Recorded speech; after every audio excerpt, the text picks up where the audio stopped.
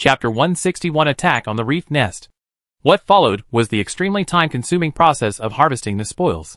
The preliminary reconnaissance took more than a week. The actual fighting took only 1 or 2 days. And it was estimated that it would take nearly 2 months to collect the spoils after the war. It took Li Qing half a month to gather those 30 million Shar people. Now there are over 10 billion people here. And it is unknown how long it will take. But they were not in a hurry. While they were collecting the spoils, Li Qing sent Li Qi and Wang Yanqing to clear out some Shada outposts near the Reef Nest Galaxy and dismantle some jump interception devices. They also installed interference fields and interception systems at some important locations to minimize the enemy's possible support and delay possible reinforcements. This battle is too important to afford any mistakes. And we must be fully prepared. It is worth mentioning that on the 3rd day of the looting, Li Qing directly opened the door of the black hole and took away his share of the settlement and population income into the universe in his palm, which made them all envious. There are about 3 billion people. I haven't calculated the exact number, and I don't have the time to be so fussy about it. So it's fine if it's roughly the same. 3 billion Shada people, calculated at 3,000 each, are worth 900 billion. The vast majority of them are sea spiders from the 8 tribes of Shada. There are also a considerable number of lobster people and other tribes. But the sea spiders have an absolute numerical advantage, accounting for more than 96%. It is obvious that the entire southern province actually belongs to the sea spiders of the 8 clans. There are quite a few high-ranking Shada people among them. After bringing them into the Palm universe, he asked his subordinates to interrogate them in batches, which was a good opportunity to learn some internal information of the Shada people. Within a week, a large amount of information that was roughly confirmed to be true after repeated questioning appeared in front of Li Qing. He spent several hours reading carefully, and suddenly he felt enlightened and had a better understanding of the Shada civilization. Just as he guessed, the internal structure of the Shada civilization was indeed in the form of an alliance. The 8 tribes that were born on the same mother planet at the same time united to form a world government. Just as he guessed, the southern province did belong to the Sea Spider clan, and the relationship between the southern province and the central government of the Shada world government was not very good. So there was a high probability that there would be no reinforcements from the Reef Nest. In addition, although the Shada civilization claims to be composed of 8 tribes, the intrigue and internal strife have never stopped for thousands of years. Even after leaving their home planet and entering the space age, the internal strife between the tribes still exists.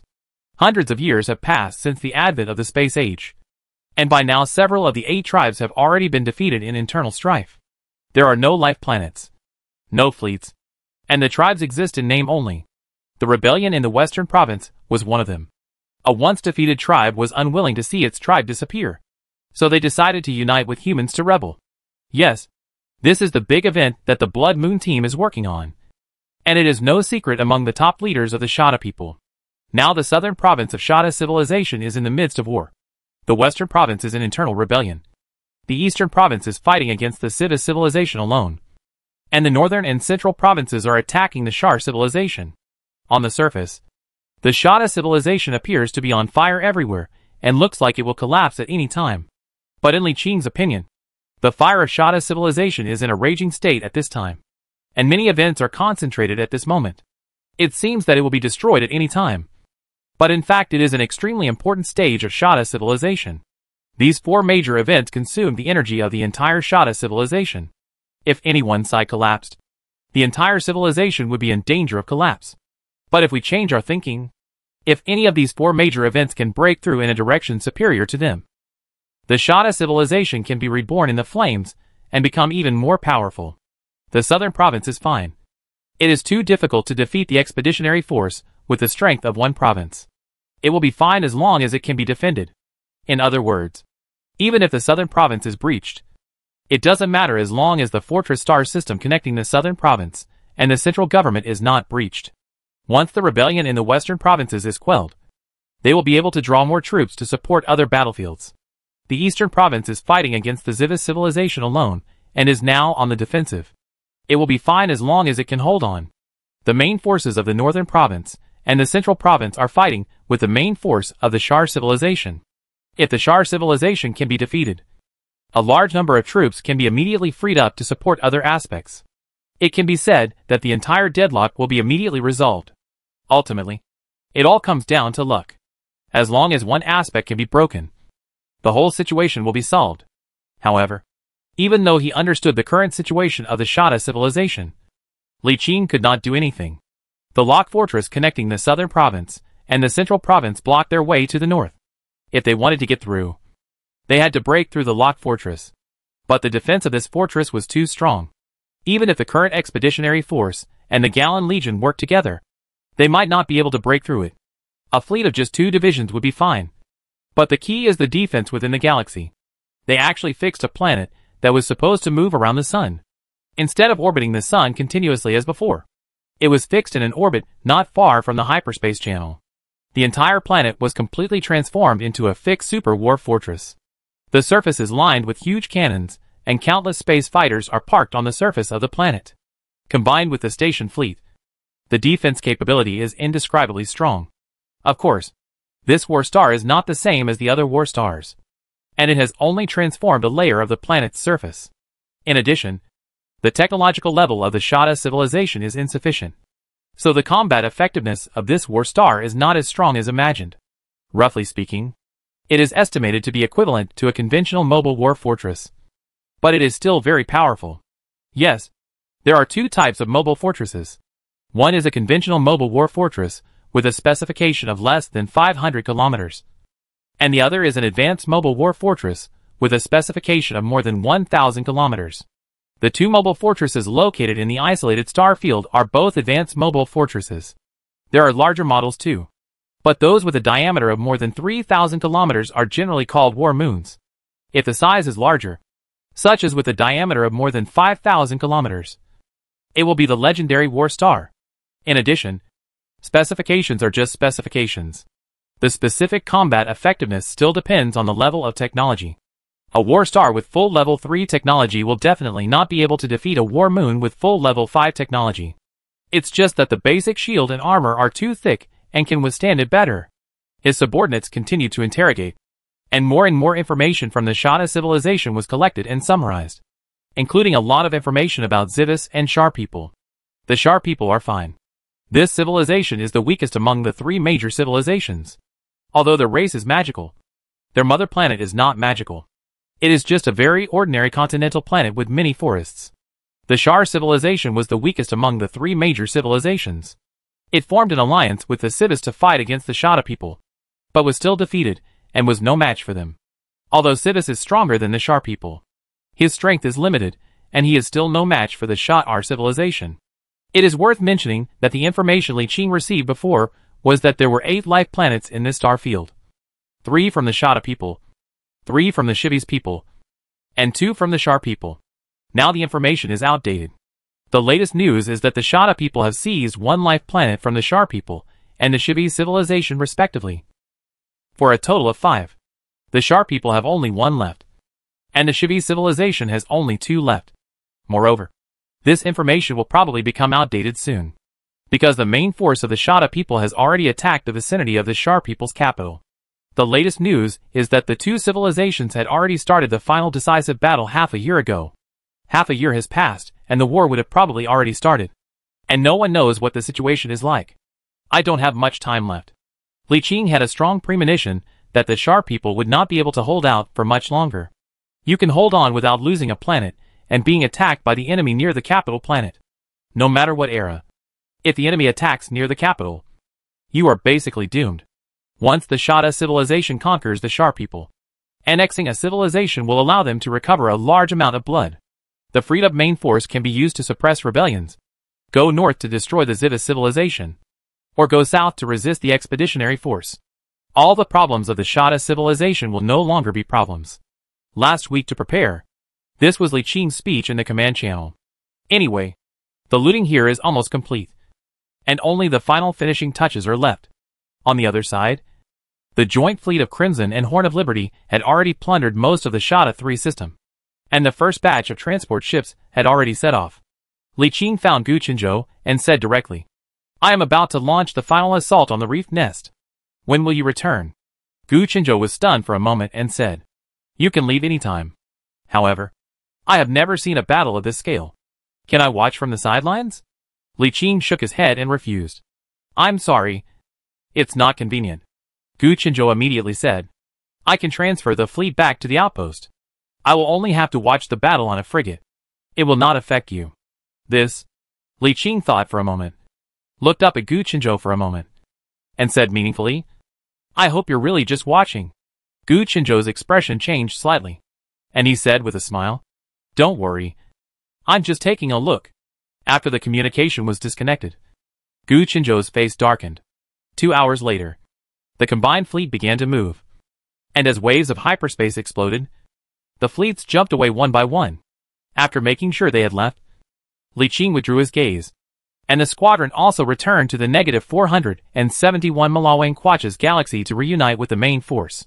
If possible, he would certainly hope that Gu Chenzhou would leave as well, but his feet were on his body, so there was nothing he could do even if he didn't want to leave. The key point was that if his fleet left, there would only be one frigate left here, and it would be too overbearing for him to forcibly expel it. Just like he said, I hope he is just watching the game. 2 days later, the main force of the Galan Legion, which had been anchored in the -471 Malawang Quach's galaxy for 2 months, began to move again, slowly sailing towards the Reef Nest galaxy. The usually extremely busy waterway was now extremely quiet. Apart from the sneaky shot of reconnaissance ships, no other spacecraft were seen. Civilian spacecraft had disappeared as early as the beginning of the war. The fleet soon arrived at the nearest galaxy to the Reef Nest galaxy. The last reconnaissance frigate entered the wormhole and disappeared. There was silence at the entrance of the wormhole. The fleet paused here to rest, and then without hesitation, began to jump into the wormhole under the command of Chuyuan. There will be no defenders on the other side of the wormhole. We have sent frigates to force their way in before and have a look. In the Reef Nest galaxy, its core location is near the life planet. There is a star city connected to 4 star fortresses, and a division is stationed in front of the star city. If they wanted to intercept him, they would come out in full force at the very beginning and fight a decisive battle with his main force. If they didn't do that, they would just stay there and not take any unnecessary actions, like ambush in the wormhole. By ambushing at the entrance of the wormhole, they could at most gain some advantage when they just jumped in and were unable to fire for a short period of time. But this advantage would not be enough to ensure their victory. Instead, they would be entangled by them and forced to fight, losing the advantage of the Star City. It would be better to stay in Star City and fight with the help of Star City's power. The advantage will be greater and longer lasting. The facts were just as he expected. The fleet led by the Titan Super Flag jumped over first, and did not receive any news of being attacked. The subsequent fleet also jumped over. Finally, only a few frigates were left. Gu Chenzhou, Feng Lixiu, and the leaders of the 3 small teams Bingfeng, Daofeng and Tianji were all there. They were all very curious and wanted to watch this battle that might give birth to the first planet lord in the Zuder star field. After all the Galan army fleets had jumped in, about half an hour later, Gu Chenzhou said in the channel, It's almost time. Let's go over there too. Several frigates, which had been impatient for a long time, quickly headed towards the wormhole. 5 frigates passed through the wormhole and found no signs of fighting. The huge fleet of the Galan Legion, anchored 10,000 kilometers away from the wormhole, had been fully deployed and looked ready to go into battle at any time. How exciting! Bing Feng rubbed his hands excitedly and said in the channel, When will I be able to get a Titan super flagship and such a large fleet? That's so cool. Blade also said with hope, Commanding a flagship and galloping across the Sea of Stars is our ambition. I hope to have the opportunity. Gu Chenzhou and Feng Lixiu exchanged glances without saying anything. The fleet remained anchored there without moving, waiting for a response from the reconnaissance fleet. After entering the wormhole just now, they sent out hundreds of frigates to different directions of the galaxy. Although we had conducted reconnaissance before, the main force had not moved at that time, and there would definitely be interception by the enemy. In addition, it has been some time since then, and the intelligence is outdated and cannot be accurate. So we must conduct reconnaissance again. This is the enemy's lair.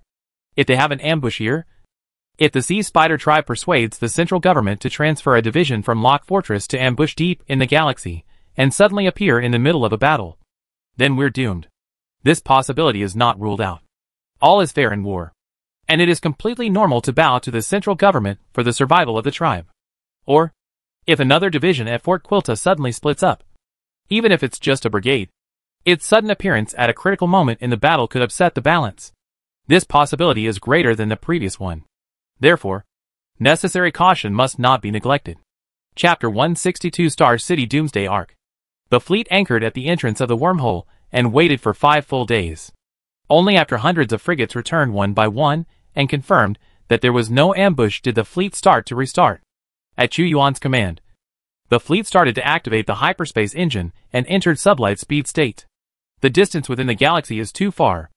The Reef Nest planet is more than 2 billion kilometers away from the wormhole, and it is impossible to travel at conventional speed.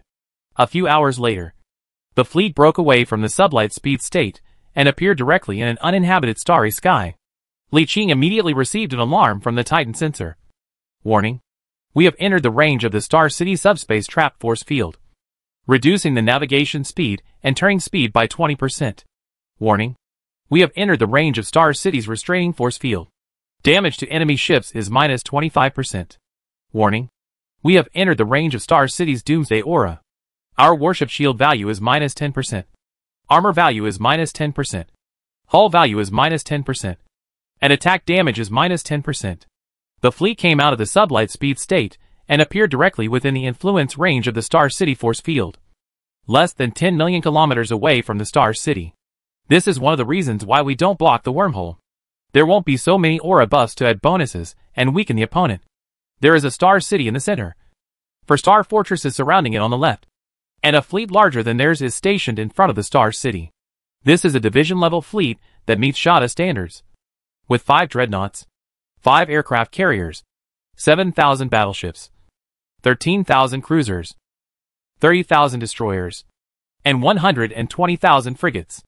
A standard human division-level fleet generally has 2 super flagships, 1 Titan and 1 supercarrier, 20 to 30 flagships, about 8,000 to 10,000 battleships, 15,000 to 20,000 cruisers, 40,000 to 50,000 destroyers, and 150,000 to 200,000 frigates. The Shada people are a third-level civilization. They do not have super flagships such as Titans and super aircraft carriers, but the size of their fleet still completely crushes the Gallon Legion. However, he has the Titan super flag and the Halo to offset it. The technological gap makes up for some of the gap. Commander Chu Yuan's super talent bonus and command ability make up for some of the gap. In addition, Li Qing's own ability to cheat makes up for some of the gap. All these factors combined make him dare to challenge such a strong enemy. Although Star City has 3 halos that amplify itself and suppress its opponents, Li Qing also has the Titan Super Flagship, which has 2 halos in addition to the Universal Jump Halo. They are Titan Suppression Aura, which reduces damage by 25%. One is the Subspace Trap Force Field, which also reduces the enemy ship's navigation speed and turning speed by 20%. In addition, Chu Yuan also possesses a Time-Space Distortion Aura, which has extremely high suppression on the enemy. Time Distortion Aura, with energy shields of all enemy warships within a radius of 150 million kilometers. Armor and hull minus 20%. Movement speed, range, attack power minus 20%. Hits minus 20. With level 8 interference force field and level 8 interception force field. The enemy buff, which is even more terrifying than Star City's Doomsday Aura, also suppresses the opponent in this regard. It is worth mentioning here that these similar auras and force fields cannot be superimposed, and high-level similar auras will cover low-level similar auras. So although the 10 flagships of the Shada garrison all have halo effects, they are basically covered by the halo of Star City. When choosing a halo for a flagship, most people consider using it to lead a fleet in combat alone, and do not consider having more than a dozen flagships each choose a different halo to complement each other. Of course, the Shada people do not have that many types of halos because of their low technological level. Generally, flagship battles are ultra-large-scale operations, with the battlefield covering hundreds of millions of kilometers, and sometimes involving the entire galaxy. The halo range of a flagship is unlikely to cover the entire battlefield, and there is no point in division of labor and complementarity. It is better to unify the halo. In this case, any flagship can gather a large number of scattered fleets to form a combat unit at a critical moment. Victory or defeat depends on this one move. Li Qing took a long breath and said to Chu Yuan, "As long as the Titan's safety is guaranteed, you can defeat the enemy at any cost." The light of divine judgment is always ready. Your will is my will. Chu Yuan nodded. His face was solemn at this time. After pondering for a few seconds, he issued a series of instructions. Then he looked at Li Qing and said, "Please prepare the light of divine judgment. Light spear form." Li Qing nodded and communicated with the high-dimensional fortress Star Witness with his will.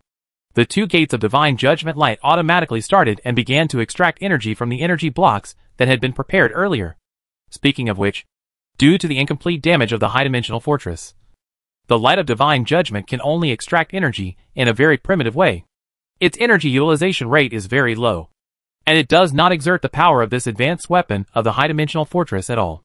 When the power reactor of this thing can be restarted and can provide energy for the light of divine judgment, and the fortress is repaired, the power of these two lights of divine judgment will be greatly enhanced.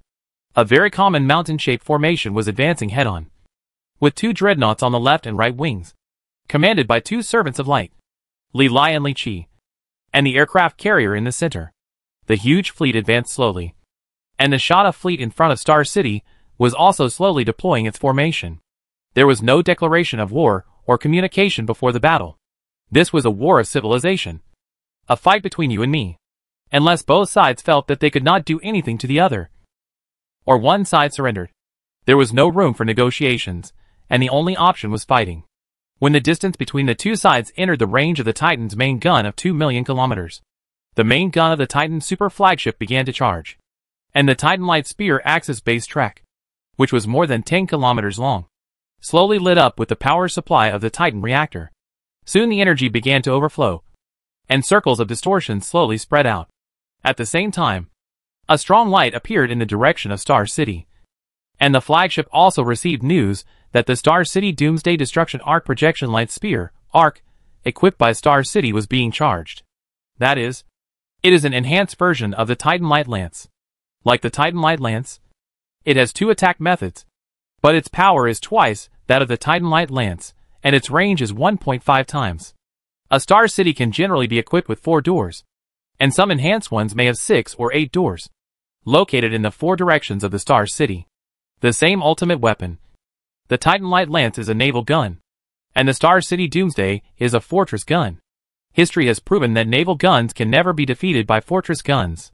The Titan sensors clearly sensed that the Star City Doomsday Light Spear's target was the Titan Super Flagship, while their target was a Dreadnought Flagship. After a long period of energy storage, the Titan's Light Spear was fired first. A dazzling light suddenly appeared, and the lightning that overflowed from the huge orbital gun muzzle in front of the Titan flashed, dragging a dazzling lightning in the void that penetrated millions of kilometers and hit the target Dreadnought hard.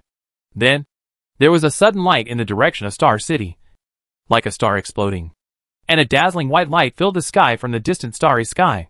A huge black hole gate opened, and the Star City Doomsday Light Spear, which was twice as large as the Titan Light Spear, plunged into the black hole, like a drop in the ocean without a single ripple.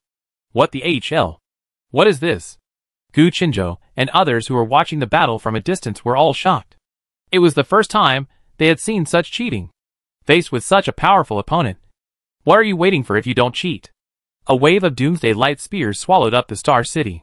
The black hole closed and then opened again, and dazzling light overflowed. The light of divine judgment broke through the black hole and spewed out, illuminating the starry sky in an instant and fiercely hitting the target Dreadnought. One shot destroyed its thick shield.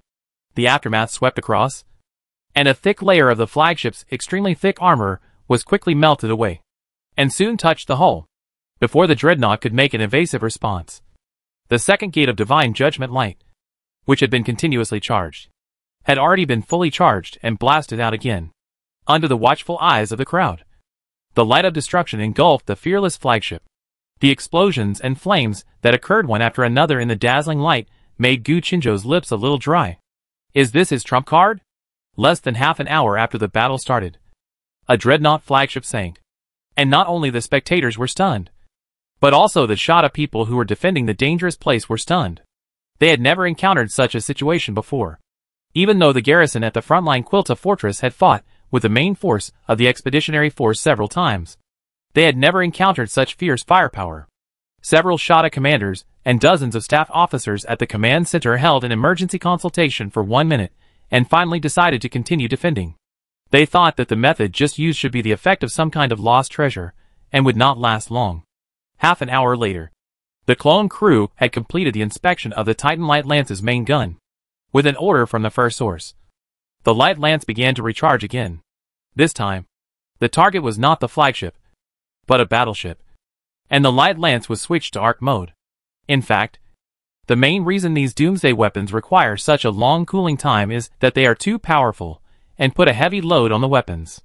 Therefore, every time a shot is fired, not only does it require a senior crew member and a clone crew member to manually inspect and check the internal precision instruments, but the weapon itself will also perform a self-inspection. This is a necessary process. After all, the doomsday weapon is too powerful. If it explodes unexpectedly while charging, even the Titan super flagship will be destroyed. With Titan strength, even 10 shots would not be enough to sink it. But internal self-destruction is a different story.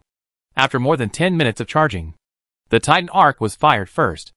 A dazzling arc spread out, affecting a total of 12 battleships, and destroying them on the spot. The Star City Doomsday Light Spear launched immediately afterwards still blasted towards the Titan super flag, and was submerged by the black hole just like before. Then the entire battlefield was quiet for a while. Guchinja was waiting, and the Shada commander was also waiting. Then 3 minutes passed, and no light of divine judgment appeared. So they all breathed a sigh of relief. The Shada commander-in-chief immediately turned his head to look at the staff, and said in a deep voice, "We need to change tactics." The chief of staff, a black sea spider wearing luxurious military uniform with black crystal decorations on the joints of his body, said loudly, "That damned human has a special relic that can take our Star City Doomsday Light Spear. We will be at a disadvantage if we continue to fight from a distance. I suggest that the fleet attack head-on." Another sea spider that looked similar raised its arms, which had evolved to be very different from those of wild spiders, and said in a rhythmic tone, "I said long ago that we have an absolute fleet advantage. Why should we give up our shipyards and industrial bases, instead of taking the initiative to demonstrate our strength?" The sea spider was dressed in a strange way, and did not look like a soldier. He asked the officers in the Shada civilization loudly, "Now the main force of the Empire has defeated the main force of the Shar people. He has defeated the Shar people with the power of victory. No one can resist his will. It won't be long before all opponents of the entire Empire will be eliminated, and the entire Empire will be unified under his will. We can either rebel or obey his will. Once we submit to his will, it won't be long before our tribe is slowly swallowed up. The tribe will no longer exist, and we will be the centers of the entire tribe." The bridge was very quiet. All the Shada people were silent. After a while, the commander asked, "We are no match for him. We cannot match him in terms of strategy or force. We are just stalling for time. We cannot resist. The outcome is already determined. No, we still have the ability to resist." The sea spider cried out, "Defeat these humans head-on. Demonstrate our strength. And then form an alliance with these human civilizations in the name of our tribe, splitting from the Empire and becoming independent." The commander shook his head and said, "They may not be willing to accept our alliance. Besides, humans are too ugly. They are so weak and look so strange. I don't like them. I would rather form an alliance with the birdmen like Civis. But Zywasi is too far away from us." There was silence in the bridge for a long time, and after a few minutes someone said, "Now is not the time to argue. Let's defeat these humans first and show our strength. Although I don't like these ugly humans. It's for the continuation of the tribe. For the continuation of the tribe," the commander ordered solemnly. "The 2nd Brigade on the left and the 3rd Brigade on the right will deploy their formations and advance head-on with the center army. We need to defeat them head-on." They attacked head-on, Wang Yanqing said loudly in the command channel. Chu Yuan immediately issued an order. "Everyone, advance in formation." At this time, the fleet had just entered the range of 2 million kilometers from Star City, and had just entered the range of the Titan main gun and Star City Doomsday, but had not yet entered the range of the Dreadnought's Doomsday main gun. Therefore, waiting where we are is not much different from advancing the front line another million kilometers. Anyway, as long as you don't enter the range of Star City's conventional weapons, there is not much difference between being 1 million kilometers away and within 100,000 kilometers. It is impossible to place the battlefield outside the Doomsday range of Star City, without the numerous aura buff bonuses of Star City. The Shada people will never give up their home advantage and fight them. The voyage is nearly 2 million kilometers. minus the planned battlefield range. There are still 1.5 million kilometers to go. The speed of the fleet has always been based on the slowest warship in the fleet. The speed of the Shada people's flagship is also about 60,000 kilometers.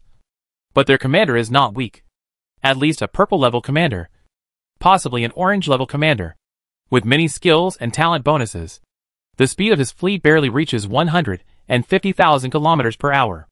This also means that if the fleets of both sides want to engage in battle, they will have to run away for 10 hours. According to the frequency of the Titan main gun firing one shot every half an hour. Even 10 hours would be enough to fire 20 Titan arcs at full frequency. The power of an electric arc can easily destroy more than a dozen battleships with various bonuses. And 20 shots can easily destroy 200 or 300 battleships before the two sides engage in battle. Chapter 163, Cruel and Brutal Battle. However, this is only a theoretical possibility. The opponent's commander is not a fool. He can adjust the position of the warship to minimize the damage. But at least, he can destroy hundreds of battleships. Or destroy the opponent's flagship. Moreover, you can try to fly a kite within the distance of 1.5 million kilometers.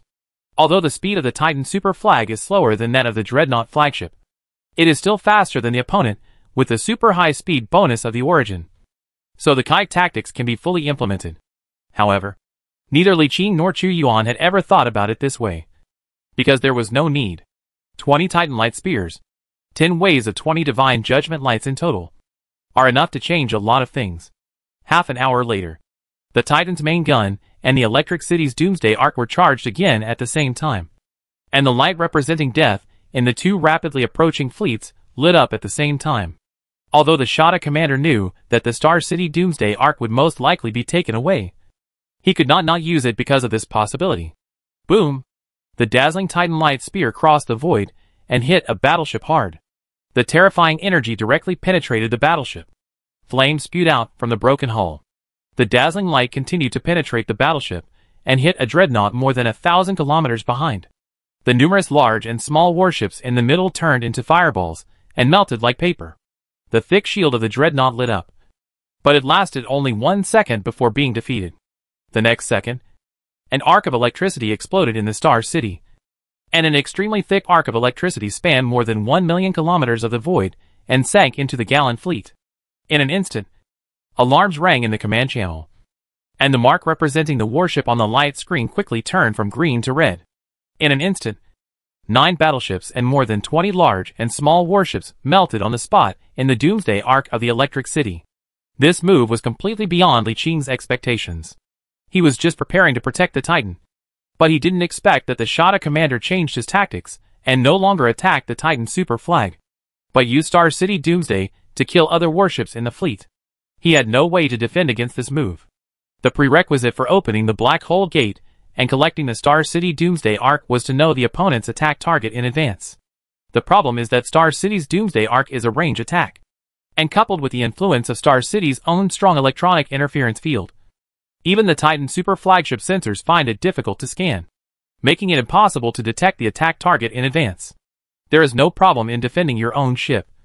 But if you change the target and attack his fleet, there will be no way to intercept it. 9 battleships, equivalent to 675 billion star dollars gone, even if the cost is about 400 billion. But Li Qing didn't even blink. He just opened the door of the black hole. And the light of divine judgment that had been stored long ago blasted out from it, instantly crossing tens of millions of kilometers and heavily hitting the dreadnought that had been hit by the Titan Light Spear before. The power from the higher dimensional civilization was unmatched.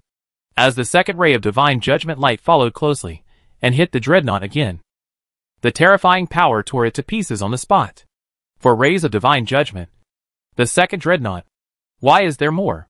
At the Shada headquarters, more than one Shada stood up in disarray, looking at the destroyed dreadnought on the screen in front of them. And the Shada were speechless for a long time. What to do? The headquarters was silent for more than 10 seconds. And then a Shada staff officer stood up and said, "We only have 2 choices. One is to fully mobilize the fleet to engage in a full-scale battle with them, and try to make full use of our fleet advantages to defeat them before they are completely defeated. The second option is to retreat immediately. After withdrawing the fleet to Star City, use the powerful shield and armor of Star City to withstand the damage. and then used the main guns of the fortress to kill a large number of enemy fleets and force the enemy to retreat. In addition, the flagship aircraft carrier fleet will be dispatched. I need the fleet to approach the enemy at high speed. The commander looked at the other staff officers, and they looked back at him. The commander-in-chief immediately understood what they all meant. He hesitated for a few seconds, raised his head, and said with a firm look in his eyes, "Pass on my order. All troops should continue to advance and enter the battle as soon as possible. Also, the fortress's Doomsday main guns should continue to attack their fleet." Half an hour later, another Titan arc swept across the battlefield, sinking a total of 6 Shada battleships and more than 30 large and small warships. At the same time, Star City Doomsday arc also swept across the battlefield, destroying a total of 5 battleships and more than 60 large and small warships of the Legion in one wave. An hour later, the main gun of the Titan super flagship lit up again. In just a few minutes, for dazzling rays of light crossed the battlefield of millions of kilometers, and the third dreadnought flagship was sunk.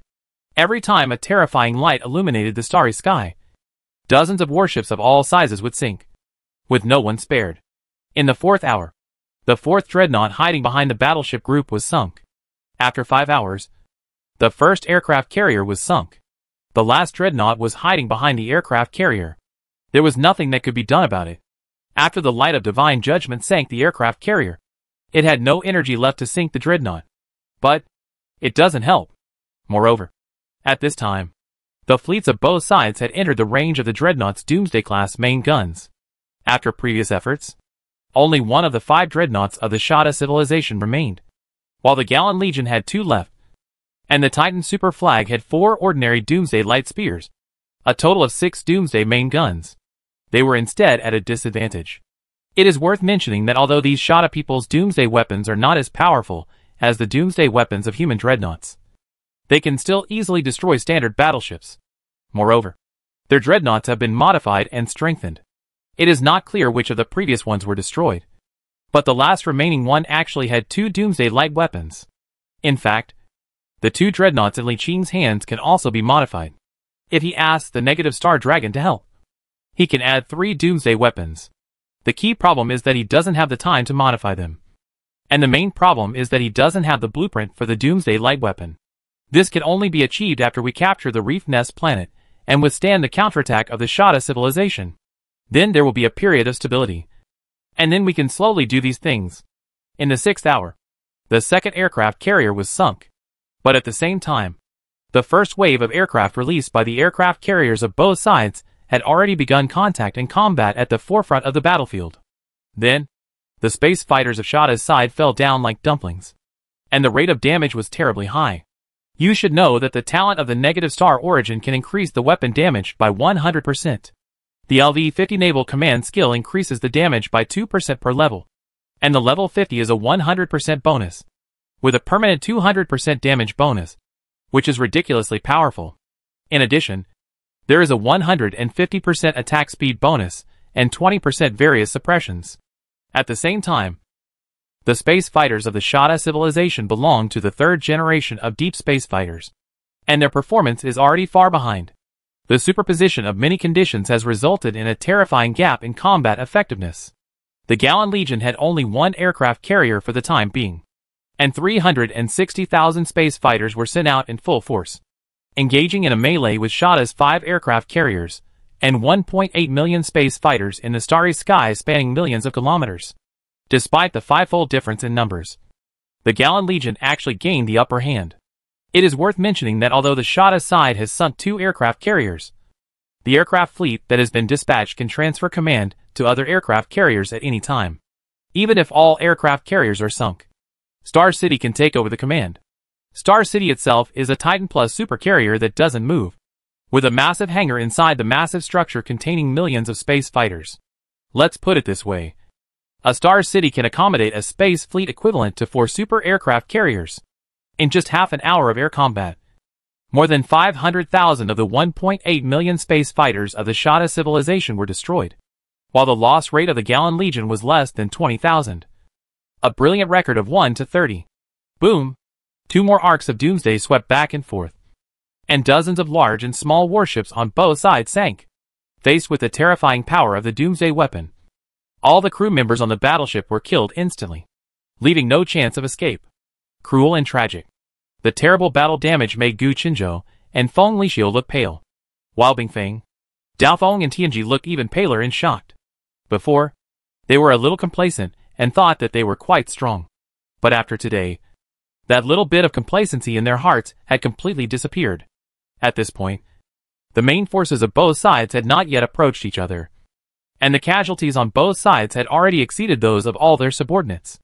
This means that if they engage in a battle with the Galan Legion, they will be wiped out before they can even get close to the enemy. Terrible. Gu Qinzhou's eyes flickered back and forth, and no one knew what he was thinking. No matter how long the distance is, there is always a time to cover it. Near the 7th hour, the fleet consisting of the vanguard destroyers and frigates of both sides finally entered the combat range. The long-awaited Shada commander immediately ordered a full-scale attack.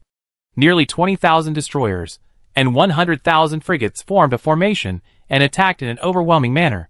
The Galan Legion, with only 2,000 destroyers and about 15,000 frigates, rushed forward without showing any weakness and engaged in a head-on battle with a frigate group that was 7 or 8 times its size.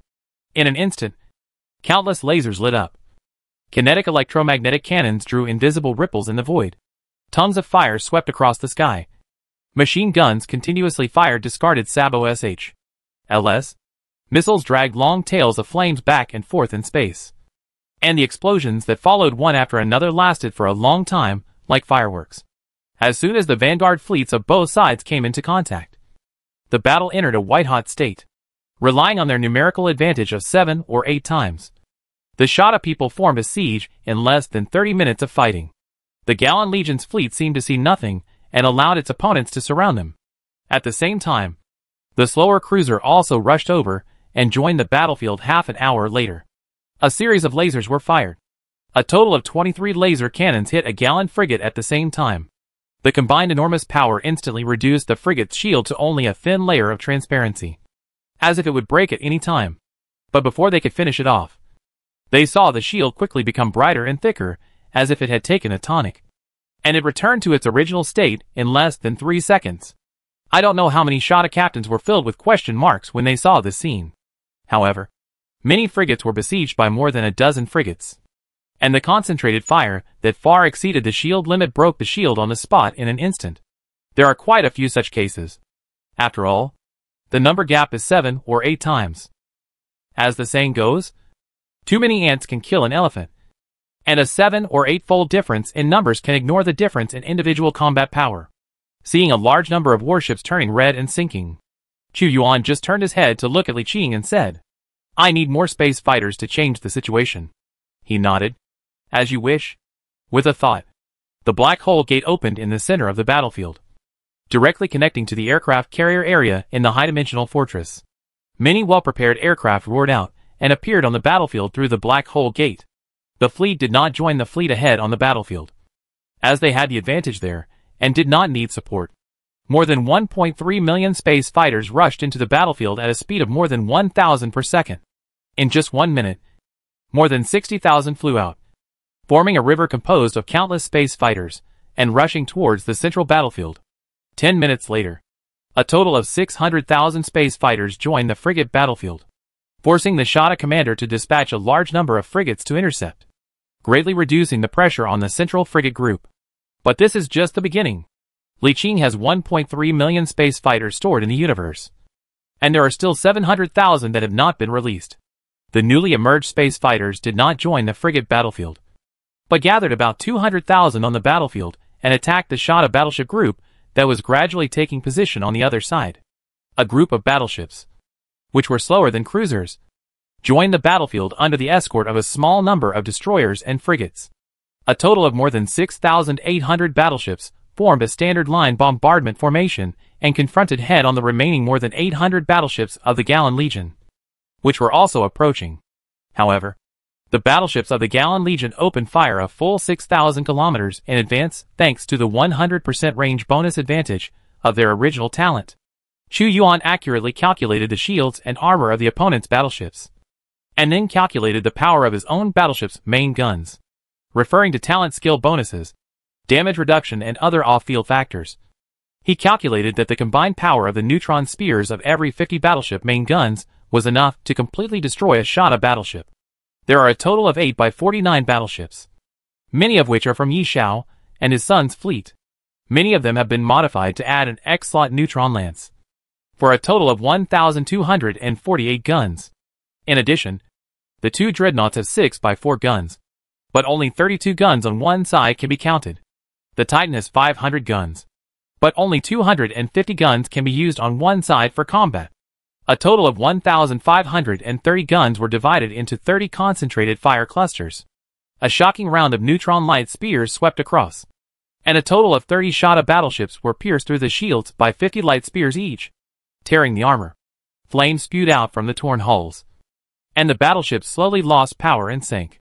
The neutron lance has a self-check time of only 150 seconds, which is about 2.5 minutes of cooling time. The 6,000-kilometer range advantage can theoretically only be maintained for a few minutes according to the speed of the battleship. But they can fly kites when it is time to fight head-on. Fight head-on when it is time to fly a kite. Of course you should fly a kite. Frigates are cheap, and a large part of them are 3rd generation or 4th generation frigate cannon fodder. So there is no big pain if they sink. But this battleship is different.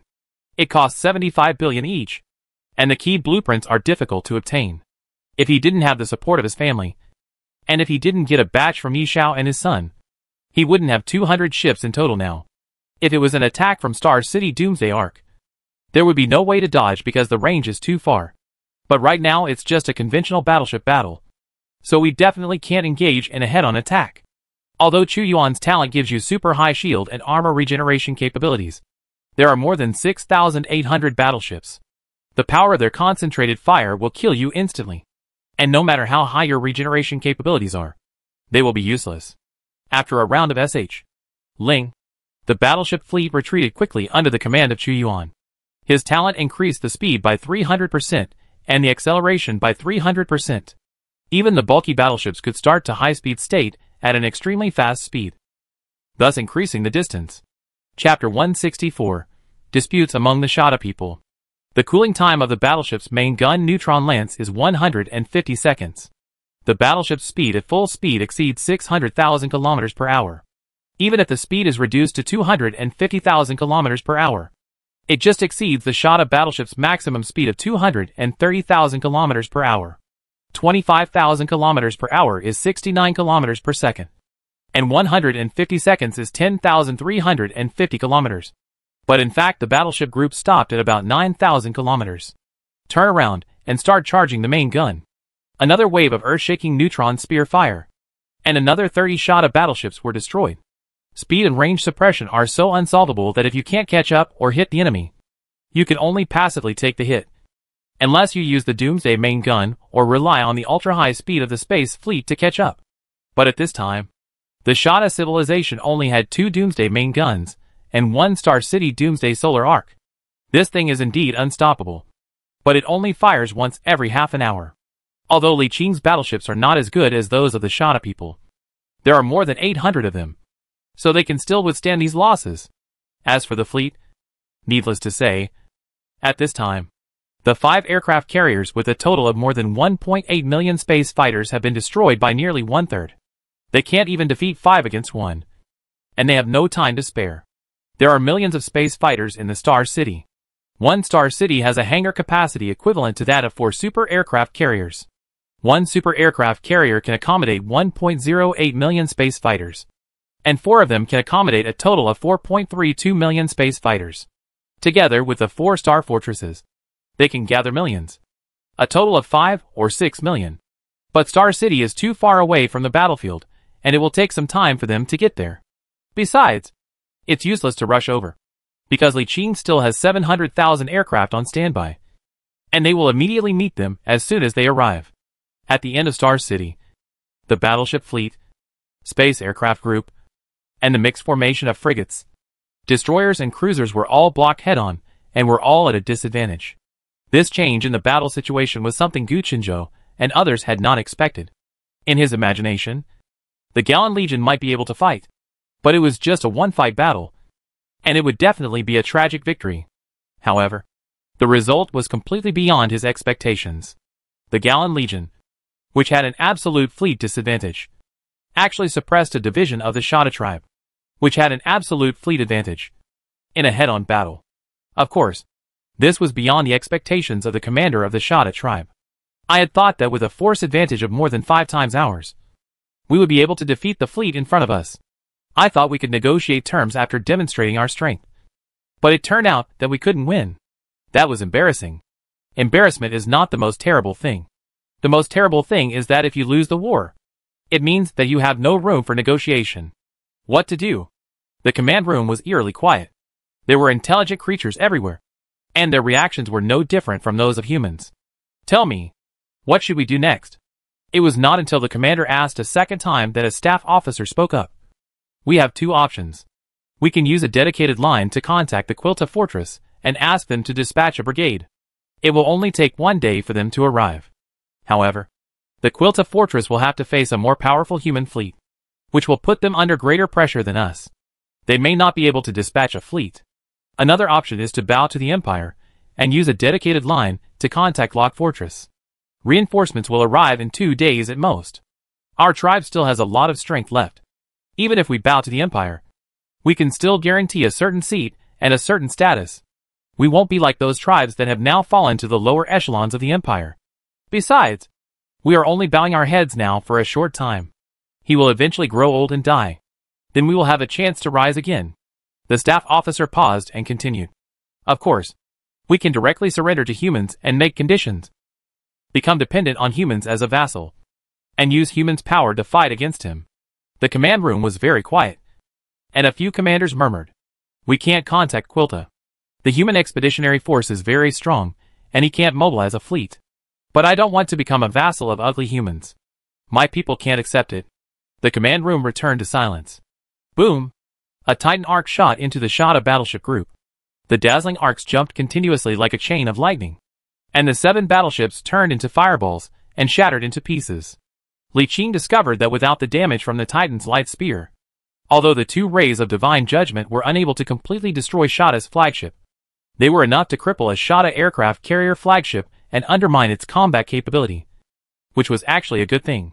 In the previous initial battle, it was necessary to reduce the number of opponent flagships as much as possible to ensure the advantage. Now a total of 6 opponent flagships have been sunk, especially 4 dreadnoughts. The advantage is gone, and there is no need to sink them anymore at this time. If it's broken in battle, wouldn't it be better to wait for the prisoners to come and repair it after the war? Although the combat effectiveness of the Shada civilization's flagship is not as good as that of the human flagship, it is still a flagship. The power of its main gun is there, and it still has its own aura. Even if you don't want to use it yourself, you can reward it to your 3 subordinates. With the flagship in hand, the strength of the 3 of them will be greatly enhanced, and they will be able to stand on their own, no matter what they are asked to do in the future, or whether they go out on adventures. The 3 of them have enough strength to stay at the headquarters and guard the house. As his mind moved, the door of the black hole opened, and the light of divine judgment of destruction pierced through the void again, melting dozens of large and small warships, including 7 battleships that were protecting the aircraft carrier in one breath. The aftermath blasted a slowly gliding aircraft carrier back hundreds of meters. Immediately afterwards, the second ray of divine judgment light blasted out, and the thick armor on the surface of the aircraft carrier's huge body melted away. The thick hull melted to reveal the cabin, which was the same as the first aircraft carrier that Li Qing destroyed. But the damage was not as severe. Li Qing deliberately chose an aircraft carrier with a large number of escort warships in front, so that the dozens of large and small warships in front block part of the power. Otherwise, the 2 rays of divine judgment light would definitely kill an aircraft carrier of the Shada civilization. It is worth mentioning that as flagships, aircraft carriers are larger than dreadnoughts because they have to accommodate a large number of space fighters. Their shield armor and hull are taller than those of dreadnoughts, so they are naturally more durable. Another victory. Li Qing was in a good mood after confirming that the aircraft carrier would not explode. If he won the battle, he would make a lot of money. The light of divine judgment can only be launched once an hour, but each launch can affect the battle situation. The loss of an aircraft carrier will have a significant impact on the Shada people, although there are still 2 aircraft carriers that can control these space fighters. The excessive number of fighters has exceeded the command limit of its command system, which inevitably affects the battle. They were already no match to begin with, but were weakened again, and the gap has become even bigger. Although this wave of attacks did not directly destroy the aircraft carrier, it dealt a greater blow to the Shada command than directly destroying it. The commander-in-chief, who was still hesitating, finally made up his mind and gave the order in a deep voice. Use the dedicated line to contact Lock Fortress and ask them to send troops for support. As soon as the words fell, the Black Sea Spider Man in a gorgeous robe immediately stood up and objected loudly. We can't bow to the Empire. The commander looked at him and continued loudly. We have been at odds with the Empire for more than 20 years, causing the Empire to waste countless manpower and resources. The Empire's current crisis is also caused by us. If we bow to the Empire, do you know what will happen? The Shada people were silent. Only the commander-in-chief said, but if you don't bow to the Empire, the alliance with the human race will not end well. But on one side, there will definitely be no good ending. And on the other side, there are still some opportunities. What will you choose? There is no good ending for having an affair with a foreign race. The worst outcome could be genocide. We are a member of the Empire and come from the same home planet. The worst outcome is that we will perish like those tribes. But at least the tribe can still exist and have a chance to rise again in the future. He is a super psychic who can live for tens of thousands of years. He will become even stronger in the future. After tens of thousands of years, our descendants will have long forgotten about revenge. When His Majesty sent a special envoy here before, he promised to guarantee the existence of our tribe. He also made a promise to the Earthen people. Look at what happened to them now. Both sides were silent.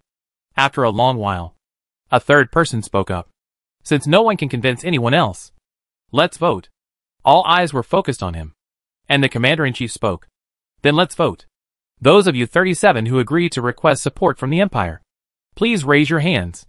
One by one, the Topsy Spiders raised their spider arms. 21 votes in total. The commander-in-chief said with some surprise. We have already exceeded half of the number. There is no need to vote again.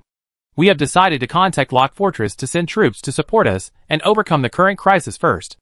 Wait a moment. The Black Sea Spider-Man stretched out his hand and shouted. Why not continue to vote? Maybe someone agrees with both options. The Shada commander-in-chief was somewhat helpless and turned around and said, Now, those who agree to form an alliance with humans, please raise your hands.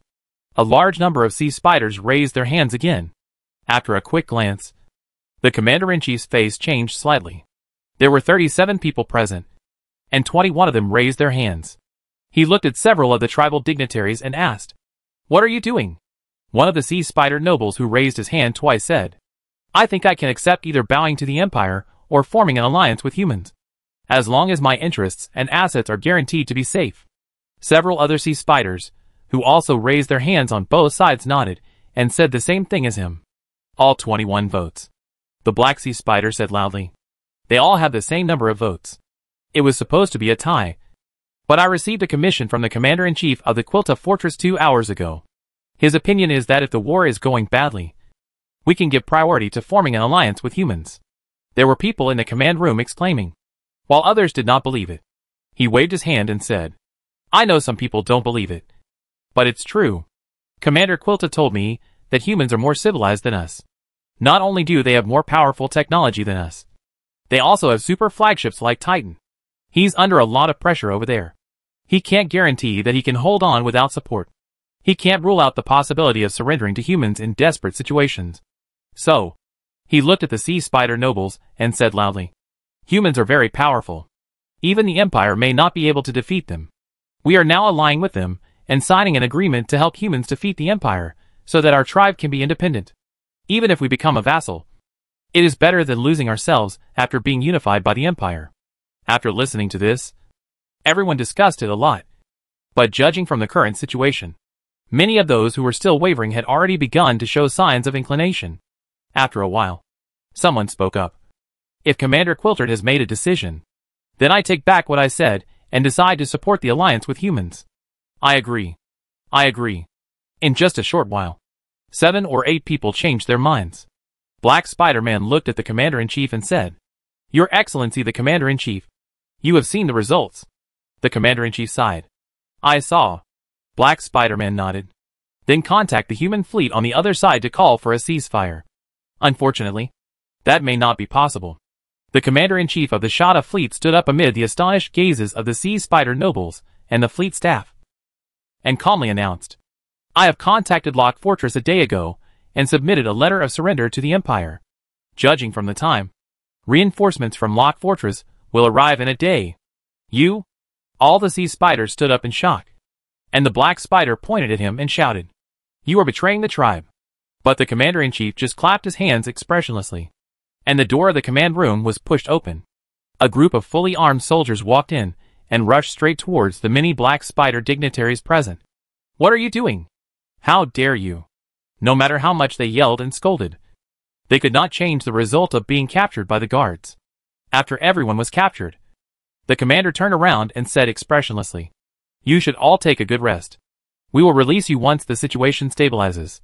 The Black Sea Spider pointed at him and cursed, "You will put the tribe in dire straits by doing this. You are a sinner of the tribe. Push it down." He waved his hand expressionlessly, and the guards took away many of the Sea Spider dignitaries who were still cursing, leaving only a few who agreed with his decision.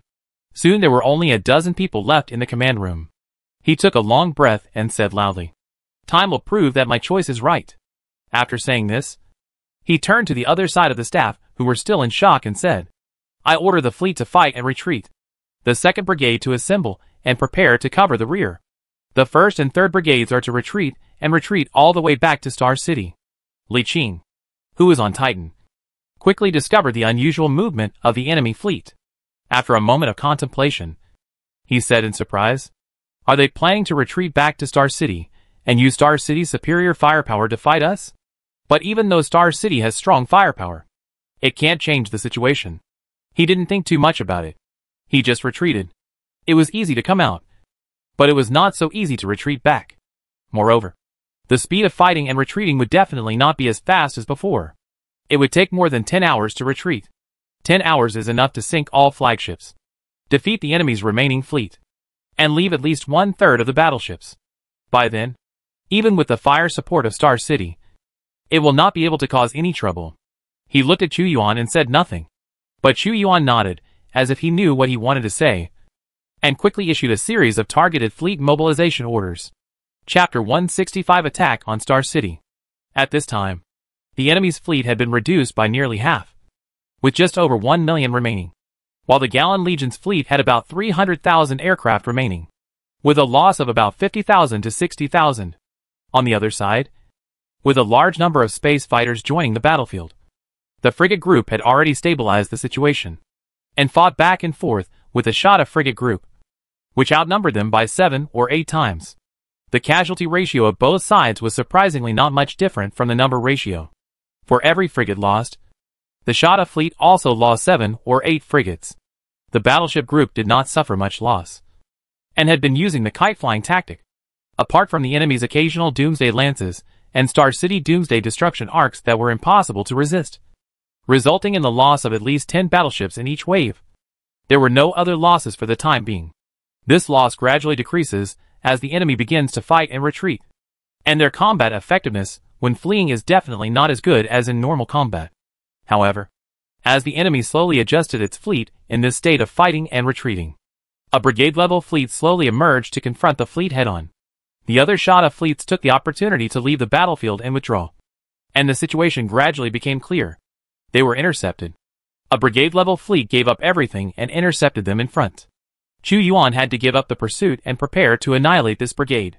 The Shada Civilizations Division only has 3 brigades, and 1/3 is left as a cover. Such a big piece of fat meat is not much different from the results of this wave of pursuit they expected. So of course they decided to swallow this wave first. They couldn't win a head-on battle, and they wouldn't be able to win if they retreated to Star City with 1/3 of their troops missing. Although Star City's military force is strong, it can't match the firepower of an entire brigade. So Li Qing doesn't quite understand the operations of the Shada civilization. The size of this brigade-level fleet was not much larger than Li Qing's fleet, less than twice the size, and was directly surrounded and annihilated by the formation deployed by Chu Yuan. As Shada's main fleets were withdrawn one by one, the freed-up fleets also joined the battlefield, once again accelerating the destruction of this brigade. The stubborn resistance lasted for a full 4 hours, and it was not until the 6th hour that the last battleship was destroyed. During this period, Titan Arc and Light of Divine Judgment were not idle. They launched 5 rounds of Light of Divine Judgment in 6 hours, sinking the last dreadnought and 2 aircraft carriers hiding behind the fleet. Although the idea is paralyzed, the situation on the battlefield changes rapidly, so it is impossible to calculate so well. In the end, 9 of the 5 dreadnoughts and 5 aircraft carriers of the Reef Nest Guard Division sank, and 1 was destroyed, and the entire army was wiped out. It took him a total of 24 rounds of Divine Judgment Light, consuming energy blocks equivalent to 2.4 trillion star dollars. But being able to sink 10 flagships with just 2.4 trillion star dollars is a good deal. There are only 15 standard energy blocks left of the 39 rounds of Light of Divine Judgment that were prepared earlier, which should be enough for the next battle. The next step was to clean up the battlefield. Most of the battleships were sunk and scrapped, leaving only wreckage. But a large number of battleship blueprints and various accessory blueprints were dropped. There were 2 surprises in the summary later. 10 flagships actually gave out 2 flagship blueprints, and a total of 2,118 battleships destroyed actually gave out 186 battleship blueprints. In addition, there are 256 cruiser blueprints, which are of no use to Li Qing, who owns the 5th generation cruiser mother chip, but can be sold to his subordinates. There are 445 destroyer blueprints and 1412 frigate blueprints. The 2 flagship blueprints are a dreadnought and an aircraft carrier blueprint. Both are Shada civilization versions, and their basic attributes are not as good as the general human version. But a flagship is a flagship. It doesn't matter if its basic attributes are a little worse. It will be just as powerful when equipped with human level 5 technology. In addition, there is another aircraft carrier that can be repaired. He directly put it into the Palm universe and asked Long Yun to free up his hands to repair it so that it can be used as soon as possible. All I can say is that war does make money quickly. While there are huge risks, there are also huge rewards. In this wave of battle, Li Qing also lost more than 100 battleships and more than 3,000 large and small warships, most of which were frigates. This loss was indeed very high. If it were other teams, it would be said that they would have suffered serious injuries. We will have to attack Star City later, and the losses can be expected to be even higher. We must capture this galaxy to make it back. Otherwise it will be a huge loss. This is still when we are dealing with low-level civilizations. The development will be over in the next 10 years. If we go to the racial battlefield in the future and face the Bruvan Alliance, which is stronger than humans, or the Kelzaka Star Empire in the south, the losses will be even more outrageous. If we are unlucky and lose the war, we will be beaten back to our original state in 1 day. After cleaning up the battlefield, the fleet made a brief repair and continued on its journey. The powerful regeneration ability of Chuyuan ensures that most of the warships are intact, and only a small number of warships with broken shields or half of their armor torn off need to be repaired. As the fleet slowly advanced, it gradually approached Star City and stopped 500,000 kilometers away from Star City. Only T-slot weapons equipped on the Star City can attack here, and weapons below the X-slot do not have such a high range. It is worth mentioning that all weapons equipped on Star Cities are coastal fortress guns, and they all have a 50% range bonus. So battleship weapons are at a disadvantage when confronting star forts or star cities. As they got closer, they had already exchanged several rounds of bombardment with each other, and the Legion had suffered considerable losses. I don't know if it was because they suffered a huge loss just now, but this defending army, which obviously has a strength several times that of the Gallon Legion, is so cowardly that they all hid behind the Star City, leaving only the huge Star City in front of them. If you want to attack them, you either have to go around in a circle or attack Star City first. But Star City's shield armor was so thick that it was impossible to break it in a short time. Li Qing was not quite sure what the Star City data of Shada was. Anyway, the human standard Star City data on the Star City construction blueprint he had obtained before made his scalp tingle. Star City, an interstellar fortress. A powerful military fortress. I don't know if it's due to technological reasons, but the Reef Nest, the Star City of the Shada civilization, only has the Star City Doomsday Arc, but no T-slot Doomsday light weapons. This is good news. Otherwise, with 4 on each side of the 16 Doomsday weapons, at least 4 battleships can be destroyed in 1 round. The shield and armor of the Star City cannot be broken without several days of bombardment. If there are 4 more doomsday weapons, 4 guns in a round, 1 round every half an hour, that is 48 rounds a day, and 192 battleships will be destroyed in 1 day, etc. Li Qing suddenly froze in place, and after a while, he took out the Star City construction blueprint and handed it to Chu Yuan, asking, "Do you think we have the ability to destroy the Star City? If so, how long will it take?" He suddenly felt something was wrong, but he couldn't tell what was wrong.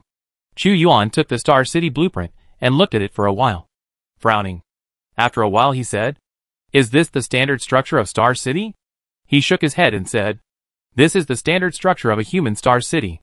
The Star City of the Shada civilization should not be better than ours." After a pause, he added, "But it should be about 70% of our data. It's not easy to fight." Chu Yuan also frowned and said, "If there is enough energy, we can use the light of divine judgment to knock it down by force. But your majesty probably does not have enough standard energy blocks in your hands to forcibly destroy this Star City." Li Qing nodded. Indeed, there was not enough energy. This thing's shields and armor are too thick. Even if it's only 70% of a human Star City, that's still 35 billion basic shields and armor as well as a hull, plus a large number of flagship-level slots to increase shields and armor. And the Star City's suppression aura will reduce 25% of the damage. You should know that this suppression aura reduces the damage after comprehensive calculation of all corrections and bonuses. For example, Li Qing's Light of Divine Judgment has a basic damage of 500 million, with a 100% shield damage bonus correction, plus a 200% damage bonus from the origin, so the maximum damage can reach 3 billion. However, the actual attack on Star City will reduce 25% of the 3 billion, leaving only 2.25 billion. In addition, the Type A function slot of the Star City will definitely be equipped with a damage reduction aura, as well as the Star City's own aura that weakens damage by 10%, resulting in lower damage overall. Even if only the basic 35 billion shields were counted, 16 shots of Light of Divine Judgment would be needed, and he only had 15 shots left. This is embarrassing. Without the terrifying power of the Light of Divine Judgment, this Star City cannot be destroyed at all. It is impossible to send a fleet to besiege. Not only will that not work, but the key is that the remaining fleet will cooperate with the Star City and the surrounding star fortresses, and they may not be able to defeat them. No. If he really wants to consume the energy, he can use Titans and 2 dreadnoughts to bombard Star City from a long distance of 1,000,000 kilometers. The only ultra-long-range attack on Star City is the Star City Doomsday Arc. He only needs to pull the fleet out of the range of the Arc and only send Titans and 2 dreadnoughts to bombard Star City, which can slowly wear down Star City's shields and armor. But if you do this, it will take at least a few months to slowly wear it off. Such a long time. We are still not strong enough. It is too difficult to attack the reef nest now. Behind the battlefield, Gu Qinzhou and Feng Lixio also saw Li Qing's current embarrassing situation, and said with a mixture of jealousy and gloating, "It's a stalemate now. The Shada people are focused on defense, so it's hard for him to take it down." Feng Lixio also nodded and said, "The situation is changing rapidly, and a few months is too much of a hurdle." At this time, Bing Feng also asked in the channel, "The Galan army seems difficult to attack in its current state." Gu Qinzhou explained with a smile, "It is difficult. Almost impossible. Star City has tens of billions of shields and armor, and a super regeneration speed. It is difficult to knock it down in a short period of time. Once the Shada people can spare some hands to support from other places, his efforts will fail." Just as they thought, Li Qing was also struggling in his mind about what to do. A few months is too long. The situation will change a lot in such a long time, and God knows if there will be any unexpected situations. But they were unwilling to not fight. They had already destroyed all of the enemy's flagships and 1/3 of their troops. If they didn't fight now, who knows what would happen when they next took action. His mind raced, considering the capital he had now, and he asked Chu Yuan, "If you use your spiritual energy to the fullest, what is the maximum you can achieve?" Chu Yuan thought for a while and said, "If I use it at full power, it can cover a range of tens of thousands of kilometers. If I use up all my psychic energy, I can strangle all non-flagships inside. But I am in an incomplete state now. After I use up all my psychic energy, I need to rest for a while, and will not be able to continue to command the fleet." "I see." He understood what Chu Yuan meant.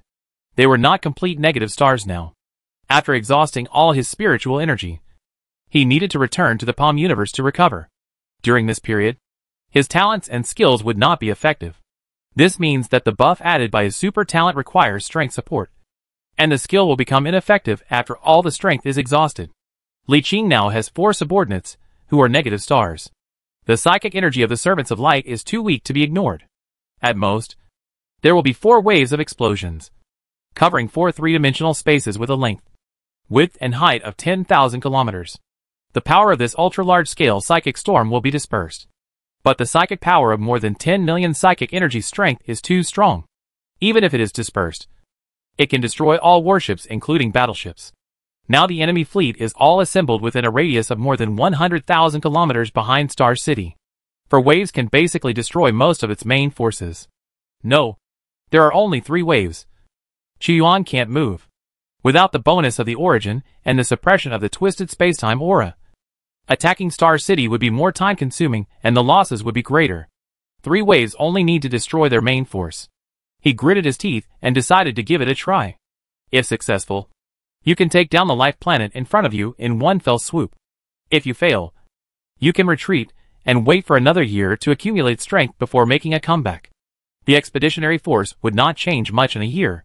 Although it exceeded the 5-year limit, their current foundation was too strong, and no one would be able to challenge them in a year. Fight! He turned and walked into the universe in his palm, communicated with Qingwan, Xiaofeng and Long Yun, the 3 star-negating people, and told them his plan. As expected, they immediately stopped what they were doing and prepared. When the black hole door opened again, Li Qing walked out of it, with 3 golden light men walking behind him. The invisible force field slowly spread out with them as the center, reflecting each other.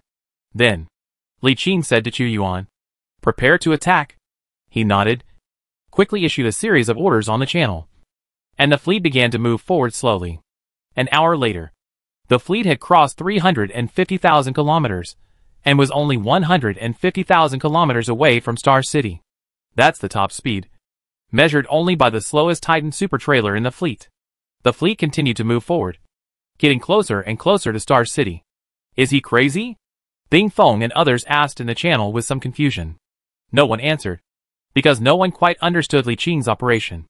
Chapter 166: The Light of the Negative Stars. Gu Qinzhou exchanged opinions with Feng Lixiu and said curiously, "Does he really want to give it a try?"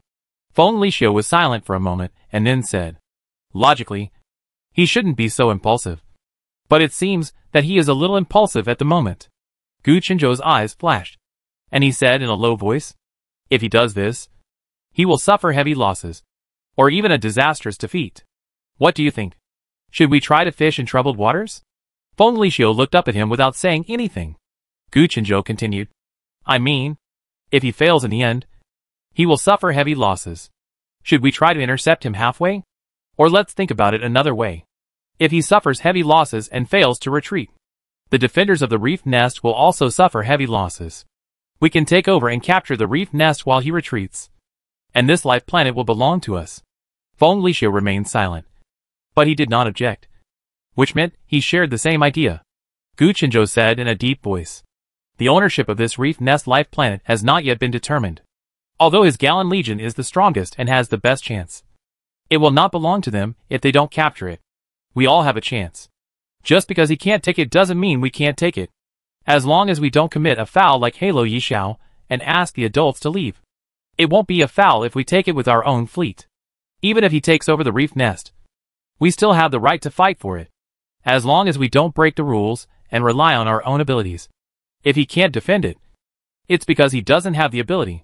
Feng Lixiu nodded in his heart after hearing this. Gu Qinzhou was right. As long as they did not break the rules, anyone could snatch the treasure. They could even launch a sneak attack from behind when the Gallon Legion was suffering heavy losses in its attack on the Star Fortress. Although sneak attacks are despicable and shameful behavior and will be despised by others, they are not a foul. If a life planet can be snatched away just by being despised and spurned by others, most team leaders will not hesitate. Any hesitation is disrespectful to the life planet. Some people may say that the Gallon Legion is now at war with a foreign civilization, and your sneak attack from behind would not be an act of treason. He wouldn't worry about that. No. First of all, we need to make one thing clear. They are pioneers now. The Human United Empire Senate has formulated such strict protection rules mainly to train subsequent newcomers in the human camp. What is cultivation? It is to train their abilities in all aspects. Ability to earn money. War and strategic command and strategic vision capabilities. Diplomatic skills. Base and territory development capabilities. And the ability to respond to various crises and complex situations, etc. The current situation is war and crisis, as well as the ability to respond to complex situations. Whether you can successfully achieve your strategic goals under various complex situations, whether you can maintain your victory, etc., are all part of the test. To lead a force and grow from an ordinary pioneer to a Star Sea Lord or even a Star Sea Lord step by step, you cannot do it without certain political means. Others are not your father and will not talk to you about any rules. Only interests and means. The elites that humanity needs are those who can seize the fruits of victory in a complex environment surrounded by wolves. What the Human United Empire needs are elites who can kill their way out. Those who can't kill their way out are not elites. But one thing needs to be noted. Because they are pioneers, the only rule is that parents cannot be asked to leave. Most other behaviors are allowed, including some shady means. But there are some default prerequisites. That is, no collusion with foreign races. They can take advantage of the fact that the Gallon Legion and the Shada people are both defeated and fight together. But they cannot join forces with the Shada people to attack the Gallon Legion from both sides. Moreover, this method is only limited to the pioneer stage. 10 years later, you are no longer a pioneer, and you cannot take advantage of the war between your own race and that of another race to make unauthorized moves. No matter what means. Of course, you can still take the opportunity to attack other ethnic groups and get a piece of the pie. Therefore, Feng Lixiu said after thinking for a while, you can try this idea. When they are both defeated, or when the Gallon army finds it difficult to defeat the Shada people, we will act decisively and seize the opportunity. If the Gallon army is not strong enough, we will seize it ourselves. If it still has a certain strength, we will intervene forcefully to get a share of the spoils. Gu Qinzhou nodded excitedly and said, my silent embers can be used 3 times in total. I've used it once before, and now I have 2 more chances to use it. Wait for the right time to use it. Then, you send a signal now to use your relic and have our fleet prepare. We will jump in directly in 2 hours.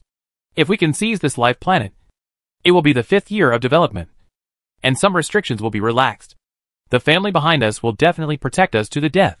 With full support, our strength will increase rapidly. When Li Qing recovers from this failure, our strength will be enough to resist his revenge. Feng Lixiu nodded. I'm going to contact them now to prepare. Okay. Li Qing did not notice their little movements. At this time, their fleet was only about 20,000 kilometers away from Star City, and would soon be within the range of Star City's X-Lot battleship main guns. Here the fleet slowed down. After the scheduled time, he communicated with the 2 gates of Divine Judgment Light in the high-dimensional fortress in the Palm universe to start charging. Then he turned to look at Xiao Feng, Qing Wan and Long Yun, and said in a deep voice, let's do it. The 3 golden lights nodded. A circle of golden light twisted and spread out, and the figure disappeared. In the subspace level that ordinary people cannot see, 3 golden figures crossed a distance of more than 20,000 kilometers and appeared behind Star City. After looking at each other, Zhao Feng pointed in one direction. An invisible wave in the void spread out quickly, and her figure slowly became illusory and disappeared. Immediately afterwards, Qingwan also stretched out her hand, and in another place in the void, where a large number of battleships gathered, as her figure slowly became transparent and disappeared. A ripple that was difficult for ordinary people to see also spread out. Finally, Long Yun did the same thing, and his eyes fell on another place where a large number of frigates gathered. Their figures have disappeared at the level of the physical universe. But in fact, they have not really disappeared, but have entered the subspace from the physical level. When their psychic powers reach this level, they can easily enter the subspace and survive on their own. Most of the so-called powerful unknown life forms in the subspace are not as powerful as them. Those with psychic powers exceeding 10 million in strength are called ascendants among human psychics, also known as super psychics. They are the most powerful psychics in human history today. It becomes more difficult to improve spiritual power as time goes by. 100 million is the threshold that distinguishes humans from gods. Those below 100 million are still humans. while those above 100 million are immortal gods. Their spirit and will are immortal and cannot be destroyed by normal means. They can be quickly reborn with just a thought. There are currently no immortal psychics in the human world. Even the few powerful Star Lords, who have taken the psychic route, have not been promoted to immortals. They can live for tens of thousands of years without dying. But the sublimated psychics themselves have a lifespan of at least tens of thousands of years, and up to hundreds of thousands of years. When they entered the boundary between the subspace and the real universe, they slowly entered the material plane from the subspace. From the outside, it seemed that the circular three-dimensional space with a length and width of 10,000 kilometers suddenly began to distort. And then, one of the distorted spaces slowly turned red, and the temperature rose rapidly. In the distance, an extremely large golden flaming phoenix slowly emerged, and it quickly condensed like it was slowly floating up from the bottom of the sea. The unimaginable and horrifying high temperature quickly spread to the entire space, and the entire world turned into a world of fire. The frigate in the middle of it lasted only a second before its shield was broken, and its hard alloy armor quickly melted, and in just 3 seconds it suddenly turned into a ball of flames. In an instant, the 20,000 to 30,000 frigates, destroyers and thousands of cruisers anchored in the area all melted. In the other area where the blue phoenix slowly emerged, a horrific ice storm was sweeping across the area, and all the warships in it were cut into pieces by the ice blades in the sky. On the side of Long Yuan, billions of violent transparent psychic blades swept across, like countless artillery LS breaking the battleship's shield and tearing apart the armored hull. When the psychic power reaches this level, the power it displays is close to mythology, to the primitive races on the planet. It is no different from a god. In addition, these forms can be changed at will. Zhao Feng's appearance as a flaming phoenix does not mean that his power form is like this. She just likes it this way. As long as she wants, she can transform into an ice phoenix at any time. The triple earth-shattering storms lasted only 15 seconds, and the entire Reef Nest Guard Division's remaining fleet was reduced by more than 50%. And most of them were large ships, such as battleships and cruisers. The 3 largest areas of the fleet's garrison, which spanned more than 100,000 kilometers, were all turned into blanks. The remaining waves even affected Star City, causing its thick shield to shake violently. The battlefield was silent, and the entire Star City seemed to have stopped functioning. All those who saw this scene stood still in a daze. Gu Qinzhou, who was discussing specific operational matters with Feng Lixiu, looked at the cleared battlefield in amazement, his mind going blank. What is this? Who am I? Where am I? What am I doing? No. What am I doing? He shuddered violently, stood up and shouted to Feng Lixiu. Quick! Make them stop jumping. Feng Lixiu, who was also dumbfounded, came back to his senses, a look of horror on his face. It's too late. They have entered the warp state and can no longer be contacted.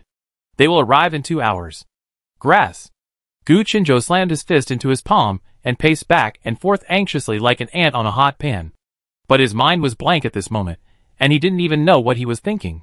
Compared to the panic of the two of them, the command channel of the Gallan Legion was in a state of excitement at this time. Although they didn't know what was going on, they had a hunch that it must be Li Qing's doing, and they were all excited to ask for a fight in the channel.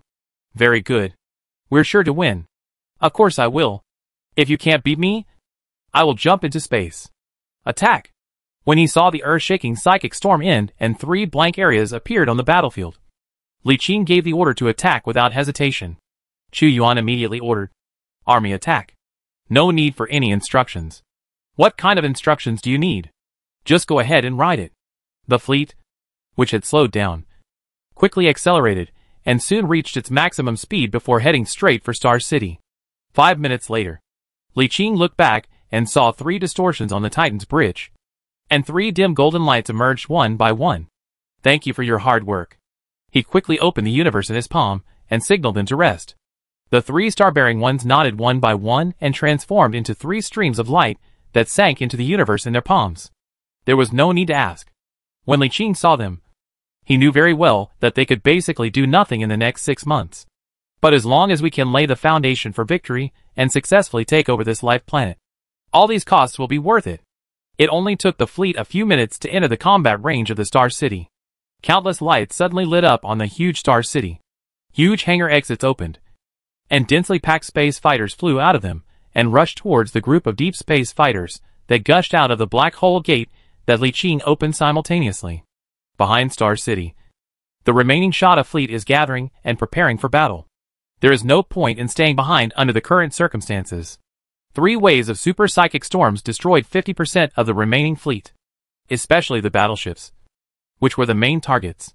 More than 3,000 of the remaining 4,000 battleships were destroyed in the previous wave, and now their number is still less than that of the Gallan Legion.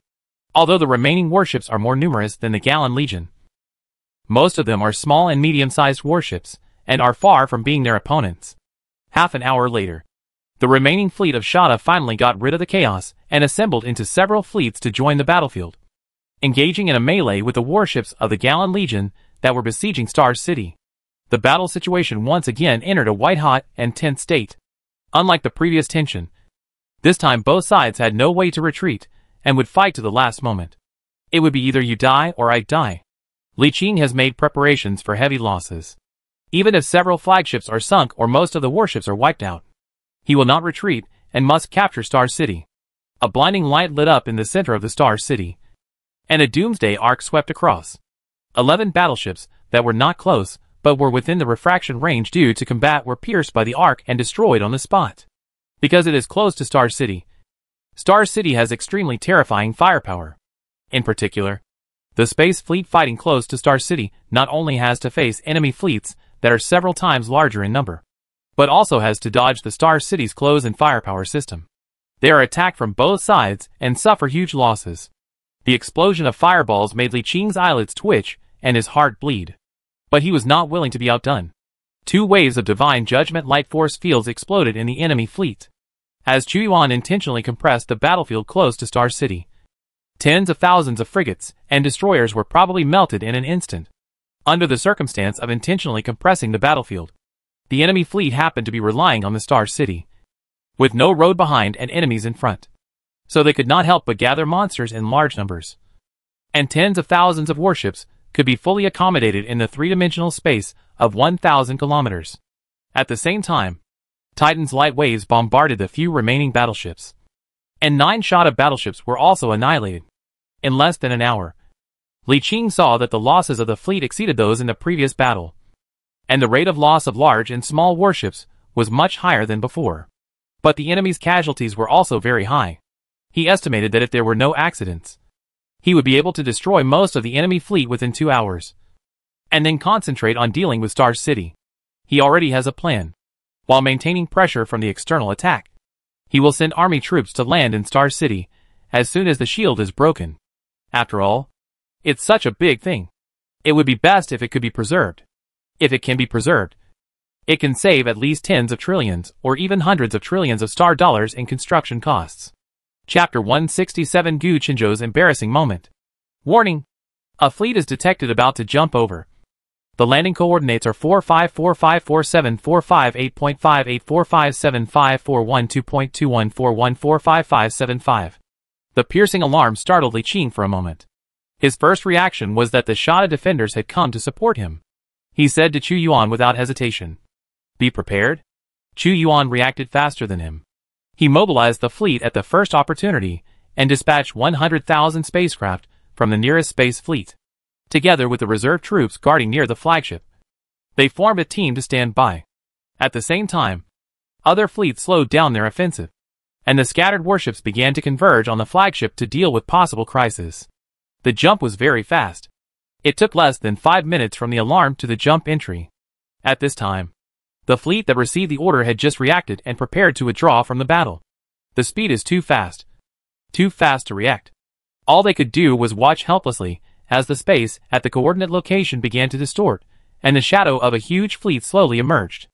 As the fleet's shadow gradually solidified, Li Qing's mouth began to open slightly, and soon he roared at the frigate that had been silent in the back with a sullen face. "Gu Qinzhou, you are looking for death." Hack! Too late. In the private channel, Gu Qinzhou and Feng Lixio both looked at each other with gloomy faces. What to do? While asking Feng Lixio, Gu Qinzhou answered Li Qing's call. A smile quickly appeared on his face, and he said, "Don't get me wrong, Chief Li Qing. We don't have any other intentions. We just see that you are having a hard time right now. So we want to join you in besieging the Star Fortress. If you succeed, just give us some of the benefits. Li Qing looked at him gloomily, as if he were a fool. Without saying a word, Gu Qinzhou also looked embarrassed. He didn't even believe this explanation. At this moment, he was speechless. He thought that the Gallan Legion would find it difficult to take over the Star City. He would wait until they were in the heat of the battle, and then appear. He would either take advantage of the Gallan Legion's huge losses to kill both sides, and take over the life planet for himself.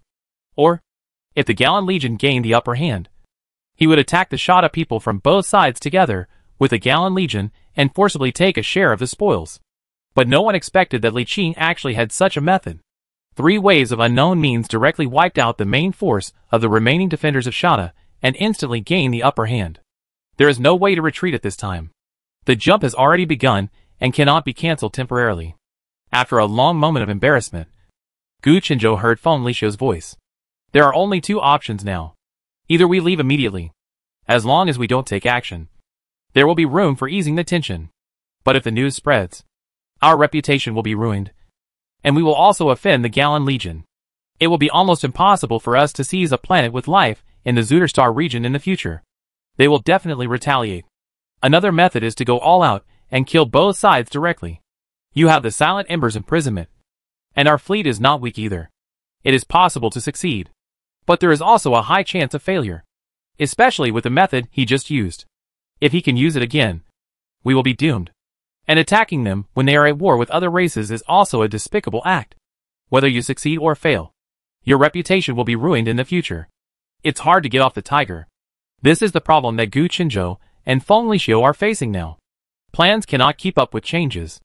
If it was 2 hours slower, or if Li Qing did not have that unknown means to destroy the main force of the Shada defenders, they would have enough confidence to put forward conditions, and would not be in such an embarrassing situation now. The 2 of them were hesitating, and Li Qing didn't have time to waste with them.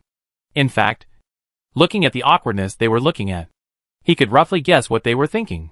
It's nothing more than that they saw that he was evenly matched with the Shada defenders. So they wanted to take advantage of the opportunity to gain some advantage. If they couldn't hold on, they could take advantage of the situation to rob and replace him. I just didn't expect that I had a big trump card. And the result was embarrassing. He was very unhappy with this kind of behavior. Under normal circumstances, he would have taken action immediately. But now, he did not have the extra strength to deal with him. He took a long breath and suppressed the anger in his heart. He said to the 2 of them in a deep voice, "Now, leave immediately. I can pretend that this incident never happened. Otherwise, I will immediately withdraw my troops and give up attacking Star City. I will also destroy Crimson and Horn of Freedom. With your current behavior, I have sufficient reason to take action. Your family will have nothing to say." He had thought deeply about this sentence. And it was not just talk. It was true. Although all the losses before giving up the attack on Star City were in vain, he did not lose much. He did what he said, and immediately went back to destroy Crimson and Horn of Liberty, and plundered all the property of the 2 top teams. The harvest would definitely make up for the loss of this failed operation. Overall, you won't lose money. But you won't make any money either. Although we failed to capture the reef nest, the planet is there, and will not run away. If it doesn't work this time, we will wait for the next opportunity.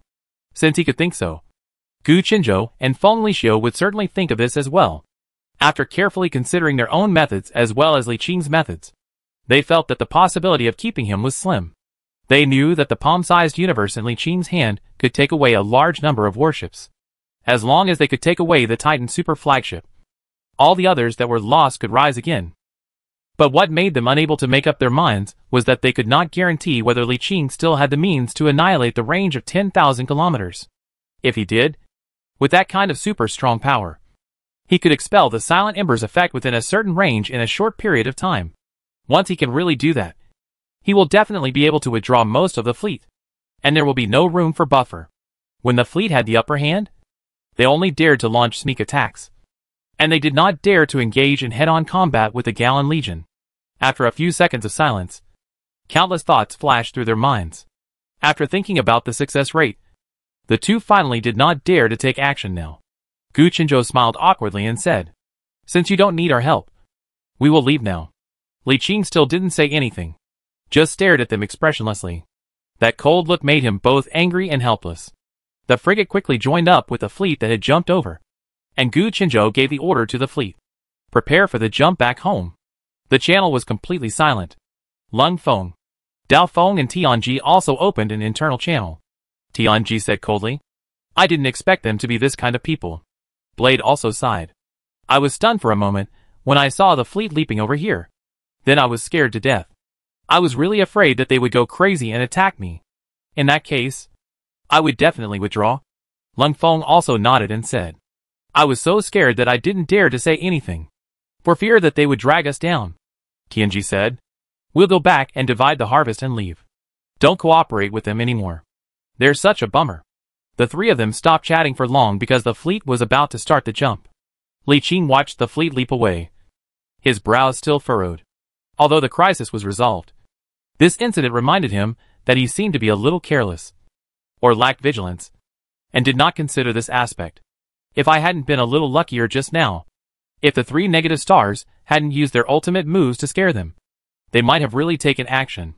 By then, they would have been surrounded from both sides, and this operation would have failed. In fact, failure is nothing. But we are afraid that we will not be able to escape and be besieged here, or suffer heavy losses under the siege. Don't be so careless next time. The human heart is unpredictable, and there will definitely be people who are willing to take risks for such huge benefits. In addition, after this incident, he put Gu Qinzhou and Feng Lixiu on high alert, especially Feng Lixiu. His relic called Free Will was so powerful that it could directly jump to a place less than 300,000 kilometers away from Star City. You should know that Star City itself has a level 7 interception force field. And in a state of war, fleets without teammate identification are prohibited from jumping over. In addition, the distorted spacetime force field of the negative star origin comes with a level 8 interception force field, which is automatically activated in a state of war. In this case, they can still easily penetrate and jump over, which shows that the jump penetration ability of Feng Lixiu's relic is very strong. At least level 9 penetration. Because the level 8 penetration ability cannot penetrate the same level 8 interception force field without any interference. Li Qing then concentrated on dealing with Xingqian. The main force was wiped out in 3 waves, and the remaining fleet of the Shada people was no match for them.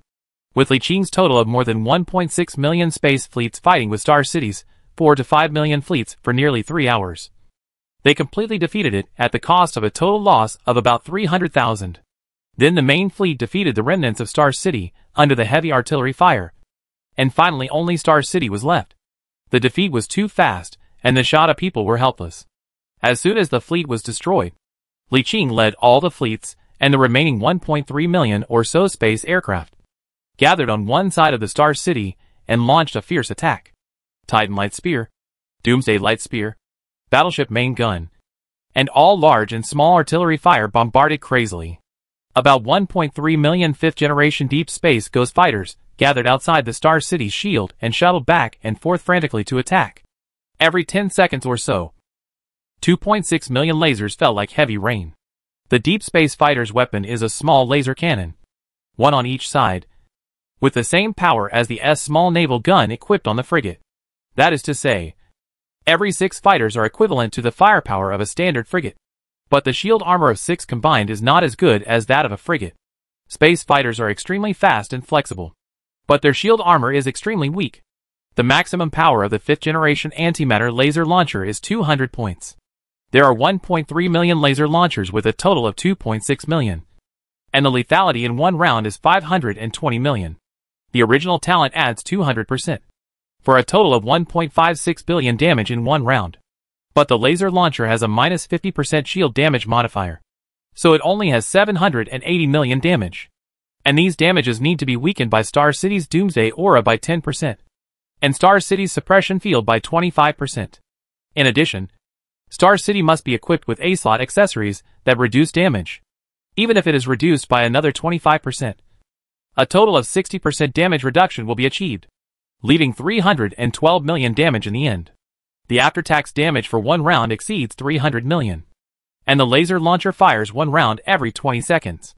It only takes 150 rounds to cause 45 billion in after-tax damage, and 150 rounds of attack take exactly 3,000 seconds, or about 50 minutes. even considering the regeneration ability of the Star City shield. The dense artillery fire from the Star City constantly destroying space fighters. The fact that fighters need to dodge attacks and cannot guarantee saturation attacks.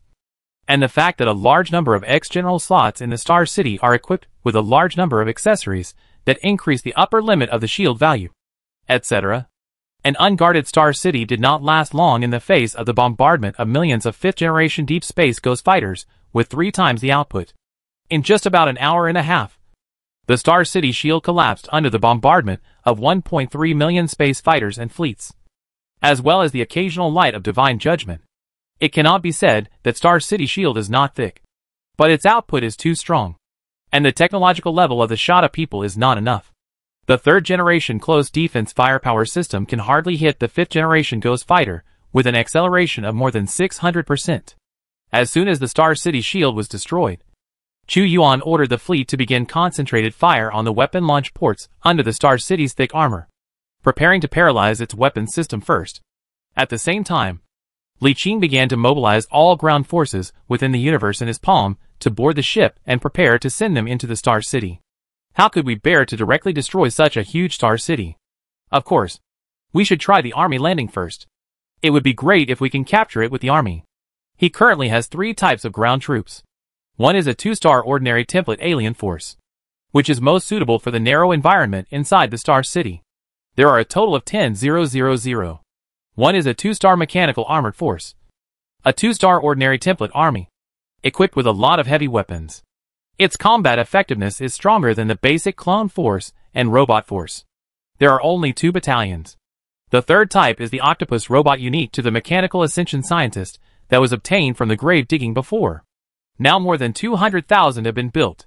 In addition, there are 1.5 million clone troops, all of which are also loaded onto the ship. When the ground troops were assembled, he also summoned all the servants of light and asked them to put down their work and prepare to join the team. Although their current psychic energy strength is less than 200,000, they may not be able to defeat a fleet, but they are very powerful in combat within the Star City. In addition, Li Qing temporarily enlightened 2 Hull people who were army generals as servants of light to command this military operation together with a previously enlightened servant of light named Ding Wendy. At this moment, Li Qing had dozens of servants of light, divided equally into 3 troops, landing from different places in Star City. The Star City itself has entrances and exits. Just find one to clear the nearby defensive weapons. The Black Hole Gate is open directly at the entrance and exit. A large number of octopus-shaped combat robots rush in to clear the way, and other troop transports follow up. After several updates, these octopus robots have already reached the 5th generation level. In addition to their special design, their template is a 2-star elite template, which is more powerful than conventional 1-star robot commandos. Its body has 8 mechanical tentacles that can fire laser weapons and electromagnetic weapons, and can also flexibly transform into various cold weapons, such as swords and thorns. The 8 tentacles can be combined into a more powerful laser cannon that can fire more powerful laser beams, but it cannot fire continuously in a short period of time. This thing can not only fly, but can also flexibly enter some narrow holes, and can adapt to very complex combat environments. Chapter 168, Conquering the Reef Nest. Since he had this, Li Qing gave up the idea of garrisoning alien troops and mechanical armored troops, and focused on creating this type of troops as the main force of the army, and using clone troops as cannon fodder. At least that's all for now. But Xingwan is fascinated by genetic technology. When she can research extremely powerful genetic warriors, or genetic combat bodies in the future, the main force will become genetic warriors and genetic combat bodies. And this octopus robot will become cannon fodder, and the clone troops will be directly discontinued or used as guards. The individual physical fitness of the Shada people is stronger than that of humans, but their weapons and equipment are not as good as those of human clones, let alone octopus robots. Once the ground troops entered the Star City, they advanced forward with great momentum. There is a large population in Star City, with a total population of over 100 million, but most of them are staff members. There are actually not many army troops stationed there, and they are mainly used to maintain public order rather than fight. The main reason is that it is meaningless to have too many ground troops. If the Star City is captured, can the ground troops still counterattack? Moreover, it is not convenient to use high-power heavy weapons inside the Star City, and the use of ground forces is greatly restricted. On the contrary, the interior of the planet is different, as that is the main battlefield for ground forces. A provincial capital like Reef Nest has a population of nearly 20 billion, and the number of ground troops will be very large. So there will definitely be a lot of resistance. After he captures Star City, he will have to spend a long time to eliminate the resistance on the planet. Li Qing did not pay real-time attention to the ground forces' attack on Star City. He could only tell that the battle inside Star City was going very smoothly from the occasional bursts of spiritual energy in Star City, and the continuous cessation of attacks by regional weapons. Every time a large area is conquered, the network and some automatic weapon command systems in that area are immediately disrupted, which can reduce the pressure on the fleet and fighter jets outside the Star City. The area on the fleet's attacking side was liberated first, and the attack stopped. The fleet, which had been fighting for several hours, could finally take a break. Then, this ceasefire gradually spread to other areas of Star City as time went by, and the firepower became weaker and weaker, until at a certain moment, the weapons in the three directions that were still fighting suddenly stopped, and the entire Star City suddenly dimmed and became extremely quiet. Li Qing knew that the ground troops should have captured the command core of Star City. Your Majesty, we have captured the Star City Command Center and captured a large number of Star City Command members. Very good. Well done. Li Qing excitedly received information from several ground force commanders inside Star City about capturing the Star City Command Center. The fall of Star City means that the Reef Nest galaxy has been completely conquered. The next step is to finish up. Repair Star City. Send messengers to the expeditionary force. Prepare to relocate the headquarters, and redeploy defenses to prevent the Shada people from retaking it. A series of tasks must be put in front. On the contrary, there is no need to rush to conquer the planet Reef Nest. Without air superiority, the army and civilians on the planet will not be able to escape at all. There's not enough time. The Star City has not been cleared yet. Li Qing thought about it, and returned to the Palm universe. He stopped all construction in the dock and gathered all the shipbuilding engineers in hundreds of industrial ships.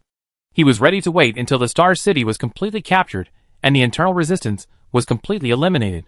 He would then pull all the shipbuilding engineers out and repair the Star City on site. It's not difficult. The offensive has been slowed down after the shield was broken. Only one of the 10 directions of the Star City has some damage, so only this side needs to be repaired. 2 hours later, Li Qing received a report that the last stubborn resistance area in Star City had been cleared. He was about to pull out the industrial fleet to repair the Star Fortress, when suddenly one of the admirals in charge of the Star City strategy, Deng Wendy, sent a communication. Your Majesty, several dignitaries of the Shada people said they want to see you regarding something very important. Li Qing was silent for a moment and said, bring him here. The powerful people of Shada? Is this surrender? He didn't take it seriously. Open the universe in his palm, and summon the industrial fleet and the maintenance fleet to prepare to repair the Star Fortress. Soon the communication was opened again, and several gorgeously dressed sea spiders appeared in the projection. One of the sea spiders, whose limbs were all black, performed a strange courtesy to Li Qing and said loudly, Dear human commander, we are the elders of the Sea Spider Tribe Noble Senate of the Shada United Civilization. I am Noel. They spoke Shada language, which is not the common language of humans. The reason why Li Qing could understand it was because he had a translator.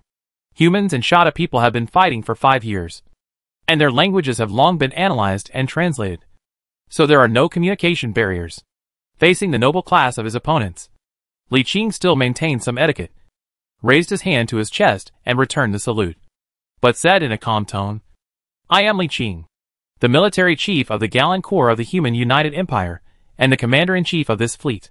The Sea Spider Noble returned the salute and said in a deep voice, Mr. Chief Li Qing, I have actually been advocating in the Tribal Elders Council to withdraw from the Shada United Empire and form an alliance with humans. But the elders in charge of the military in the capital disagreed, which led to today's battle. Well, Li Qing smiled and said, It's a pity, but it seems meaningless to say this at this moment. No, it still makes sense. Although the Reef Nest was captured by General Li Qing, there is still a division at the Quierta Fortress. Marshal Quierta is the most outstanding commander in the history of our tribe. It will be difficult for you to capture the Quierta Fortress. After a pause, he continued, Of course, we are defeated now, and Marshal Quierta can hardly resist your siege. It is only a matter of time before we are defeated without support. But I think we can still be of some use to you. Li Qing shook his head and said calmly. No. It doesn't work. The Black Sea Spider Noel was startled when he saw Li Qing's calm expression. He suppressed his abnormal emotions and said in a deep voice, I admit that this defeat has far-reaching consequences. We are not strong enough to stand on equal footing with humans. But we still have tens of billions of our people who can serve you. And we also have a powerful fleet willing to fight with you. You may not know that a very powerful psychic was born in our Shada tribe. He has extraordinary skills to unify all the tribes of the entire civilization and establish a powerful empire headed by himself. At the same time, he declared war on the Shar civilization, the Zidasai Council, and you humans. His strength is very strong. And the Shada United Empire that he integrated is also very strong. We have learned about humans. Although your headquarters in another star field is strong, it is definitely not as strong as the integrated Shada United Empire. Li Qing tilted his head slightly. A strange look appeared on his face. Xiao Qing smiled and said, First of all, we don't need your fleet. We don't care about it. After a pause, he felt an inexplicable sense of evil interest and said, Also, perhaps you have some misunderstandings about the strength of our united human empire. The headquarters you know is not actually the headquarters of our civilization. Our headquarters is in a distant star field. The headquarters you know is just a small enclave of our civilization. A province like your southern province. As he pointed this out directly, see Spider-Man Noel's pupils opened involuntarily. His eyes filled with fear and disbelief. Li Qing smiled slightly and said, I don't need to lie to you. Our human united empire is a powerful civilization far beyond your imagination. We have hundreds of provinces like this. And each one of them can easily sweep across your so-called united empire. What you are facing now is just an expeditionary force led by the Jinmen province and established just 5 years ago. Noel's pupils widened and his mouth opened slightly involuntarily. The news was so shocking that he couldn't react for a while. Li Qing put his hands behind his back and smiled slightly, saying, So, your cooperation is meaningless to us, and you are not qualified to form an alliance with our human united empire.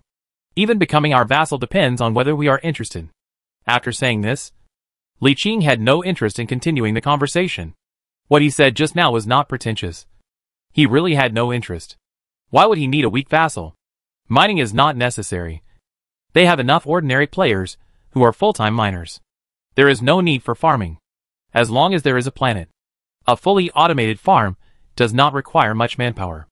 Even if you want to be a slave owner, you can use loyal clones. Soldiers are not needed either. And they are looked down upon. Although the sea spiders are slightly stronger than humans. Who in the interstellar age knows how to fight in hand-to-hand combat? They are all equipped with high-tech weapons. Besides, if they really want to fight in hand-to-hand combat, there are alien troops, which are much more useful than sea spiders. Looking back, I feel that it is of no use, and is so ugly. Li Qing waved his hand, and was about to cut off the call when Noel suddenly looked up as if awakened and shouted, Captain Li Qing, we can serve you. Just you. In addition, I have to tell you an important piece of news. The Commander-in-Chief of the defeated Provincial Guard fleet contacted Lock Fortress for support before the battle. An Imperial division is already on its way. And it is estimated that it will arrive in less than 8 hours. Li Qing paused and asked, You sure? Noel nodded vigorously. I'm sure we were put under house arrest just for arguing with him. At this time, the other sea spiders beside him, who had not had a chance to speak, also nodded in affirmation. Li Qing was silent for a moment, with a serious expression on his face. Then raised his head and said, Please wait for a day. If the reinforcements really come as you said, I will give you a chance to serve me. After disconnecting, Li Qing immediately opened the command channel and announced the news very calmly. Then the command channel became quiet. Previously, a group of people in the channel were discussing how to clear out the defenders on the planet and how to deal with the 2 or 3 billion sea spiders on the planet. They were chatting happily when they suddenly heard this news and everyone was dumbfounded. Everyone regroup. If you have time, help transport some supplies and collect the wreckage. I will go to restart Star City and try to be able to join the battle before it begins. If Star City can be restarted, it will not be impossible to resist with the geographical advantages brought by Star City and the existing fleet. There is only one division. It's not like they haven't fought before, but they have come from far away and don't have a home base in Star City. In terms of strength, they are not as strong as the defenders of the reef nest they just dealt with. Thinking of this, Li Qing felt relieved and immediately gave orders to the team that was carrying out repairs, asking them to restart the Star City shield first. Other damage is fine. The key is to turn on the shield first. Without a shield, you have to rely directly on armor to resist, which will be very troublesome to repair in the future. Time passed, and after the 4th hour, Star City's shield was finally restarted. Li Qing finally breathed a sigh of relief and waited with peace of mind. At the 6th hour, the reconnaissance ship discovered that there was a sudden fleet jump wave in the void 5 million kilometers away from Star City. The reconnaissance ship approached and found an unfamiliar shot of fleet jumping over. But the specifications are small, consisting of only 5 destroyers and 20 frigates. This was a reconnaissance fleet. After entering the galaxy, it approached the Star City, but suddenly stopped about 1 million kilometers away from the Star City, then turned around and ran away. Li Qing, who was about to mobilize the cruiser fleet to go around, was stunned for a moment. Then he received a message from his subordinates in Star City. Just now, a strange signal was received from inside Star City. But before he could respond, the signal disappeared. A minute later, the same strange signal appeared again and disappeared again. Another minute passed, and the same strange signal appeared for the 3rd time and disappeared for the 3rd time. The engineers checked back and forth, but could not find the source of the signal. After the 3rd time, the signal did not appear again. Combining the unusual movement of this fleet just now, Li Qing had some understanding in his mind. Time continued to pass, and soon more than 8 hours passed, and there was nothing unusual in the void.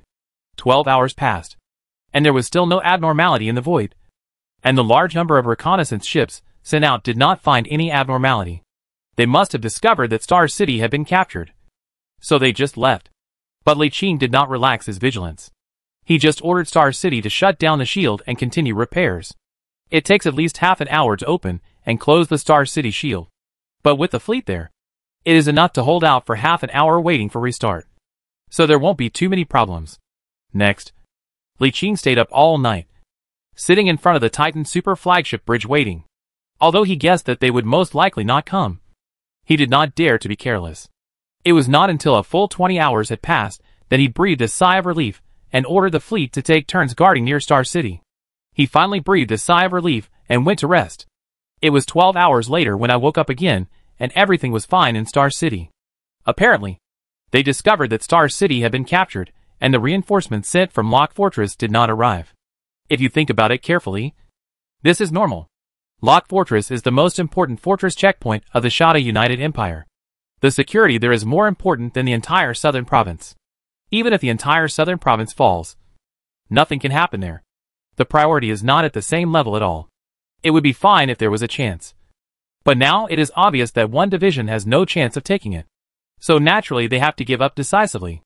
So, we succeeded? In the command channel. After hearing Li Qing officially announce the news, everyone jumped up excitedly. Marvelous. We really captured a planet with life. It's so cool. I'm going to be rich. I've become rich. 2. Chapter 169. See Spider-Man surrenders? Uh-huh. Who can have more than me? Even though Wang Yanqing had been in a bad mood recently, he was in a very good mood at this moment. After all, he could never be against money. With the original shares he owned now, he could get at least more than 200 trillion star yuan, which was a terrifying amount of money even for the military leader and family he belonged to, compared to their revelry. Although Li Qing was also very excited at this time, his mentality was still relatively stable. It's not completely safe yet. Don't forget that there is a Shada division in the Quilta fortress in the southern part of the southern province. If they receive the news of the fall of the provincial capital, there is a high probability that they will abandon the Quilta fortress and attack us. Then, there will be another fierce battle. Li Qing sat in the bridge of the Titan super flagship with his eyes closed in deep thought. After a while, he recontacted the sea spider noble elder Noel. When Noel's projection reappeared, Li Qing didn't keep it a secret and said directly, "You are lucky. We did find the so-called Lock Fortress's reconnaissance fleet just now, but they did not show up." Noel's face lit up and he asked, "Did Star City receive an unknown signal just now? And 3 times in a row?" "That is the detection signal sent by Lock Fortress. in addition to being able to roughly detect the status of Star City. If there is no response or an abnormal response 3 times, it means that Star City is fallen and they will retreat. The Empire has now set the southern province to a fallen state, and we have also been listed as untrustworthy. Li Qing pondered for a moment and said, "Don't worry about the Shada United Empire. They are building up their strength. And so are we. They are not a big threat. Now the focus is on another matter." His expression became solemn, and he said in a deep voice, "You only have one choice now. Become my vassal, and make the defenders of Quilta's fortress surrender to me." Noel swallowed his saliva and said seriously, "I can surrender on behalf of Reef Nest. But the fleet at Quierta Fortress is commanded by Marshal Quierta. I don't have the authority to order him to surrender. It's up to him to decide." Li Qing frowned, somewhat displeased. Noel here immediately said, "However, Marshal Quierta himself is inclined to unite with humans.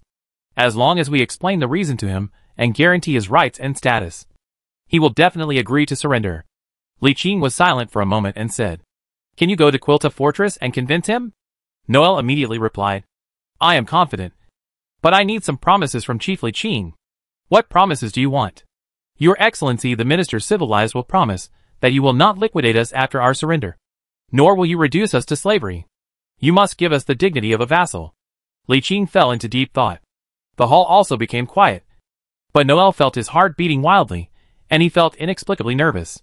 He didn't know if it was an illusion, but he inexplicably felt that the human in front of him possessed an unspeakable majesty. The longer he spent with him, the more palpitations he felt. Without thinking too long, Li Qing quickly smiled and nodded. "I can give you the promise you want, but you also need to swear an oath of civilization and remain loyal to me forever." Although these sea spiders did not conform to his aesthetic taste, for the sake of the overall situation, Li Qing decided to accept them as vassals. Of course, he couldn't do it in his personal capacity, but he had already captured the Reef Nest and could now report it to the Senate of the United Empire of Humanity. As long as the envoy of the Imperial Senate came to confirm it, he could immediately establish himself as a planet lord. And then, he would be qualified to accept vassals. There are actually no restrictions on the lords and military leaders who can accept vassals. The reason why the Empire has so few alien vassals is mainly because humans are too powerful and extremely xenophobic. Generally, alien races with no value have no chance to become vassals. From another perspective, these sea spiders are lucky to be as dogs. Otherwise, a race like them who has no good looks to be pets, whose bodies are made of bones and cannot be eaten, whose combat power is not special, and who has no special skills, will only end up being extinct. In the future, when genetic technology becomes advanced, we will make a major change to the genes of their entire race. This is too eye-catching now. It would be fine if your upper body was human and your lower body was a spider. But the problem is that these sea spider-men are really in the form of a giant spider, which is too aesthetic. If you take off your clothes and run into the wild like this, you will definitely be mistaken for a giant spider and shot to death. Although the matter has not been reported to the Imperial Senate at this stage, Li Qing still decided to send a small fleet to escort Noel to the Quilta Fortress system to persuade him to surrender first. Otherwise, when they find out that their tribal capital has been captured and there has been no news from the tribesmen, they may directly send a fleet to attack us. But before leaving, Li Qing took out his last spot to enlighten a servant of light and enlightened the sea spider noble named Noel into a servant of light. Quilta controls an entire division, and because it needs to face the expeditionary force directly, it is a reinforced division. Except for the lack of a super flagship, its specifications are stronger than the standard human division. With such a strong fleet in hand, the marshal named Quilta will definitely put forward various treatment conditions. Li Qing enlightened Noel to be a servant of light in front of Quilta, as long as he was willing to surrender. He would also be enlightened to be a servant of light with immortal life. When there are more vacancies in the future, some important officers in the Quilta division will be gradually transformed into servants of light, and this division will be completely under our control. After all, it is a division's fleet and crew, a complete officer command system, and more than a dozen flagships. It is not a problem that the third-generation technology is not powerful enough, as it can be gradually updated to the fifth-generation configuration in the future. If it can be completely replaced, this will be a standard human regular division. Its strength will soar in times. Under the command of Chu Yuan, it will have no problem fighting 4 or 5 Shada divisions. By then, even if the Shada United Empire annexed the two civilizations of Shar and Zidus, they will have enough strength to stop it. The task that Li Qing assigned to Noel was to bring the fleet. The supplies in the Fortress Galaxy would be discarded and treated as spoils of war for the expeditionary force. He took away the greatest benefit, and the expeditionary force tied up half of his main force. It would be too unreasonable to leave him no benefit at all. Li Qi also went with Noel. In addition to representing Li Qing and confirming various conditions, he also proved that his ability to enlighten the servants of light was not an isolated case and could calm people's hearts. A fleet has not only one commander, but also a large number of senior officials, all of whom control part of the fleet's power. At the same time, they are all extremely talented people and deserve a place as a servant of light. Li Qi will take his promise with him to convince other senior officials within the Quilta division to try to bring back the entire fleet intact. Expeditionary Force Outpost. A shocking news suddenly came from the outpost base, spread to the surrounding areas at an extremely fast speed, and soon reached the distant Jinmen Galaxy. The fleet led by Li Qing, the military chief of the Galan Corps, directly defeated the Guard division of the capital of the southern province of the Shada United Civilization, captured the Star City, and seized a planet with life. I don't know how many people thought it was just a rumor and didn't believe it when they heard the news. The news was not completely detonated until the leaders of the three large teams, Bingfeng, Daofeng and Tianji, who were active at the outpost sites all year round, stepped forward to confirm the authenticity of the news and took out a video of the battle with the Guard division of the Reef Nest capital to confirm it. The regional channel was in an uproar, and the unspeakable envy made Gu Qinzhou and Feng Lixio both angry and frightened. Although Li Qing said that they would not pursue the matter after they left, it had already happened. How could it be that it didn't exist at all? He might keep his promise and pretend nothing happened, and would not target them openly. But they had countless ways to discuss both of them, and they had no temper or words to say. Apart from other things, the most headache for them is that when they defeat the Shada United Empire in the future and seize those life planets, as long as the Galan Legion supports their competitors, they will feel sick and want to vomit. It is true that they cannot rob all the life planets, but they have enough strength to decide who can rob them. And it is not a foul grass. At this moment, he began to regret whether he should have been more decisive and fought hard. But as soon as this thought came to mind, he thought of the 3 waves of earth-shaking destructive force fields, which were like a basin of ice water poured over him, and immediately extinguished this idea. That force was totally unstoppable, and given the size of their fleet, 1 wave would be enough to inflict heavy damage on them. At this moment, he extremely regretted why he didn't wait for a while. If he had known that Li Qing had that trick, he would never have done it no matter what. He couldn't win if he fought, and he felt at a loss if he gave in. There were also serious sequelae. Gu Qinzhou felt extremely depressed but couldn't vent, and he felt very uncomfortable for a while. At the headquarters of the Galan Legion, when the news reached here, the joy inside the Legion was even greater than outside, and everyone was extremely excited. Even if the Legion is destined to disband, it will not affect them. They don't have original shares, and their shares will not be split. Even if the Legion is disbanded, they can continue to live in their territory. And because they were once members of the Legion and have some connections, it will be no problem for them to use these connections to get ahead. In addition to the Lord, each life planet also has many families, consortiums, or teams that depend on this life planet for survival. For example, Tianjin has 3 legions and countless families, in addition to the military lords and aristocratic families. The Human United Empire also has a larger number of large and small families. These elite members of the legions continue to stay in their territories, branch out, and establish new families in the future. Even the core members of the legion can continue to stay and develop in the Reef Nest, but they will no longer have shares in the future. Li Qing believed that many of the core members who own the original shares would continue to stay, or would all stay. But some were preparing to expand here, while some were staying here to develop with the help of the territory's resources. Like Wang Yanqing, he owns the most original shares and can give more than 200 trillion yuan, which is more cash than the top 10 teams in the outpost combined. Such a large amount of money will definitely enable his strength to develop rapidly. Once a person's strength increases, his ambition will involuntarily expand, and he will naturally begin to want to obtain things that he had never dared to think about before, such as seizing a life planet of his own, etc. Li Qing had no objection to this. He could only grab 2 at most. And the rest would be taken by anyone. After all, they have worked together for such a long time without any conflicts. When the time comes, he can just ask, and it will be no harm to help him. After taking over the reef nest, Li Qing was not very busy, because apart from repairing the Star Fortress and slowly accepting the surrender of the Sea Spider-Man, there was nothing urgent to do. But he couldn't leave. He had to stay here until the dust settled. The little actions of Gu Qinzhou and the others before reminded him that he must not be careless before the dust settles.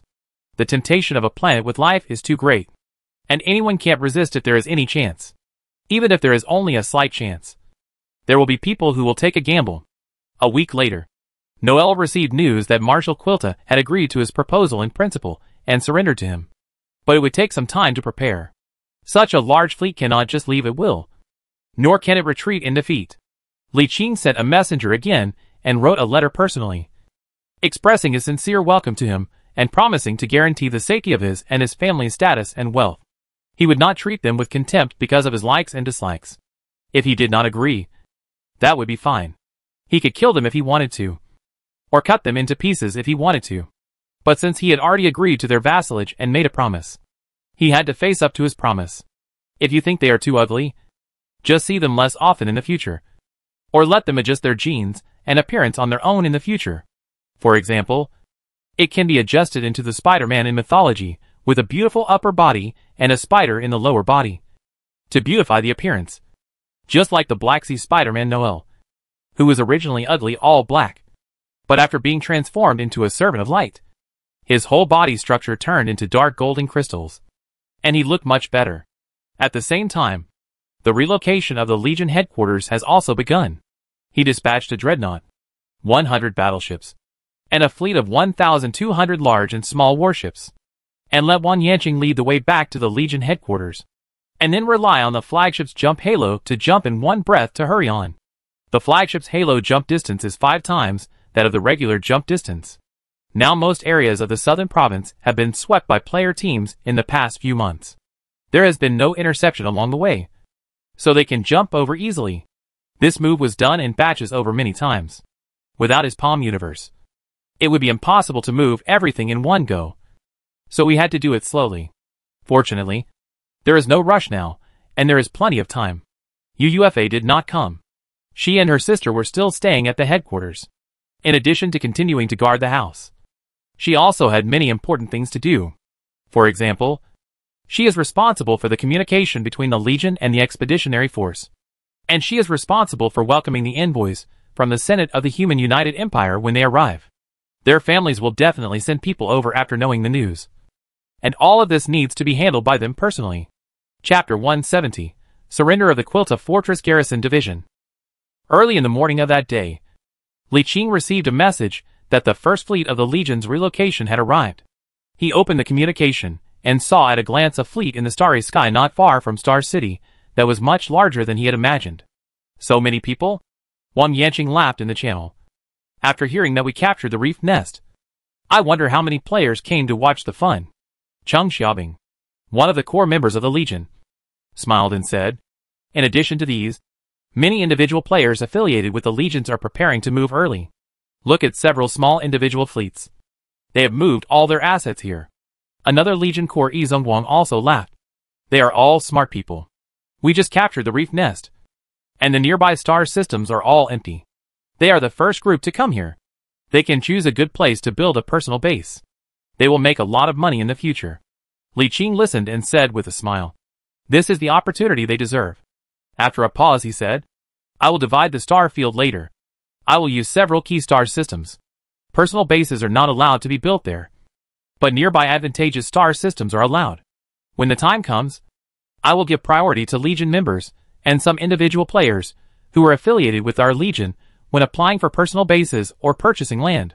In the future, Reef Nest will be the core star system of mankind in the Zuder star field, just like G-Men is the core of mankind in the Tianjin star field. By then, all the star systems here will be very valuable.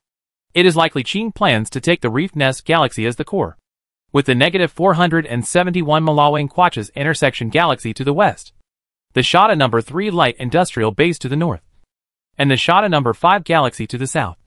where there is a Class 4 planet that has been transformed. Now that the transformation has been almost completed, it is natural to make use of it. He plans to move a large number of sea spiders in the reef nest to free up the reef nest planet. Of course, the life planets are for human immigrants, and vassals can only live on subsidiary planets. If nothing unexpected happens, the territory will designate this star field as the core star field in the future, and even uninhabited galaxies in this area will be very valuable. The capital star system is so small that many industries are not suitable to be placed here. But if they are not placed too far away, they will only be concentrated in nearby star systems. As a former member of the Legion, he was too poor to share the money, so he could only give them some benefits. Buy a piece of land on a nearby planet, or build a personal base or something. When the reef nest develops in the future, you can use it to open a factory, or rent it out to big companies and collect money. You should know that although the ownership of the purchased land is only 100 years at a time, as long as you don't make any mistakes, you can renew it unconditionally until you don't want to renew it anymore. This is the capital that a small family relies on to survive. As long as the land is not sold, there will always be income, which guarantees the family's bottom line. Reef layer. This is a life planet with a specification of up to 29 grids. According to the common algorithm of the Milky Way, every 500 kilometers of the planet's equatorial diameter is counted as one grid. 29 grids are 500 kilometers * 29, which means that the diameter of the reef nest planet is 14,500 kilometers. This is a water planet between Category 3 and Category 2. 44% of the planet is ocean, and 56% of the land is covered with swamps and lakes, with winding rivers connecting these swamps and rivers. The overall climate of this planet is humid and rainy, with abundant rainfall. But due to overexploitation by the sea spiders, the vegetation coverage rate is not high, and most of it is covered by high-rise buildings and cities. However, the architectural style and internal structure of the sea spider-man are extremely inconsistent with human habits. After immigration, it is estimated that large-scale renovations will be required, which will be a huge expense. There are only 3 continents on the entire planet. One is a main continent that is larger than the Earth's Europe, Asia and Africa combined, named Ultron by the sea spider-man. One is a medium-sized continent equivalent to Africa, named Orb by the sea spider-man, and one is a small continent equivalent to Australia, named Onyx by the sea spider-man. In addition, there are numerous large and small islands. The vast majority of the total 23.8 billion sea spiders are concentrated in the main continent of Ultron, with at least 20 billion or so. The rest mostly live in the central continent of Orb. The small continent of Orster is protected, which is the capital area of the sea spider tribe. Only the powerful and wealthy people of the sea spider tribe can live there. This life planet was transformed extremely thoroughly by the sea spider-man, but due to racial differences, it is not suitable for humans, so it will need to be transformed when the time comes. And even the planet's atmospheric composition and climate need to be fine-tuned. Even before immigration, all immigrants need to undergo an operation to fine-tune their genes so that they can adapt to a series of bacteria and viruses on the planet in advance. Other things can be adjusted, but the bacteria and viruses that are everywhere on the planet cannot be changed, and humans can only adapt to them. We can use the sea spider-man as a template. After all, they have been multiplying on this planet for countless tens of thousands of years, and their genes have long been adapted to the bacteria and viruses on this planet. There won't be any major problems if we use their immune system to transform human immigrants. But this is a considerable expense, and it is a necessary expense that cannot be saved at all. It can be said that although immigrants to this planet will not start out completely in poverty, the difference is actually not that big. I don't know how much it will cost to relocate the sea spiders, transform the planet, and then immigrate. My head hurts. When he thought of this, Li Qing felt both pain and happiness. Moreover, the immigration operation will have to continue for a very long time.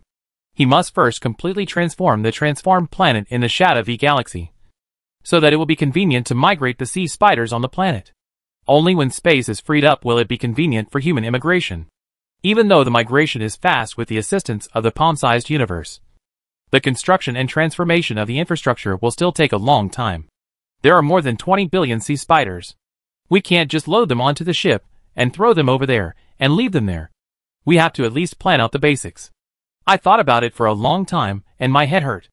Li Qing simply gave up thinking about it and waited for the Senate's envoy to come and officially recognize and confirm his status as Lord. Then, he would find some professional talents. The detailed planning and construction of a planet is too brain-consuming. So it's better to let others take care of it, and just decide the general direction yourself. I have to say, people are very happy when they are in a bad mood. Without these worries, life was quite easy. More than half a month later, that is, on the 19th day after he conquered the reef nest, Li Qing finally received the news sent by Li Qi in advance that the defenders of Quilta Fortress were ready to leave Quilta Fortress and return. He immediately ordered the Legion fleet to regroup in front of Star City and restart the Star City shield. The sudden movement of the fleet caused a lot of panic, and many Legion members and affiliated players asked what happened. It was not until the Legion issued a public announcement to explain that everyone calmed down. And then, they were filled with strong curiosity and anticipation. The surrender ceremony of a division-level fleet of an alien race. To be honest, I have seen a lot of video footage from my predecessors, but no one has seen it with their own eyes. So of course, I am very curious. The message from Li Qi was received at 9 o'clock in the morning, Human Standard Time. At around 6 o'clock in the afternoon, a small fleet consisting of a destroyer and 5 frigates entered the Star City area and stopped at a distance of 100,000 kilometers from the Star City. This is the advanced fleet sent by Li Qi, mainly to place guidance beacons and communicate with Star City to obtain identification beacons or gain passage permission. If the access authority is not identified, the fleet cannot directly jump to any location within a radius of 100 million kilometers from the Star City without special means. Li Qi's talent has super strong penetrating ability, which allows him to jump directly to the face of Star City. But he cannot jump directly to the face of Star City with the fleet that has not yet completely surrendered. They must communicate well with each other to avoid accidents. Li Qing was still sitting on the bridge of the Titan super flagship. There were only him, Li Lai, and Hong Chanfeng. Other senior Legion leaders were not there. Now he has already consciously downplayed the presence of the Legion's top brass. Anyway, they will be separated soon. So things like this must, and can only be done by himself. After a series of communication and preparation work is completed, the next step is to wait for the other side to jump over. Li Qing sat on the command seat with his arms folded, while Li Lai and Hong Chanfeng sat on the side. In front of them was a huge sand table projection, which was a projection of a 10 million kilometers diameter centered on Star City. In the center was Star City, and around it were huge fleets. In the void somewhere in this projection, circles of faint ripples have emerged. They are the signals emitted by the induction beacon. As time went by, at a certain moment, the void on the projection suddenly shook and became blurry, then became clear again the next second. And then a vague signal came. Coming soon! Li Lai touched his chin, his face full of anticipation. They were also looking forward to witnessing this legendary event with their own eyes. If Li Qing can successfully be promoted to the Lord of the Star Navy and become a legendary figure, each of these events will become legendary events in the future. And they, as direct participants, can brag about it for the rest of their lives. About a minute later, the fuzzy signal gradually became clear, and then the starry sky within a radius of hundreds of thousands of kilometers centered on the signal began to distort, as if a huge distorted bubble suddenly appeared in the starry sky, with countless fleets vaguely distorted and deformed inside it as the bubble distorted. Boom! As time went by, the distortion became clearer, and at a certain moment, as the distortion bubble exploded, a circle of surging energy tides exploded, forming a huge halo that quickly pushed in all directions. And an extremely large sand tower fleet appeared in the starry sky. A reinforced division-level fleet. A total of 12 dreadnoughts, 9 flagship aircraft carriers, 11,000 battleships, 23,500 cruisers, 63,200 destroyers, 260,000 frigates, and more than 60,000 logistics ships including transport ships, industrial ships, repair and supply ships, and mining ships. Li Qing already knew the size of the Shada main fleet. Except for the lack of a super flagship, the other large and small warships even exceeded the standard division-level fleet of humans, and were far more powerful than the Shada defenders. Compared to his outward calmness, but inner shock and joy, Li Lai and Hong Chanfeng beside him could not control their expressions at all. Shock, joy, disbelief, the thought that he was dreaming, and other emotions all surged up, causing his expression to fail to be managed and become extremely weird. Li Lai was slightly better. Hong Chao-feng secretly pinched his butt with his fingernails and asked in a trembling voice. Boss, such a large fleet. Are you really going to surrender to us? Li Qing looked back at him and nodded with a smile. Yes. We will soon be the owners of this huge fleet. Hong Chao-feng opened his mouth, wanting to say something but didn't know what to say. After a while, he could only stretch out his big finger and utter a word. Boss, you are my idol. After the fleet jumped out, it stayed where it was and did not move. After a long while, a destroyer broke away from the fleet and headed toward Star City. At this moment, countless eyes were focused on this destroyer. There is no need to guess. Everyone knows that the person inside must be the commander-in-chief of this huge fleet. At this moment, almost everyone is paying attention to this moment with great excitement. And they are all waiting for this legendary moment. The trend is set. He will be unstoppable. Witness history and a legendary moment with your own eyes. Watching the destroyer quickly approaching Star City and slowly stopping beside the Titan super flagship. And a small aircraft entering the Titan super flagship. Countless people sighed and had countless thoughts. In the center of the Titan super flagship, Li Qing sat quietly in the central command seat without moving. Li Lai whispered in his ear. They're already in the decontamination room. A minute later he whispered again. They have arrived in a specially prepared limousine. 5 minutes later, he whispered again. They are approaching the bridge. Li Qing nodded.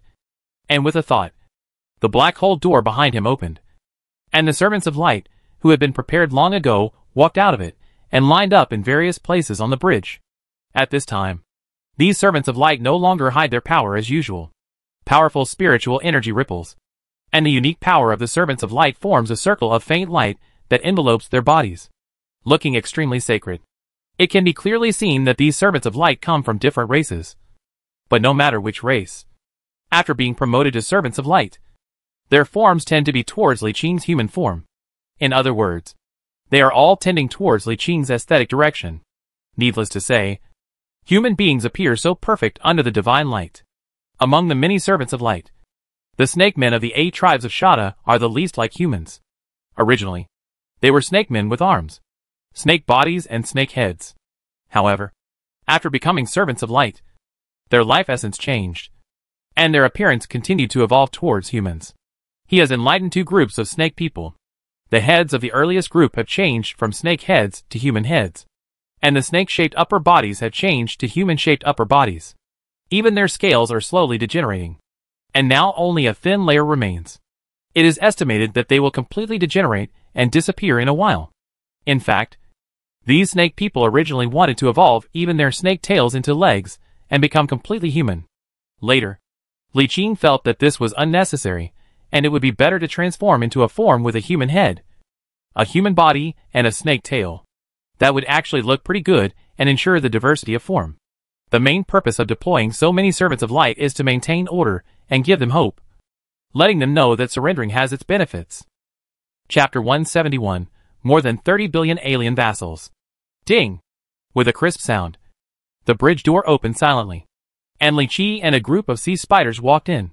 Li Qing's eyes were first attracted by a sea spider who was standing shoulder to shoulder with Li Qi. He was exceptionally tall, while other sea spider-men were around 2 meters tall. He was actually over 2.5 meters tall, making him look like the Yao Ming among humans, dressed in Shada military uniform. His every move was filled with an indescribable sense of oppression, and it was obvious that he was a big shot. Li Qing sat in the command chair with a smile on his face, waiting for a group of 7 senior sea spider officers to enter the bridge and come straight to him. The numerous servants of light made them both shocked and expectant, which proved that what Noel told them was true. A group of 7 senior officers of the sea spiders walked up to Li Qing and stood still. They all gave him a standard human military salute and sang in unison. Quilta, the commander of the Quilta division of the Orb tribe, greets Chief Li Qing. At the same time, the leader of the sea spiders at the front took a document hanging behind him and handed it to him, saying in a deep voice, Commander of the Quiltarian Garrison Division. Quiltarian, on behalf of all officers and soldiers of the division, presents a letter of surrender to Commander Li Qing. At this time, Li Qingkai stood up with a smile on his face, and was about to walk over to take the letter of surrender. But suddenly his face changed slightly, And then countless stars flashed in his pupils. Suddenly, an inexplicable breath suddenly appeared in the bridge. Everyone looked up in horror. And then all the servants of light involuntarily bowed their heads respectfully to him. This breath came and went quickly. In just a few seconds, the unusual starlight in his eyes had long disappeared. But the fear and surprise in his heart did not disappear. Just now, he sensed some changes in his true body in the Palm universe. And then a sudden realization appeared in his mind. The real body, which had been transforming for so long without any response, finally showed a slight change and was about to complete the transformation. He now clearly knows when the transformation will be completed, which is the moment when he gains the recognition of the Senate of the human empire and officially becomes a lord. By that time, he will also be promoted to a star negator with immortal will, the son of the stars, star negator, and will officially obtain the final and complete authority over the universe in his palm. Or to put it another way, the negative stars are a race, and the son of the stars is a status, which means that he will be promoted to the leader and ruler of the negative stars, and will naturally formally obtain the ultimate and complete authority over the palm-held universe, and officially begin to inherit the legacy of this super civilization. The palm-held universe. He was not sure what the specific inheritance was. After all, he had not been promoted yet, so he naturally didn't know. But it was definitely good things that he had never heard of. He took great pains to keep this surprise to himself, raised his head to look at Quilta in front of him, and the letter of surrender in his hand, took it with a smile on his face, and opened it to check. The main text stated in a very formal tone that the Quilta Fortress Garrison Division formally surrendered to Li Qing personally, while the subtext contained a detailed description of the surrender, which contained records of the handling and treatment of the surrender that had been agreed upon by both parties long ago, as well as detailed information on the surrendered fleet, including which senior officers there were, the size of the fleet, how many flagships there were, how many battleships there were, how many large and small warships there were, how many crew members there were in total, and so on. Although Li Qing knew it a long time ago, he still read the entire text carefully in front of him. 10 minutes later, he closed the letter of surrender and handed it behind him. Hong Chanfeng was already holding a golden plate covered with a red silk cloth. He placed the letter of surrender on the plate and stepped back a few steps. At this time, Li Qing looked up at the tall sea spider in front of him, and then looked at the other slightly nervous senior officers of the sea spider, and said in a deep voice, "The war is over. The sky no longer rains death. The earth no longer. The old mission has ended. The new sacred mission has begun. Welcome to your new life." A 5-minute impromptu speech ended, and the surrender ceremony was about to be officially completed. Just one step away, he looked at the tall sea spider man in front of him and said in a deep voice, "Admiral Quirta, please step forward." The tall sea spider man used all 8 legs to take a step forward. His spider-like appearance made it impossible to see his expression, but one could see a hint of hope in his eyes. Without any nonsense, Li Qing simply stretched out his finger and pointed. A real transparent wave spread out, and a point of golden light flew out and landed on his head. In an instant, a circle of waves spread out from his body, wherever the invisible wave halo swept through. The whole person seemed to be completely renewed from the old, and the obvious difference between the old and the new could be seen. When the whole person looked brand new, everyone felt that something exploded in his body. A circle of invisible light gushed out from his body. The whole person instantly became sacred, and his appearance changed almost visibly to the naked eye. Name, Quilta. Race, Servant of Light. Lifespan, Immortal. Quilta himself is an orange-named commander. After being promoted to Servant of Light, he directly becomes the top Servant of Light, with a talent bonus after the transformation, even if he commands the 3rd-generation warships of the Shada civilization. He can compete head-on with the 5th-generation warships of the human civilization. Quilta. Meet your majesty. The legendary sea spider-man, whose appearance had changed greatly, slowly gathered the sacred light blooming in his body and bowed to Li Qing with sincerity. This time, Li Qing did not pretend to help him, but accepted his bow. "Once you are enlightened as a servant of light and board his ship, you will be his slave from now on, so there is no need to be polite.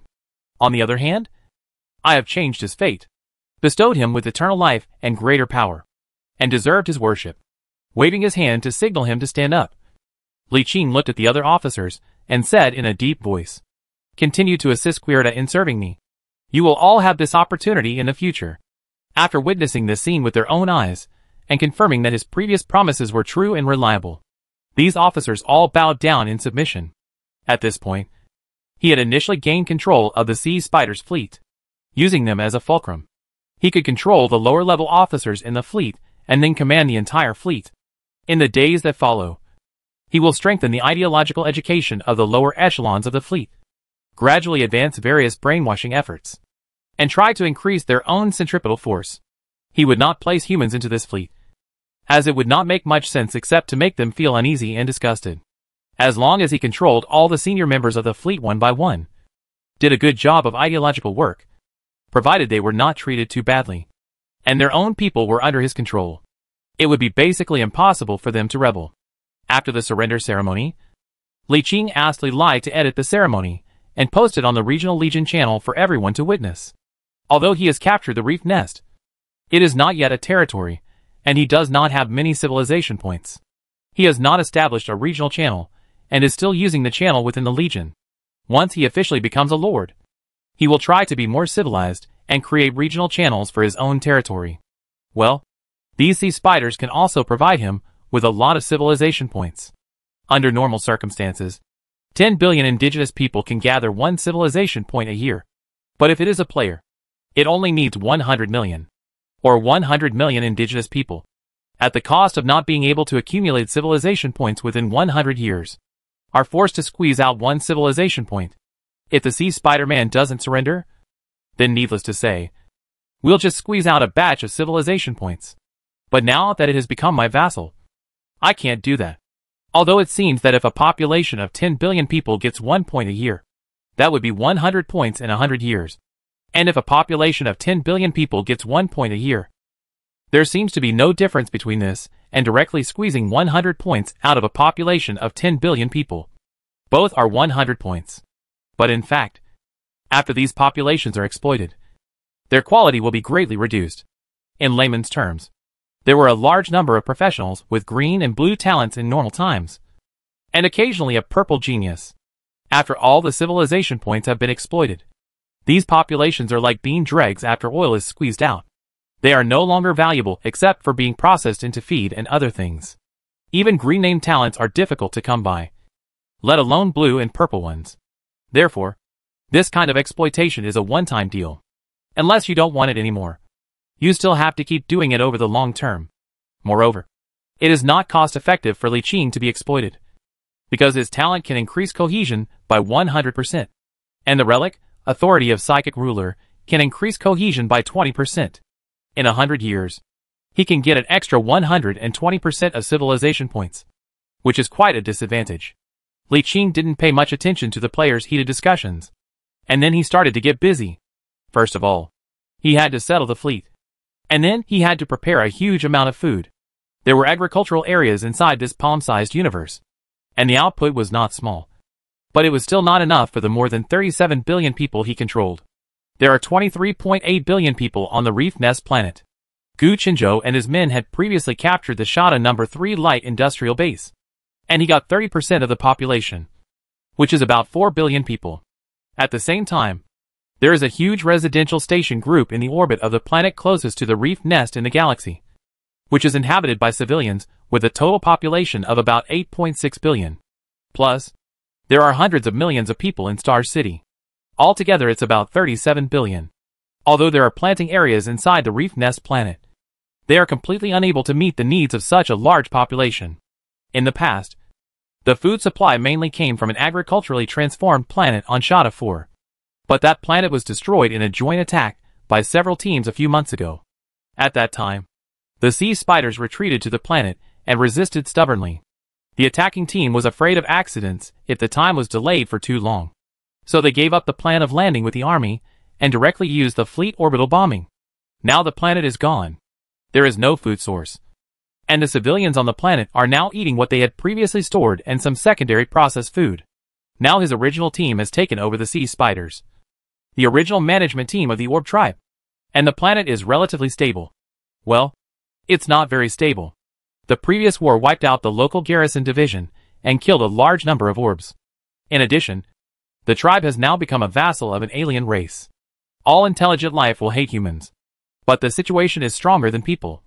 And civilians can't resist. Of course, the main reason for the inability to resist, besides the lack of a leader, was the lack of food. How can one rebel without food?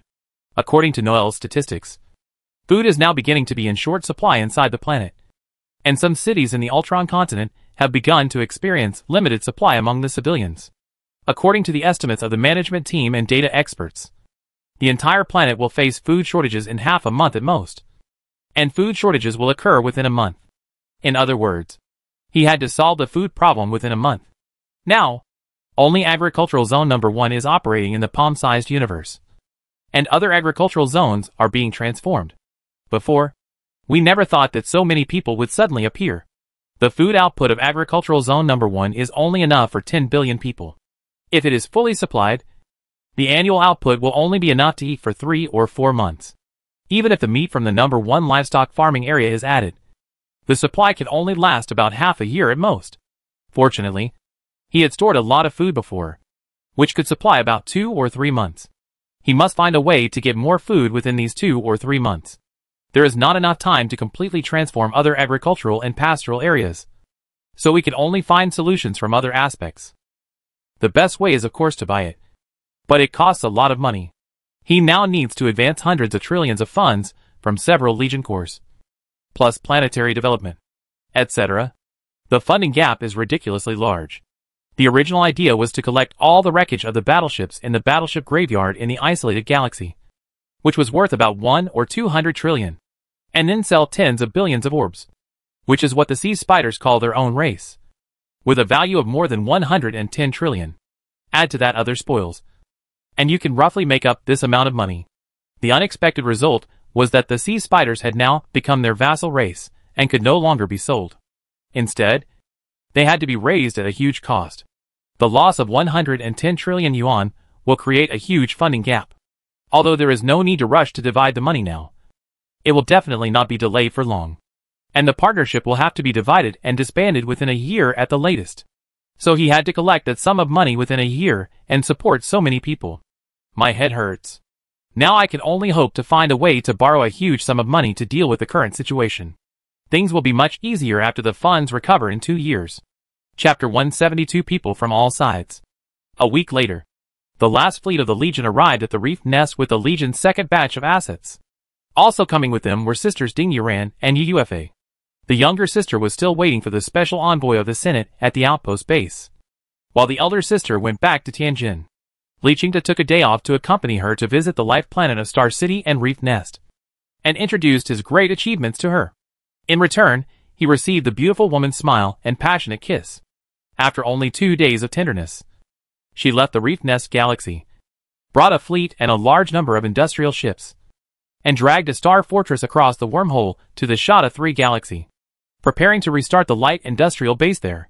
Although the light industrial base was completely looted in the previous war, it was not affected by the orbital bombardment of warships due to Li Qing's interference, and the industrial bases scattered across the surface of the planet were largely preserved intact. In addition to restarting the industry, she was also responsible for upgrading these industrial bases. The technological level of the Shada people is far behind. Apart from some racially specific technologies that are still worth preserving, all others need to be updated. Fortunately, the industrial foundation is there, and there is no need to build it from scratch. We only need to resume production while slowly updating and upgrading. The generation gap in light industry will only result in product quality that is inferior to that of humans, but it is usable. Moreover, this is what Spider-Man used before, and it would be a bit difficult to adapt to the sudden upgrade from the 3rd generation to the 5th generation. It is just right to update and adapt at the same time. In addition, Li Qing plans to move the original heavy industrial base of the Shada No. 6 galaxy here, which is the supercasting base that was conquered by the Gallon team. Although it has been breached by players and orbital bombing, there are still many remaining industrial equipment that can be replaced and upgraded for independent industry. As I said, just make do with it in the early stages. We really have no money. Li Qing predicted that once the territory was officially established, a complete industrial system would be built near the capital star system. Light industry and heavy industry, shipbuilding, agriculture and other systems would all be placed in the star systems in the nearby core areas, just like Tianjin. All the important cores were near Tianjin. A few days after Ding Yuran went to the Shada No. 3 galaxy. He also went there, and moved all the large number of living stations that he had previously put away. It is authentic, and has not been touched. It just so happens that the previous batch of 4 billion Shada people have returned to their hometowns, and can continue their original work. In order to appease them, Li Qing did not put more people there. The residential area that could accommodate 14 or 5 billion people now only accommodates 4 billion people. Each person was given twice the original living area, and the extra space was either converted into warehouses, or converted into. He has not yet figured out how to change it. The local chief executive will then make the decision after consulting with the civilians living there. It took a full 2 months from the official capture of the reef nest to the arrival of the envoy of the Human Senate. When Li Qing received the message from the messenger sent in advance by UFA, he breathed a sigh of relief. I've finally been waiting for this. This speed is considered very efficient. The last time Yi Shao and his son committed a foul, it took almost 4 months from the news spreading to the trial, and then to the issuance of the verdict. 5 days later, Li Qing met the special envoy from the Senate of the United Human Empire and his team in Star City. The special envoy was an old man whom Li Qing had never met before. As soon as they met, Li Qing sensed the surging spiritual energy in the special envoy. And the special envoy also felt the powerful spiritual energy that was not concealed in him. He smiled and shook hands with him, saying, as expected, heroes emerge from youth. I now believe that you have captured a planet of life with your own ability, Li Qing said modestly. This is something that can only be done with everyone working together. The envoy smiled. It's true that we work hard together with our companions. He had no intention of arguing, but suddenly changed the subject and said in a formal tone, I am Pang Leiyun, and I am here on behalf of the Senate of the United Human Empire to authenticate the application of Planet Lord Li Qing. Li Qing's expression immediately became serious, and he said in a deep voice, Please, it is my responsibility. Pang Leiyun smiled and looked around, then said, Well, let's go check out the planet you captured first. Please. A craft, escorted by a small fleet, left Star City and headed for Reef Nest. There are many spaceships parked on the surface of the planet, including some players' personal spaceships. In addition to the Legion members, there are also many individual players who come to play out of curiosity. Li Qing did not restrict players from logging into the planet, but he restricted them from entering in warships. They could only enter in small aircraft and were temporarily not allowed to leave the aircraft to communicate with the natives inside. However, this still attracted a large number of players to enter and play. An alien indigenous planet. Almost all players have never seen it, so of course they are curious. Although there are a small number of such well-protected alien planets in the heart of the United Human Empire, entering them requires a series of complicated procedures and is subject to great restrictions. After all, the various bacteria and viruses from different planets carried by players living on different planets have a huge impact on the original planet. It can be said to be an ecological disaster if it is not disinfected and isolated in all directions. It is easy to cause an ecological disaster. It is not impossible for a sneeze to wipe out a civilization. Of course, they didn't need any procedures or preparations. They drove the frigate directly into the interior of the planet without any preparation to disembark. The frigate slowly sank into the interior of the planet, and when they were about to enter the atmosphere, a large group of fighter planes suddenly flew from inside the planet and attacked them. The frigates that came down with them were all frigate modules of the main Peacelot defense system, specially designed to deal with space fighters. Countless tongues of fire spewed out, and hundreds of space fighters only lasted a dozen seconds before all crashing. Although the sea spiders have surrendered, not all of them accept their fate, and there are still many resistance forces. However, the resistance forces, lacking high technology and warships, were doomed to be futile and could only be suppressed. After all the fighter planes were destroyed, Li Qing said apologetically, we just captured it not long ago, and there are still some rebels that have not been eliminated. Pang Leiyun waved his hand and said, I understand this. Don't worry. It's a foregone conclusion that you will seize this life planet. I am only here to go through the motions. The small fleet circled the planet, circling most of the planet, and finally landed in the center of the small continent of Orb, where it stayed for a while and met with the ruling class of the Orb civilization. After that, the fleet left the planet and returned to Star City. In the next few days, He took the envoy to tour the core star regions nearby and introduced his planned core circle of territory and development plan to the envoy. It was not until the 7th day, which was the last day, that he and the special envoy inspected the fleet of the Gallan Legion and the surrendered Quilta Division. After the review, Special Envoy Pang Leiyun led the team back with a generous gift. When he returns to the United Empire of Man, his status as Lord will be reduced. The specific day depends on the work efficiency of the Senate Masters, but it will definitely not be too long. As soon as the Special Envoy left, Li Qing breathed a sigh of relief. All he had to do now was wait. And he could also free up his hands to do other things. First, he opened the universe in his palm and moved out the giant dock that had been disassembled before. He moved the dock out to the center of the Reef Nest galaxy, only 50 million kilometers away from the star, and fixed it on the orbit. In the future, this giant dock will be placed here, specifically for ship repair services in the territory. Shipbuilding will naturally use the super dock inside the palm-sized universe.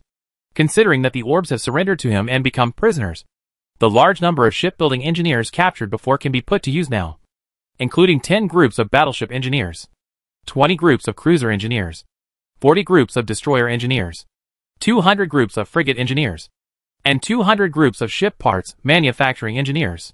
However, they can only build third-level battleships now. If they want to build the 5th-generation battleships for mankind, they need to start over.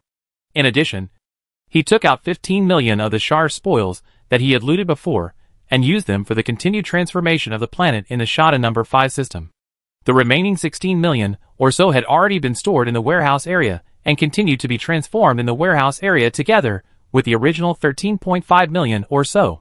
So many spoils, hundreds of trillions of spoils, are no longer spoils all of a sudden. We have to find ways to support them. Li Qing covered his face with his hands. The only things that could be considered spoils of war were the various blueprints that had dropped from the previous battle with the Capital Guard Division. In total, there are 1 dreadnought blueprint, 1 aircraft carrier blueprint, 369 battleship blueprints, 516 cruiser blueprints, 1145 destroyer blueprints, 5624 frigate blueprints, and countless blueprints of various battleship accessories, regardless of grade, totaling more than 60,000. In addition, there is a paralyzed aircraft carrier that was towed into the internal dock of the Palm universe for repairs 2 months ago. And it has not been repaired yet. It's just a battleship blueprint. It can be used even if the 3rd level is equipped with the 5th level technology. The various 3rd level accessory drawings are really not very useful, and are not worth much. But after all, the number is there. At least there are nearly 60,000 of them. And the total value may be 200 or 300 billion. After thinking about it, he decided to keep the battleship blueprint for his own use and make more money by building and selling the finished battleship. This is the final reward of this wave of war. Almost no money. Li Qing scratched his head, unable to tell whether he had made a profit or a loss. No, it's a loss. Although the income was so little, he lost a lot of warships. That battle was a high-intensity war from beginning to end. Every attack from the enemy's Star City Doomsday resulted in the loss of at least 5 or 6 battleships. Sometimes more than 10 battleships were reduced to ashes. When the battle was most intense, the losses were extremely large. In that battle, they lost a total of 224 battleships, 356 cruisers, 574 destroyers, and 6,695 frigates. About 54% of the losses were borne by team members. But he also lost 46%. In total, he lost 112 battleships, 147 cruisers, 310 destroyers, and 3,105 frigates. In the end, there are 1 Titan super flagship, 2 dreadnoughts and 1 aircraft carrier, 472 battleships, 198 cruisers, 424 destroyers, and 770 frigates. The losses were indeed huge. But then again, to only lose this much when annihilating an entire division was actually quite remarkable. On the 3rd day after the special envoy left, UUFA finally came back. And her sister came back with her. She brought a large fleet from Tianjin. With the support of Tianjin, they planned to build a star fortress in a galaxy near their territory and set up a large chamber of commerce. To put it bluntly, it means supporting them in other ways. Now that the 5-year deadline has passed, Various restrictions have been lifted. Although we still cannot send money or supplies directly, we can provide indirect support in other ways. For example, like now, establish a large chamber of commerce. And then Li Qing will sell the more than 60,000 blueprints of various accessories to the Chamber of Commerce. Normally, the third-generation technology accessories are not valuable, but the Chamber of Commerce is willing to purchase them at a 50% premium. Don't say it's unreasonable. It's very reasonable and legal. There's nothing you can do about it because he's just stupid and has a lot of money. The blueprint, which was originally worth less than 30 billion, was sold for 50 billion at once, which slightly recovered the loss. 5 days later, a team from the Qingheli family also arrived. The distance was too far, and there was no Stargate, so they couldn't lead a fleet directly over like Tianjin did. So a team led by Li Qing's father came over, with a total of more than 200 people, in addition to his father and representatives from the main branch of the Qingheli family and each branch. There were also a large number of young people who were looking at him curiously. The representative of the main branch of the Qingheli family was a middle-aged man with white hair named Li Hongye. As soon as they met, he smiled and raised his thumb to Li Qing, praising him. I never thought that my Li family would have another talented child in this generation. The old patriarch highly praised your performance, and sent me here as a representative to send his blessings. Li Qing clasped his hands together and bowed. Li Qing thanks the ancestors for their blessings. Li Hongye smiled and nodded. When I came here, my ancestors said that the family will fully support the construction of your territory in the future. If you need anything, please make a detailed list and give it to me when I return. Li Qing was delighted and said quickly, That's troublesome. Li Hongtian laughed and said, Why would it be troublesome? A genius family like yours would only wish for more. Li Qing heard this and started laughing too. This is true. Every family would wish to have more geniuses like this. But the problem is that there are none. It's not that there are no people who perform better than Li Qing. On the contrary, there are quite a few. But it is extremely rare for someone to seize a life planet as early as he did. According to Li Qing's understanding, the Qingheli family has been promoted to a military family for more than 300 years. And there have been only 4 predecessors who were able to seize the life planet. But those 4 predecessors all failed without exception, and did not hold on to the end. They can either withdraw after failing in the internal struggle, or multiple shareholders can take over the planet. But there is only one planet. Once they are promoted from a legionary to a lord. And there is only one lord. What should the others do? Only through struggle. The winner will take the planet, and the loser will take the money and leave. Either they monopolize the planet but eventually lose to other competitors, or are defeated by other civilizations, etc. It is difficult to capture a planet with life, and it is even more difficult to keep it. Chapter 173 Lords and Promotion. You have to know that when those predecessors captured life planets, most of them had been developing for 10 years. And some had to work for 20 or 30 years before they had enough strength to compete. Someone like Li Qing successfully captured a planet in the 5th year of development. Not to mention that the Qingheli family has never had such a thing. Even in the more than 10,000 years of history of the entire human united empire, there are very few such people. It is precisely because of this that the family pays special attention to him. There are 5 years of pioneering and another 5 years of development period. During this period, there will be no competition from senior pioneers who have been in the industry for more than 10 years or even decades. What the family valued even more was the marriage between Li Qing and the Yu family of Tianjin, which gave him the support of the Yu family of Tianjin. The situation here is remote and the emperor is far away. It is too far from the headquarters of the human united empire, so large fleets cannot come here. Without the support of the Yu family, many supplies cannot be transported here. With their support, competitors can be limited to a very small range. At most, the 3 major legions in Tianjin will have some competitiveness. But the problem is that the 3 legions have close ties with the Yu family of Tianjin. They may not necessarily compete with Li Qing. It is likely that they will wait 10 years and then directly compete for other planets. There is not only one life planet here. There are 8 in total. Enough for their family to grab one with some left over. So it is unlikely that they would risk offending the Yu family. You have to know that the various materials needed for planet construction in the early and middle stages basically come from Tianjin. If you offend the Yu family, the materials cannot be transported and the planet cannot be developed. Taking all these conditions into consideration, in the eyes of the Qingheli family, Li Qing will have a great chance of developing and will have more than one life planet. In the future, there are many possibilities that he will be promoted to a new Star Navy Lord. By then, their Qinghali family will have 2 military lords, and their strength as well as their status and influence within the human United Empire will greatly increase. You should know that these grants are without any conditions, and can be said to be free grants. There is no condition that he must pay anything or pay anything in the future. This is not necessary. As long as he can develop and successfully become the Lord of the Star Navy, this will be the best reward for the family.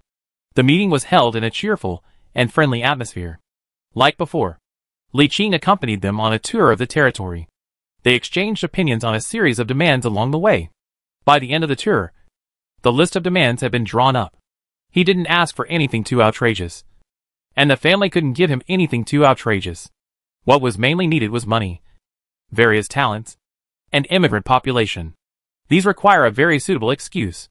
Although the restrictions on the support of major families for their children have been relaxed, it does not mean that you can give money with just any excuse.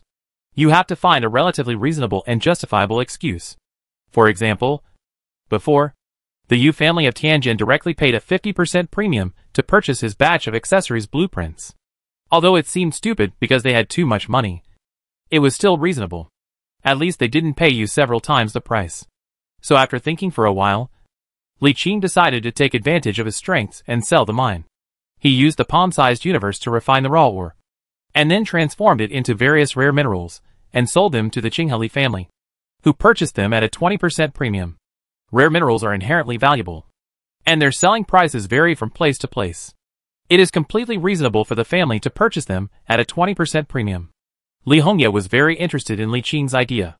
Not only the family, but any military lords had a great demand for rare minerals, because some advanced weapon accessories and battleships required rare minerals, especially the major star lords. Their 6th-generation battleships, weapons and accessories all required various rare minerals.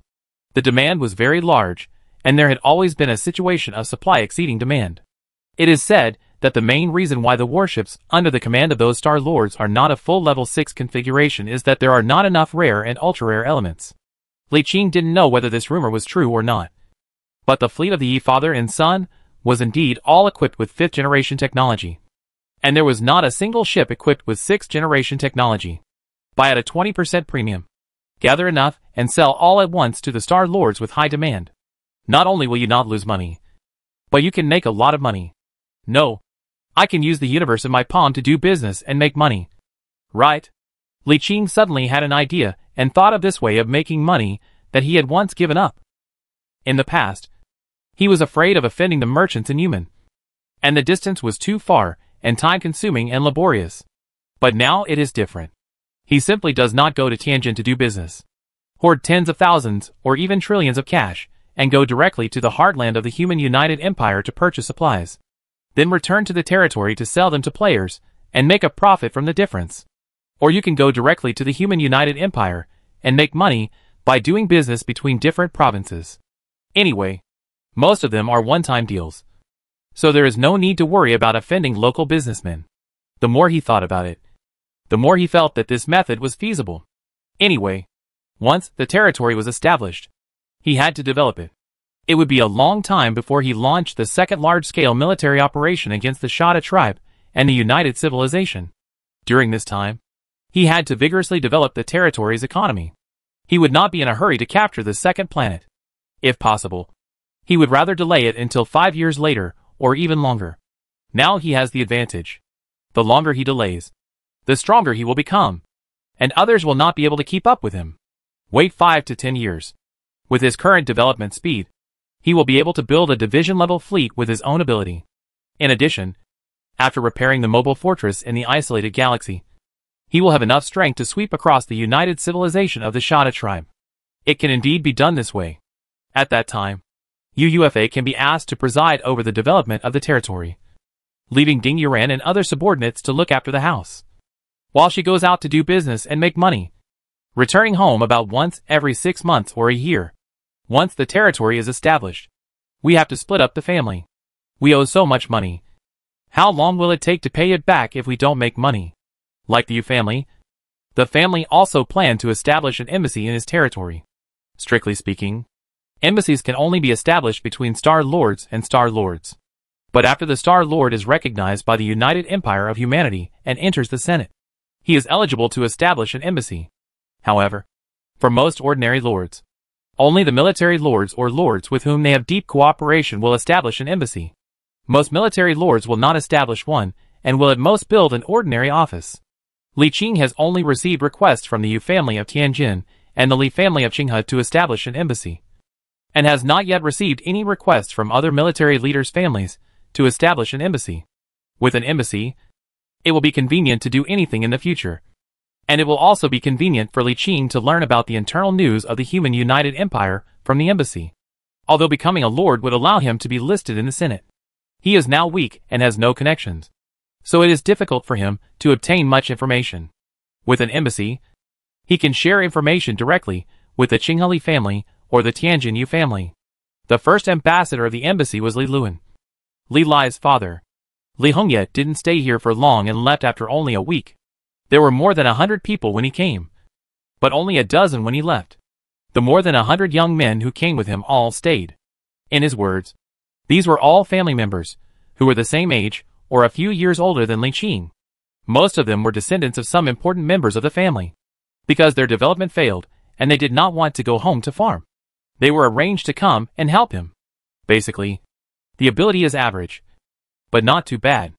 After all, he has received a standard aristocratic elite education, and the lower limit of his ability is obvious. Li Qing did not refuse, as he happened to be short of manpower. After the legion was disbanded, there was a shortage of manpower everywhere in the territory. They are all from the same tribe and can be trusted. They have suffered from the blows of development failures and are not discouraged, so they are easy to control. In addition, they have certain abilities, so they are considered to be very outstanding talents. It is worth mentioning that the family team did not come empty-handed this time, but brought a lot of good things for him.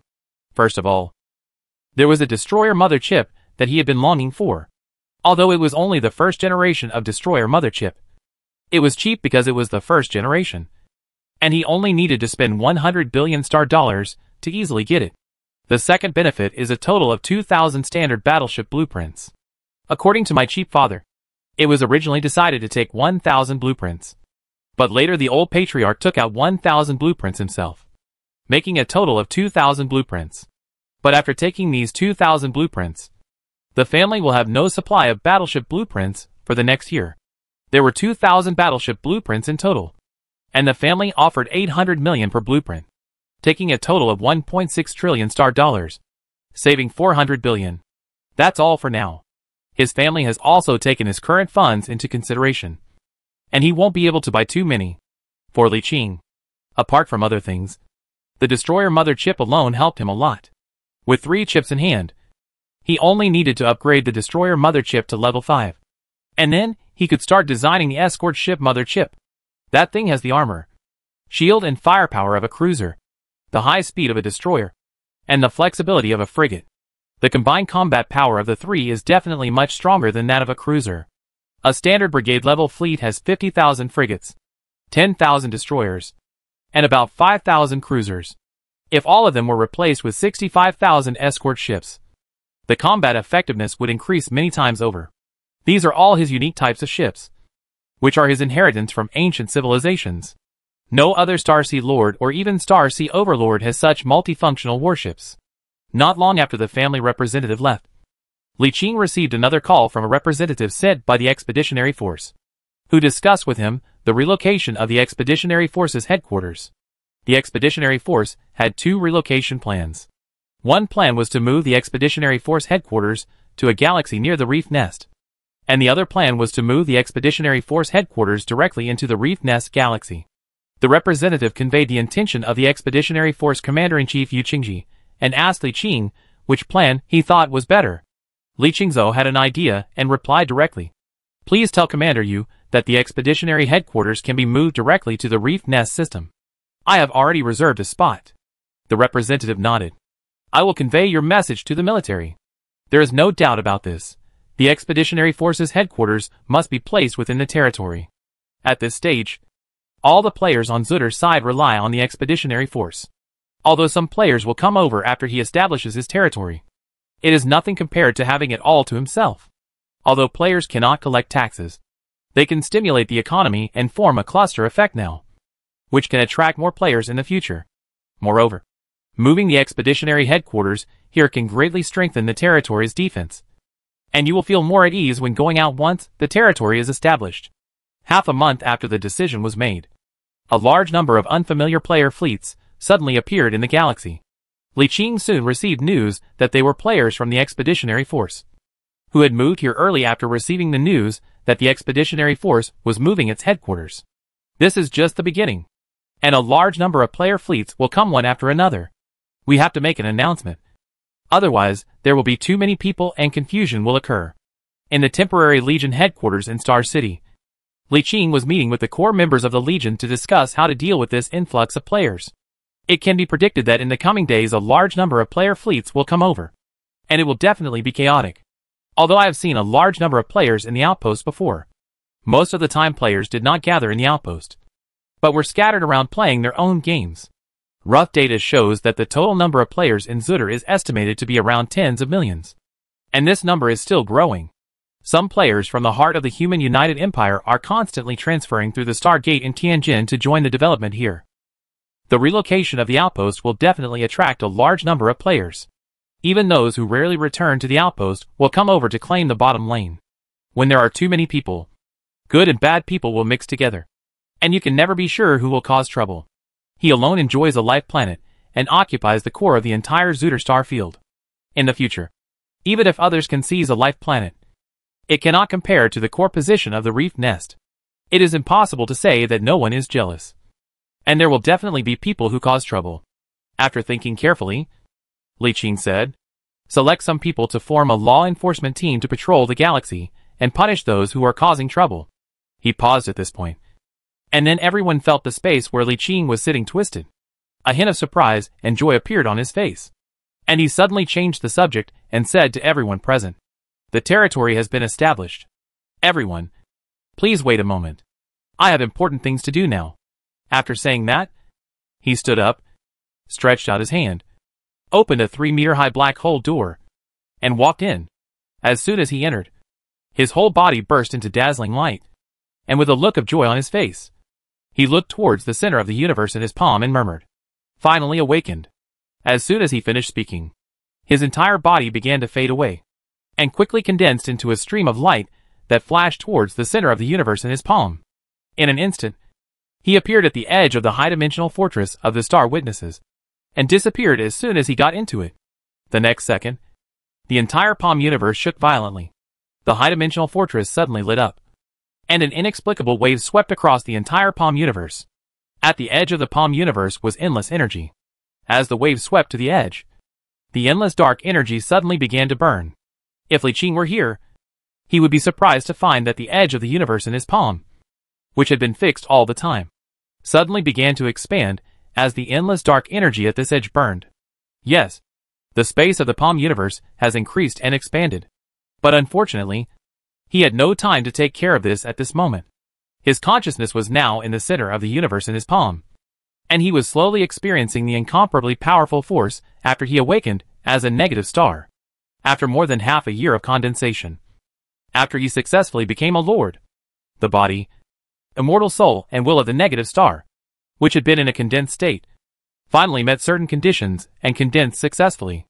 Chapter 174, Promotion to Negative Star Master and Unlocking of Huge Area. Call. The entire palm-sized universe is like a huge monster breathing in the center. Circles of real space ripples are gathering from the edge of the palm-sized universe to the center of the palm-sized universe. One breath for a whole day. Drink. Layer upon layer of substantial space ripples, centered on the high-dimensional fortress, surge in all directions, and up and down, until they reach the edge of the universe in the palm of your hand. Layer upon layer of spatial ripples continued to ripple back and forth. And Li Qing also felt that his will was sublimating, and the power he controlled was becoming stronger and stronger. At a certain moment, a beam of light suddenly appeared in the dark and cold starry sky, followed by countless rays of light. The starry sky in the entire palm universe seemed to be illuminated. Some humans in the star fortress at the edge of the palm-sized universe looked at the bright starry sky with surprise, not knowing what was happening for a moment. I don't know how long it took, But the infinite light suddenly shrank inwards. And in an instant, it crossed billions of kilometers of starry sky at a speed faster than light, sank into the high-dimensional fortress and disappeared. Buzz! Li Qing suddenly felt dazed. And for a moment, it was as if a hallucination had appeared in his mind.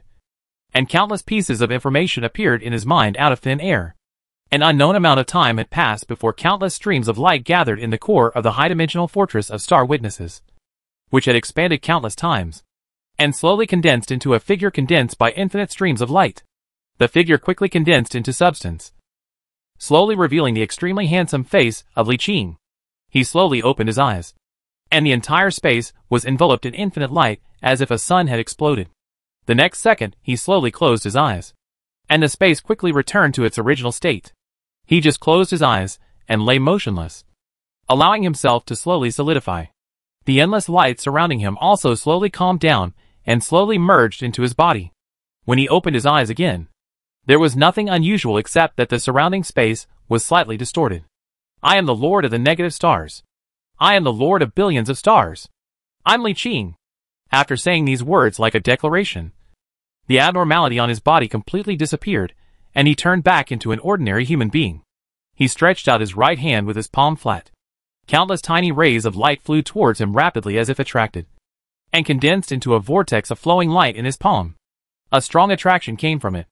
The next second, he stretched out his hand and clenched it, and the vortex of light disappeared, and the gravity collapsed. A smile appeared on his lips. Very nice. With a thought, a light curtain popped up in front of him, displaying his current data. Name, Li Qing.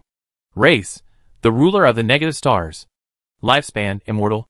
Today, Li Qing has finally been officially promoted to Son of the Stars, and has also officially become the master of the universe in his palm.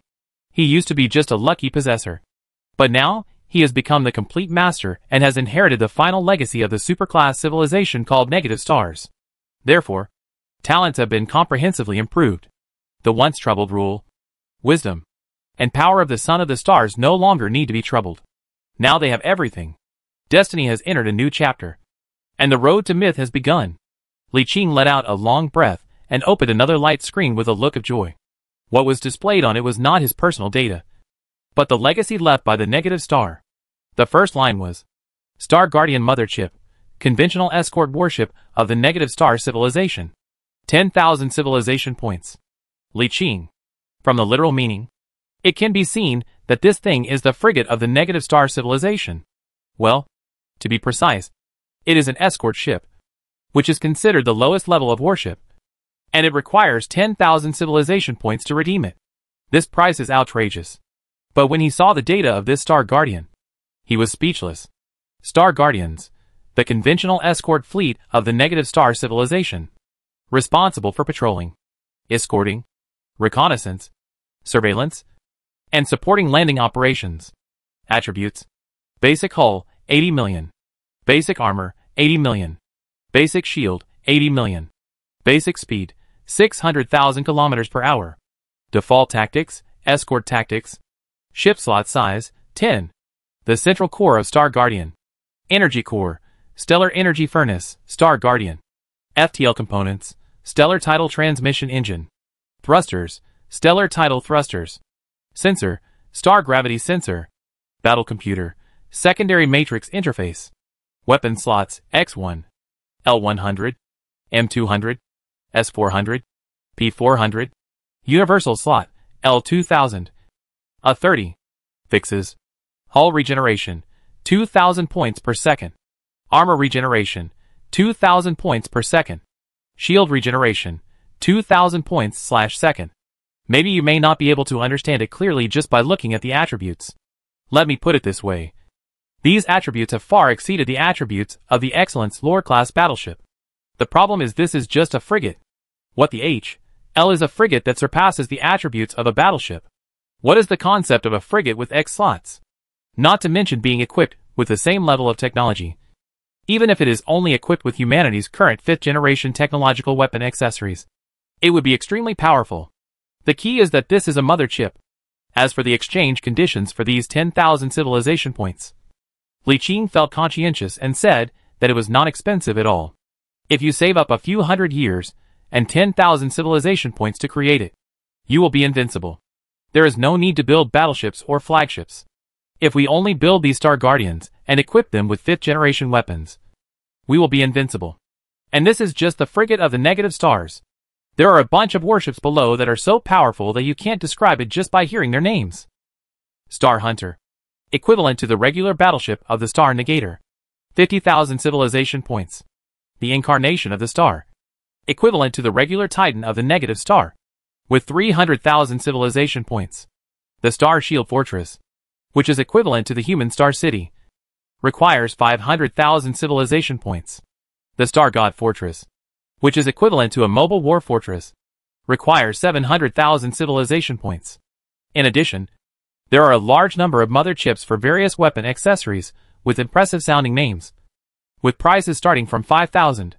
Some, such as T-slot main guns, cost hundreds of thousands of civilization points. These are all that can be exchanged for now. But there are quite a few big ones with gray names below. What about the Nebula Knight battleship? The Nova Bender Titan? The Star Negator Fortress? The Gaia Ark? The Light of Divine Judgment? The Star Supreme? The Static Streamer Exchange? And so on. Although it is gray and its attributes cannot be seen, you can tell with your imagination that this is definitely a much more powerful guy than Star Guardian. The only thing he can exchange now is the power of enlightened servants of light. And 1 civilization point can be exchanged for 1. But this is useless. After the promotion, you can now enlighten 3 servants of light in a month, which is more than enough and does not require special redemption. Apart from this, the cheapest thing is the static streamer that can transform negative stars.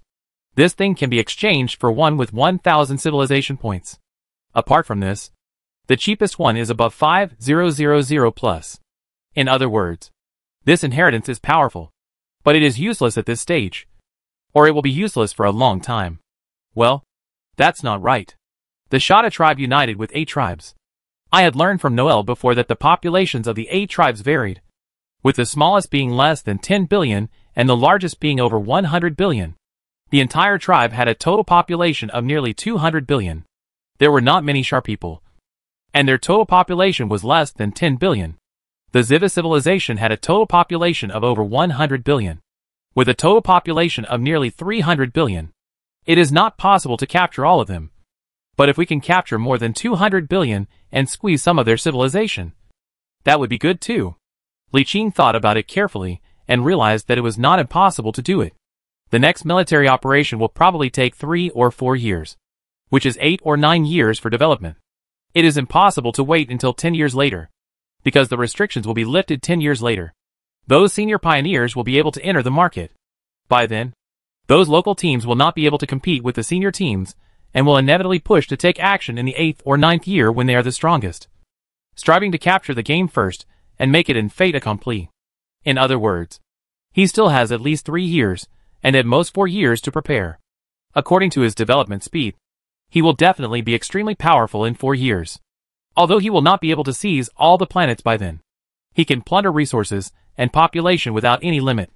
Since we can't seize the planet anyway, there's nothing to worry about. As long as we don't directly bombard the planet, we can grab anything. After making this decision, Li Qing closed the panel. He couldn't redeem it now anyway. However, the palm-sized universe was promoted this time. Not only did its area expand significantly, but the witnesses of the stars in the high-dimensional fortress unlocked a large number of areas. This time, he completely mastered the universe in his palm. And the areas unlocked at one time were a bit beyond his expectations. As there were only 2 areas, he was quite surprised at first. How come only 2 were unlocked when this awakening made such a big fuss? But when you look closely, you find that these 2 areas are large areas. One is a large area that is 10,000 kilometers long, 10,000 kilometers wide, and 10,000 kilometers high. And the other is a full 100 small areas that were unlocked before. If the previous algorithm is used, 200 areas have been unlocked. He looked at the many unlocked small areas with surprise. But when he finished looking at the unlocked areas, he fell silent. A total of 50 warehouse areas. It left him speechless. This thing has never been fully stocked yet. And now there are 50 more. He doesn't know what to say. A total of 20 shipbuilding areas. Fine. one shipbuilding area with a capacity of 3,200, and a total of 22 shipbuilding areas with a total capacity of 70,400. It is difficult to describe how big it is. All we can say is that we can build several large mobile war fortresses inside it, and a large number of other warships at the same time. If it is several times larger, we can build a war star with a diameter of tens of thousands of kilometers inside it. A total of 5 light forges. There's nothing to say about this, except to say it's useless. Like the warehouse area, this thing has not yet been used at full power. A total of 20 super residential areas. This is fine. The bigger the habitable area, the better. He doesn't mind even if all the 100 unlocked areas are like this. There are 5 battle zones, but they are not the main gun zones like the Light of Divine Judgment. 5 aircraft carrier areas. That's right. It was the aircraft carrier area that he transformed from the warehouse area. It already had complete hangar facilities and could be used directly. This was one of the reasons why he was speechless just now. It turns out that all the effort I put into renovating the aircraft carrier area has been wasted. There are a total of 100 unlock areas, 50 warehouse areas, 20 shipbuilding areas, 20 super habitable areas, 5 aircraft carrier areas, and 5 light forges. All of them have existed before, and there is nothing new. However, when he looked at the second area, a look of shock appeared on his face. The Light of Converging Dimensions, the ultimate weapon. Type, W slot. Ultimate weapon. Effect, after inputting enough energy, a certain range of void will be cut and sealed, confined to a small space. Range, varies depending on input energy. Range, varies depending on input energy. The introduction of this thing is super simple, but the effect makes him a little scared. If I understand correctly, the literal meaning of this thing is that this super weapon can input enough energy to cut and seal the void within a certain range and condense it within a small space. Chapter 175 Unlocking the Ultimate Weapon, Dimensional Convergence Light. To put it simply, this weapon can cut the space within a certain range and condense it into a small bead, so as to store a planet in a glass bead, or a star or sun in a glass bead. The higher the input energy power, the larger the cutting range. There is no upper limit mentioned above, which means that when the energy is sufficient, the entire galaxy can be cut and sealed in a bead, making it a galaxy in the palm of your hand. That's how he understood it. But Li Qing felt that it was too outrageous. But that's the literal meaning, and it means this no matter how you read it. So, Li Qing thought he could find an opportunity to give it a try. But not now. It is impossible to use it in the palm-sized universe. It would be tragic if the internal space of the palm-sized universe was cut off. Although he thought it unlikely to cut it off, he didn't dare to try. It took a long time to calm down his excitement, and Li Qing turned his attention back to the first area that left him speechless. Speechless as he was, he still had to replan based on these newly unlocked areas. The shipbuilding area and the Forge of Light do not need to be moved and cannot be changed. The aircraft carrier area is also simple. Aircraft carriers and other areas can be moved here directly. This is not difficult. Space fighters can fly, and it can be done in a few days. It will take some time to move some mechanical equipment and batteries stored in the aircraft carrier area, like the habitable zones unlocked before. The newly unlocked habitable zones are all areas of 1,000 kilometers in length, width and height, divided into 10 layers, each 100 kilometers high, with 10 kilometers of land and groundwater resources. The surface is a rich habitable environment, with lush primeval jungles, clear lakes and streams, various naturally evolved and multiplied ecological species, and so on. Since so many areas could not be used at once, Li Qing directly adjusted half of them, a total of 10 super livable areas, into means of production areas. There are 5 agricultural areas, 3 animal husbandry areas, 1 aquatic area, and 1 cash crop area. As for the warehouse area that was previously transformed into an agricultural area, the transformation will continue and will not stop. Anyway, it has been renovated. Wouldn't it be a waste to demolish all the manpower and resources invested in advance? However, although it will not be demolished, the internal planning of the original warehouse area still needs to be divided. It turned out that warehouse area number 1 was divided into a mess, with agricultural areas number 1, 2, and 3, animal husbandry areas number 1 and 2, aquaculture areas number 1 and 2, as well as areas for economic crops such as fruits, etc. It was a complete mess. Now there is enough regional space to directly preset warehouse areas number 1 to number 10 as agricultural areas. Anyway, most of the layers are just plans and have not been built. It is just a change of plan name, and there is no need to renovate them. A total of 5 warehouse areas, number 11 to number 15, were converted into animal husbandry areas, and warehouse areas number 16 to number 20 were converted into aquaculture and various cash crop areas. Warehouse area number 21 was converted into a light industrial area. Warehouse area number 22 was converted into a heavy industrial area. Warehouse number 23 was converted into a ground forces military zone. From the 24th warehouse to the 30th floor are the scientific research area and the preparation area, where any future additions will be made, if nothing unexpected happens. This is the final plan. Even if 1,000 more warehouse areas are unlocked in the future, there will be no adjustment. At most, more agricultural areas will be added. However, Li Qing felt that there was a high probability that even if another 1,000 warehouse areas were unlocked, there would not be more agricultural areas. When that time came, there was a high probability that an equally large habitable area would be unlocked. At that time, it would be possible to directly farm in the habitable area without having to spend time and effort on this side. He is continuing with it now because it has been developed before, and he has spent so much manpower and resources to develop it. He would feel uncomfortable giving up directly. He didn't care whether it was out of pampering or stupidity. He would develop these 20 warehouse areas slowly. After checking all the newly unlocked areas, Li Qing left the high-dimensional fortress, but did not leave the palm-sized universe. Instead, he came to the edge of the palm-sized universe. The original edge is now a newly born starry sky.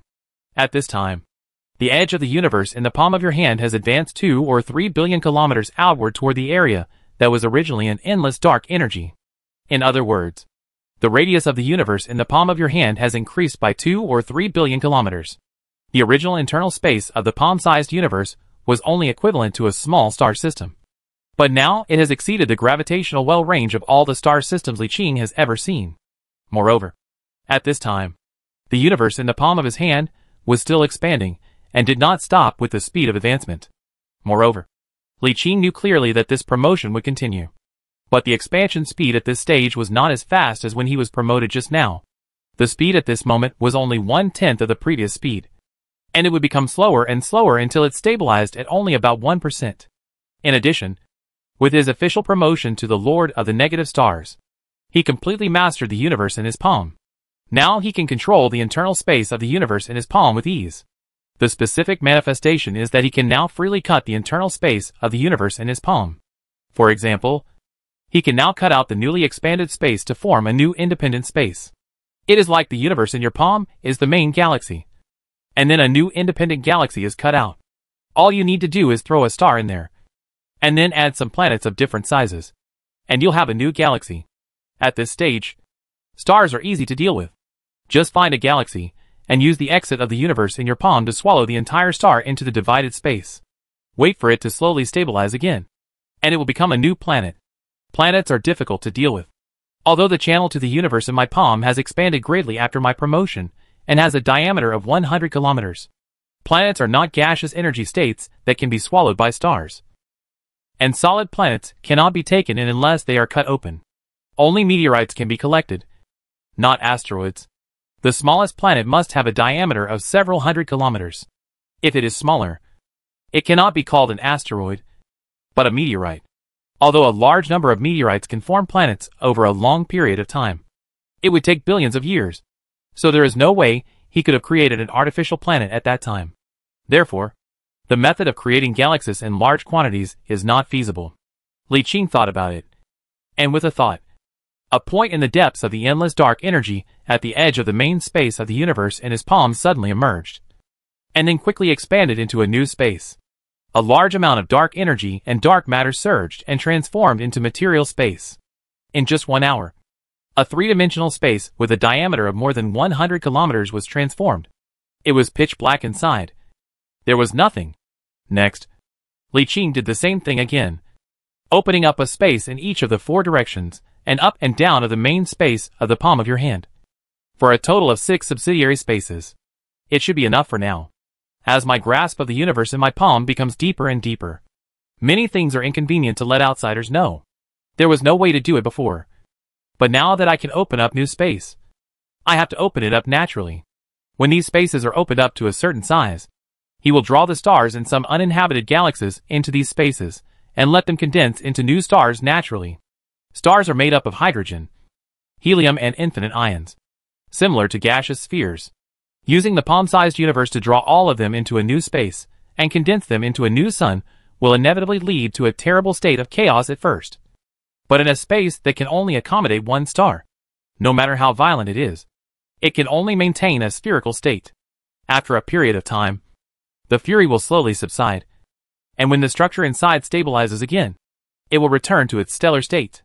By then, 6 new suns will be created in 6 new spaces, and then he can move all the things that can be displayed to the outside world here.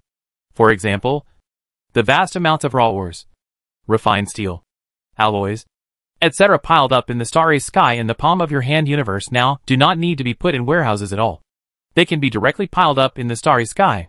In the future, various space stations, residential stations, star cities, star fortresses, etc. will be built in these 6 subsidiary spaces. The main space of the palm-held universe will no longer be open to outsiders. Only after all 6 spaces were opened up and stable expansion was ensured did Li Qing leave the palm universe and return to Star City. After leaving the palm universe and entering the material universe, his body is stabilized into human form. As long as there is a need, he can erupt the terrifying psychic power of up to 15.6 million strength sealed in his body at any time and release even more terrifying pure dark energy. Other negative star beings can contain stellar energy in their bodies in addition to psychic energy. As the master of the negative star beings, he can certainly do it as well, and even stronger.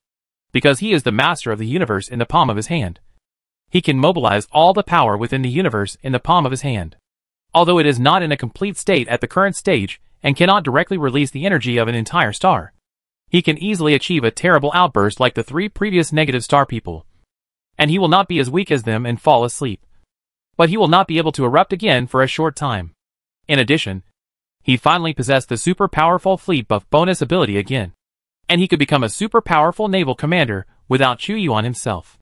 And with the help of the power of the mind matrix, it can enter a state of shared thinking and mind, thus possessing super powerful computing capabilities comparable to those of a quantum computer. In addition, he has no brain slot restrictions and can learn any skills without limit. Theoretically, he can master all the skills in the world as long as he has the energy and interest.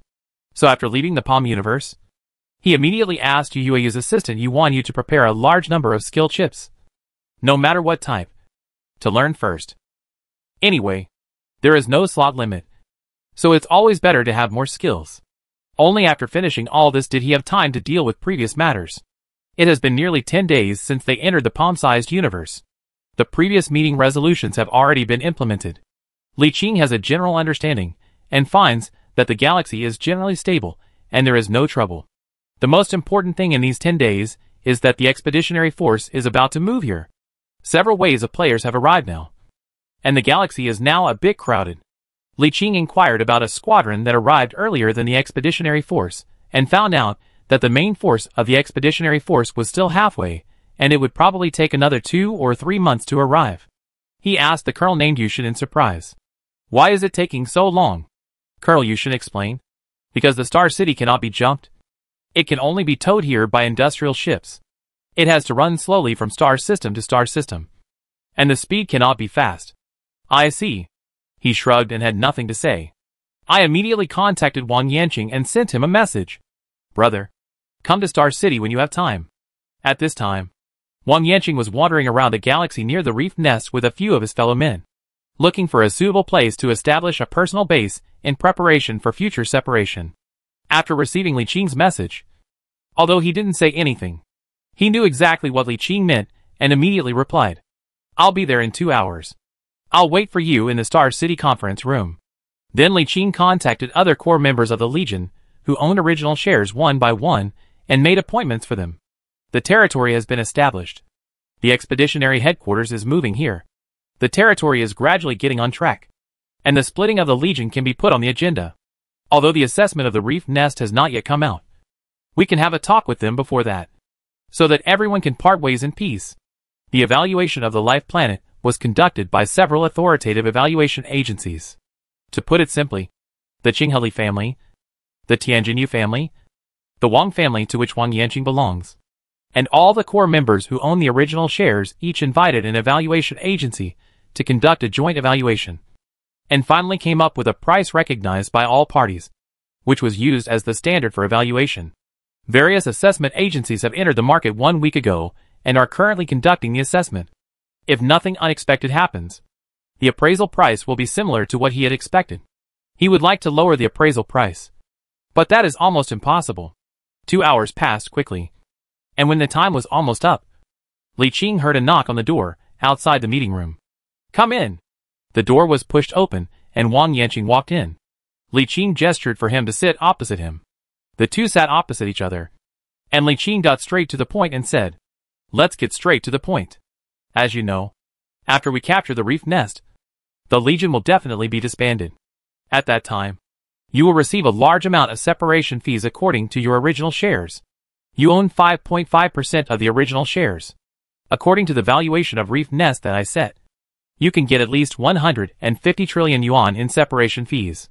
But you know that I don't have that much money right now. It will take some time to raise it. So I want to discuss with you about the installment payment. If you have any ideas or suggestions, you can put them forward." Before Wang Yanqing came, he had already guessed what Li Qing wanted to say. He also knew that Li Qing definitely didn't have that much cash right now. He had his own plans. So he smiled and said to Li Qing, "I am also aware of the financial status of the Legion, and I will not force you to pay it all at once. I have an idea here. You can listen to it first." Li Qing nodded and said, "You say, you know, I didn't have any ideas before. But now that the Legion has captured the reef nest, I have also received such a large sum of money. This is a terrifying amount of money that all the top 10 teams in the outpost base don't have combined. I can't help but have some ideas. But given my current situation, this amount of money cannot be converted into strength for the time being. And it is very difficult to capture other planets." Li Qing crossed his hands and clasped them on the table. At this time, he already understood Wang Yanqing's thoughts. Chapter 176: New Ways to Make Money. "So I want to make a deal with you. There are 2 ways to do it. You can listen first. The first transaction method is that I can buy you a finished flagship at a premium. Whether it is a dreadnought or an aircraft carrier. With a flagship, I will have the capital to attract some small teams and compete with those senior teams in the outposts. As a price, you only need to pay me 10 trillion in funds in the early stage, and the remaining funds can be paid in the next 3 years. For the second transaction, you only need to pay me 20 trillion and sell me a flagship blueprint. I don't want the remaining funds, no matter how much. I just want you to send troops to help me seize a planet with life when I defeat the Shada civilization in the future. And if you can help me capture a life planet in the future, I will pay you 20% of the assessed value of that life planet in cash or materials over the next 10 years. Li Qing rubbed his forehead and said with a smile, "You have a clear mind. These 2 ideas are very good." Wang Yanqing laughed and said, "Boss, please don't blame me for taking advantage of the situation. I think you two can only grab 2 life planets at most. And you can't grab the rest. You might as well give them to me, your brother. As long as you help me grab one, I swear on the will of civilization that in the future I will follow your lead and advance and retreat with you." Well, Li Qing carefully considered the 2 trading options and made a decision almost instantly. He said, "The second one." After a pause, he added, "You don't need a blueprint. I'll just sell you a finished aircraft carrier. It's the one that was damaged on the battlefield before. I've already repaired it. You just need to equip your own crew and space fighters." Wang Yanqing was overjoyed when he heard this. A finished aircraft carrier would be the best. Of course. You only need to pay 18 trillion. Okay. Get ready to receive it. I'm always available. Everyone was happy. He saved a large amount of debt. And Wang Yanqing got his promise that there was a high probability that he would be able to seize a planet with life in the future. It's hard to say who loses and who gains. Although a life planet is of extremely high value, he can't snatch it away. Instead of giving it to others, it's better to give it to his own people and pay off debts. Killing 2 birds with 1 stone. Moreover, after taking over the planet, he can get 20% of the profits. And Wang Yanqing has sworn to the will of civilization to take him as the leader. so he is considered a high-quality younger brother. For Wang Yanqing, although he only got 20 trillion out of 170 or 180 trillion, Li Qing's promise was definitely worth 200 trillion to him. Without Li Qing's support, it would be difficult for him to snatch a life planet among the many heroes surrounding him. Once one is captured, its direct value will be 200 or 300 trillion, and the subsequent value will be incalculable. No matter how you look at it, this transaction is worth it, and both parties will not lose out. So it is a win-win situation. After bidding farewell to the delighted Wang Yanqing, Li Qing smiled and shook his head, waiting for the next core member of the team. The remaining core members of the team all had only 1.5% of the original shares. They did not have the good luck of Wang Yanqing. He could not promise to help them grab the planet, so he planned to give them money directly. Of course, he doesn't have that much cash now, so he plans to pay it off in installments within a year. The second to arrive were the Yin brothers and sisters. They got straight to the point, using the same words as Wang Yanqing just now. I definitely can't come up with that much money at once, so I plan to pay it in installments. I'll pay part of it now, part of it 6 months later, and pay it off in a year. What do you think? The two siblings looked at each other, and the younger sister said, "We have no problem. We won't go anywhere even if the Legion is disbanded. We'll just stay here." Li Qing smiled and stood up, stretched out his hand, and shook hands with the two siblings one by one. "Then let's have a happy cooperation. Let's wait for the appraisal price to come out before we talk. In addition, if you have spare money, or want to develop here for a long time in the future, you can buy some land in the core star field of the territory. Even on the planet, you are allowed to buy no more than 100 square kilometers of land." The two brothers' eyes lit up, and they said happily, "Thank you, Chief." Li Qing waved his hand and said, "Everyone has been working together happily. This is my gift to you. By the way, the territory is planning to replan the planet in a while.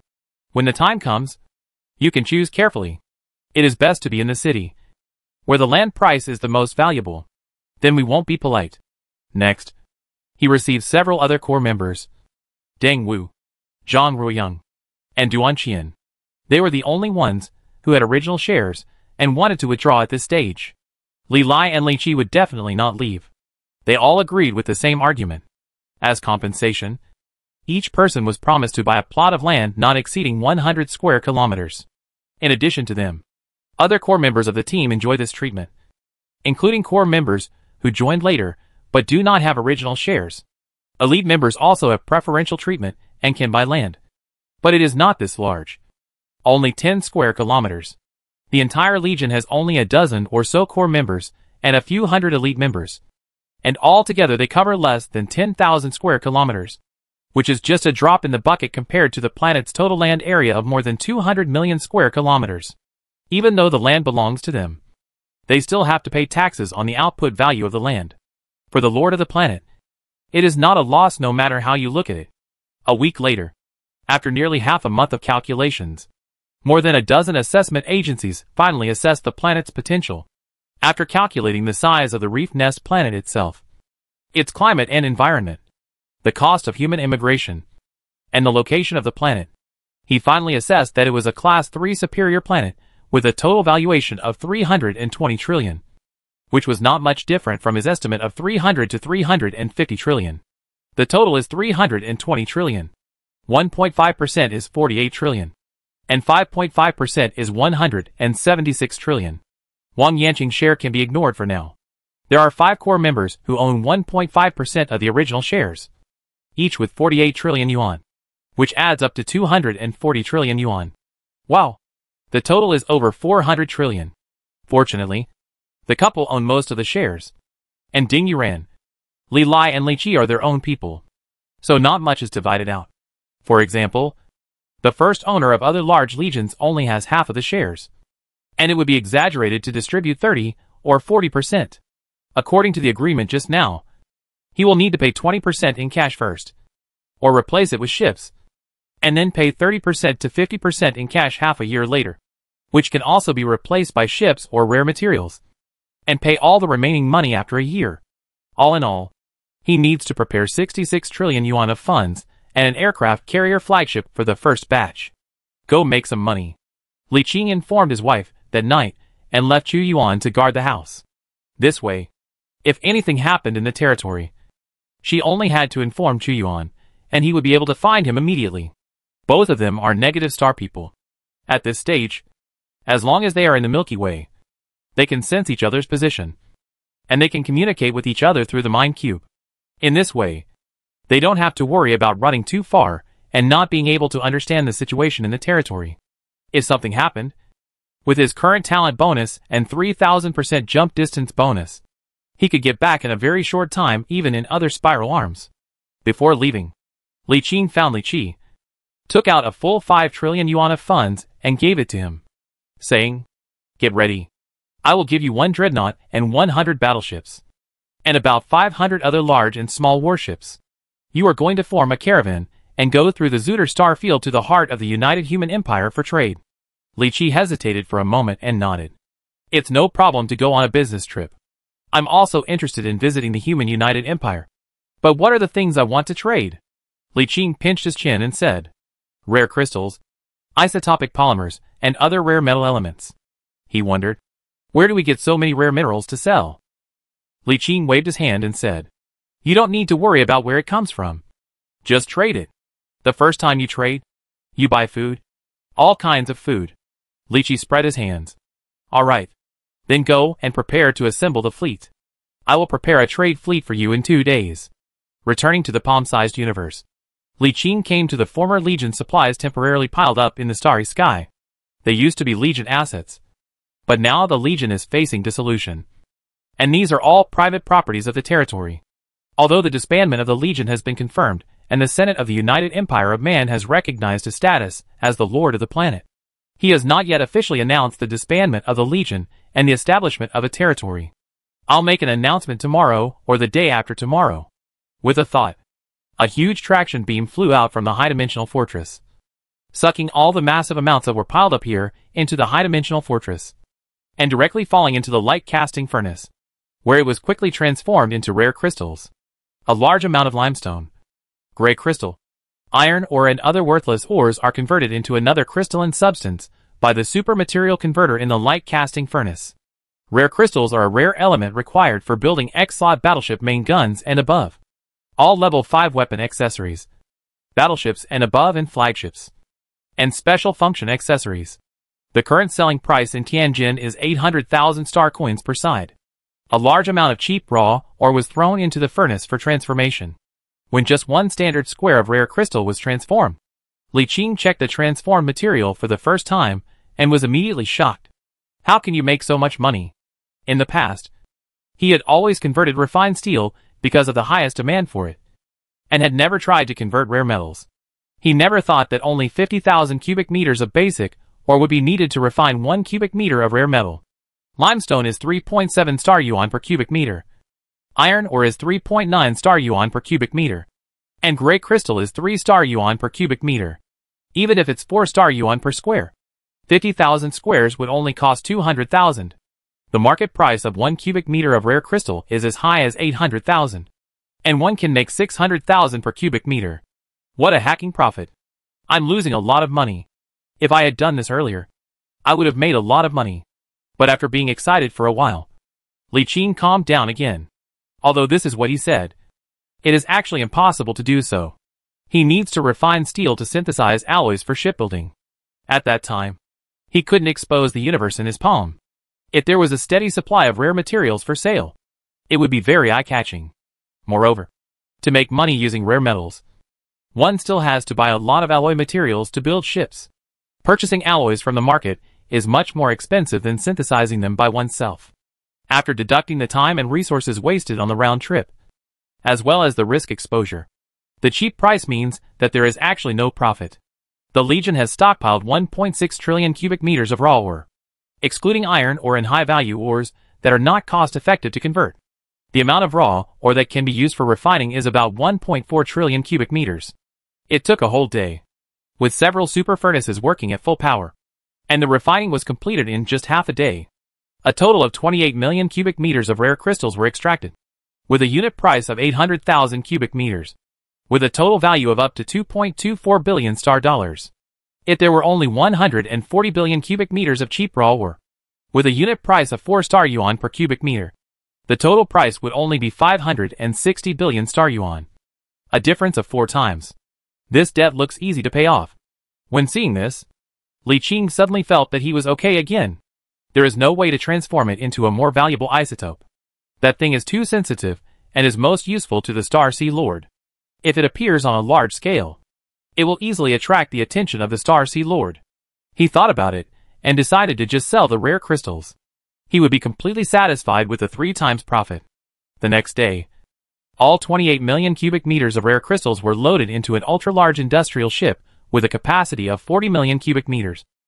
And then a transport fleet was assigned to Li Qi, who then watched him lead the fleet to jump away directly. I have to go make money. 2. Half a day later, a Black Hawk frigate went to one of the civilian fleet berthing locations in Star City, and opened a huge black hole door. More than 20,000 Shada-type industrial ships and transport ships that had been prepared long ago, as well as a part of the Legion's industrial ships, gathered there and lined up to enter the palm-sized universe. When all the ships were taken in, only a lone frigate was left, with circles of waves spreading around it, and it entered a jump state. 2 minutes later the ripples dissipated, and the battleship disappeared, reappear, and jumped directly into the isolated galaxy. The battleship appeared in the starry sky again, and the frigate's sensors scanned the mobile fortress still floating in the starry sky 1,000 kilometers away. It's so huge. Even though he had already been promoted to the overlord of the negative stars, and even though there were a large number of supertech battleships in the negative stars legacy pack, this mobile fortress was still a big one among them. Moreover, the things in those inheritance packages are too expensive. I probably won't be able to afford even one of them within 50 years.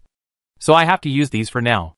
Li Qing estimated that if he wanted to gather so many civilization points, it would not be very reliable to rely solely on plundering, and he would still have to rely on his own people to unite them.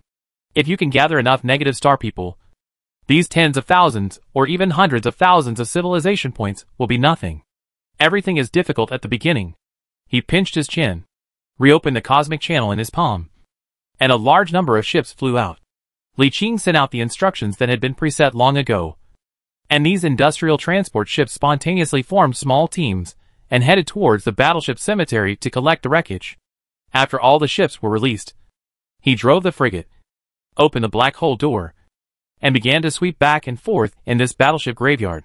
A pile of warship wreckage as big as a mountain range was floating in the air. Suddenly, the wreckage shook slightly and then flew backwards. It was slow at first, then became faster and faster, and finally it flew backwards at an extremely fast speed into a huge black hole with a diameter of 100 kilometers and disappeared. Chapter 177 Crazy Money Making. The palm-sized universe has been promoted again. The attraction of this black hole gate has become very strong.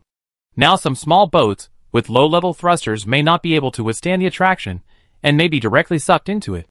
Debris like this, not to mention meteorites, can be easily swallowed up. The huge black hole gate swept back and forth, sweeping wherever the warship went. All the debris of all sizes and dust in the void were swallowed up, leaving behind an empty void. Li Qing ignored the mobile fortress. Making money was the most important thing at the moment. With so many industrial ships and transport ships coming over, he had to collect a large amount of wreckage and sell it for money. He had to pay off the first batch of money before he could do anything else. The original plan was to collect all the debris in just over half a year.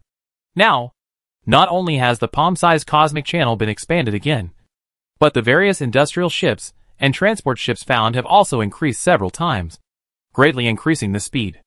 Although it is not several times faster than ideal, it has doubled and can be collected in about 3 or 4 months. During this period, he couldn't concentrate on the Palm universe, so he could only study on his own the many theoretical skills materials that Assistant Yuan Yu had prepared for him. Then, he was shocked. What does a 10,000% experience gain bonus mean? That's a full 100 times the experience.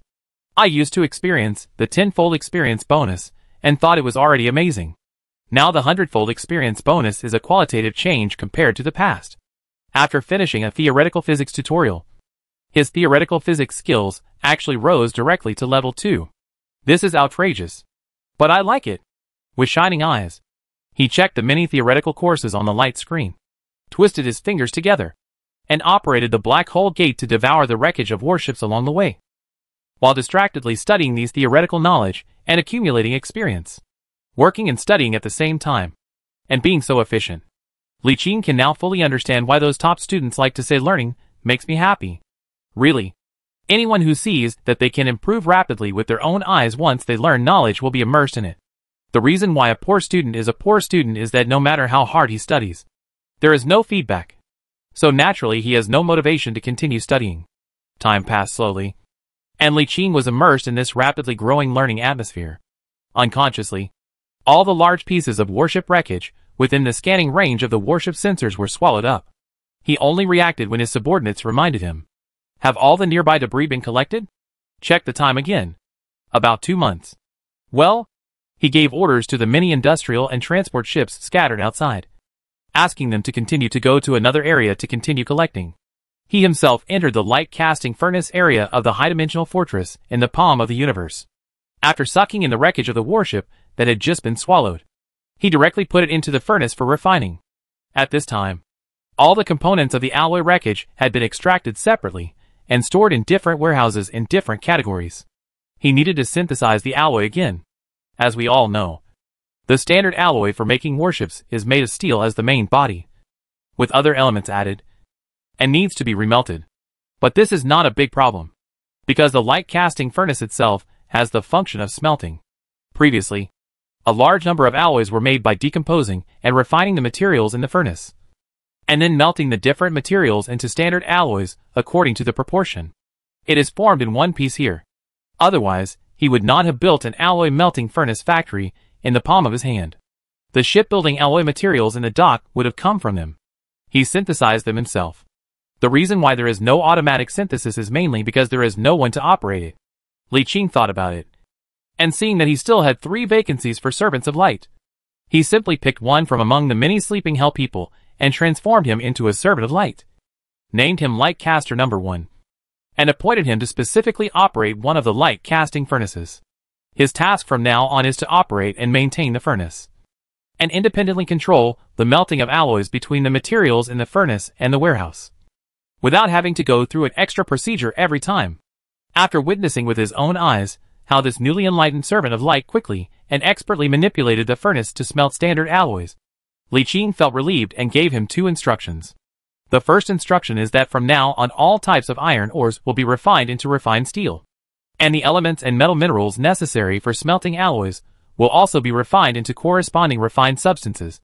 And then every time there is a stockpile of 100 million cubic meters, it will be smelted into standard alloys. The second instruction is that from now on all cheap minerals other than the raw materials needed to smelt standard alloys, such as gray crystal, silver crystal, limestone and gneiss, and copper-like minerals that are not very valuable will be refined into rare crystals and stored. In addition to these 2 points, other valuable ores are temporarily refined and stored in the warehouse. With dedicated maintenance personnel, he can save a lot of effort.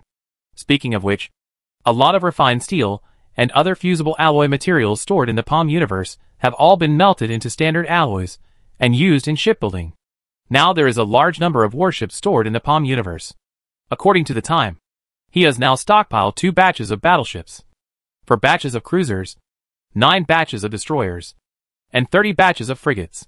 There are a total of 100 groups of battleship engineers, and 2 batches of 200 battleships in the Galway Fortress dockyard, 100 groups of cruiser engineers, 4 batches of 400 cruisers, 100 groups of destroyer engineers, 9 batches of 900 destroyers, 500 groups of frigate engineers, 30 batches of 15,000 frigates. The reason why it is not taken out is mainly because the weapon accessories have not been fully equipped.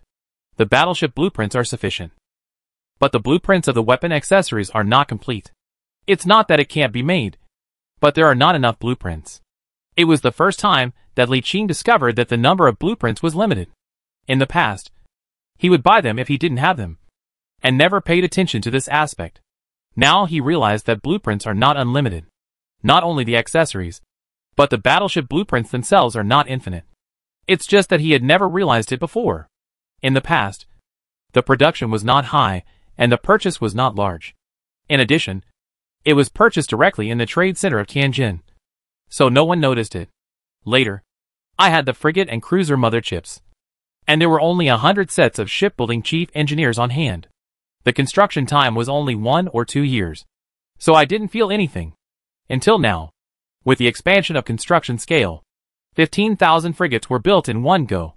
And all of them were equipped with energy weapon laser cannons. It was suddenly discovered that the blueprints of laser cannons were limited and were out of stock.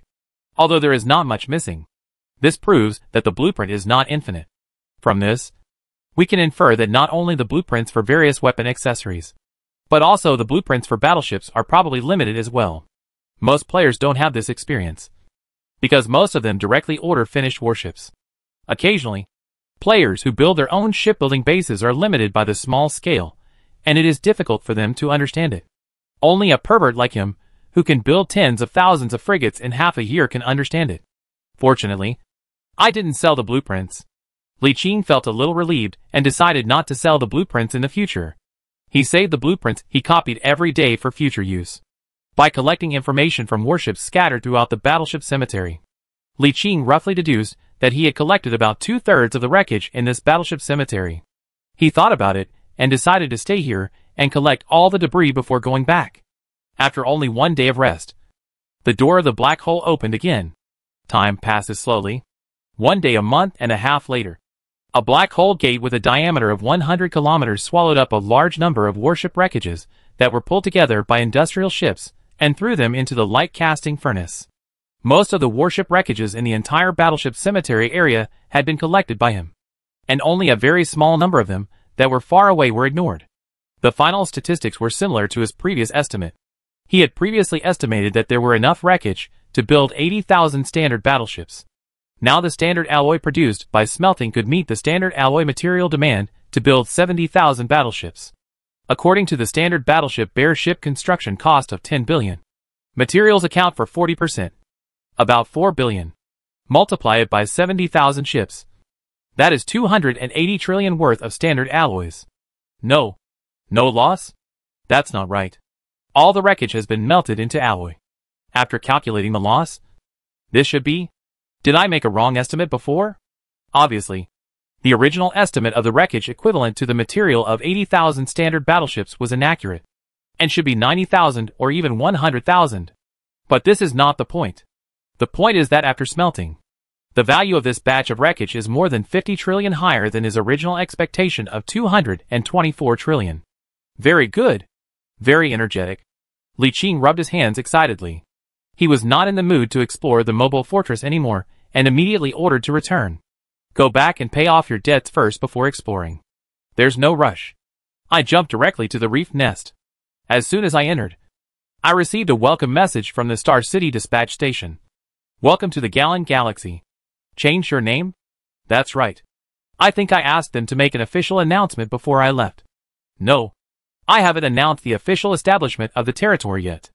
Li Qing scratched his head, feeling a little embarrassed. Too busy. Too many things to do. When he returned to his office in Qingqing, UFA, whose office was next door, came over first. He gave her a gentle hug when they met. Her sweet and soft body made him feel refreshed.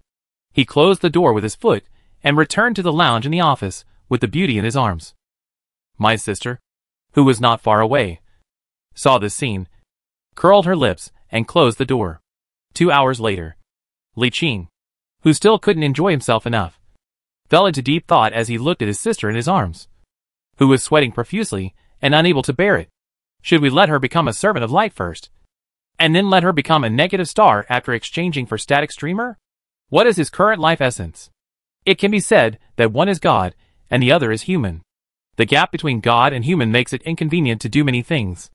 And although he is the Lord, she is now in charge of the main administrative affairs of the territory. She can be said to be the de facto governor. If she is promoted to a servant of light, her abilities will be greatly enhanced, which will also be good for the territory. But initiating the servants of light will distort people's thinking and will, which is what they don't want. Let's wait a bit.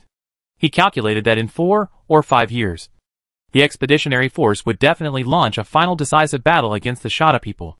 By then, with their strength, they would be able to forcibly capture more than 10 million prisoners, squeeze out civilization points from all of them, and gather together thousands of civilization points to exchange for a static stream of light. transforming her into a negative star in one step. The reason why the once-a-year conversion quota is not used is mainly because the once-a-year conversion quota process is too long. It is impossible to stay away from the Palm universe for a long time before it is fully formed like Xiao Feng. They are husband and wife. They are the bond of marriage between Qingheli family and Tianjinyu family. They have not held a formal wedding ceremony yet. There are so many people watching them. How can they stay in the Palm universe for a long time like Xiao Feng? Therefore, one can only use static light streams to transform into negative stars, and cannot use the palm-held universe to transform. Holding his soft and boneless wife in his arms, he lightly touched his fingers, and the light curtain popped open. He also took the opportunity to check what had happened in the territory in the past few months. The first thing that caught my eye was an announcement issued in the name of the Legion, since the territory had not yet been officially announced. Although it had been recognized by the Senate, and the players knew that it was already a de facto private territory, there was still one last process to go through, and it was no longer a formal territory. The main reason why this final process was not carried out was that Li Qin was not there, and the Legion could not be disbanded until the first debt was paid. If it was disbanded early, and the debt was not paid, there would be some messy troubles. Most of the Legion members didn't care, but they were afraid that someone would cause trouble. The little actions of Gu Qinzhou and the others before reminded Li Qin that he must not be careless.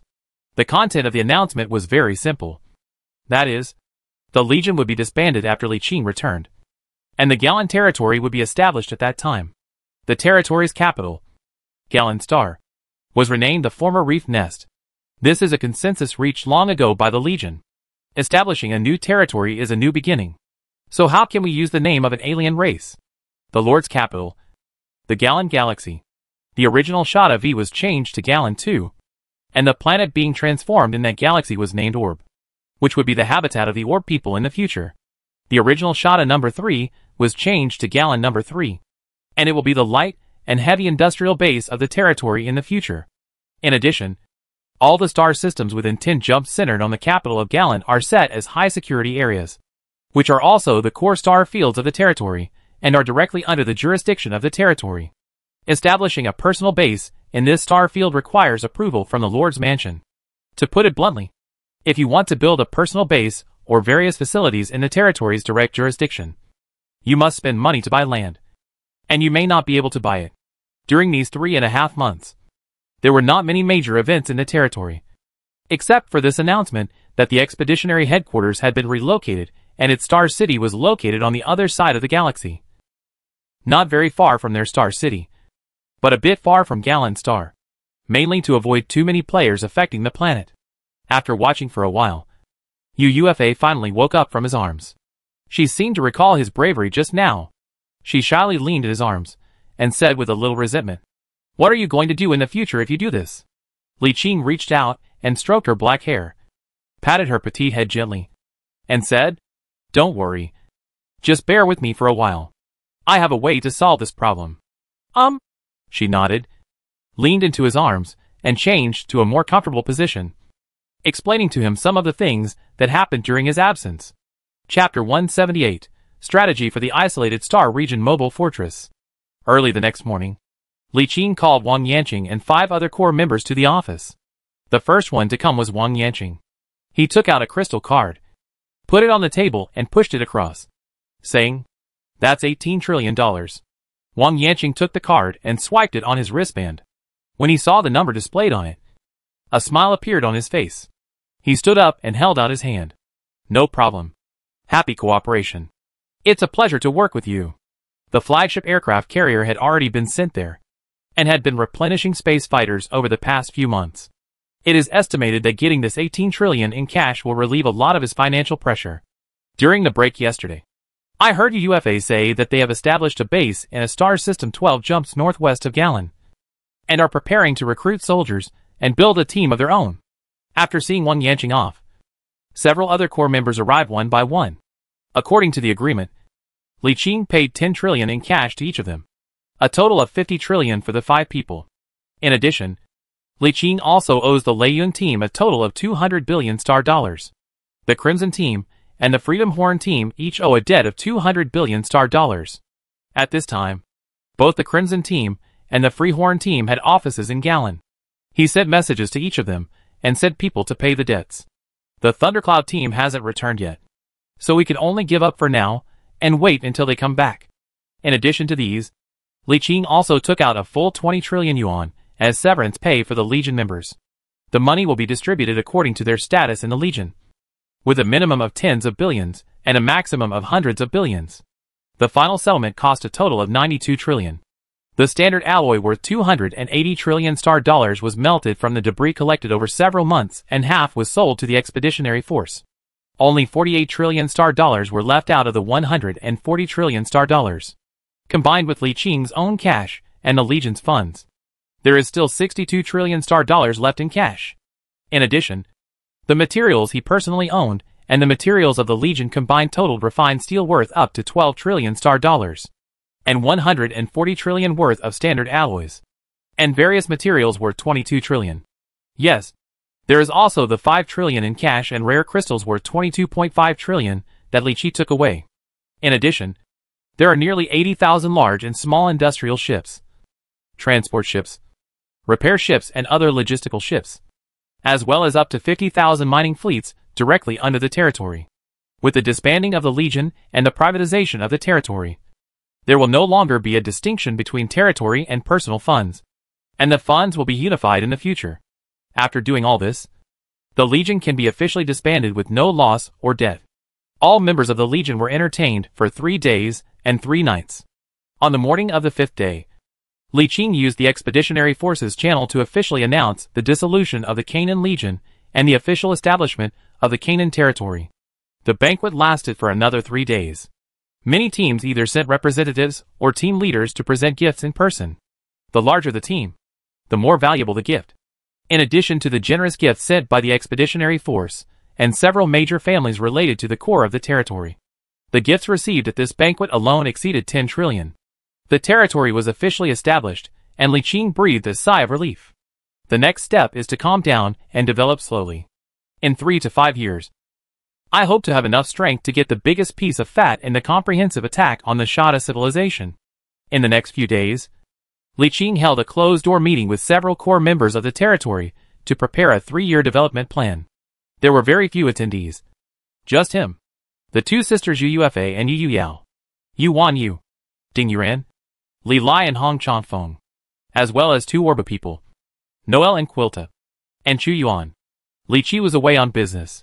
Now that there are no outsiders around, Yu Yao doesn't need to hide all the time and can appear in front of everyone openly. The core members are not much different from the Legion, but it feels much more streamlined than before.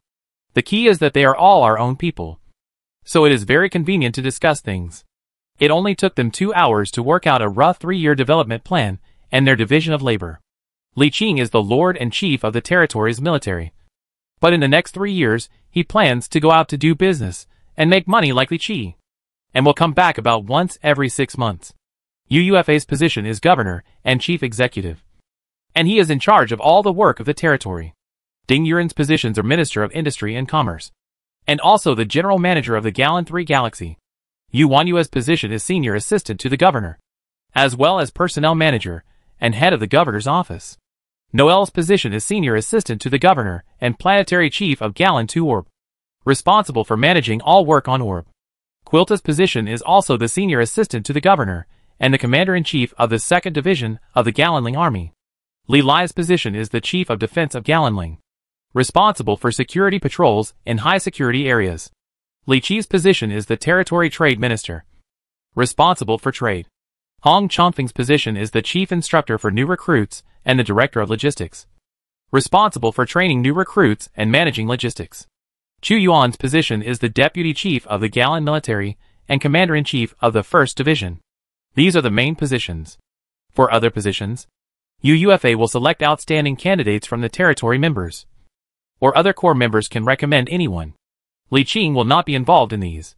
He only needs to make sure that the most important core group are his own people. The middle-level officials will make the decisions, and he is only responsible for making the final decision on the appointments. As for the low-level officials, the appointment and dismissal will be entirely left to them.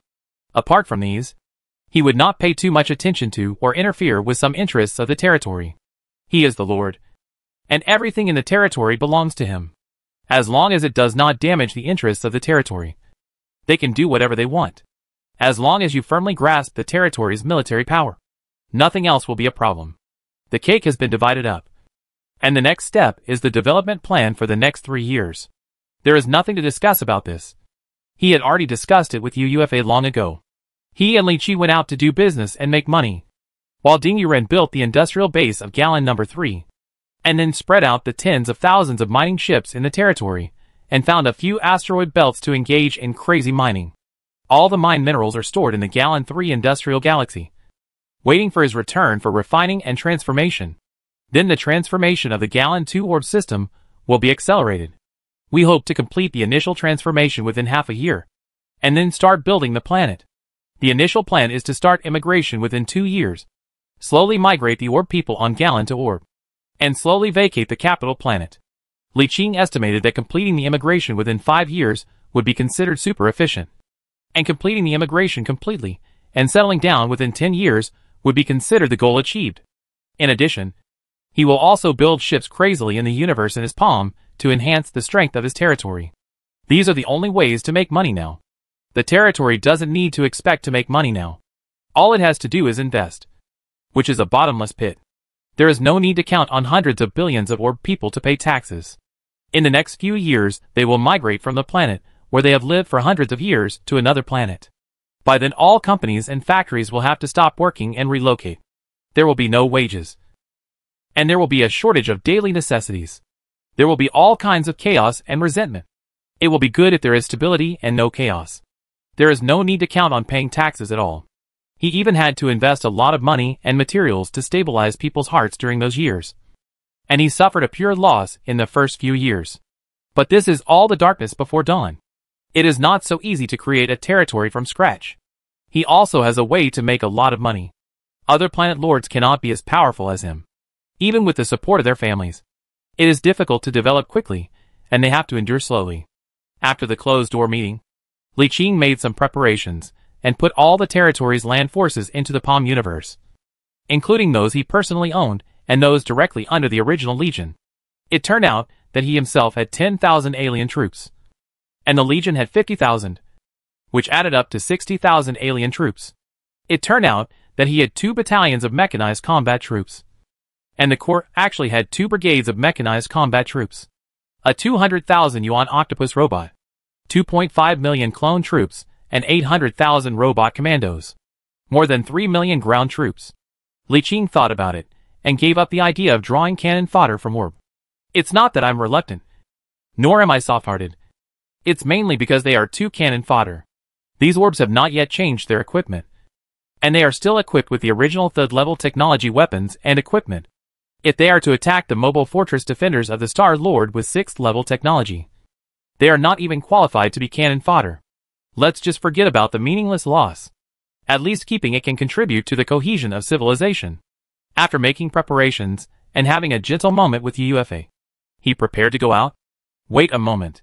Turning back to see Yuya standing behind the door, he asked curiously, "What's up? Take me with you. I also want to meet the legendary Lord Sunluo." Well? He turned around and saw UUFA sticking her head out from behind the door to indicate his agreement. After a slight hesitation, he nodded and said, "Fine." The two left, and UUFA pushed the door open with a hint of pride on her face. "My dear sister, you never imagined it. It was still the same frigate that jumped directly to the fixed coordinates of the isolated star field and appeared directly in the void more than 1,000 kilometers away from the mobile fortress. There was also a small fleet not far away, which was the observation fleet he had left behind before. Li Qing casually contacted the observation fleet, while Yu Yao beside him involuntarily walked to the center of the bridge, covered her slightly open red lips with her hand, and looked at the huge projection of the mobile fortress in front of her with a look of shock. "Is this the legacy of the former Lord of Sunluo Star Sea?" Li Qing nodded. "Yes. This is a high-level mobile fortress. It's amazing." At this time, a communication came in, revealing a projection of a servant of light. He saluted Li Qing respectfully and said in a deep voice, "Your Majesty, are we going to start?" Li Qing nodded and said, "Yes, I am ready." The servant of light, Alder, immediately said, "We have been observing here for a long time. This mobile fortress should have lost its power. The shield has disappeared, and the outer armor has been corroded and fallen off.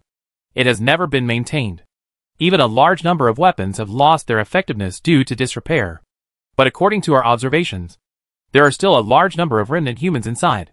Through observation, it seems that they have long abandoned the technology that their ancestors were proud of. They just live in this mobile fortress and never go out. We have tried to send many drones in these days, and most of them were destroyed. But later we found some unguarded and blocked exits, cut a gap and sneaked in, and have collected some information. Oh! Li Qing became interested and said, "Send it over and let's take a look." As soon as he finished speaking, a document was sent to him. When he clicked on it, it turned out to be a series of video materials. He clicked on the first one at random, and a picture unfolded in front of him. The picture was shot from the perspective of a drone. After passing through a passage full of abandoned mechanical garbage, the drone flew out from a garbage dump and was immediately discovered by an old electronic eye hanging on the wall of the machinery outside. A red laser was shot out, and the picture stopped abruptly. After a pause, he clicked on the second screen, still from the perspective of the drone. This time the location appeared was a dark passage. After passing through an unknown distance, many red electronic eyes suddenly appeared in front. The drone's built-in searchlight was turned on, illuminating the dark passage. It was seen that this was a sewer-like passage, about 50 meters long, wide and high. It was surrounded by blackened metal walls, and below was dark green water that emitted a fluorescent light.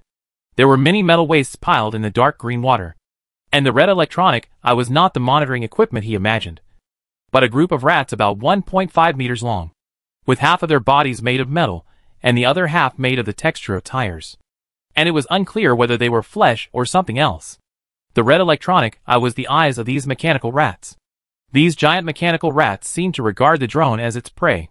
One of them opened its metal mouth, revealing the metal inside, and a metal tube extending from the center. A dazzling laser shot out from it, and shot down the drone. From the third perspective, they used a fly-sized drone to fly in from another location. This is a crack in the armor not far from a certain passage. If you go deep into the crack, it will extend to the depths of the passage, and directly emerge from the edge of the hull and armor of the mobile fortress, and appear in front of a huge portal. Thanks to its extremely small size, and the fact that it had learned from previous lessons to enhance the concealment of its own signals. Although there were a lot of electronic surveillance in front of the huge portal, this little fly was not discovered. The drone entered the portal, and suddenly a super city scene that surprised Li Qing appeared in front of him.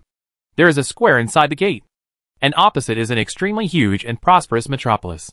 Countless high-rise buildings stand in a row, piercing the metal ceiling above heads. Neon lights are shining. Advertising billboards are everywhere, and high bridges are surrounding. Countless aircraft of various shapes are shuttling through this steel jungle.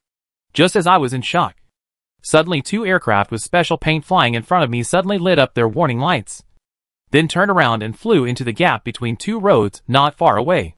The drone immediately followed, and the camera turned, revealing a surprising new world before him. I didn't feel much when I looked straight ahead before, but now, as I followed the aircraft diving downward, I realized that the position I was just in was the middle layer of the city. Those skyscrapers that seemed very tall just now were actually 200 or 300 stories high below. Above and below seemed to be two different worlds. The aircraft quickly rushed to the bottom, and soon saw a ball of flames exploding below. Then a human-shaped figure covered in flames rushed out from the flames, and his body quickly deformed in midair. Chapter 179 Cybertron Fortress. It was a man who seemed to be wearing armor. As he rose rapidly, his body structure quickly twisted and changed into a Spider-Man. Climbing up quickly along the edge of the steel building, the aircraft was suspended in the air, and the door on the side opened, and several fully armed men in uniform walked out. They picked up high-tech-looking guns and opened fire at the Spider-Man. Spider-Man also stretched out various weapons to fight back, and the two sides fought between the tall buildings. There are residents in this building, and each window represents a room. As the battle begins, some windows are closed, and a thick layer of steel plates covers the outside of the windows.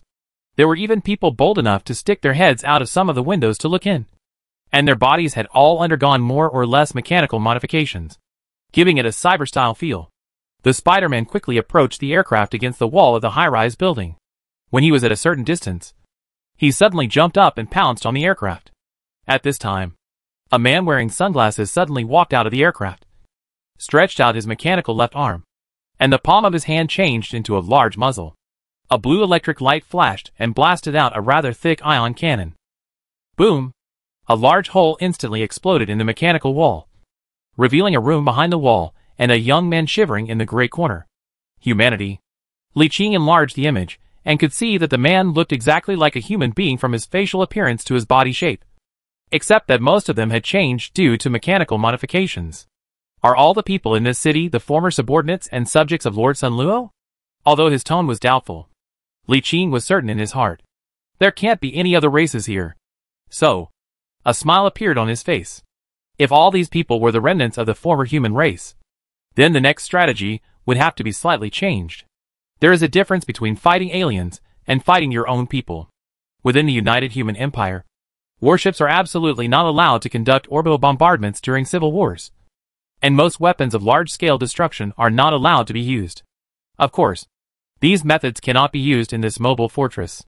The main reason why Li Qing was happy was that there were so many human survivors here, and the key was that they were all ownerless.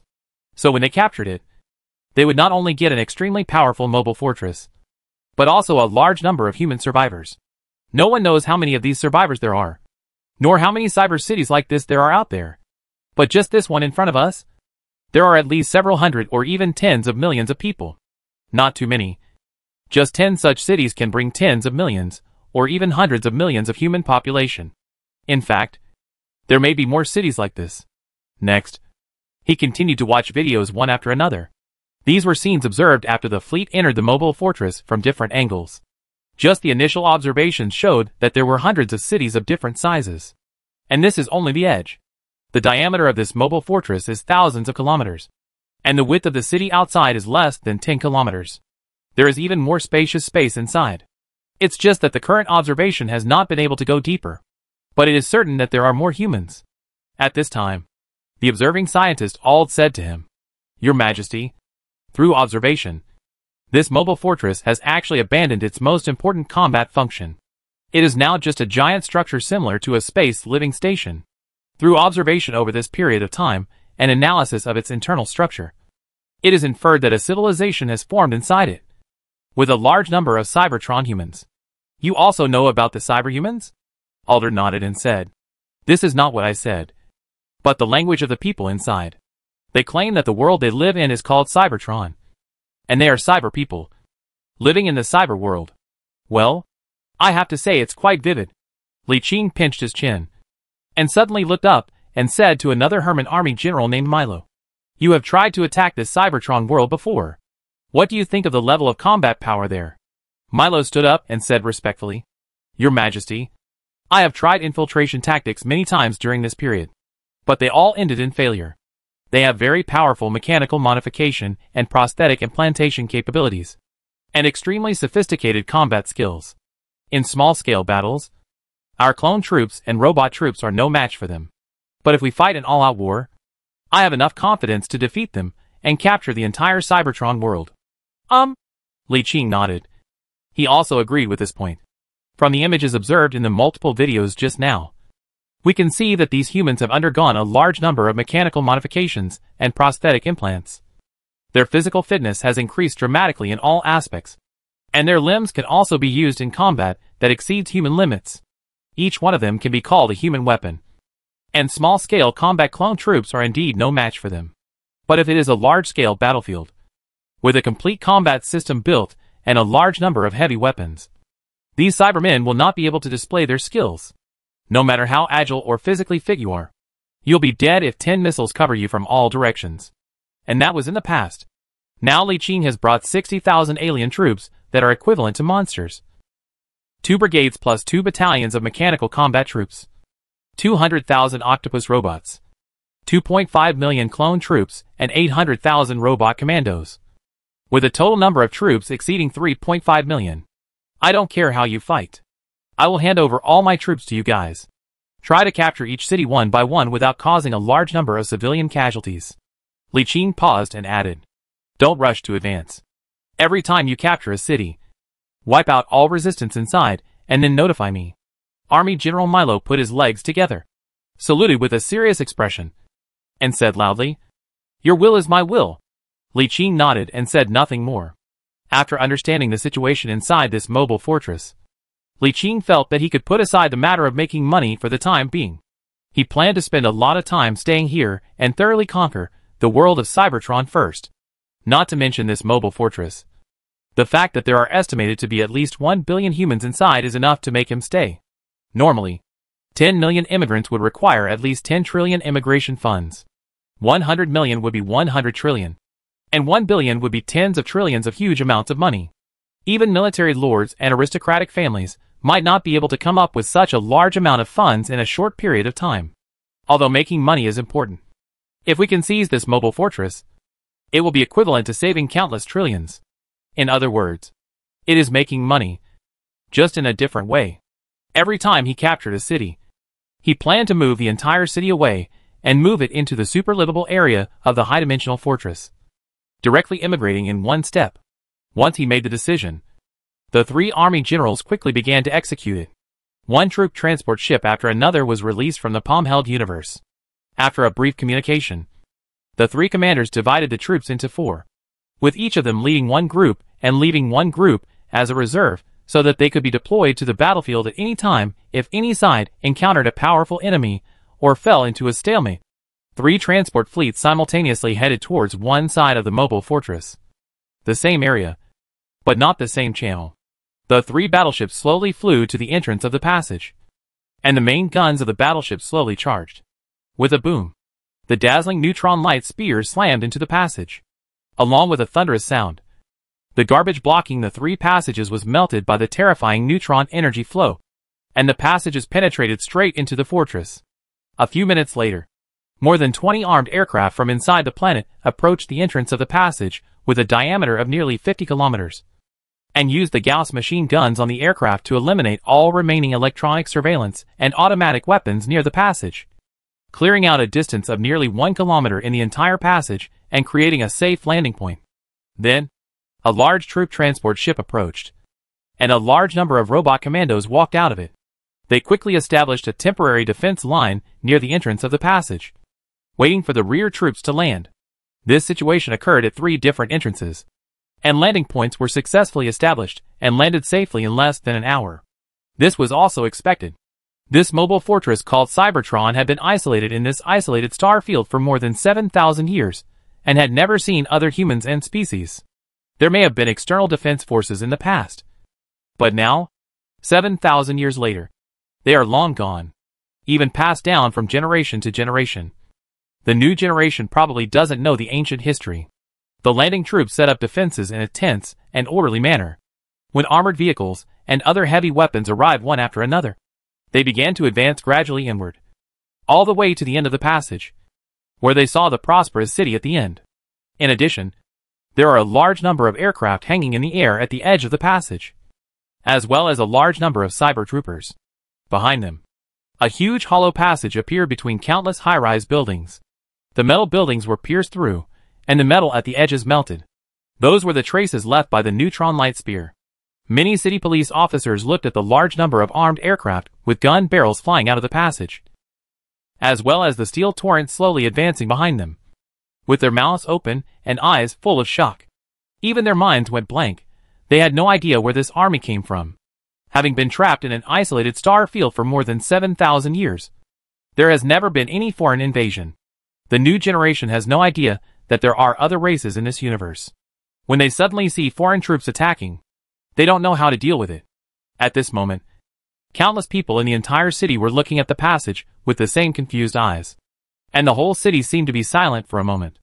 Even the city rulers, who were in the huge building in the center of the city, which had a base at the bottom and a dome at the top, were looking at each other in bewilderment. Which group's troops are these? I don't know. The logo is unfamiliar, and I haven't found anything similar in the database. Emerging group? Possible. What should we do then? Let's communicate first. Soon Li Qing received a communication from the front line.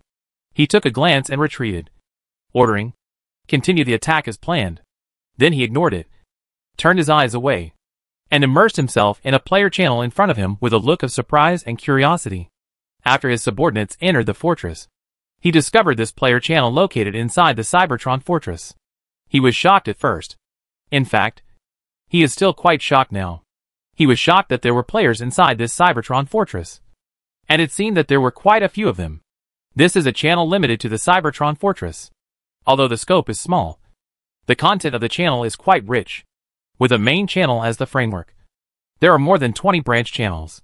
Judging from the names, they belong to different groups. These should be the forces within the Cybertron fortress. The first channel he accessed was a branch channel of a group called Dark Tide. He wandered around the channel with great interest, clicking on each post to check it out. There was no better place to understand the internal situation of the Cybertron fortress than this. Big news! A big battle broke out at the Swordfish branch of the group, and an unknown army attacked us. An anonymous person immediately asked, "Does anyone there know the details? Which unit is it from?" At this time, a player named Chubb Insurance GNU branch business manager replied, "I'm at the Swordfish branch, watching the battle. I don't know where the army came from, but I know they are very powerful, and have already defeated the company's security team." So fast? I remember saying that only an hour and a half had passed since the invasion? It happened faster than you think. The actual fight only took half an hour to decide the winner. They waited there for the company's security team to gather, and then launched the attack. We defeated them head-on. The company's security team was no match at all. So fierce? Could it be the main force of some large group? At this time, an ID named GNU Product Department said, "Although the group has many competitors, the relationship between the group and any large group has not deteriorated to the point of full-scale war recently." Right? Who knows? Citizens like us below level 4 don't know what's going on at the top of the group. We may not know what happened in the past. That's right. Wasn't the war between the Tiandu group and the Chindu group 10 years ago also sudden? At this time, a strange ID with garbled characters suddenly said, "You say, this army is so powerful, and its number is unknown, and does not match any existing large group. Could it be an alien civilization?" The thread suddenly went quiet, and after a while all the IDs that had spoken just now suddenly started talking again. And their questions were surprisingly consistent. "Who are you? Who are you? Who are you? Who are you?" In less than 3 seconds, hundreds of people asked the same question at the same time. Li Qing, who was behind the internet, was stunned for a moment, with a hint of surprise in his confusion. At this point, he was already aware that he had been exposed for unknown reasons. He silently watched as countless people tagged him, including several IDs with special symbols, and scratched his forehead speechlessly. Was it because my ID was garbled? He didn't think too much about it. If he was exposed, he would be exposed. He didn't have any intention of lurking around for anything anyway. After thinking for a while, he spoke again. "Former kin, we will meet again soon." There was silence again. After a few seconds, the screen was refreshed again. Then, Li Qing found that there were several private messages this time. He clicked on them, and saw that they were all garbled. Chapter 180 Cyberpunk World Players. Of course, he did not respond to these unknown letters. There was no point in doing so, and it was impossible to get anything out of them by asking these people with a purpose. The battle in the fortress was still going on. Through various electronic systems, details of the battle on the front line were continuously transmitted to him, allowing him to clearly understand the situation on the front line without leaving his house. The unprepared security battalion of the so-called Swordfish branch had no power to resist the main invasion of their army. After being defeated 2 battalions in a row, there was no new resistance. The troops successfully entered the city and began to eliminate sporadic resistance. There are no defenders in the city. There are mainly some scattered robot soldiers and police who automatically fight back, or some low-level thugs who take advantage of the war to create chaos everywhere. They wear coats or jackets, have strangely cut hair, dyed in bright colors. Many have smoky makeup, wear various metal ornaments, hold machetes or various weapons, and many parts of their bodies have been mechanically modified. They took advantage of the war when there was no military or police control, whistled and rushed into the chaotic streets in groups in strangely modified vehicles, wreaking havoc and stealing property. In ancient times, these low-level people were called gangsters and hooligans, and they could be found everywhere, even in the prosperous urban planets of the United Human Empire. Even though the various welfare benefits are enough to ensure that no one starves to death, there are always some gangsters who seek excitement or other purposes and walk on the edge of the law. These people wantonly destroyed, killed and robbed under the pretext of welcoming invaders. For this kind of people, Li Qing just coldly gave the 3 commanders an additional order. Anyone who disrupts order and creates chaos will be executed on the spot. Boom! Less than 10 seconds after he gave the order, the robot commando team that responded the fastest launched an attack on a group of thugs who were breaking down the door in front of them. With a uniform and concentrated fire, 3 thugs who were breaking down the door were beaten into seize. In less than 10 minutes, the thugs who were still roaming around the edge of the occupied block were easily suppressed. As time went by, a steady stream of ground troops entered the battlefield. By the second hour of the war, about 200,000 ground troops had been deployed in the 3 major battlefields, and the current city defenders had been defeated, establishing a stable bridgehead. Then, with the bridgehead as the center, they began to surround and clear out 1 block at a time and 1 building at a time. Every time an area was occupied, all network signals in the area would be cut off to block the enemy's signals. The main purpose of this tactic is that the defense may come from the control of the fortress core. Although the fortress seems to have been abandoned and lost its combat capability, the interior is not necessarily completely damaged. It is possible that many functions inside can still be used. If we wait for them to fully land and then suddenly launch an attack, it will be dangerous. The war against the current city lasted for a full week before the entire city was completely captured. After making sure that all lines in the entire city were disconnected, and the city became an isolated island on the internet, Li Qing ordered the troops to drive out the residents in the city and concentrate them in the center of the city. Then, in the center of the city, the supergiant building that connected to the 10-kilometer-high ceiling and the ground below had been completely occupied by the troops. A large number of civilians were driven out and walked along the streets towards dozens of large squares in the city. Looking down from the sky, it looked like a long line of human dragons swimming. People from all walks of life on the ground streets, the middle suspended streets, and the upper suspended streets were all driven out by force. And those who refused to cooperate were shot on the spot. When Li Qing arrived at the central square, the square was already crowded with people. Cyber-style prosthetics appear on every human being. The body, arms, eyes, ears, mouth, and even the entire skeleton. Various internal organs and other parts are replaced by mechanical organs, and the flesh and blood are combined with cold metal. A cyberpunk style that he had only seen in movies and games hit him, making him feel an inexplicable sense of absurdity. The direct subjects of the Star Sea Lord, who once dominated the Starry Sea and possessed a 6th-level technological civilization, have degenerated to this level today. 7,000 years later, Li Qing was certain that their technology had degraded significantly. Although he did not understand the root of mechanical ascension, he could also see the strengths and weaknesses. The mechanical prostheses and weapons of these civilians in front of him were not much different from the average technological level of humans. He was looking at these civilians. Among them, there were quite a few players who were lurking in the crowd, watching around cautiously, and communicating with each other in the channel that only players could enter. This army is quite something. They seem very strong. Moreover, they actually use clones to form an army. This is too extravagant. Which group does this belong to? Is their biotechnology so advanced? Never heard of it. It is said that the perfect bio group, which has the most advanced biotechnology, can also produce complete clones. But the cost is very high. Then the strongest biological group in Cybertron is no longer the perfect biological group. This unknown force is far better than them. Do you think there is a possibility that this unknown army is actually from the perfect biological group? Their biological genetic technology has made a breakthrough recently. Someone immediately denied it. Impossible. With the greed of capital, they can't do this. They must keep good and more advanced technologies for backup. A clone costs 5 million star dollars. How can they be willing to use it to form an army? This will only reduce the quality of their own products and do nothing. At this time, Li Qing asked from behind, "Are there few clones here?" Liu Yu looked at the garbled code displayed on the screen in front of him. It was clearly just a stream of garbled code on the player channel, but it exuded an aura that was incompatible with this world. At just one glance, he knew that this garbled code did not belong to his world. Like all the players who saw this garbled code, the biggest reason for Liu Yu's silence was fear.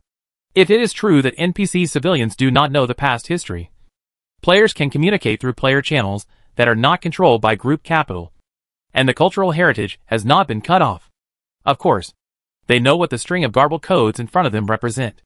According to the exclusivity of the local system, once a string of garbled characters appears, it means that an outsider has entered.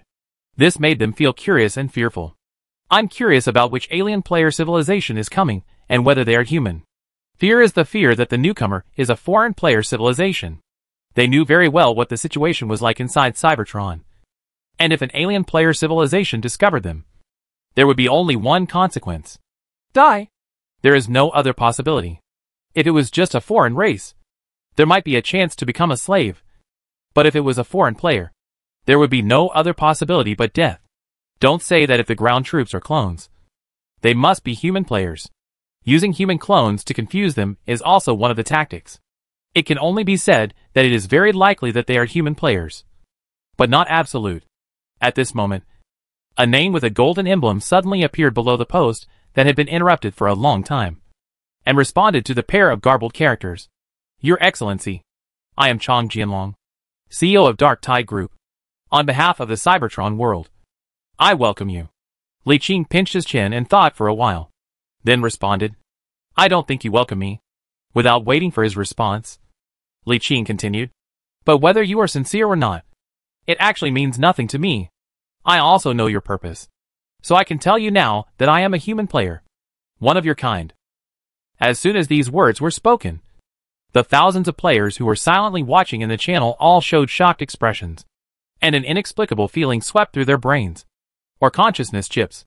After the initial shock, Chong Jianlong, CEO of Dark Tide Group, quickly turned his mind and immediately said in an excited tone, I never thought that I would finally meet other people of my race after being lost for 7,000 years.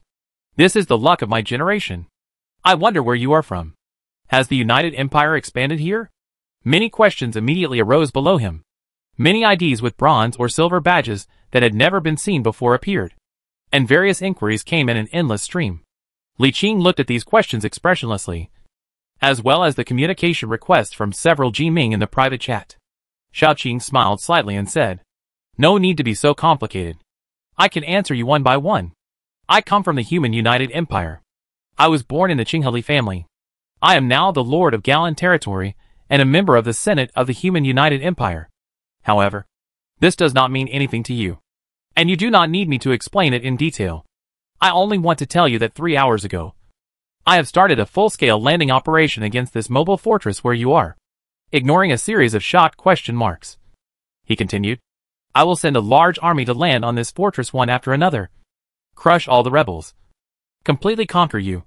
Seize this mobile fortress. And bring you under my rule. There was a long silence. Everyone was shocked by the news. A few IDs without badges asked, I wonder what our fate will be if you conquer us. Li Qing replied, We are all human beings, and we all share a common heritage. Although I cannot make any promises right now. Do you think there is anything worse than your current situation? Crazy, decadent, closed, without hope, without goals, living your whole life in this small fortress that is like a tomb, without freedom and self from birth to death. Do you still want to continue living like this? Don't you want to pilot an interstellar battleship across the starry sea like your ancestors did? Persuading someone to surrender is also considered as inducement. After discovering that there were quite a number of players inside the fortress, he considered how to use these players to achieve his own goals. It's not that he's attracted to this group of players. To be honest, Li Qing's territory doesn't have a high demand for players. Not only him. In the United Human Empire, the major military lords and clans rarely recruit players to serve them except their own players, unless they are family-born children. The so-called family-born children are the descendants of a player family who have served the family for generations. They serve the family from generation to generation and are relatively more loyal. Only such players will be used all the time and entrusted with important tasks. It is almost impossible to recruit unfamiliar players midway. The main reason is that players' minds are too active. Their identity as players gives them more possibilities, which makes their abilities far superior to ordinary humans of the same level, but also increases uncertainty. Generally, established and stable forces are not very fond of using them. Li Qing didn't like to use it either. Besides, he had servants of light, so his demand for player talent was not high at all. Naturally, he looked down on the players who had been locked up in the Cybertron fortress for more than 7,000 years and were outdated in both knowledge and learning. The key point was that they were born in this Cybertron worldview where people eat each other and are controlled by capital. But he also wanted to persuade them to surrender, mainly because he wanted to conquer more humans as safely as possible. As he learned more, he discovered that the number of natural humans inside this Cybertron fortress was much greater than he had expected. The original estimate was around 1 billion. But based on the information we have now, it is at least 5 times the estimate. And it may be even more. If we could safely receive all of these human beings, it would be a huge fortune. Considering this extremely huge fortune, he had to accept it even if he looked down on these players. As for the method of receiving the call, it was very simple. He opened the address book and called the player whose title was the executive officer of Dark Tide Group among the 3 golden IDs. He got straight to the point and said, "I am now giving you a chance to take the initiative to bring your group to submit to me and accept my rule." After receiving this expected news, Chong Jianlong pinched his brows, took off his gold-rimmed glasses to reveal a pair of sparkling eyes. But if someone looked closely, they would find that his seemingly normal eyes were actually bionic implants. He turned around and looked at the dozen men and women who exuded extraordinary aura around the long conference table behind him, and said in a deep voice, "He contacted me. I'll send you the conditions." A light curtain unfolded, displaying Li Qing's words. A dozen men and women dressed in luxurious and imposing manners all frowned. One of them, an old man in a dark blue Zhongshan suit, paused slightly with the dark golden dragon head cane in his hand, and asked a bald man in military uniform across the conference table. The armed forces should have received information about their army. What do you think of their strength? The bald man's head was made of shiny metal with complicated circuits drawn on it. From time to time, tiny flashes of electricity could be seen jumping along the circuits. He said expressionlessly, "According to the data we have collected so far, they have complete 5th generation technology and are stronger than us. We can barely stop them with our current strength. But the army they are sending out now is obviously not their full strength. In addition, I received news that the Tiandu Group and Qiandu Group, which are not far from us, have been attacked. They should be attacking from 3 directions, which means that their strength must be stronger than we expected. If we use force, we will not have much chance of winning." After a pause, he continued, "Unless we persuade the nearby groups to unite, it will be difficult to defeat them. Once we lose, we will have no room to make conditions." Chapter 181 So many human civilians. In that case, Chong Jianlong adjusted his gold-rimmed glasses and said in a deep voice, "Then surrender." The directors of the various groups on both sides of the conference table looked at him expressionlessly, neither objecting nor agreeing. Chong Jianlong knew what these old guys were waiting for and said, "I will contact him again and see what he can offer." "Go ahead, old man." Chong Jianlong cursed inwardly.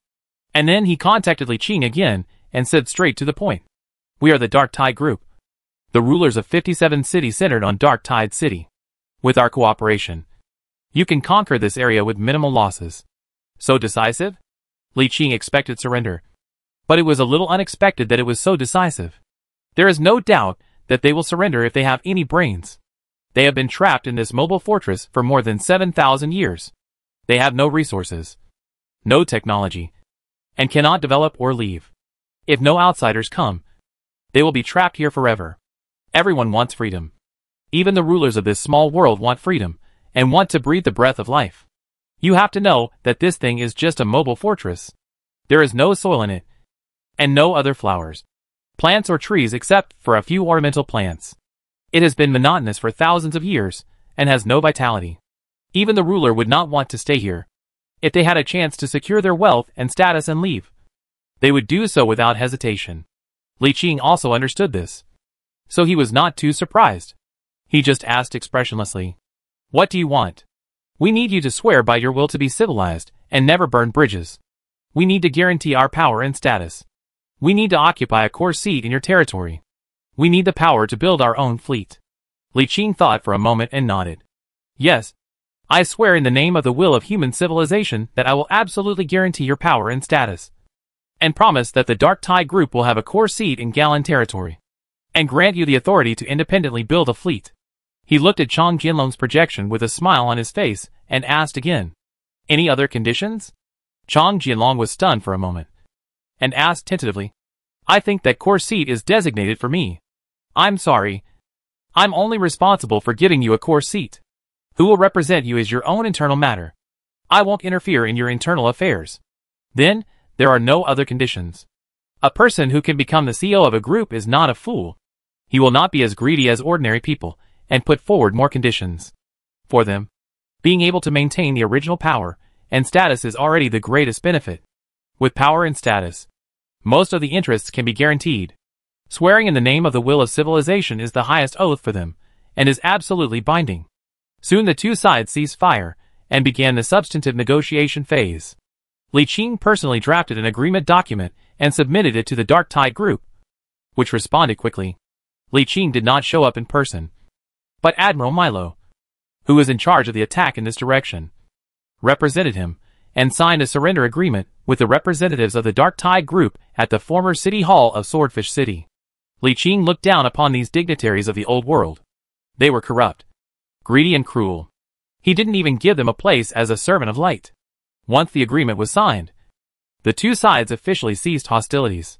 Then the Dark Tide Group signed an executive order and began to mobilize many cities under its jurisdiction to prepare for relocation.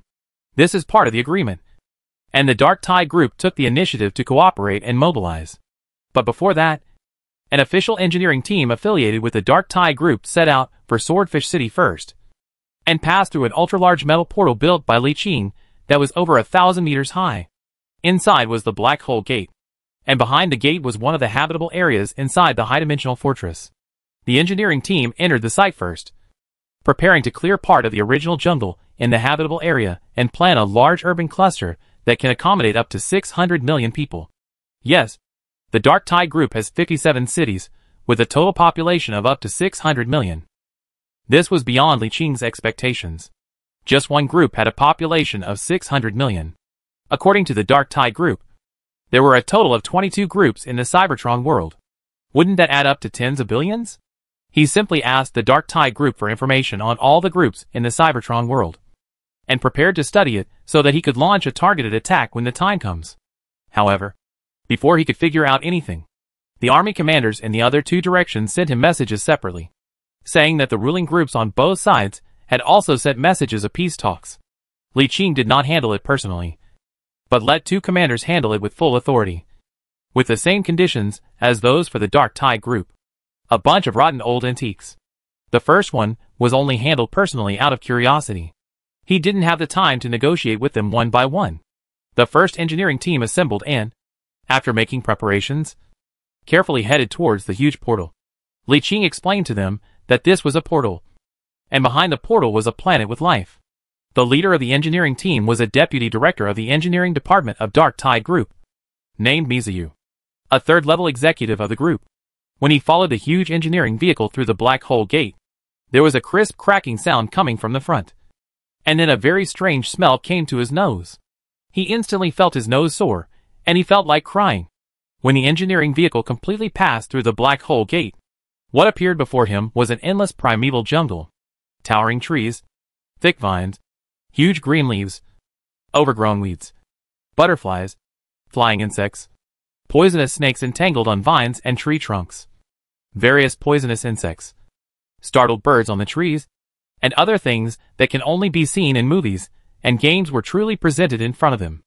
After everyone was briefly shocked and disbelieving for more than 10 seconds, suddenly a member of the engineering team lowered the window glass, and his mechanical fingers turned into sharp blades to cut off a protruding branch and put it into his mouth. After chewing it a few times with his metal teeth, his eyes suddenly burst into an astonishing brilliance. Oh my God! This is real! This is really a planet with life!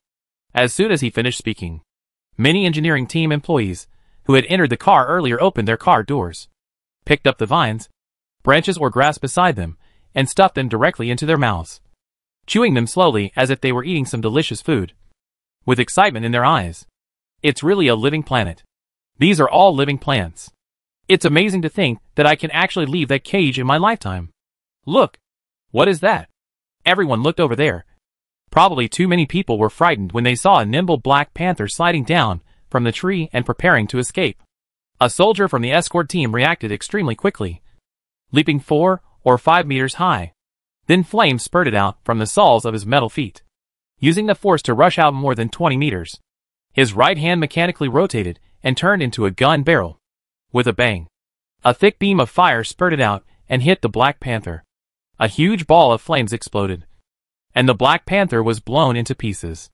There was silence for a few seconds, and then a bunch of people hurriedly returned to the car to get out the fire extinguisher and rushed to put out the fire. A soldier who looked like the captain walked up to his men and hit them with a big punch, causing them to stagger backwards. "Asshole! Who told you to use this kind of weapon?" 70 or 80 firefighting devices sprayed out mist, easily extinguishing the newly burning dead branches and turning them into a large block of ice. The beaten soldier had no complaints, but instead looked guilty, as if he deserved to be beaten. A group of soldiers happily collected the shredded Black Panther meat, cleaned it simply, stuffed it directly into their mouths, closed their eyes, chewed it slowly, with a look of enjoyment on their faces. I bet even the top executives of the group can't eat such delicious meat. After receiving a small piece of meat and experiencing its unprecedented deliciousness, the deputy director of the engineering department discussed with the captain of the escort team in a low voice for a while, and at the same time ordered all members of the escort team not to use explosive and flame weapons at will. This is truly a world of treasures. A researcher accompanying the team picked up a beetle that looked like a longhorn beetle with 2 metal fingers and observed it carefully, exclaiming, "If we bring this little beetle back to our world, it can be sold for at least 10 million. Not only that, this is the beginning of a new species for our world. Don't even think about it if there are more than 10 billion of them." Just as he finished speaking, he saw his companion take out a transparent test bottle and prepare to put the longhorn beetle in it. He shook his head speechlessly and said, "But now that we own the whole world, it's worthless." The companion did not stop, but continued to put it away, stuck the transparent test tube into the metal slot of his right arm and covered it, and said, "I keep it for myself." The companion spread his hands and said nothing more. Then the engineering team continued to move forward, one after another. Engineering machinery vehicles more than 10 meters high drove out of the Black Hole Gate and gathered in a pile in the jungle near the Black Hole Gate. There was no major movement for a long time. How to do this? Mizuyu, deputy director of the engineering team, was looking at the map in front of him and was worried. The leaders of the other teams in the car were also worried. Xiaoqing, one of the researchers, asked in a low voice, "Are we really going to clear this jungle to build a city?" The security captain, who is always good at destruction and killing, also hesitated at this time. "It's a bit of a pity. It's such a shame. Such a large jungle with so many living things. It's a shame to clear it away. But if we don't shovel it, there will be no place to build a city. Building a city doesn't mean we have to clear everything away. Maybe we can try to coexist with the jungle and build a forest city. The idea is great, but there is not enough space, and it is difficult to coexist. What should we do then? Pass the message back and let those big guys have the headache." This situation occurred not only in the Dark Tide group, but also in the other two groups. After being poor for more than 7,000 years, they suddenly saw a vibrant ecological world. Their first reaction was definitely not to destroy it, but to cherish and protect it. And this is exactly what Li Qing hopes for. Only attractiveness can make the common people willingly give up their existing ones and enter the new world. As scenes came from the new world, a large number of trees, plants and various creatures from the new world were transported out and exhibited, and almost all civilians were looking forward to the start of immigration. After struggling for a week, the top leaders of Dark Tide finally came up with a city plan and reluctantly cleared a part of the forest to build the city. With the decision made, the outline of the city was quickly established with the help of high technology and large-scale engineering teams. The first immigrant city area was completed in just 2.5 months with super engineering teams, with a total of nearly 10 million people from the Dark Tide headquarters and 57 branches, plus the supply of construction materials at all costs, under super high efficiency. And the first batch of immigrants began soon. Early in the morning of that day, all the lower class and middle class citizens in Swordfish City were ready, either sitting in cars or carrying bags and packages, and gathered in the central square of the city, forming a long line. Li Qing sat in the municipal building in the center of the city, looking at the people coming from all directions with a smile on his face. According to statistics, Swordfish City alone has a population of nearly 10 million. If he were to immigrate outside, he would have to spend tens of trillions of dollars. Here, these civilians are worthless, and he paid almost nothing. Even the engineering team to build the city was brought by themselves. The city located in the number 1 habitable zone was built in the southeast corner of this area. The Dark Tide Group's plan is to build a city in each of the 8 directions of this world to accommodate the Dark Tide Group's 57 cities, with a total population of about 600 million. The central government is the ruling area and is directly under the jurisdiction of the Dark Tide Group. Li Qing did not interfere with their plans. Whatever they did was their business. As long as it was not too outrageous. He would not object. He would just get people in first. When all the people come in, we will formulate rules and regulations. And then they will have no say over it. He will not go back on his word and will guarantee their power, status and wealth. But he will set the rules, which is not included in the agreement. It only took 5 days for the entire Swordfish City, with a population of nearly 10 million, to move in through the Black Hole Gate, and then happily moved into their own rooms in the new city.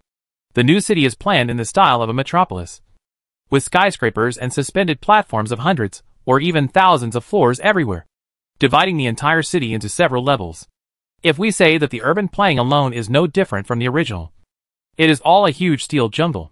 The original jungle has been basically cleared away, leaving only a large number of urban green belts and urban parks, which does not seem to be much better than before. However, Li Qing sent a Lord's plan to all civilians who entered the Palm Universe in the name of the Lord's Mansion. The plan shows that the floor they are on is the urban area and everyone lives on this floor. But above them is an entire floor of primitive ecological area that will not be planned as a city. In the future, it will be an ecological area shared by everyone in the city. All civilians can go up and play at any time via the elevator that runs through the entire floor. They can edit that layer of ecological zones freely, except for prohibiting urban transformation. They can transform it into large-scale grasslands, primitive jungles, mountains, snow-capped mountains, rivers, lakes and other terrains at will. Li Qing had already planned it for them long ago. A super livable area with a length, width and height of 1,000 kilometers each, divided into 10 ecological zones. He plans to develop only 5 residential layers in each area, and leave the other 5 habitable layers as ecological layers. For example, the 1st, 3rd, 5th, 7th and 9th floors are super residential areas, which are full of cities, and can accommodate tens of billions of people.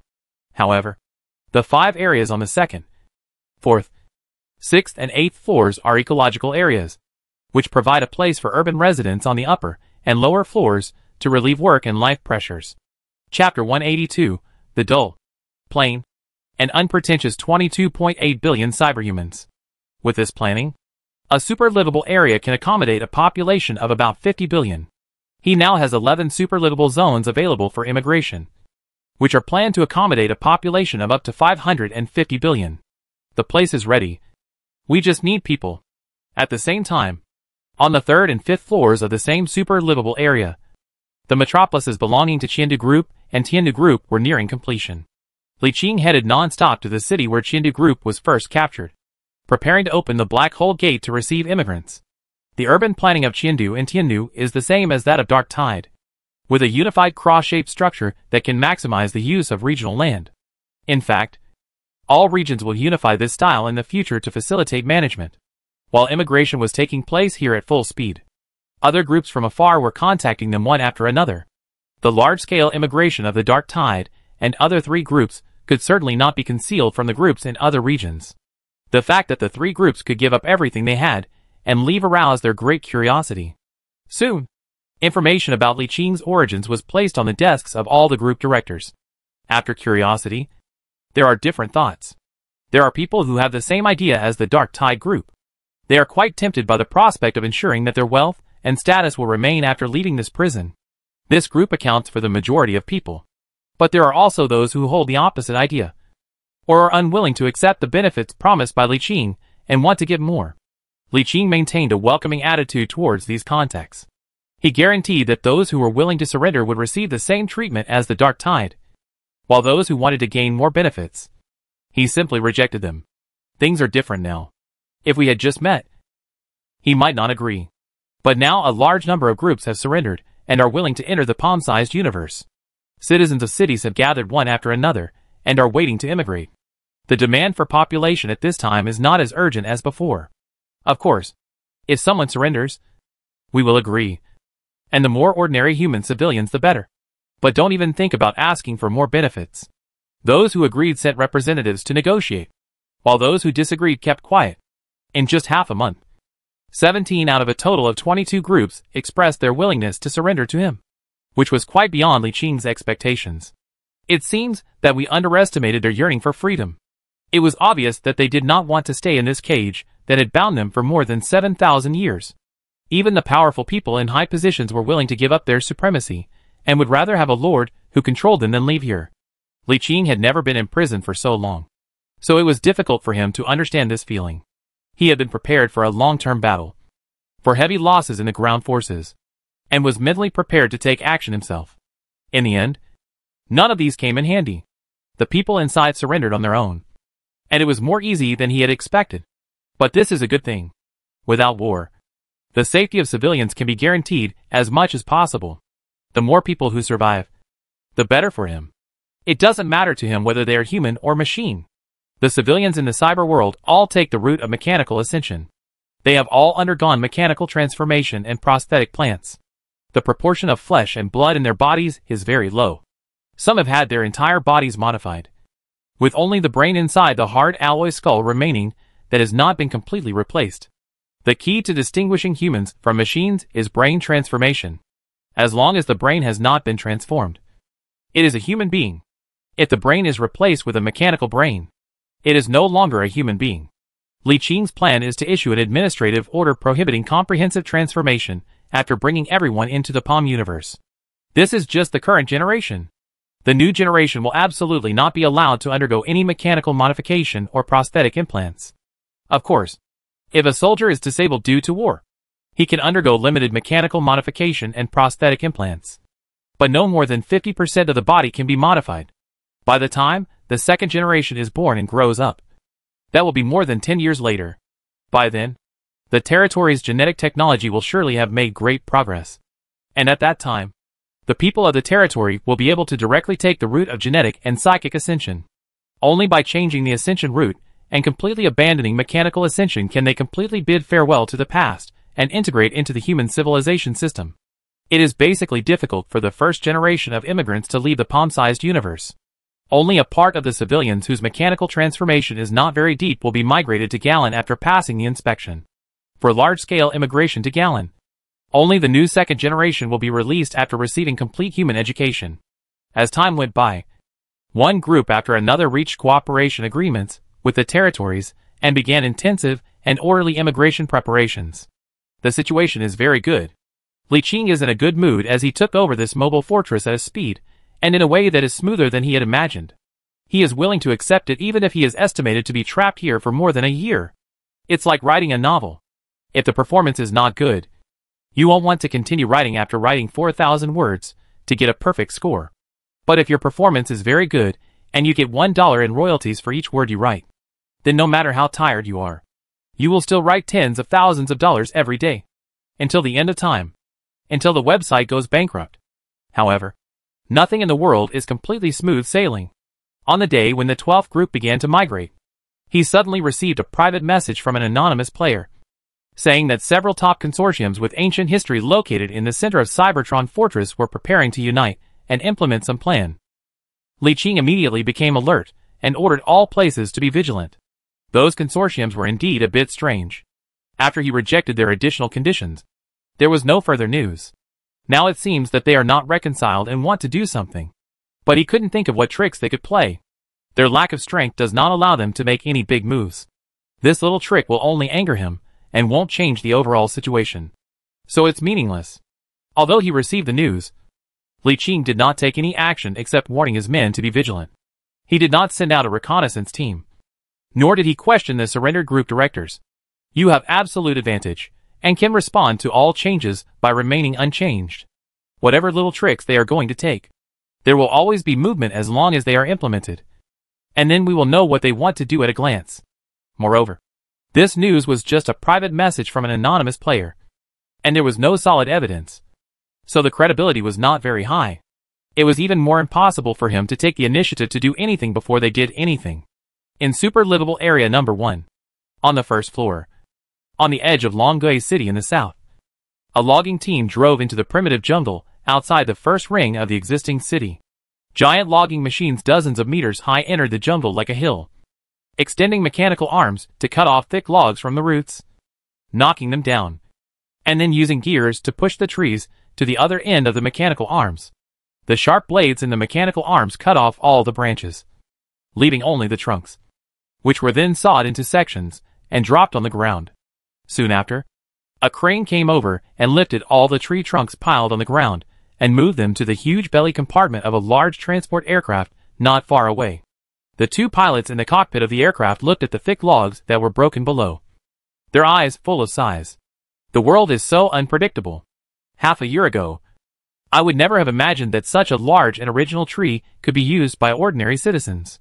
The other pilot was biting into a large piece of tender, charred meat, and nodded in agreement. Who says it's not true? As a commoner like me, I never dared to imagine that I could eat such delicious natural barbecue. He took a big bite and said vaguely, I've lived for 45 years, and the best meal I've ever had before was a roast chicken made with cockroach larvae mixed with carrageenan. It cost me half a month's salary at the time. Think about it. The best meat that common people could eat was the meat of larvae. Now, I am still a commoner, but I can easily eat natural barbecue. It's really wonderful. Thank you, Your Highness. Praise Your Highness. This situation occurs in different livable areas, from the powerful and noble to the middle-class citizens and the lower-class civilians. Although the class has not changed, their lives and environment have undergone earth-shaking changes. Among them, the people at the lower levels of society have seen the biggest changes in their emotions. It's not just the changes in their living environment, but what motivates them the most is that they now have the opportunity to change their class. The original rigid class changed with the change of environment and broke down with the breakdown of the closed social structure. Now, as long as you work hard, you will get the corresponding rewards for your efforts. Unlike before, when no matter how hard you work, you will not get the corresponding rewards. When they realize this, the slight discomfort that many lower-class people felt as new immigrants has long disappeared, and they are now full of expectations for their future lives. As time went by, more and more humans migrated to the palm-sized universe. During this period, Li Qing returned to the territory once, mainly to receive some supplies, and a second repayment. This time, they almost lost everything they had. They took out the remaining 60 trillion yuan on hand, and sold part of the refined steel and alloys on hand to raise 15 trillion yuan. Each person paid back 15 trillion yuan, and only owed 24 trillion yuan, which was paid off after half a year. In addition, he can now enlighten 3 servants of light every month. He has accumulated more than a dozen in the past few months, and will use all of them. He will first enlighten a group of orb battleship engineers, and several battleship chief engineers, and several scientists from the group of Hell people. In the end, together with the existing ones, there were a total of 20 battleship chief engineers, who could build a total of 200 battleships. In addition, as the orbs became his vassals, some talents of this race could also be used. Li Qing equipped 200 sets of battleship engineers at one time, as well as 500 sets of cruiser engineers, 500 sets of destroyer construction engineers, and 2,000 sets of frigate engineers. If it weren't for the limited shipbuilding materials and blueprints for warship weapons and accessories, he would have doubled the amount. In addition, the batch of warships that Commander Yu Qingji ordered from him, including a Titan super flagship, 2 dreadnoughts, 2 aircraft carrier flagships, and a super order of 1,000 battleships, was finally completed for the most part. 2 flagships and 2 aircraft carriers are about to be completed, and 1,000 battleships are also about to be completed. The construction will definitely be completed by the end of the year, which will save a large number of engineers to start building their own battleships and flagships. As for the Titan super flagship, it will take about half a year to complete. The construction time of the super flagship is too long, even if the shipbuilding speed is further improved after the promotion to the negative star. This improvement has just begun. He did not stay in the territory for long. He only replenished some supplies to deal with the backlog in the territory. Then he returned to the isolated star field and got back to work. As soon as he returned to the Cybertron fortress, he was busy traveling to various places to open the black hole gates and bring the immigrants in each city into the super livable zone. Every time it is opened, it can accommodate at least several million people, and the largest city has nearly 20 million civilians included in the palm-sized universe. In addition, he was also carefully guarding against possible problems. Although he verbally ignored the anonymous warning, he still took it seriously in his heart. But over the past 6 months, the palm-sized universe has gradually taken in nearly 6 billion civilians from more than 500 cities, but has not encountered any abnormalities. Just when he was wondering if the anonymous person was deliberately trying to sow discord, one day, the immigration headquarters suddenly received surrender documents from several top consortiums located in the center of the fortress. After thinking for more than half a year, when Li Qing had already taken most of the cyberhumans outside the fortress into his palm universe, they finally seemed unable to sit still and decided to surrender. This is quite surprising. But of course it's a good thing. Now all that's left is to conquer that part. And this mobile fortress can be completely taken over.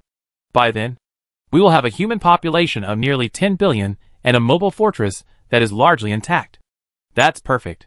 The conditions and procedures were the same as those for other groups surrendering. Li Qing was not particularly harsh on them just because they surrendered late. They were all treated the same. He would just recruit people first, and when the people under their rule entered the universe in his palm, they would not be able to control whether they lived or died. He is not afraid of these groups and consortiums doing something to these civilians. Even Li Qing does not pay much attention to these tens of billions of Cybertron human civilians. This group of people is just transitional.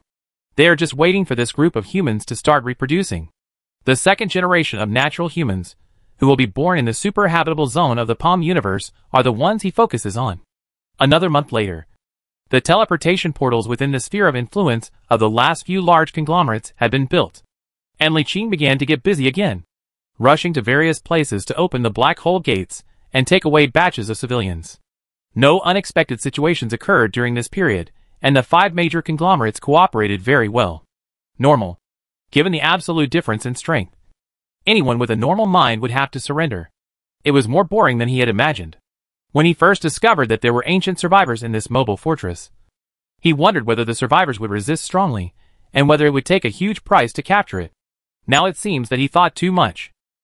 Compared with the forces outside the Cybertron fortress, which are called groups, the forces inside are called consortiums. The 5 major consortiums not only have far stronger comprehensive strength than the groups, but also own far more territory and population than the groups. For example, the Dark Tide Group has a total of 57 cities, with a total population of 600 million. Any one of the 5 major conglomerates owns hundreds of cities, and any one of them has a larger population, and is more prosperous than the Dark Tide Group. The population of the smallest one is 1.9 billion. And the largest one is as high as 3.1 billion. These conglomerates alone contribute 11.2 billion people, while the total population of the 17 groups is only 11.6 billion. Chapter 183: A Natural Outcome. Good fellow. Initially, Li Qing estimated that there were only 1 billion people in the Cybertron fortress. After gradually getting to know more about it, he raised the estimate to 5 or 6 billion. After completely conquering and counting the population, the figure was actually as high as 22.8 billion. This gap was a bit outrageous. To sum up, this small mobile fortress with a diameter of only 1,000 kilometers actually accommodates 22.8 billion people, which is simply terrifying. To Li Qing, it felt like a dream. The territory had just been created and was short of people. But immediately, there were more than 20 billion people. It was such a coincidence that it seemed like it was deliberately arranged. To be honest, if he were in the world of immortals and heroes, he would definitely doubt whether he was a pawn of some ancient boss, and whether everything he had now was arranged. But in this interstellar age, this is not possible. With the psychic power he currently possesses, no matter how powerful the evil god is, he cannot control his fate without being noticed. It is also impossible that he is the previous owner of the universe in his palm. After officially becoming the master of the universe in his palm, he has confirmed that the former negative star owner has indeed disappeared completely. Now he is the new negative star owner, the complete successor, and there is no other heir. In other words, this is indeed a coincidence, but it is also a reflection of his strength. After all, without sufficient strength, it is impossible to catch the blue bird, let alone learn the coordinates of the isolated star field from her. The cause was planted a long time ago, but the result is only now being born. It will come naturally. In addition, there are a total of about 700,000 players in the entire Cybertron fortress, basically the middle and upper classes in the Cybertron world. and all the ruling classes of player identities. It is estimated that the activity area is limited to this small mobile fortress. There are no resources in the galaxy, and not even a battleship can be built. Among the 700,000 players, there is no one who has talents related to naval command. However, other types of talents are not affected, and all types can be found. 4 months later, it was the 9th month since Li Qing started to conquer the Cybertron Fortress world, and also the 6th year of its development. Before I knew it, another year has passed. He also had saved up a total of 10 spots for the enlightenment of Servants of Light, 12 spots for psychics, and 1 spot for the transformation of negative stars, all of which he had kept for the time being, and had not given any to any of the players in this world. In addition to the disdain, the main reason is that these 700,000 players are all trash, without even a green name. So what's the use? There are no life planets. This mobile fortress is neither a galactic miracle nor even a space living station. Those born in this world are basically gray names, with only a very small number of white names. If you can't find 228 green names or above in the world's 22.8 billion population, you can tell how outrageous this is. Such white name players have neither prospects nor special skills, and it is a complete waste of precious spots to transform them into Servants of Light. It would be better to wait for them to reproduce a new generation in the high-dimensional fortress. The superhabitable area in this high-dimensional fortress must be similar to a miracle in the Starry Sea. The offspring born must be qualified. Wouldn't it be wonderful to wait for them to grow up, and then be enlightened to become Servants of Light? Seeing that most of the population had been taken into the palm-held universe, Li Qing immediately ordered the maintenance fleet anchored outside the fortress to get ready and begin repairing the mobile fortress. Fix the inside first and worry about the outside later. We have been floating in the void for more than 7,000 years. We don't need to worry about this for the time being. We should clean up the inside of the fortress first. This is a huge project. This thing was originally a war fortress, but now they have transformed it into a mess. It needs to be completely cleaned up from the inside out, and most of the densely packed city inside needs to be demolished. The reason why it was not completely demolished was that such a huge fortress would require a large number of crew members, and several urban areas had to be left for the crew to live in. Such a huge thing cannot be managed without tens of millions of clone crew members and hundreds of millions of senior crew members. The maintenance costs and monthly living expenses of the crew members alone are an extremely terrifying expense. For such a big thing, even if a normal player gets it from a blind box, he can only sell it, and he definitely cannot afford to maintain it. After demolishing the inner city of the fortress, it is necessary to rearrange various communication facilities, energy transmission facilities, and repair all the abandoned weapon pits. Only then can various weapons be reconfigured. Finally, the outer armor of the fortress was repaired, and the energy shield generator was relocated. The original energy shield generator has disappeared and must be reconfigured. To configure a shield generator that matches the size and scale of such a huge mobile fortress, at least hundreds of trillions of funds must be prepared. It's just horrible. But Li Qinghua was happy to spend this money. If this big guy can be repaired, it will be the foundation of his future and an invincible weapon. Apart from anything else, at least no one in the Zuder star field can stop the attack of a high-level mobile fortress. Coupled with the fleet he owns, the combination of the two means that as long as he doesn't waste time, he will have basically no worries before being promoted to military lord. The situation is very good. Li Qing smacked his lips and prepared to take some time to go back to Galan to get another group of maintenance workers from the Orb people. It has to be said that although these Orb vassals are of little use, they are still good as laborers and cheap workers. At least there are enough basic workers like these. As many as you need. It doesn't take much than an administrative order to immediately train a large number of people for use on a large scale. Li Qing ordered that the star-bearer Long Yun be temporarily in charge of the repair of the mobile fortress Cybertron, and 4 servants of light would assist in the repair. He then prepared to return to the warship outside the fortress and prepare to leave. As early as half a year ago, several negative star people had awakened from their slumber. However, just as he left the house, he received a message from Wang Xiaofeng, CEO of Cyber Group, the top-ranked group among the top 5 groups. Your Majesty, I have good news for you. We just received a message from the core control room in the center of the fortress. The once-in-a-decade automatic maintenance of the core control room has begun. This is the best opportunity to enter the core control room. Li Qing was stunned for a moment and asked, "This fortress still has a core control room? Can the fortress still be controlled?" The other side responded quickly. The core control room can no longer control the fortress, but it is the last resting place of the Cybertron god. It is said that there are a lot of ancient technologies and treasures collected there. Although the core control room cannot control the fortress, it can control the fortress's most core super weapon. Li Qing narrowed his eyes slightly when Wang Xiaofeng said this. An idea suddenly emerged in Li Qing's mind. This is a trap. When the spiritual power becomes strong enough, there will be this mysterious feeling. When someone has ill intentions towards you, there will be this mysterious feeling. His psychic energy of over 16 million is already very powerful. He can be called a super psychic. His spiritual perception is at the immortal level, so naturally it is very powerful. He can sense the warning instantly. Interesting. This is their plan. Surrender directly to lower your vigilance, and then lure you to a dangerous place in the name of ancient treasure. It is not necessarily fake. The ancient treasure is most likely real.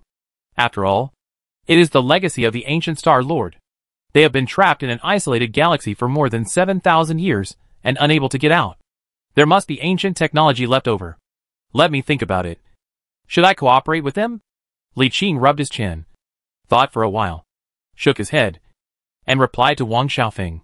I'm busy now. Let's talk when I get back. Wang Xiaofeng was surprised for a moment, then said, Your Majesty, the core control room is only open for 7 days at a time. If you miss it, you will have to wait another 10 years. Li Qing smiled and said, It doesn't matter. It will take more than 10 years just to repair this mobile fortress. We can talk about it next time. Your Majesty, the core control room contains a large amount of Star Lord level technology. Without this technology, this mobile fortress cannot exert its maximum power. No need to say more. I have made up my mind. After saying that, he disconnected the communication. Boom! Wang Xiaofeng slapped the table. Several black figures, whose faces could not be seen clearly in the secret room, all looked up. One of them asked in a mechanical voice, Is he not interested? Yes. He said he doesn't have time now, and will go when the core control room is reopened in 10 years. Another shadow asked, Are you sure you're not interested? Or have you discovered something? I don't know, but I think it's possible. After all, we weren't very active in surrendering before, so it's normal for him to be wary of us. The shadows were silent, and one of them said, If he doesn't fall for it, we don't have any other surefire way to deal with him. There was another silence. After a long while, one of the shadows said, Since he won't be fooled, the plan will be put on hold for now. You want to go in? All the shadows looked up. The speaker paused and said, If we don't fight back now, it will be hard for us to be able to fight back in 10 years. But there is no other way. If we want to leave here, we can only go in there. For ourselves and our descendants. We must leave this cage. So we must advance and retreat together. We must firmly control our subordinates to ensure that we do not lose our power and status. We must also build our own fleet and strive for independence when the time comes. On the other side, Li Qing had already left the fortress, boarded the Black Hawk frigate to leave the isolated star field, and jumped back to the Galan Galaxy. It's not that he really doesn't care about the legacy of the Cybertronian general. It's mainly because how can he fulfill their wish when he knows there is a trap? Of course, it doesn't mean that he will go there 10 years later. He can't wait that long. His idea was to repair the fortress first. By then, the entire fortress would have been cleaned up, and the so-called core control room would naturally be exposed. Then, he would slowly find a way to open the core control room. As long as the core control room is inside the fortress, there is no way to hide it. It can always be found, and a way to open it can always be found. There is no need to wait 10 years at all. At this time, the territory developed rapidly with the gathering of a large number of players, and the continuous support of the Yu family of Tianjin and the Li family of Qinghe. After Li Qing came back, he first spent some time with his 2 girlfriends, Yu Yuyao, who felt bored in the Cybertron fortress and returned to the territory half a year ago, left 4 months ago, and no one knew where she went. A short separation is better than a new marriage. It is a satisfying battle of intestines and stomach, an exchange of soul and body. It took 3 days of playing day and night to satisfy the lovesickness of the 2 girls. And only then did they have time to learn about the situation in the territory during this period. It has been nearly a year since the establishment of the territory. First of all, the transformation of Orb on Galan 2 has been roughly completed, and the first batch of immigrants began a month ago. thanks to the fact that the orbs themselves have a large number of workers and mechanical equipment. The construction of new orb is very fast. A total of 10 super engineering teams started the construction of 10 metropolises at the same time. Each metropolis can be initially completed and ready for immigration in only about 2 months. The first batch of 10 metropolises, with a total of 1 billion immigrants, have already moved there, with each city having a population of about 100 million. Construction of the second batch of metropolises is now underway. At this efficiency, it is estimated that it will take about 5 years to complete all immigration. The prerequisite is that there are sufficient funds. Li Qing checked the income and expenditure of the territory and felt that it was a bit high. Building a metropolis is not just talk. It requires huge investment of real money, whether it is building materials or labor salaries. The salary is not much. As a vassal, the orbs have low wages. In addition, the large-scale use of clones and robots can save a lot of expenses. The monthly salary is about 200 billion. Building materials are hard investments. Meteorites can be pulled directly from space and crushed into sand and gravel. But other materials such as cement, mud and concrete have significant gaps. Li Qing took a look and found that this was mainly transported from Tianjin. The large chamber of commerce established by the Yu family in Tianjin had been transporting grain and various construction materials over the past year. All the money earned by the territory in recent days has been invested in it. And there is still a huge gap. And these gaps are still debts and IOUs. Li Qing took a look and found that the territory now owed the Yu Chamber of Commerce about 48 trillion yuan, and owed the Qingheli family a total of 50 trillion yuan in interest-free loans. Li Qi made 3 business trips in the past 9 months, with a round trip taking about 3 months. On his first business trip, he sold all the rare crystals, totaling about 27 trillion yuan, including the principal. He used the money to travel to several provinces and bought food, a total of 27 trillion kilograms, which alleviated the food consumption in the territory. Based on the average consumption of 1 kilogram of food per person per day, there are about 37 billion orbs in the territory. 37 billion kilograms of food per day means a total of 13.5 trillion kilograms of food is needed in 365 days a year. This amount of food is enough to last for 2 years. And 2 years is enough time for several food areas in the high-dimensional fortress to develop and produce grain.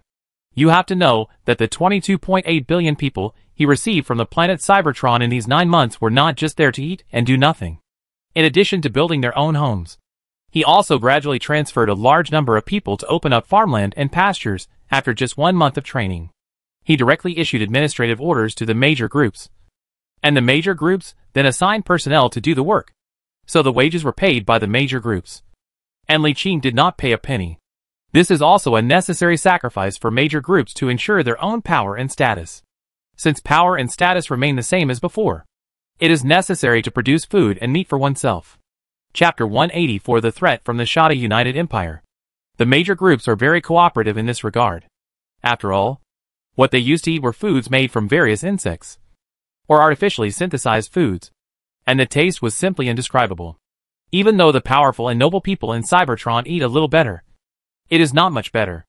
Now that there is ample land to grow all kinds of delicious foods that were previously only recorded in historical documents, they are more motivated than anyone else. Up to now, the 5 super agricultural areas in the high-dimensional fortress, each with 10 floors, totaling 50 floors, have all been cultivated, or some have been cultivated and planted with various crops. The conditions for reclaiming pastures are far better than those for farmland.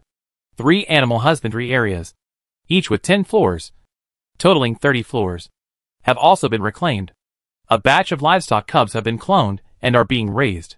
The fastest growing small poultry such as chickens and ducks have already been released from the pens once.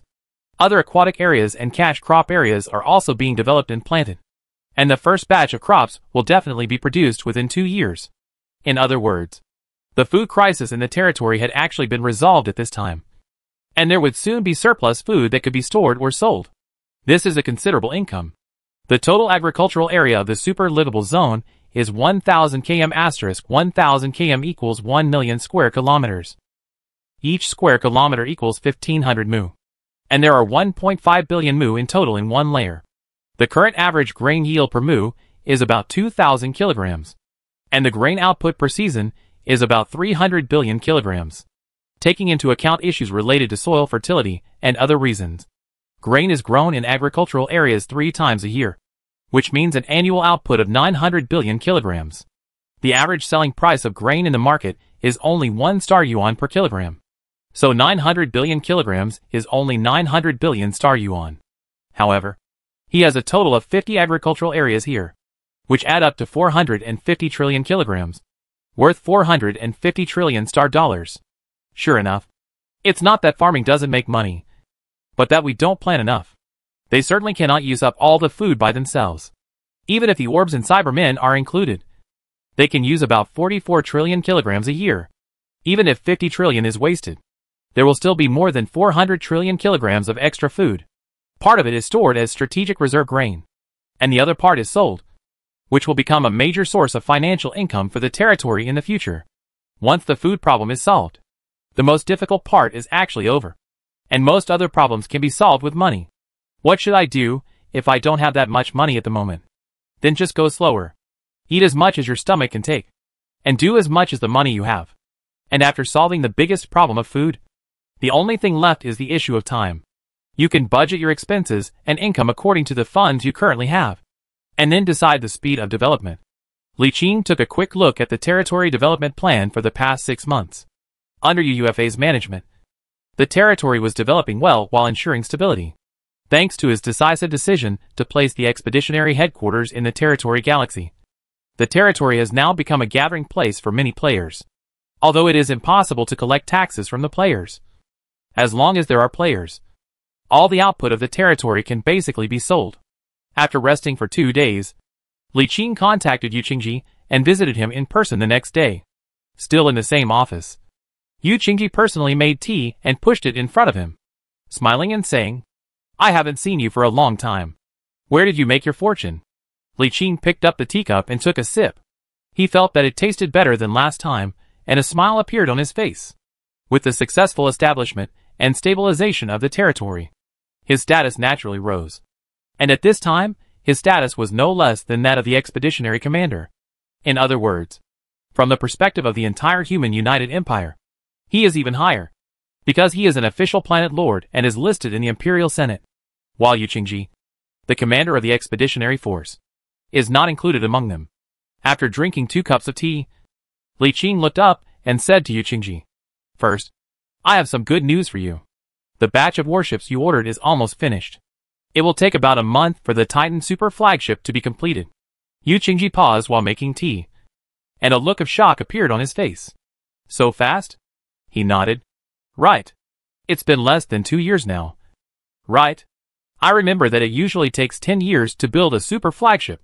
You've only completed it in 2 years. That's 2. Li Qing smiled slightly, with a hint of pride on his face. "It will only take 2 years. My super dock comes from an ancient super civilization. The shipbuilding speed is very fast. It will be completed in just 2 years." Yu Qingji was shocked and speechless. After a long silence, a smile appeared on his face and he said, "That's great. I'll go take over the completed ones first, and then take over the Titans in a month." Li Qing nodded. "Anytime. By the way, are you still accepting the order? I want to order a batch of ships, including the blueprints for 2 flagships." Li Qing thought about it for a while and shook his head.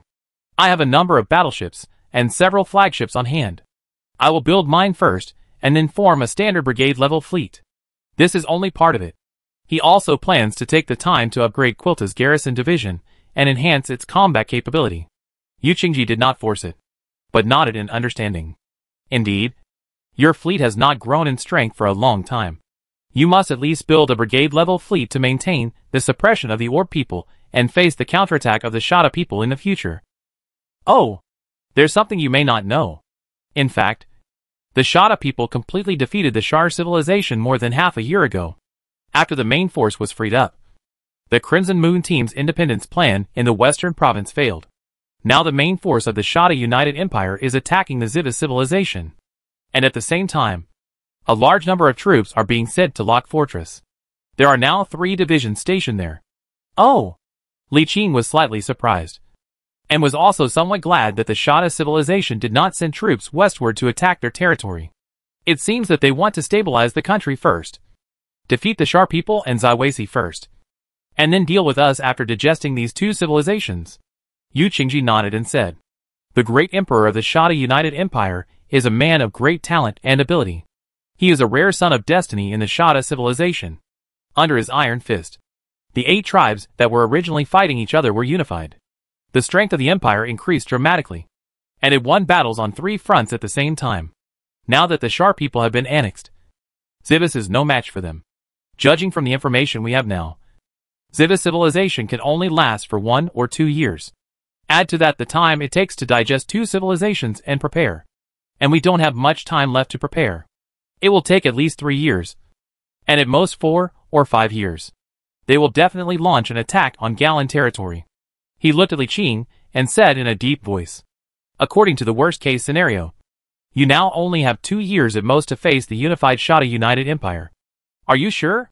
Li Qing pondered for a moment, raised his head and asked, "Uncle Qingji, do you have detailed information about the Shada United Empire? What is their total military strength now?" "According to the data we have now, the Shada United Empire has only 1 division of troops stationed in the eastern province, and 2 in the western province. However, 1 will be transferred once the remnants of the rebellion are completely extinguished. There are 2 divisions in the northern province and 2 in the central province. There are 3 divisions in Lok province, and the expeditionary force against the Civis Council in the north has a total of 8 divisions. In summary, the entire Shada United Empire has 18 divisions, 5 of which are reinforced divisions. The central division is as powerful as 3 standard divisions, and is equipped with the latest 4th-generation technology." "4th-generation technology?" Yu Qingji nodded and said, "You heard it right. The Shada civilization has actually been researching the 4th generation of technology a long time ago. With the successive annexation of 2 major civilizations, the fire of civilization is boiling, and destiny has come. The research will be completed soon, and it will take less than 10 years to replace the weapons with the 4th generation." His. From the 3rd generation to the 4th generation, it seems that only the weapon accessories have been changed, and there is only 1 generation difference. But it is actually a qualitative change. If a single warship of the same level has 1 level 3 technology and 1 level 4 technology, the level 4 technology will be stronger, but only to a limited extent. You can also use tactics and command capabilities to compete head-on. But when a civilization has 18 division-level fleets and is comprehensively upgraded, the improvement is exaggerated. At the same time, the 4th-level civilization can already try to design the Titan super flagship, or super aircraft carrier. Given enough time, they can also build a Titan super flagship belonging to the Shada Tribal United Civilization. By then, their advantage will be further reduced. Li Qing said decisively, "We can't give them this time to develop." Yu Qingji nodded and said, "The Expeditionary Force Elders Council has made the same decision. So after all restrictions are lifted in 4 years, we will bring in the 3 major legions from Tianjin and strive to defeat this civilization with great potential before they fully change their equipment." After returning from the headquarters, Li Qing told UFA and Ding Yuren the news. "I didn't tell other corps members because there was no need to do so for the time being.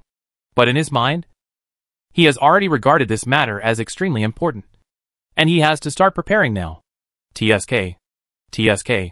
That's a bit exciting. Thinking about facing a full-scale attack from a fleet of 18 divisions in 3 years. Li Qing felt his scalp tingling. With their current strength, they are definitely unable to defeat the siege of so many fleets. Xu Yuan, no matter how powerful he is, can only fight 1 against a few. But the problem is that the gap between the 2 fleets is dozens of times. We need to speed up the formation of the fleet. Li Qing returned to the universe in his palm, and first took out the fleet that had been ordered by the Expeditionary Force and handed it over to the people sent by Yu Qingji, earning a total of 14.75 trillion star dollars in manufacturing fees. Then he re-entered the palm-sized universe and began to count the warships built during this period. There are no battleships. All the battleships stored during this period belong to the Expeditionary Force, and the ones built next will be his own. Half a year ago, there were only 100 groups of cruiser engineers who could build a batch of 100 cruisers in 2 months, 9 batches in 18 months, or 900 cruisers. But a year ago, he was promoted to negative star, and the speed of shipbuilding increased greatly. It only took 1 month to build a cruiser, and 6 more batches were produced in half a year, which meant 600 additional cruisers. In addition, He returned to the territory half a year ago and assigned 500 groups of cruiser construction engineers. 6 shifts in 6 months. 500 ships in each shift. For a total of 3,000 cruisers. So far, there are a total of 4,500 cruisers stored in the palm-sized universe. As for destroyers, there are only 3,100. It has nothing to do with the speed of shipbuilding. The main reason is that there are only so many destroyer blueprints. I have been so busy these days that I have no time to work on them. There are quite a lot of frigates.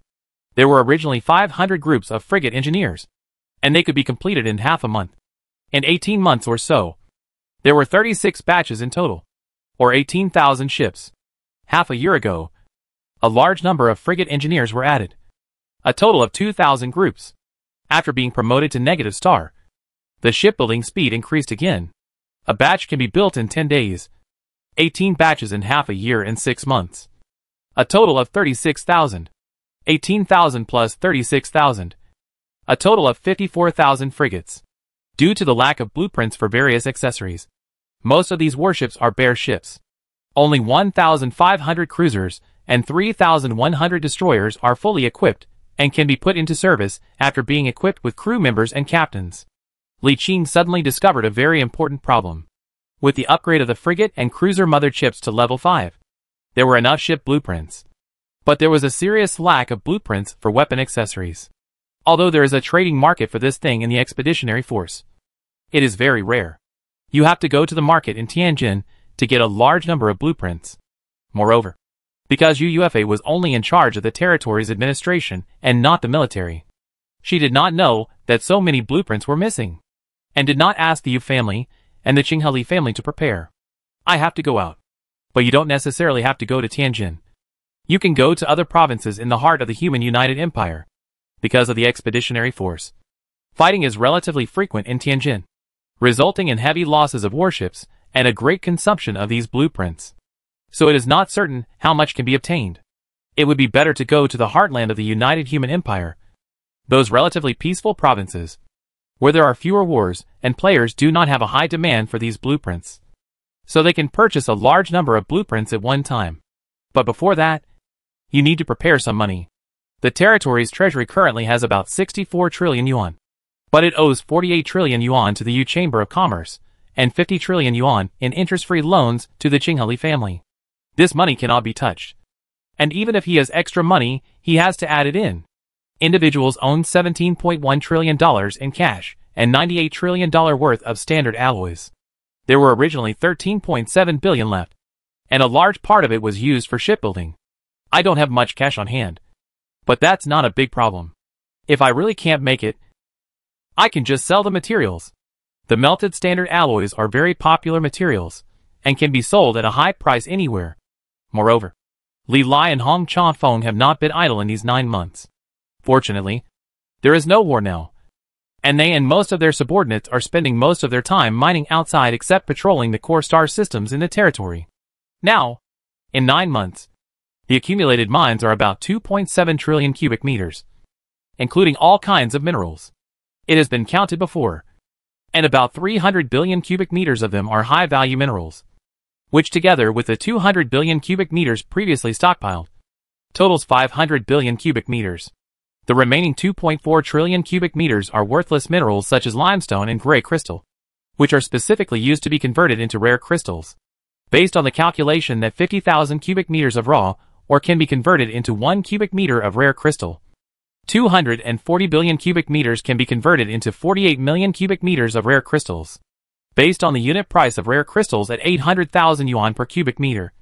These 48 million cubic meters of rare crystals are worth 38.4 trillion. He took these mines, and in return, he distributed 1,000 of the 1,500 cruisers and 2,000 destroyers that had been equipped with weapons and accessories, and divided them up according to the raw mines they contributed. It is equivalent to directly exchanging the mine or for the ship.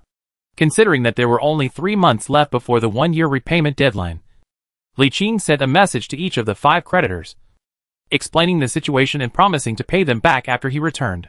3 months is enough for him to go out and travel and come back. But he was afraid of being delayed by an accident, so he said he would be more cautious first. Chapter 185 Ding Yuren's Thoughts and Journey to the United Human Empire. After that, Li Qing did nothing but stay in the territory to accompany Yufa and Ding Yuran. He spent every day chatting with them, making love with them, and accompanying them well. That night, after another fierce battle, Li Qing held Ding Yuran in his arms and whispered, "When I come back next time, I will go to your house to propose marriage." She raised her head, tucked her wet hair across her forehead with her fingers, pondered for a few seconds, then suddenly turned around, put her arms around his neck and said, "I had an idea a long time ago, but I never told you. You say, I want to build a fleet of my own," she said seriously. "I want to build a fleet. And I also want to capture a planet with life." Li Qing looked at her in surprise, and immediately understood what she meant. After thinking for a while, he said, "If you want to seize a planet with life, it's not too late now. But you must first break away from Galan like Wang Yanqing did." She nodded and said, "That's what I thought. We should secede from Galan territory first, get some compensation and build our own fleet, and then seize a planet with life in the war a few years later. We will get married when I capture a life planet. By then, we will have control over 3 life planets. Add to that the geographical advantage of the Galan galaxy, and others will not be able to defeat us even if they unite together." Li Qing saw that she looked serious, suddenly tapped her nose with his finger, and said with a smile, "This should be just one of the reasons." "Right." She shrank into his arms, and nodded without disguising. Jialan territory was established by Yu and him, and the Yu clan of Jinan played an important role in it. In comparison, I am far behind. I don't want our future children to suffer in this regard. So I also need to seize a life planet and merge it into Galan territory, so that my children will not suffer at that time. Li Qing was stunned for a moment and rubbed his head. To be honest, he didn't expect this angle. He roughly guessed that the reason why she did this was that she wanted to increase her importance in the territory, and didn't want to fall too far behind the 2 sisters Yufa. I guess some, but not all. He couldn't refuse this. And it was also a good thing for him. If there could be one more planet with life, it would be of great benefit in the future. Hugging her tightly, Li Qing thought for a moment and said, "Well, if you are not in a hurry, wait for about a year and I will build you a flagship. If you are in a hurry, you can take any flagship in the fleet that you like." The fleet now has 2 dreadnoughts and 1 Archon-class aircraft carrier. Since there is no war in the territory now, it won't hurt to send 1 more aircraft carrier out. Just think of it as an investment. The planet she captured actually belonged to Galan territory, and she would definitely help with all her strength in the future. Once it was captured, the territory would have 3 planets with life. Although the palm-sized universe has a large number of superhabitable areas, there are many differences between the palm-sized universe and the outside world. In the future, they will be 2 relatively independent places. It is equivalent to that he has 2 territories, one inside the palm universe, which is his trump card, and the other territory outside the palm universe, which is a tool for him to improve his identity and status as well as external resources. Both are very important and indispensable to him. Ding Yuran considered it and chose a dreadnought because she felt that the deep space fighters on the aircraft carrier suffered too much damage in battle and were too troublesome to maintain. It is worth mentioning that the 2 dreadnought flagships and the Titan super flagship under Li Qing's command were not idle all the time. Li Qing had asked the Negative Star Dragon to modify and strengthen them personally a long time ago. Dreadnought, Divine Revelation class Dreadnought is a super battleship with stronger armor and firepower than Battleship. It can be loaded with T-slot super weapons and has terrifying firepower that can destroy a main battleship with a single shot. Dreadnought Bow Corps Default, Central Heavy Artillery Corps Default, Central Heavy Artillery Corps Default, Stern Heavy Artillery Corps Default. The biggest change is that the basic armor shield has been strengthened from 500 million to 800 million. Then 2 new T-slots, the Doomsday Spear, were added. A large number of weapon slots at various levels and general slots were added. And the hull regeneration was also increased from the original 3,000 to the current 5,000. In general, the combat effectiveness of the Dreadnought at this time has been increased by more than 3 times after being personally modified by the Negative Star Dragon. The extremely powerful attributes of the Titan Super Flag were soared in combat effectiveness under Long Yun's careful design that Li Qing almost couldn't recognize it, because he had never heard that a Titan could be modified in this way. Titan, God-class Super Strategic Flagship, the strongest conventional warship. Titan Axis Forward Corps Default, Central Titan Corps Default, Central Titan Core Default. Central Titan Core Default. Titan AF Core Default. It seems that a large number of slots have been added, with only 2 new T-slots added, which seems to be the same as the 2 dreadnoughts. But in fact, only 5 of these 7 T-slots are Doomsday Spears, and the other 2 are Titan Spears. That's right. Under Long Yun's design, this Titan Super Flagship could actually be modified to add a new T-slot Titan Light Spear. This was simply unheard of. Li Qing had never heard that a Titan Super Flagship could be equipped with 2 Titan Light Spears. It was simply ruthless. This is the power of a Super Flagship engineer that has surpassed the Golden Legendary level and reached the Immortal level. He can even design mobile fortresses, battle stars, and other super war weapons by himself. What is a mere Titan transformation?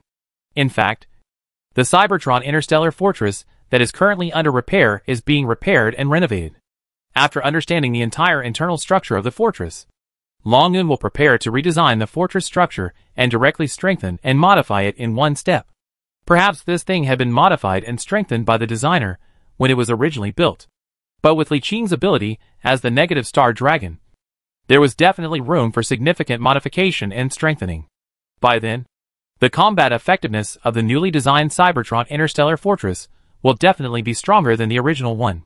One of the dreadnoughts was given to Ding Yuran, and she was supplemented with 100 battleships, 200 cruisers, and 500 destroyers. She will have 1 dreadnought, 175 battleships, 336 cruisers, 815 destroyers, and 3,147 frigates.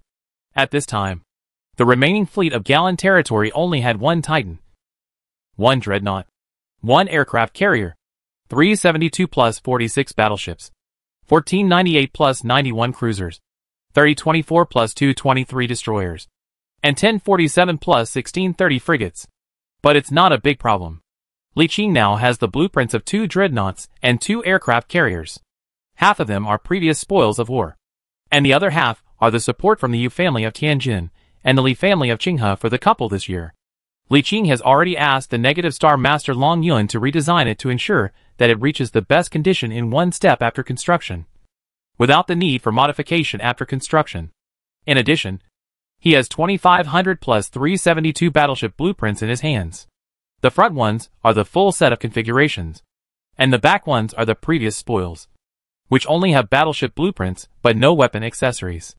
In addition, there are unlimited cruiser blueprints, unlimited frigate blueprints, and more than 1,000 destroyer blueprints. With the number of engineers, shipbuilding capacity, and shipbuilding speed he currently has, 4 flagships can be launched at the same time and be completed and put into service within a year. 200 battleships can be built in a round, and they can be built in 3 months. 800 battleships can be built in a year, and the existing drawings can definitely be completed within 3 years.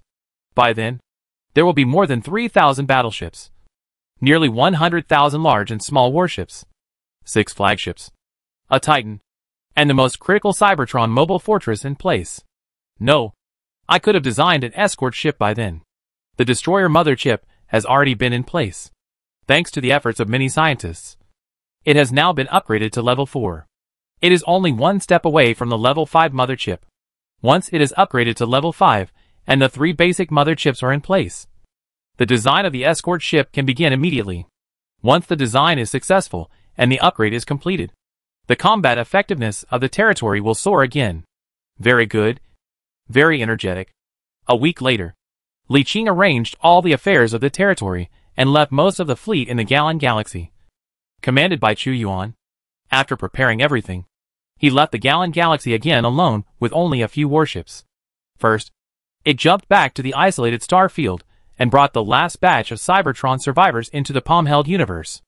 Then the frigate jumped again to leave the isolated star field and jump to the north. The powerful talent of the Negative Star Lord gave his battleship's jump engine super-penetrating power. The huge nebula covering the entire Zutter star field could no longer do anything to him, and was easily penetrated. However, although his jump distance was very far at this time, he did not cross the star field directly in one breath, but jumped slowly at normal speed, only jumping a distance of 50 to 100 light years at a time. In addition to observing the conditions of the galaxies along the way, the main purpose is to see if we can find some suitable galaxies to establish fixed bases. so that if the level of technology is improved in the future, we can establish a stable trade route deep in this nebula. It would be great if we could open up a trade route in the Zutter Nebula that could be used by humans' level 5 technology jump engines. By connecting with the heartland of the United Human Empire, there will be a steady stream of players and caravans coming in, which will have a very good boosting effect on the territory's economy. Moreover, if a conventional channel can be opened, the United Empire of Humanity will be able to launch a strategic offensive against the Kelzakar Star Empire in the southern part of the Persis Arm, which is also a good opportunity for the development of the territory. Although the biggest beneficiary at that time would be the Gene Menu clan further south. The Gene Menu clan is too close to the front line. Although the Kelzaka Star Sea Empire is not a player civilization, its overall strength is completely comparable to that of humans, or even stronger. It's just that the Kelzakar Star Empire is located in the first star field of the Persis Arm, and further south is the Galactic Center. This powerful civilization has been fighting with a powerful civilization in the Galactic Center, so human civilization has a chance.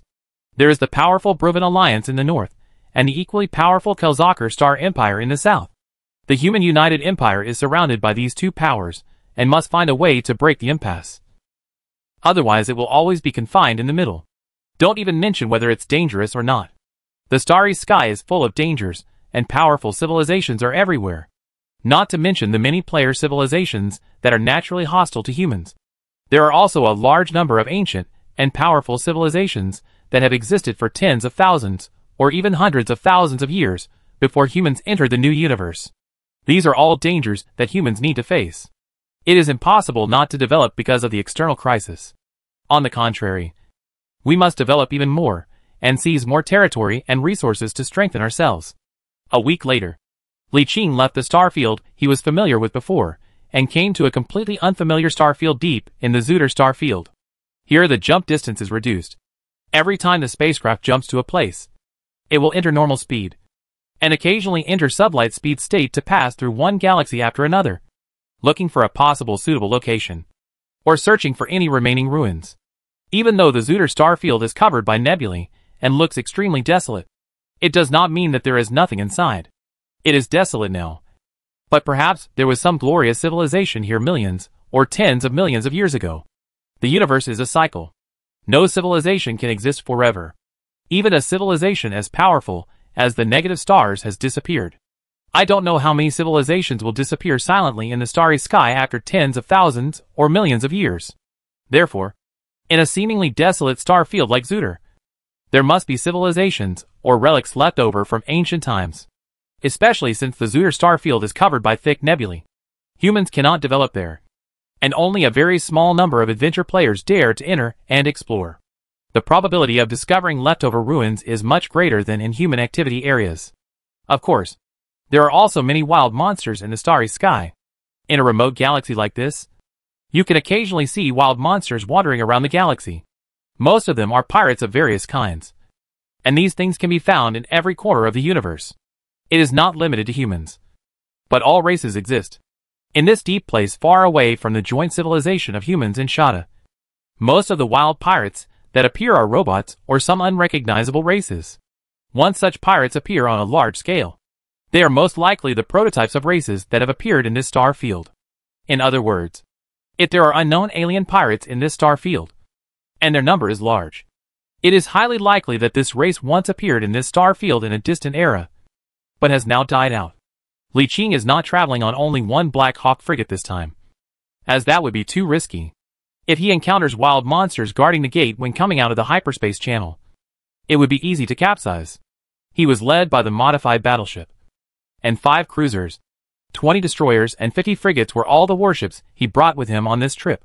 Chapter 186 Super Anomaly and Unknown Distress Signal. The small fleet slowly passed through a meteorite belt and appeared in the starry sky. After sailing at an extremely fast speed for 2 hours, it appeared in front of a wormhole hidden in the meteorite belt. The fleet plunged into the wormhole and entered the hyperspace channel. Half an hour later, it crossed the hyperspace channel and appeared in another galaxy. The huge energy fluctuations attracted a small pirate monster near the wormhole. But before the monster got close, the fleet escaped from the monster's field of vision at super fast speed and soon disappeared. The cold starry sky is boundless. Loneliness and coldness are the eternal themes. The fleet travels through the galaxy. There are no living creatures except wild monsters and occasional anomalies. It is too far away from Galen, and even the shadows of the players cannot be seen. It's not that there are no players at all, but there are very few players who dare to come here. And if they are scattered in the vast void, there are basically no players.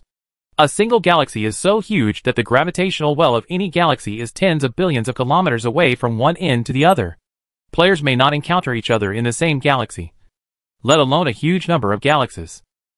Li Qing did not conduct a very detailed search. Every time he jumped to a place, he would make a rough circle, usually for about 2 or 3 days. If he found nothing, he would jump again to the next place. Before they knew it, a month had passed, and about 10 jumps had covered a distance of thousands of light years. This place is far away from Galen territory, and is considered the deepest part of the Zutter star field. It is covered with thick nebula, and many places are no longer usable with the normal level 5 jump engine. Basically, few players can get here.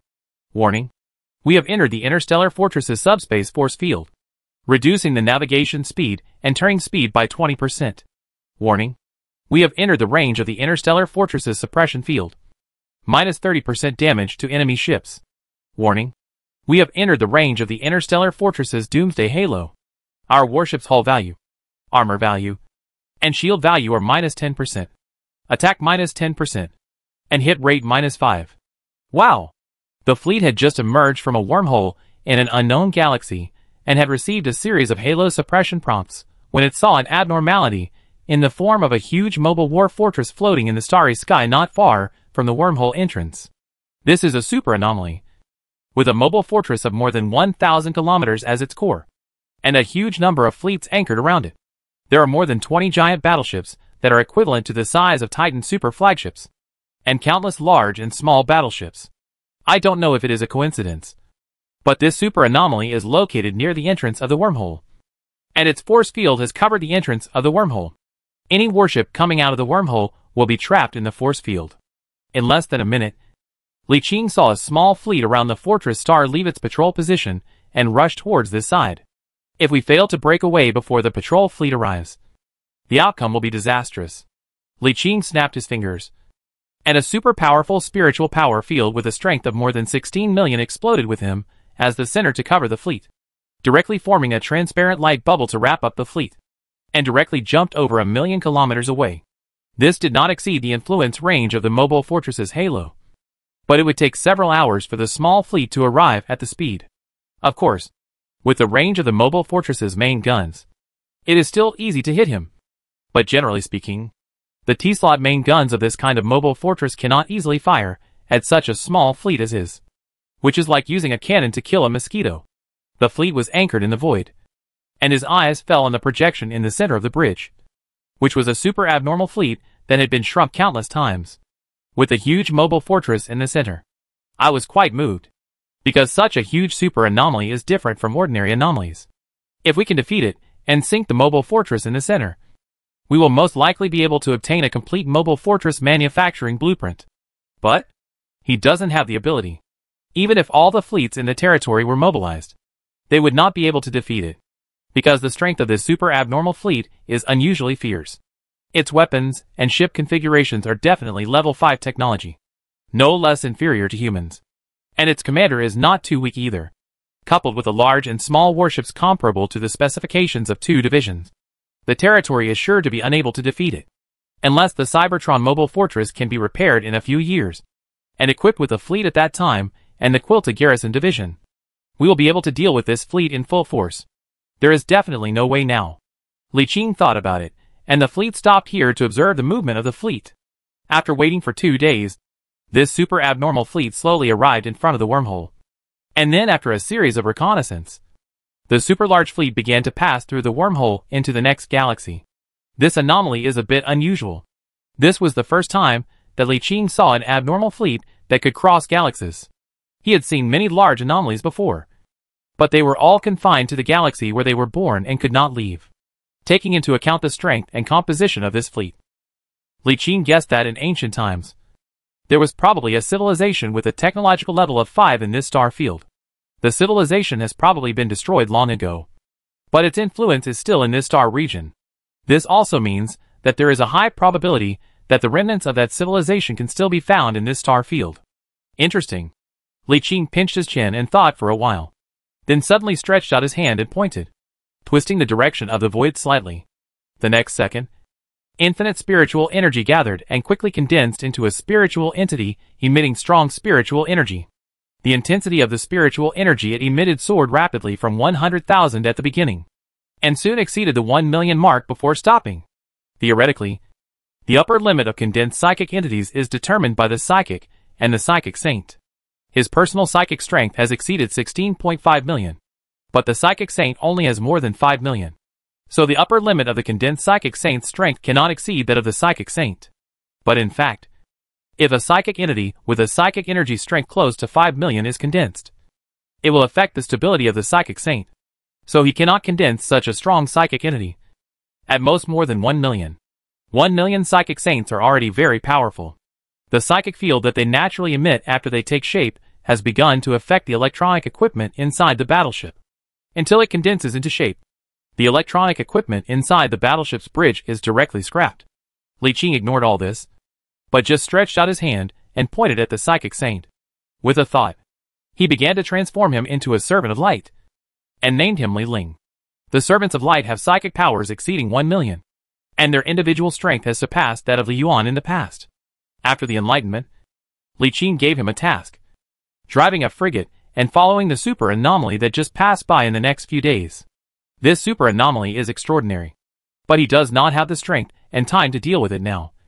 So he can only leave a mark here and come over to solve it when he has the time and strength to see if he can come up with a set of advanced mobile fortress blueprints.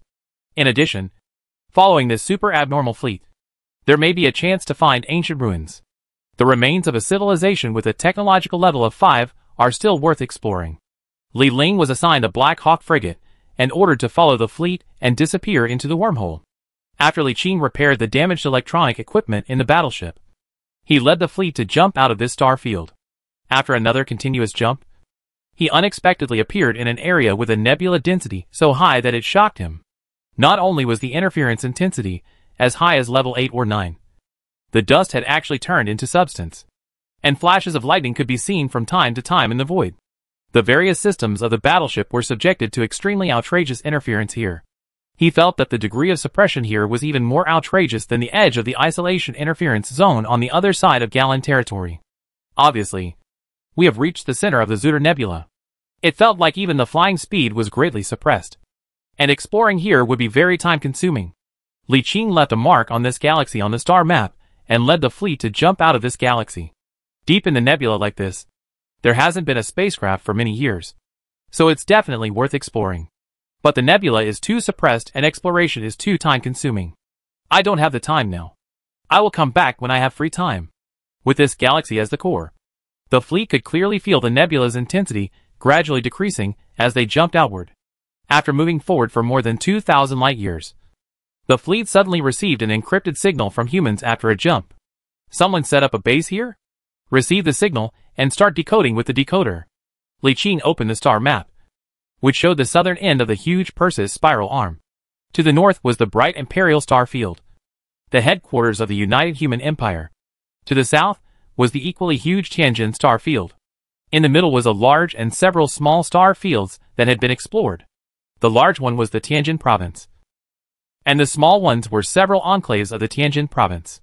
Further south is the Kelzaka star empire, which occupies the entire Timor star field in the first part of the Perseus spiral arm. The star map shows that in addition to completely occupying the Timor star field, a large part of its territory has extended to the center of the Milky Way. Between the two major star fields is the dark Zutter star field. Only the outpost base, the Galan territory, and a part of the Shada United Empire have been explored.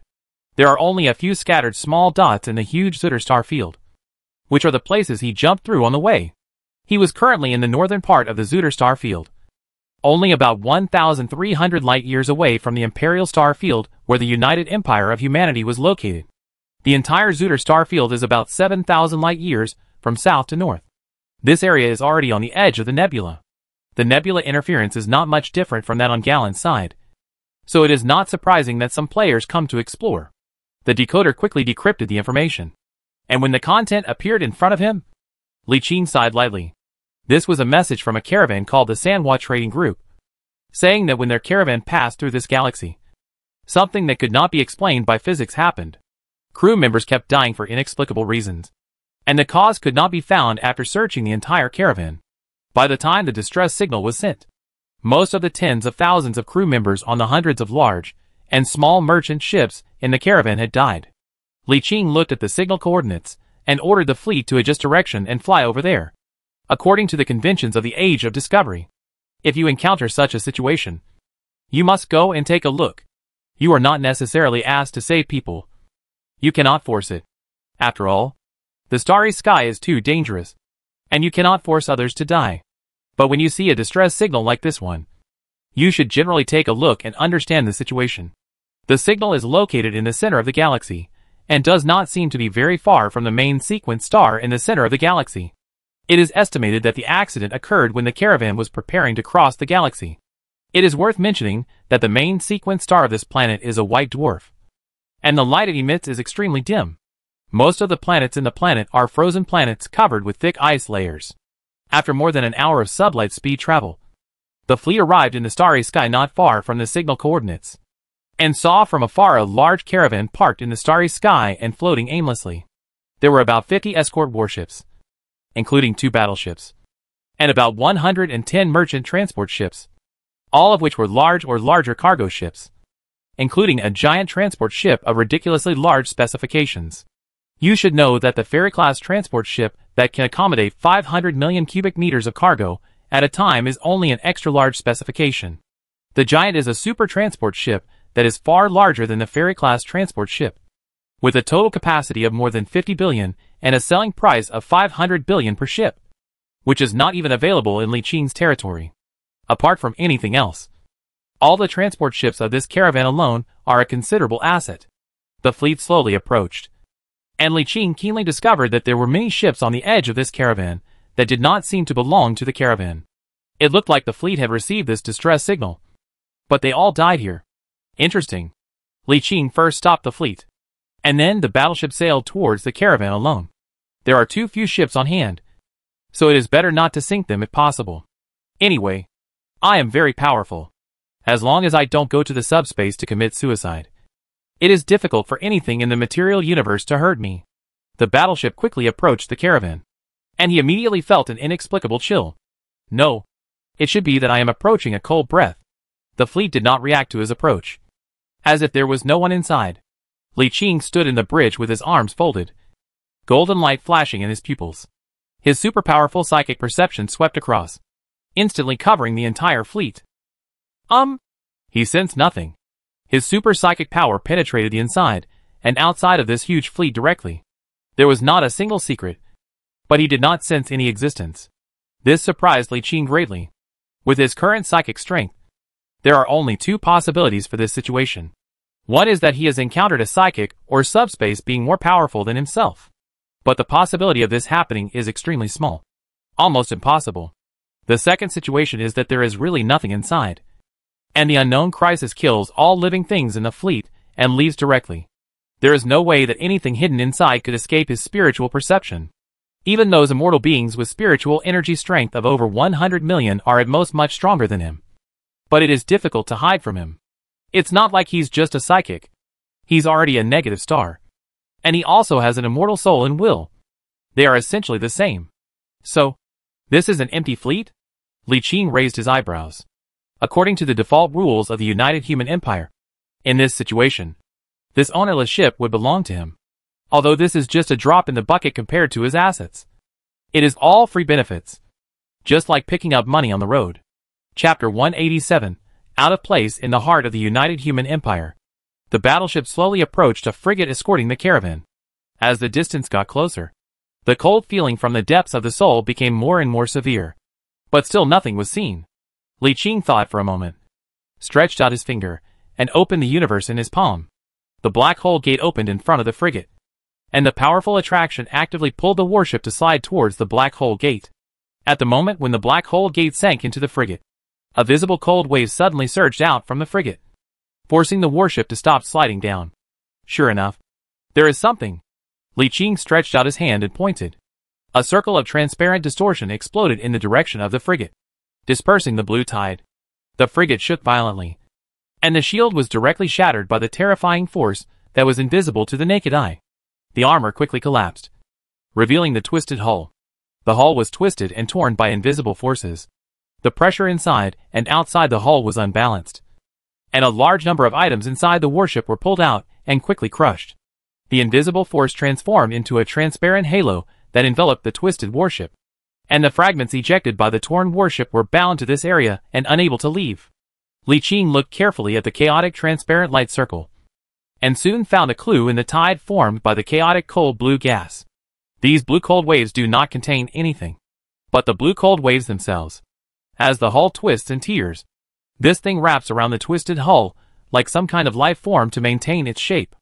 Many pieces of shattered armor rushed out, but were bound by the blue tide not far away. Li Qing didn't notice this before, but when he realized that the cold wave itself was abnormal, he noticed that this thing seemed to be alive. With a thought, he activated his spiritual energy again and dragged the broken warship into the universe in his palm. Boom! The gate of the black hole shook slightly, and the blue cold current inside the light ball suddenly exploded. A scream was heard from it, and then groups of cold current surged out from the warships and cargo ships floating quietly in the void in the distance. They quickly twisted into form, merged into one, and formed a blue tide that stretched for thousands of kilometers. An extremely cold and huge whale also took shape in the blue tide, and it roared angrily at Li Qing. Without hiding at this time, this thing became extremely obvious in Li Qing's psychic perception. It was a very powerful subspace entity, whose body was between reality and illusion, and could transform freely between reality and illusion. In the illusory state, even Li Qing could not detect his trace for a moment. His hiding ability was very powerful. There is only one of this thing. So what Li Qing just forcibly took into the universe in his palm was just a part of this entity. Apparently, this caravan was unlucky enough to run into this unknown subspace entity, and they were all doomed. If Li Qing hadn't arrived, this guy would have hidden in the caravan, constantly seducing passing fleets and devouring souls. Or eat and drink enough and leave automatically. Either you encounter a powerful psychic like Li Qing, or you escape, or you are caught. But you cannot be killed, because part of this guy's body is hidden inside the giant transport ship. From Li Qing's psychic perspective, the body hidden inside the giant transport ship is actually hidden in the subspace, not in the physical universe. It's not that he can't kill him, but it's very troublesome. He has to enter the subspace and find his real body before he can kill him completely. But the subspace and the physical universe are in different dimensions. Although he has the ability to easily tear open the physical universe and enter the subspace, he is not familiar with the subspace, and there is still a considerable risk in entering it. Therefore, he directly used psychic resonance to send a message to the psychic entity to expel it. Psychic resonance is the universal language of the subspace. Everyone can understand it, including this unknown monster. However, it did not leave as he expected. Instead, it roared angrily at him and quickly stretched its body to pounce on the battleship. Court death. Li Qing was so angry that he wielded his pen no longer to conceal his own strength. In an instant, infinite light shot up into the sky, quickly blooming and merging with the blue tide, instantly making a violent sizzling sound. Circles of golden light bloomed in the cold starry sky, slowly forming a golden lotus spanning millions of kilometers. Circles of flame spread outward, and a huge golden light man slowly stood up from the lotus. His golden face was extremely handsome, and his eyes were emitting golden flames, as if he was a god overlooking the world. Li Qing looked expressionlessly at the frightened Lan Chao that was beginning to shrink, and slowly stretched out a big hand to press down. Boom! A circle of golden flames mixed with broken blue fragments exploded, and a huge golden hand broke through the shrinking blue tide and reached into it, ignoring the giant transport ship, and directly penetrated the crystal wall between the real universe and the subspace and reached into the subspace, grabbing a wildly twisted blue light ball and tearing it outward with force. Boom! The real universe shook violently, and the space within a radius of tens of thousands of kilometers visibly arched upwards, as if pulling weeds and bringing up the surrounding soil. The violent ripples caused by circles of space fluctuation spread out layer by layer, reaching hundreds of thousands of kilometers away. The golden giant was like a god. With one hand, He penetrated the real universe and reached into the subspace to grab the body of the unknown subspace existence and forcibly pulled it out of the subspace. A group of blue twisted tentacles, like an octopus, tightly grasped the golden hand and lashed it frantically. Golden light kept flying with the lashing. But the difference in strength was too great. They were not on the same level at all. The golden giant grabbed the unknown monster and stuffed it into a huge black hole. And the world became quiet. The two negative star beings Xiao Feng and Qing Luan, who were in the Palm universe, showed their true forms and beat the guy violently, soon smashing him into blue fragments all over the sky. When Li Qing's real body is slowly retracted and returns to the Palm universe, his spiritual power will be increased tenfold in the Palm universe. What does the spiritual power strength of more than 160 million mean? A burst of golden flame was sprayed down, burning it into nothingness and refining it into pure spiritual energy. When it is completely burned, it turns into a fist-sized azure bead in your hand. Pure psychic elite, rare item. A rare item formed after a powerful evil creature from the warp was forcibly refined. Effect 1. Used directly to forcibly awaken psychic power and gain 100,000 units of psychic power strength. If psychic power has already been awakened, it can increase 150,000 units of psychic power strength. Effect 2. With this psychic elite as the core, a powerful psychic entity that can exist permanently is condensed. Well, it's okay. 100,000 psychic points were nothing to him. After all, he was good at cheating and had no idea of the difficulty of increasing psychic power. But to other psychics, it was like a magical item. Imagine that UFA's current psychic power strength is only over 10,000, and her psychic power improvement speed is relatively fast. For example, 2 of the original core members of the Legion were psychics. They couldn't use cheats and could only rely on their own training to improve. Now their psychic strength is less than 1,000, which is not even the hard condition for a stage of psychic ascension. This shows how much the value of this thing can be improved. If it were put in an auction house, it would be able to sell for at least 10 trillion. It is worth mentioning that although Li Qing's psychic energy strength has long exceeded 1 million, after he was promoted to a negative star, he no longer needed psychic energy to ascend. The negative stars themselves are a very powerful way of ascension. A way of ascension unique to the negative star race. After killing this unknown subspace monster, Li Qing then opened the black hole gate and took in this batch of transport ships and about 50 warships. A giant transport ship with a capacity of up to 50 billion. 22 ferry-class super-large transport ships, and 110 large transport ships. In addition, there are a large number of large trailer cabins behind these transport ships. After an inventory, it was found that these transport ships and trailers were loaded with ore, totaling 221 billion cubic meters of refined ore, most of which was refined steel, totaling about 150 billion cubic meters, with a total value of about 59 trillion yuan. A small portion was other high-value minerals, with a total value of about 18 trillion yuan. The combined value of the two is 77 trillion, plus the transport ships with a total value of nearly 1 trillion. This wave is quite a profit. In addition, he found a coordinate in the star map stored in the battleship's computer. There was a peculiar star field only a few dozen light-years away from here. The nebula there was extremely sparse, and ships could sail freely there. Many players have discovered this place and established their personal bases there. Also, although the nebula is sparse, there are neither life planets nor special resources. There are not many players gathered here, and there are no large teams. But overall it has considerable value. As more people came, a market emerged. Some chambers of commerce took the initiative to build a star fortress there to gather nearby players, and then set up a purchasing station there to specialize in purchasing ore from the players there at prices lower than the market price. The owner of this caravan, Sanhua Trading Group, is one of the most active chambers of commerce in that area. This shipload of ore had just been purchased from there, and an accident happened on the way.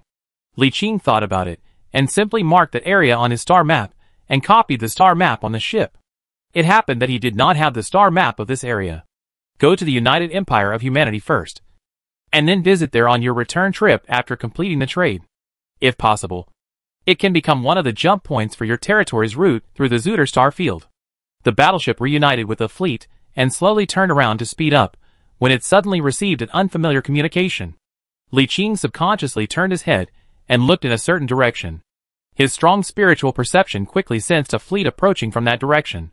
After opening the communication, A man in uniform with the emblem of the Sanhua Trading Group stood in the middle of the bridge and asked in a not very polite tone. There was a large fleet here just now.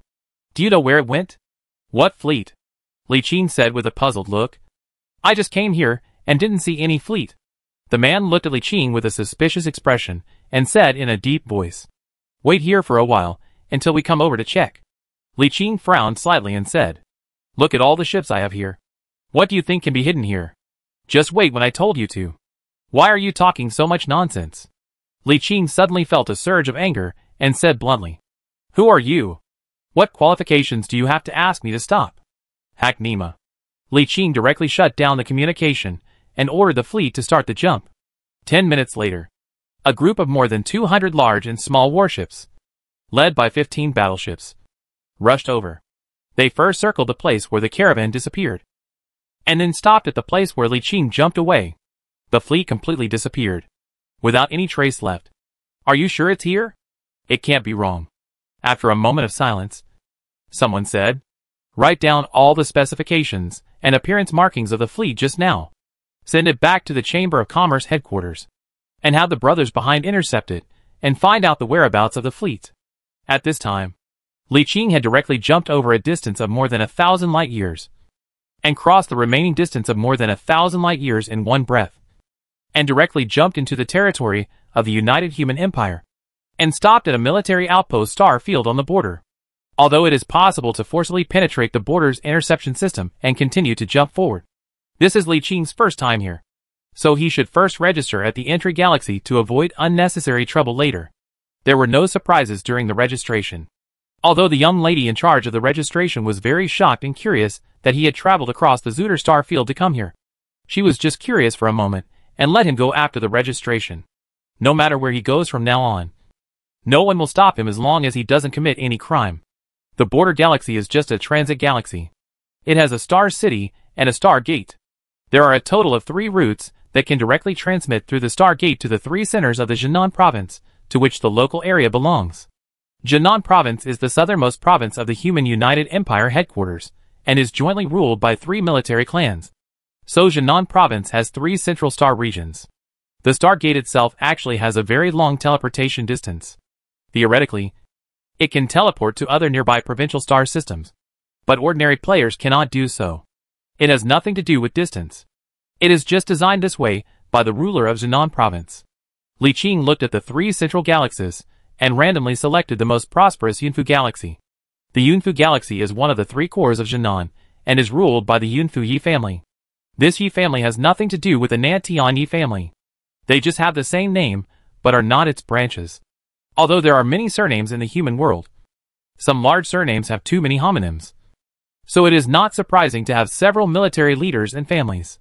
It is just like there are 4 people with the surname Li among the main military families, and they are not related to each other. Teleport directly through the star gate of the border galaxy. In just a few minutes, they crossed a distance of hundreds of light years and appeared in an unfamiliar galaxy. The first reaction was prosperity. Coming out of the star gate, what caught my eye were densely packed spaceships of all sizes. The regional channels were full of trade-related information. Unlike Galenling, where most of the content on the channels he opened was related to war.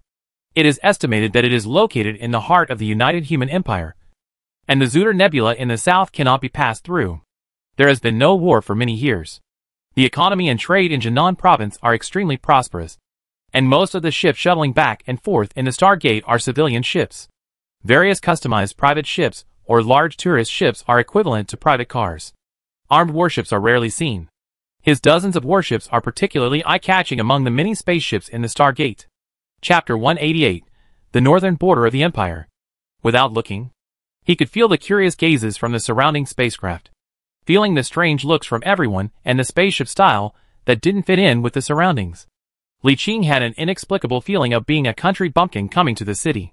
Li Qing regretted not putting most of the ships into the Palm universe first. If there was only one ship, the target would be much smaller. A wolf sneaks into the flock of sheep. Under the guidance of the dispatch tower, the fleet flies to a berth somewhere in the galaxy. In the words of the dispatch tower, military warships cannot be parked in the same location as civilian spacecraft. After finally anchoring the fleet in an empty starry sky, Li Qing reported a Black Hawk frigate and drove the ship back to Star City. The Galaxy Trade Center was located in Star City. This is a galaxy similar to Tianjin. It has only one life planet, but there are 11 transformed planets, including 5 large planets, 6 satellites, and a large number of residential stations. Data shows that this galaxy is the core of the Yunfuyi family, with a total population of more than 50 billion living in this galaxy. The Yunfuyi family has been a military family longer than the Qingheli family and the Tianjinyu family, with a total history of more than 2,000 years. It is a senior military family, but due to long years of peace, its strength may not be comparable to that of the Tianjinyu family, which is full of martial virtues. When the battleship approached the Star City, it could open the local trading network. He first checked the prices. The refined steel that costs 390 star dollars per cubic meter in Tianjin only costs 388.2 star dollars per cubic meter here, which is about $2 cheaper per cubic meter. It's not much on its own, but if you have 1 trillion in inventory, you can make 1.8 trillion for free. Similarly, the standard alloy that sells for 820 star coins per cubic meter in Tianjin only costs 817.7 star coins here, which is more than 2 coins cheaper. I also looked at other basic supplies and found that the prices were cheaper than in Tianjin. It is worth mentioning that the prices in Tianjin are mostly integers, while here the prices are determined by the big market of the Human United Empire. So there will be various decimal places. Within the United Human Empire, prices will depend on the output of each location. If the output of basic materials in a certain area decreases, prices will rise. But generally the rise is short-term because of the Stargate connection. Goods can be transferred from other places at any time, and no matter the increase or decrease, the price will not last long. However, there are still many big businessmen who rely on their huge financial resources to travel back and forth between different places, or directly manipulate prices in the stock market to make profits. Of course, Li Qing had no interest in reselling for a small profit. After understanding the local market conditions, he began to check the prices of the blueprints of various local warships and weapon accessories, and found that they were not much different from those in Tianjin. It seemed that the prices in this regard were unified throughout the Human United Empire. It is estimated that there is no major war here, and the demand in this area is not high. There are a large number of frigate and destroyer blueprints on the market, much fewer cruisers, and the least battleships. After searching the entire market, there are only more than 200 blueprints on sale, excluding those that were too expensive. There were 118 ships in total, and he bought them all in one go, for a total of 124 billion star dollars. Then he searched for 118 plus 369 is equal to 487 sets of battleship supporting systems, each set costing 6 billion, for a total of 292.2 billion star dollars. In this way, he has a total of 2,500 plus 487 battleship blueprints fully equipped with weapons and accessories. When the time comes, they can be built directly and equipped with weapons, and then they can be put into service immediately as long as they are equipped with crew members. He didn't need the cruiser blueprints, as he already had them, but he didn't have the blueprints for the cruiser weapon accessories. A set of these things cost about 320 million star dollars. So he bought 7,000 sets in one go, spending 224 billion star dollars, almost clearing out the local inventory. Maybe he bought too much at one time, which soon attracted a visit from a chamber of commerce called Yunfu. However, Li Qing guessed that it should be a member of the Yunfuyi family, as only they had so many extra blueprints. He used the same price to purchase 13,000 sets of cruiser weapon accessories, spending another 416 billion star dollars. Then, he directly purchased 100,000 sets of destroyer blueprints and matching destroyer weapon accessories from them, at 70 million per set, spending a total of 700 billion star dollars, and a full 1 million sets of frigate-related weapon accessories, half of which were guard modules and half were sentinel modules, with a unit price of 9 million per set, for a total of 900 billion star dollars. Although there are many blueprints, they are nothing to a military clan that has existed for more than 2,000 years. There is no need to go to several places, as they can be gathered locally. This trip cost 124 billion plus 292.2 billion plus 224 billion plus 416 billion plus 700 billion plus 900 billion. A total of 2,544.6 billion star dollars. Of course, he didn't have so much cash. But such large transactions could be done through barter. As long as the goods were acceptable to both parties, they could be exchanged for each other's value. Li Qing took out refined steel of equal value to exchange for this batch of blueprints, which happened to be the goods in the large caravan he encountered before. He first left the Yunfu galaxy and randomly found an uninhabited galaxy to enter the Palm universe. He then transferred the goods from the merchant ship to his own transport ship in the Palm universe, and then drove it out to avoid being recognized.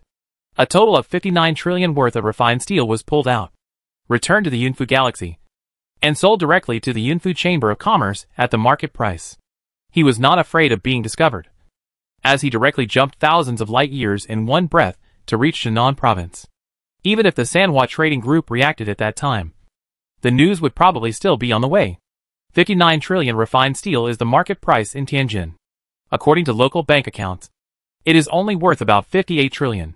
After deducting the payment for goods, there are 3,255.4 billion star yuan left.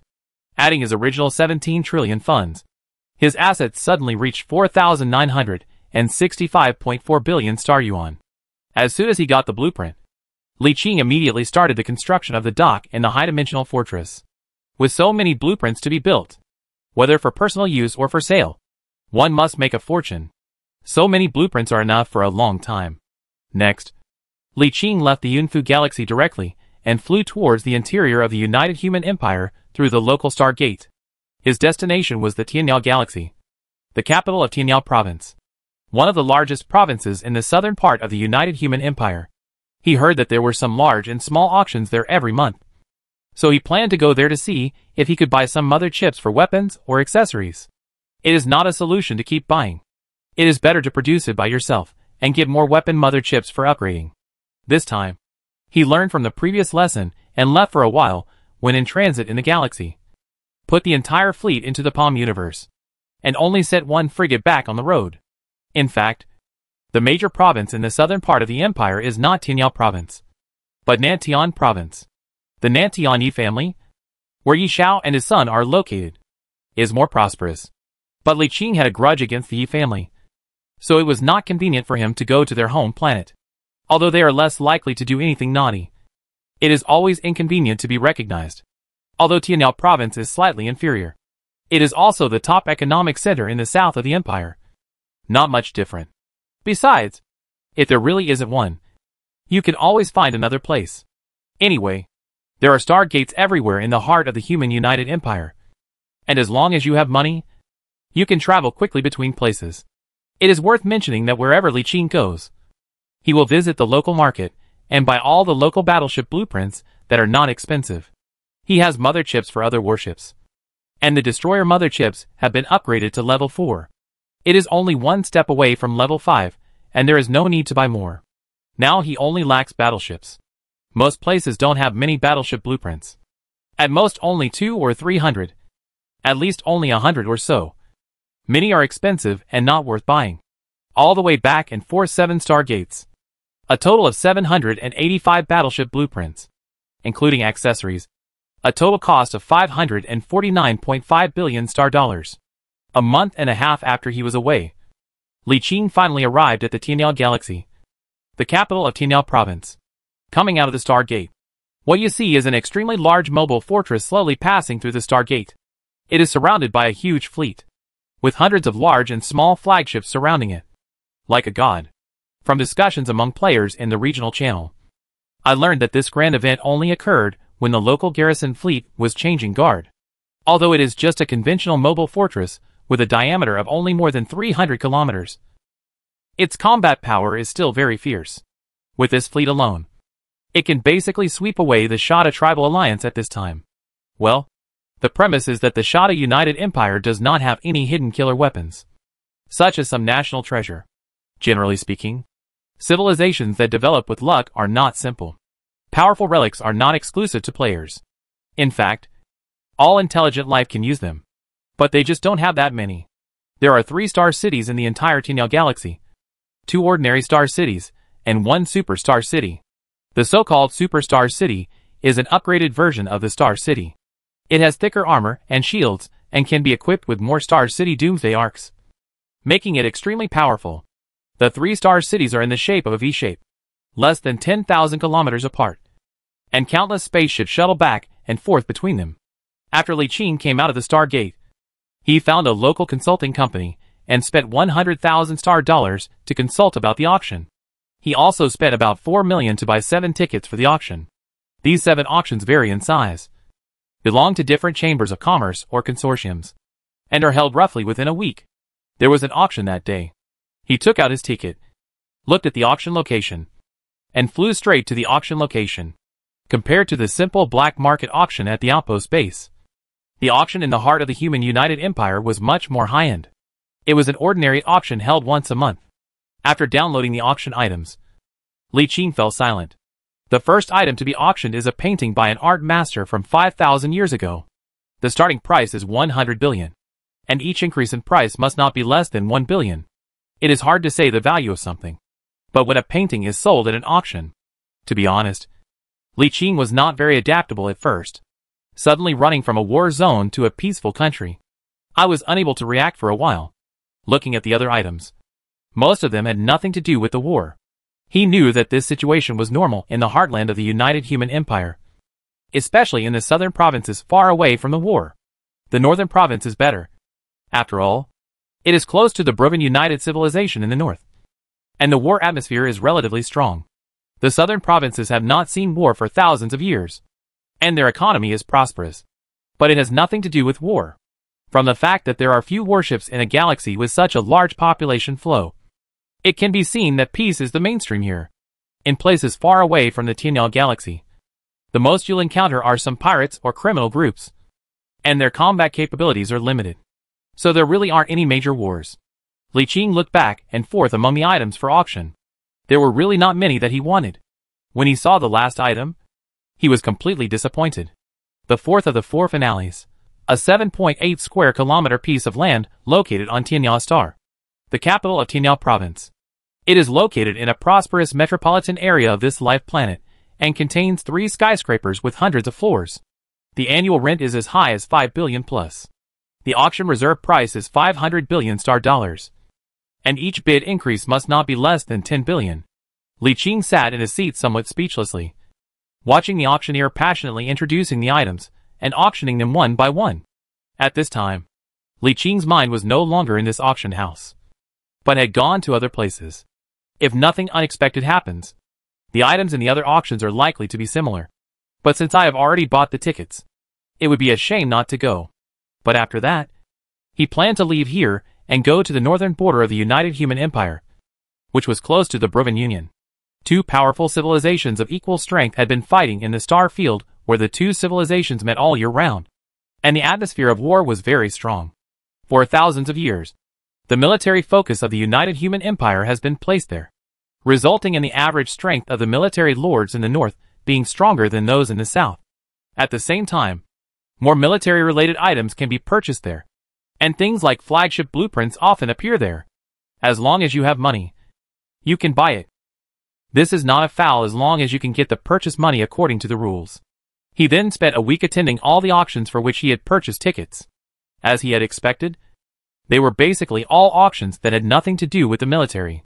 Occasionally there were a few related items, but they were not very relevant and were somewhat useless to him. So he did not buy anything. After the auction, he was in no mood to listen to what the consulting company said about a big auction every 6 months. He left the Tianyao galaxy that day without going through the Star Gate, but jumped directly. However, after only jumping twice, jumping nearly 3,000 light years in one breath and crossing the range of several provinces, when it stopped at an active galaxy, it received inquiry communications from the military headquarters of 5 provinces it passed by. The meaning of the communication is the same. He directly jumped across provinces without reporting in advance, which violated the regulations. I was confused at first, but later I learned that this is one of the many basic laws of the United Human Empire. Its main purpose is to prevent people from wandering around between provinces and causing unnecessary misunderstandings. You should know that although the United Human Empire is a whole, the military lords within it are independent, and many of the military lords are hostile to each other. So unless there is a total war, it is not allowed to jump across provinces at will. This regulation sounds troublesome, but it is necessary. Fortunately, Li Qing was a first-time offender, and was still within the 10-year development period. So he was fine with just a verbal warning. So from now on he can't jump so freely. He can only jump through the Stargate honestly. Although it's a bit slow. I can find enough time to buy battleship blueprints in the galaxies I pass through. I have to pass through more than 20 provinces on the way. And I estimate that I can collect 2,000 to 3,000 sets of battleship blueprints.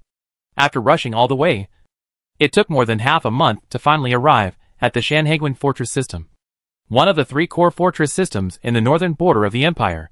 Chapter 189 Shanhaiguan Super Fortress. The Shanhaiguan Fortress Galaxy is one of the 3 core fortresses in the northern border of the Empire, spanning more than 14,000 light-years from east to west. It is located on the east side of the spiral arm, more than 3,000 light-years away from the eastern edge of the spiral arm, in the middle of the upper and lower spiral arms, at a critical intersection between the star field where the human territory is located and the star field outside the human border. Humans have spent thousands of years deploying a large number of level 6 interception systems in the uninhabited starry sky between the 2 star fields, ensuring that a normal fleet led by a Titan superflag cannot penetrate this interception system without enhanced penetration skills or talents. As one of the 3 frontline fortresses of humanity against the Browan United Civilization, the Shanhaiguan Fortress, and a total of 10 galaxies in the rear all belong to the Shanhaiguan Fortress system. It is said that the Empire has deployed heavy troops there that are unimaginable to ordinary people. All Star Lords and Star Navy Lords in the entire human United Empire are obliged to send a division-level fleet to be stationed in the 3 fortress star systems, and be under the command of the 3 Imperial Marshals of the 3 fortress star systems. The 3 Imperial Marshals do not belong to any Star Lord or Star Navy Lord, and the fleet sent out will be completely controlled by the 3 Imperial Marshals and the Military Elders Council of the 3 major fortresses during their service, and their real owners cannot transfer them at will during this period.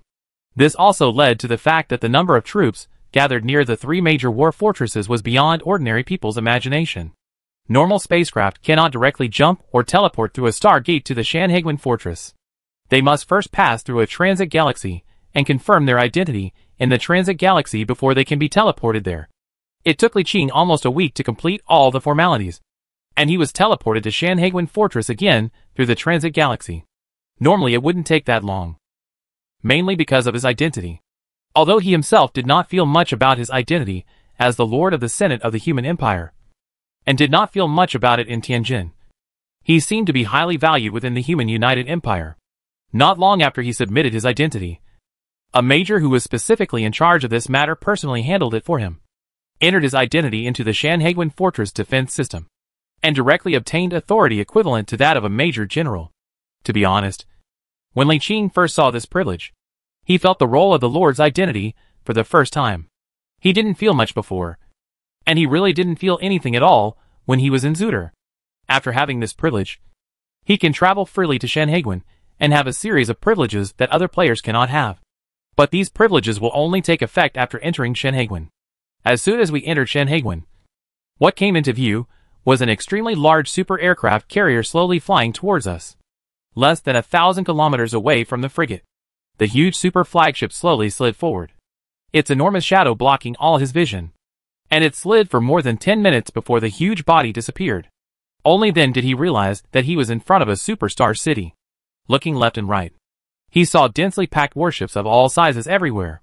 Compared to the Tianyang Galaxy, which is almost entirely filled with strangely shaped spaceships, returning to Shanhaiguan instantly brings back a familiar feeling. After being teleported to Shanhaiguan, Li Qing instantly received more than a dozen messages, most of which were some official warnings sent by the Fortress Galaxy, as well as free updates to the local star map. It is worth mentioning that this local star map does not refer to Shanhaiguan, but the entire northern border of the Empire. This is also a privilege of the Lord's identity. Other players do not have this privilege. At most, they can only update the rough star map of the high-security area near Shanhaiguan.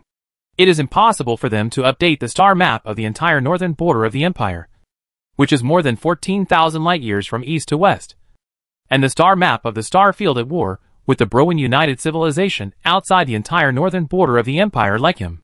Moreover, the star map information is very detailed, except for some extremely sensitive top-secret information that even he is not convenient to know. He can find most of the content, including where life planets have been discovered in the disputed territories outside the border, where there are rare resources, etc. In addition to this, he also has a privilege that allows him to teleport directly to 2 other super fortress star systems through the fortress's internal stargate and have the same authority. This privilege also includes direct teleportation to most of the Stargate network within the Empire through the Fortress Stargate. Yes, now he can teleport and jump across provinces, because the authority of the 3 major fortresses of the Empire is higher than the regulations of the major provinces. According to the authority he currently possessed, the frigate left the arranged team without any restrictions and headed for the center of the Fortress Galaxy, where there was a transformed Class 4 planet, a semi-military fortress star, as well as the fortress's trading area and the area where players gathered. The battleship flew along the planned route. Li Qing opened the star map of the Fortress Galaxy, which detailed the internal layout of the Fortress Galaxy, including the garrison camps and patrol routes. This is of course kept secret from ordinary players. But it is not top secret either, because these are displayed in plain sight, and anyone who is interested can find the route. Li Qing lay in the command chair, looking over the information he could find with great interest. He couldn't help but smack his lips as he read, with an extremely envious look in his eyes. When will I be able to have such a strong power? Not to mention the fleet. The 3 core fortresses each gathered about 20% of the entire Empire's fleet. He didn't know the exact number, but the basic defense system within the galaxy of Shanhaiguan, the core fortress, was astonishingly strong. First of all the planets or satellites in the entire galaxy within Shanhaiguan were transformed into fixed military fortresses. From large planets to satellites, all of them were transformed into military fortresses. Then, there are more than 300 star cities in the galaxy, all of which are superstar cities. In theory, all military leaders of the Empire can be contacted through these star gates. In theory, at critical moments of the war, massive fleets can be immediately mobilized from all over the country to provide support. In other words, if you want to capture the 3 super fortresses, you must have the strength to overwhelm the entire human United Empire head-on. Precisely because of this system, humans and the Broven United Empire have been fighting for thousands of years. The 2 sides have fought back and forth in the star field where the 2 civilizations meet. But this line of defense has never been broken. Of course, the Broven Alliance also is almost the same super defense line. The 2 powerful civilizations have been fighting for thousands of years, but they have been unable to break through the opponent's defense line. The territories of both sides have not changed for thousands of years. Not long after, the spacecraft suddenly issued a prompt. Affected by the gravitational field of the war star, the battleship is about to deviate from its course. The battleship is about to deviate from its course due to the influence of the battle star's gravitational field. Li Qing looked up blankly, with a hint of disbelief in his eyes. At this time, the battleship was passing by a huge planet, and he could see 3 satellites orbiting the edge of the planet. At first, he thought it was a planetary fortress that had been transformed inside the planet. But he didn't expect it to be a mobile war planet and 3 war moons. An all-metal war star with a diameter of more than 10,000 kilometers, made of hard alloy structure from the outside to the inside.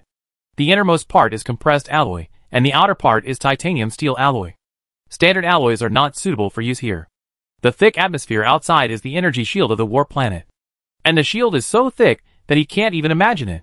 This thing. It's not something that an ordinary fleet can defeat. There is no need to attack. Just by activating the changes in the gravitational field of the war star, small and medium-sized warships can be pulled in and unable to attack.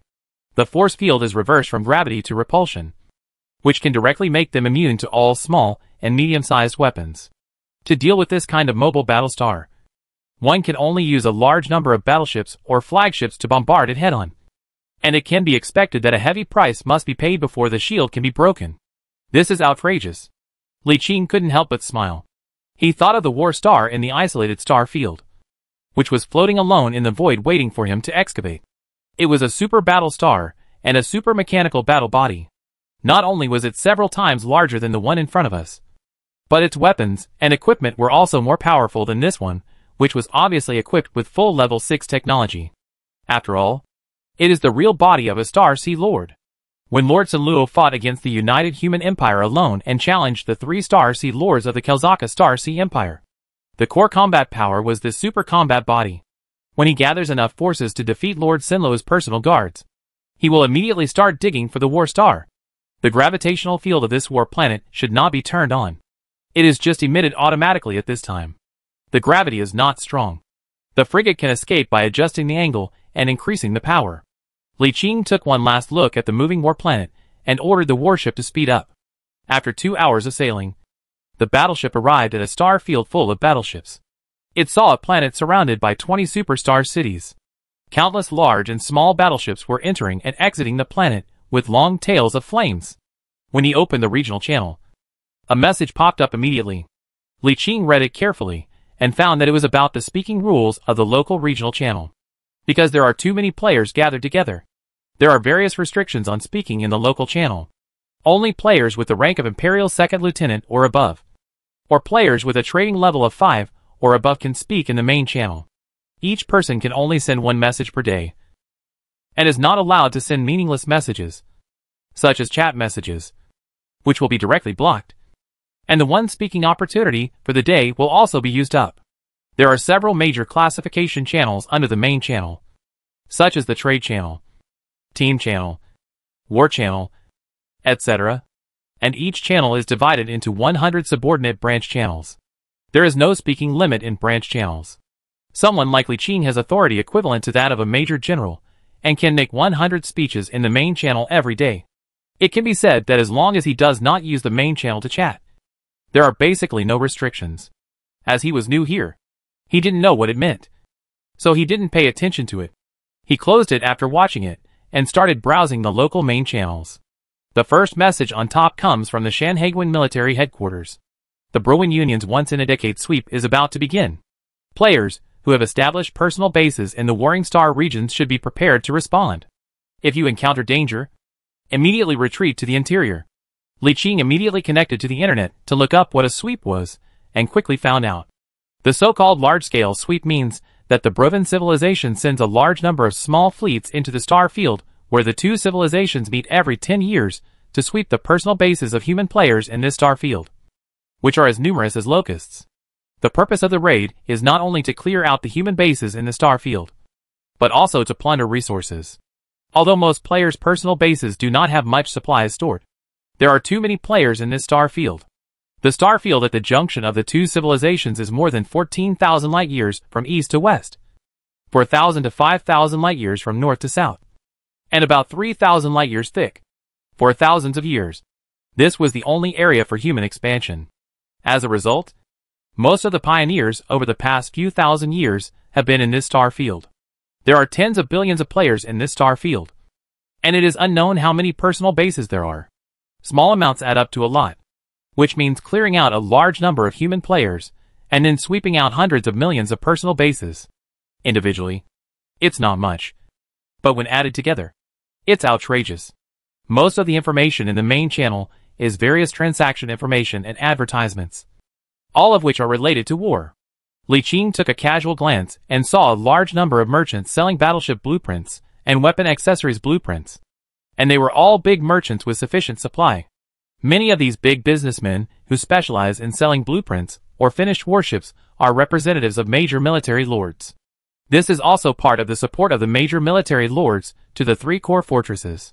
It is said that the major military lords sell a certain percentage of the warship blueprints they copy every year to the three major fortresses. It can be sold directly to the fortress, or sold to players through this trade method. However, like other places, although there are a lot of battleship blueprints for sale here, there are still very few flagship blueprints. After browsing the main channel for several hours, I found 5 posts selling flagship blueprints. 3 of them have already been sold, and the remaining 2 are priced a bit outrageously. Because the target group is not pioneers, there is no limit on the price of blueprints.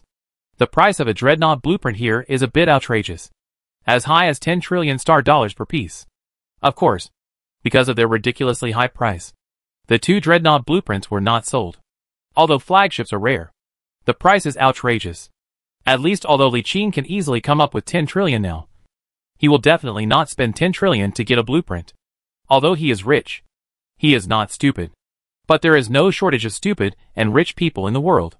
The most expensive of the 3 flagships sold before was 6 trillion star dollars each, which shows that there are quite a lot of stupid landlord sons. Li Qing spent nearly an hour searching through various advertisements on the main channel and found advertisements for 2 auctions that were held very close to each other. After private chatting, he signed up first, then found a hotel and rented a house for a long term. I guess I'll be staying here for a long time, and I can't live in the battleship forever. In addition to purchasing things, he planned to make a fortune here by using the super furnace in his Palm universe and the high-dimensional fortress. You can directly use your current capital to purchase various cheap minerals, convert them into rare crystals, and then resell them, which will directly triple the profit. There are too many players gathered here, and the capital flow is also high. The capital flow generated by various transactions every day is estimated to be in trillions, or more than trillions. The hundreds of trillions he makes by using the universe in his palm will not cause any waves at all. Chapter 190, Meeting Yi Xiao again at the auction. Early the next morning, Li Qing left the hotel where he was staying on a frigate and headed for one of the many star cities surrounding the planet. There was a large auction going on today, and he had already registered. Li Qing's Black Hawk frigate is extremely rare in Zuter, but it is extremely common here. People here seem to like all kinds of modifications, and all kinds of strangely modified frigates are everywhere. It is not necessarily a modification of combat effectiveness. Many are simply modified to be more handsome and more unique. The frigate anchored at the Star City anchorage. After entering the Star City, it boarded an unmanned aerial vehicle and navigated directly to the destination. This is a very professional large-scale auction venue. It is not owned by any chamber of commerce. It is a military industry, and any chamber of commerce can rent it to hold an auction. Li Qing entered the venue.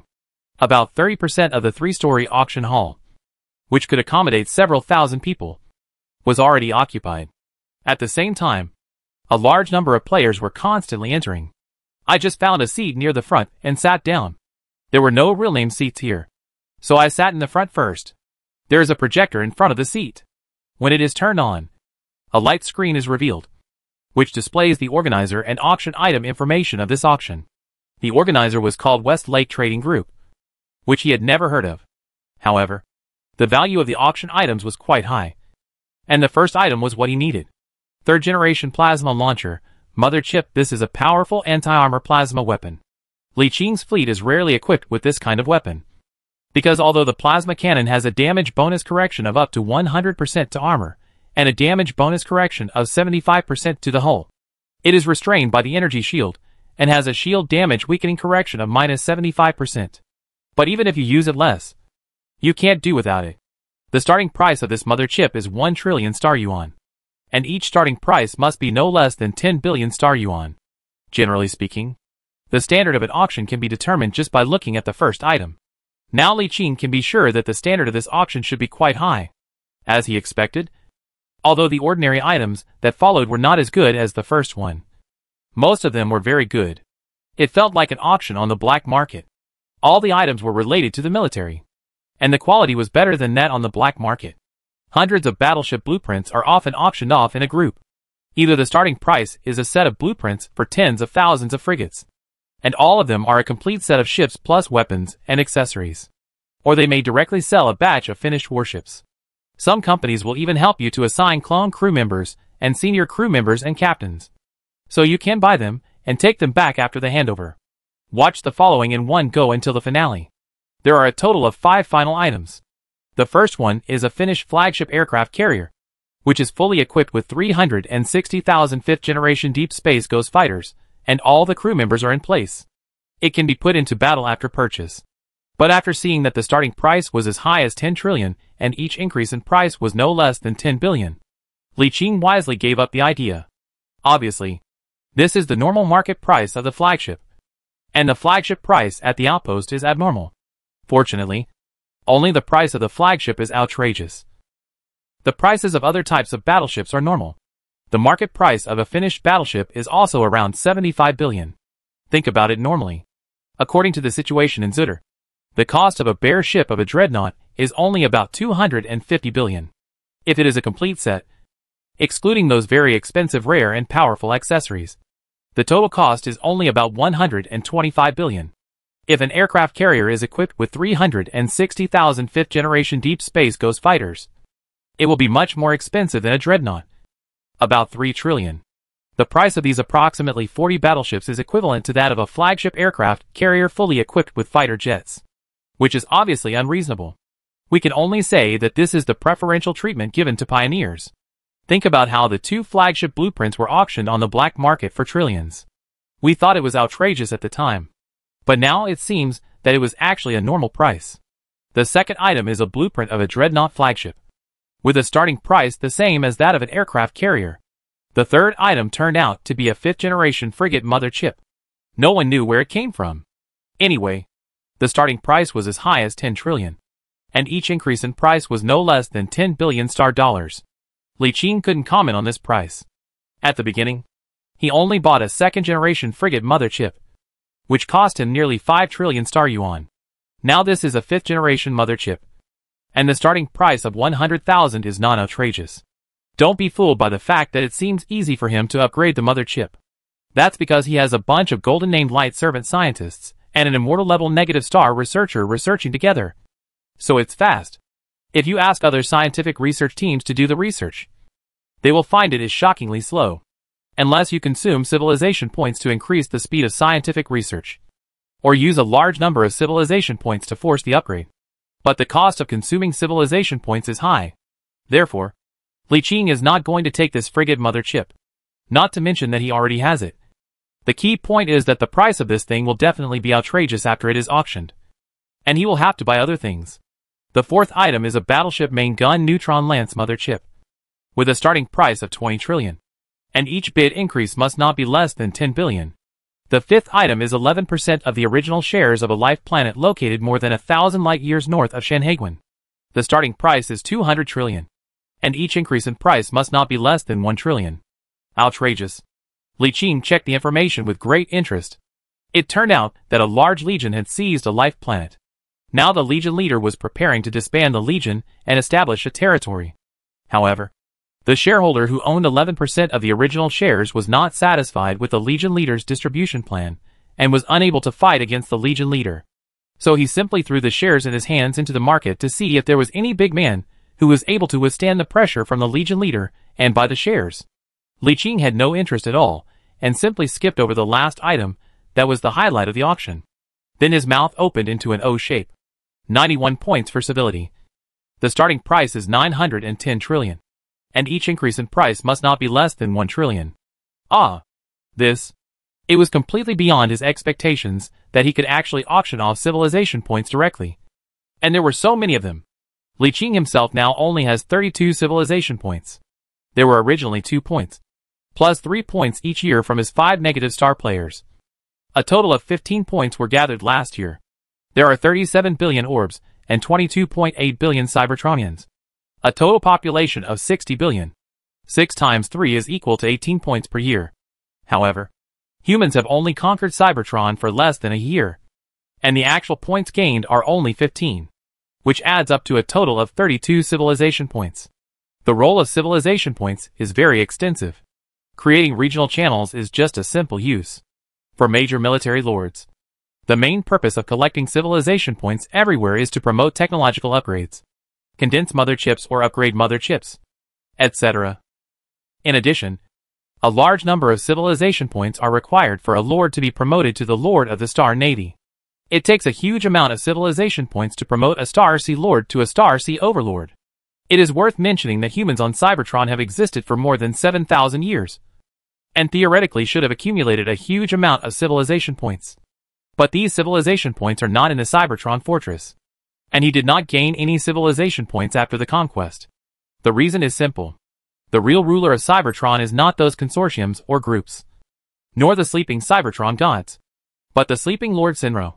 Therefore, theoretically, if he could successfully inherit Lord Sinlo's legacy in the future, he would be able to receive all the civilization points accumulated by the more than 20 billion people in the Cybertron fortress over the past 7,000 years, which would be at least nearly 20,000 points. This would be enough for him to exchange 2 super technologies from the negative star civilization in one go. It's high-end. But it's too high-end. Li Qing thought he was quite rich with nearly 50 trillion in cash and more than 15 billion in materials. He did not expect that he would be taught a vivid lesson just by attending an auction. Time passed slowly, and as the auction was about to start, The venue gradually filled up, from about 30% at the beginning to about 80% to 90% when it was about to start. Not long after, a crisp sound was heard. Li Qing looked up, and a figure wrapped in spiritual energy suddenly appeared at the auctioneer's position. The golden hammer in his hand gently knocked the golden gong and said loudly, "Good morning, distinguished guests. On behalf of West Lake Trading Group, I would like to welcome you to this month's auction. Without further ado, the auction will begin now." With a wave of his hand, a long-legged beauty wearing a cheongsam that highlighted her slender figure came up with a crystal plate in her hand. She showed the chips suspended on the plate to the left and right. The auctioneer gestured with his hand and said in a deep voice, "The first item is a third-generation plasma cannon mother chip. The starting price is 1 trillion. Each bid must not be less than 100 million. The auction is now open." Li Qing picked up the sign beside him, entered the number on it, and held it up. Just as he was about to bid, he heard someone bid faster. "Okay." A gentleman offered 2 trillion. I was speechless for a moment, and re-entered the price on the sign. Just as I entered the first and last letters, I heard the auctioneer shout, "Very good. Mr. 784 bids 3 trillion. He pressed the sign and prepared to wait. As he expected, more people placed bids, and soon pushed the price to over 5 trillion. The bidding then became less crazy and began to slow down, and the price increases were not as exaggerated as before. Only then did he pick up the sign again and fill in a price and raise it. The auctioneer, who was watching all directions, immediately pointed at him and said, "Very good. Mr. 233 bid 5.5 trillion. It seems that this gentleman knows what he is talking about." The next second someone immediately offered 6 trillion. The next second, this price was quickly covered by another bid. In just over 20 seconds, the price climbed to over 7 trillion. Why are so many people arguing? Li Jingtuan pinched his finger bones in annoyance and whispered to his men beside him, "Just pay 10 trillion. As his men followed the order to report, they heard the passionate voice of the auctioneer shouting, "The gentleman in box 15 offered 10 trillion. After this bid, no one spoke for a full 5 seconds. After 5 seconds, some whispers slowly began to appear, but no one continued to bid. This price has exceeded the price of the same mother chip last time. At the same time, the black curtain wall outside box number 15 opened, revealing Li Jingtuan and his men sitting inside. Many people immediately recognized them. It's Li Jingtuan, the industrial director of the Angry Thunder Corps. At this time, a young man who was sitting quietly in box number 7 and watching the light screen in front of him paused when he heard the sound outside, raised his head and looked at the middle-aged man in the main seat and asked, "Brother, where is this Li Jingtuan from?" The middle-aged man thought for a moment and said, "I heard that they are the direct descendants of the Qingheli family." The young man frowned, ruffled his long silver hair by his ears, sneered, and whispered, "Brother, I think we don't have the plasma cannon mother chip?" The middle-aged man nodded and said, "Indeed, there isn't one. But plasma cannons are not used very often and are not included in our auction plan." Then make an offer to top it off. "Do you have a grudge against the Thunder Legion?" "No. I just have some grudges with the Qingheli family." The middle-aged man raised his eyebrows, hesitated for a moment and said, "The relationship between our Sky Strike and Thunder Rage is pretty good." Yishao smiled slightly and said, "We need this too, so it's normal to offer a price." Yi Lingfeng thought about it and said, "I'll make you an offer once."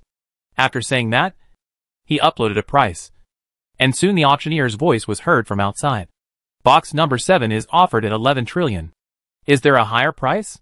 When Li Jingtuan heard the new bid, he frowned. After thinking for a while, he opened the communication and sent a question mark to someone. The other party responded quickly, "Sorry, we need this too. But don't worry. This is not in our budget. I won't offer any more if you add another 100 million. Li Jingtuan's expression finally relaxed and he replied, "Thanks. Let's eat after that." Before he finished speaking, a bid was heard from outside. Mr. Number 233 bid 12 trillion. It seems that this gentleman knows what he is talking about. I wonder if there is anyone who bids higher. Li Jingtuan stood up suddenly and looked at the focus of everyone's attention, but was stunned. He rubbed his eyes in surprise, thinking he had seen it wrong. A little later, he sent a message to a name in his friend list that he had never contacted before. Li Qing, who was sitting in his seat waiting for the auction to end, lowered his head and saw a name that was also beyond his expectations. Li Jingtuan. Aren't you in the Zuder star field? Why are you here? The territory over there is already on track. And the Shada United Empire is gathering strength. It will probably take another 3 or 4 years before a large-scale war begins. I'm taking advantage of these few years to make some money, and buy some things to improve my strength. By the way, is this the area where you're active? Li Jingtuan nodded. Yes. The Thunder Legion I joined is located north of Shanhaiguan. Well? Silence followed. The two had met before in the family, and they were competitors. They were not familiar with each other, and had nothing to talk about. At this moment, Li Qing, who was thinking about how to persuade his cousin to withdraw from the bidding, suddenly sensed something and looked up. He saw a familiar figure lying on the edge of one of the boxes above, and subconsciously shouted, Yi Xiao? Why are you here? Yi Xiao did not respond at all, and turned to Yi Lingfeng and said, Brother, do me a favor. He turned around and pointed at Li Qing and said with gritted teeth, No matter how much he offers, you must raise the price and beat him to death. However, Yi Lingfeng looked at him as if he were a fool and said, Are you stupid? Do I need to spend tens of trillions for just a third-generation plasma projector? Yi Xiao pointed at Li Qing and said coldly, Do you know who he is? He is Li Qing. He is the one who caused. Chapter 191 Unexpected Behavior. I don't care who he is. Before he could finish his words, Yi Lingfeng couldn't help interrupting him. You think we don't know what you did?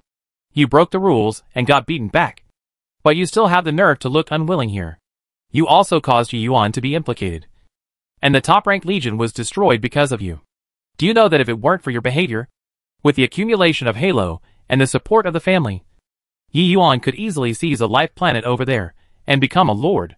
He had always somewhat disliked this fellow tribesman, both because he was ashamed of the fact that he made mistakes without regret, and for other reasons. He had originally accepted him as a fellow tribesman, but now he was ordering him around one after another, and he didn't want to tolerate it any longer. Remember, you are just staying in my Sky Strike Corps. You are not a core member of my Sky Strike Corps. You are not qualified to make decisions about the Corps. You think you can do whatever you want just because you are favored by the ancestors. You are not yet a prince. Yi Lingfeng pointed directly outside and said bluntly, Now, leave as soon as possible.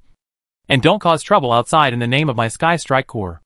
My Sky Strike Corps will not recognize anything you do. Yi Xiao stood there in a daze. His face flushed red. The other members of the Sky Strike Corps in the box were looking at him with strange eyes. After a few seconds, he took a deep breath and turned away. Then Yi Lingfeng received Yi Xiao's reminder to leave the Legion, and snorted coldly, I took you in on behalf of the clan leader. You thought I was as easy to talk to as cousin Yi Yuan, with such a vindictive personality, and not understanding the situation. How can you be the heir of the Nantian clan? After saying that, he rubbed his face, walked to the window, and waved to Li Qing who was looking up, and used his psychic power to transmit a message into his ears. I'm sorry. His behavior has nothing to do with me.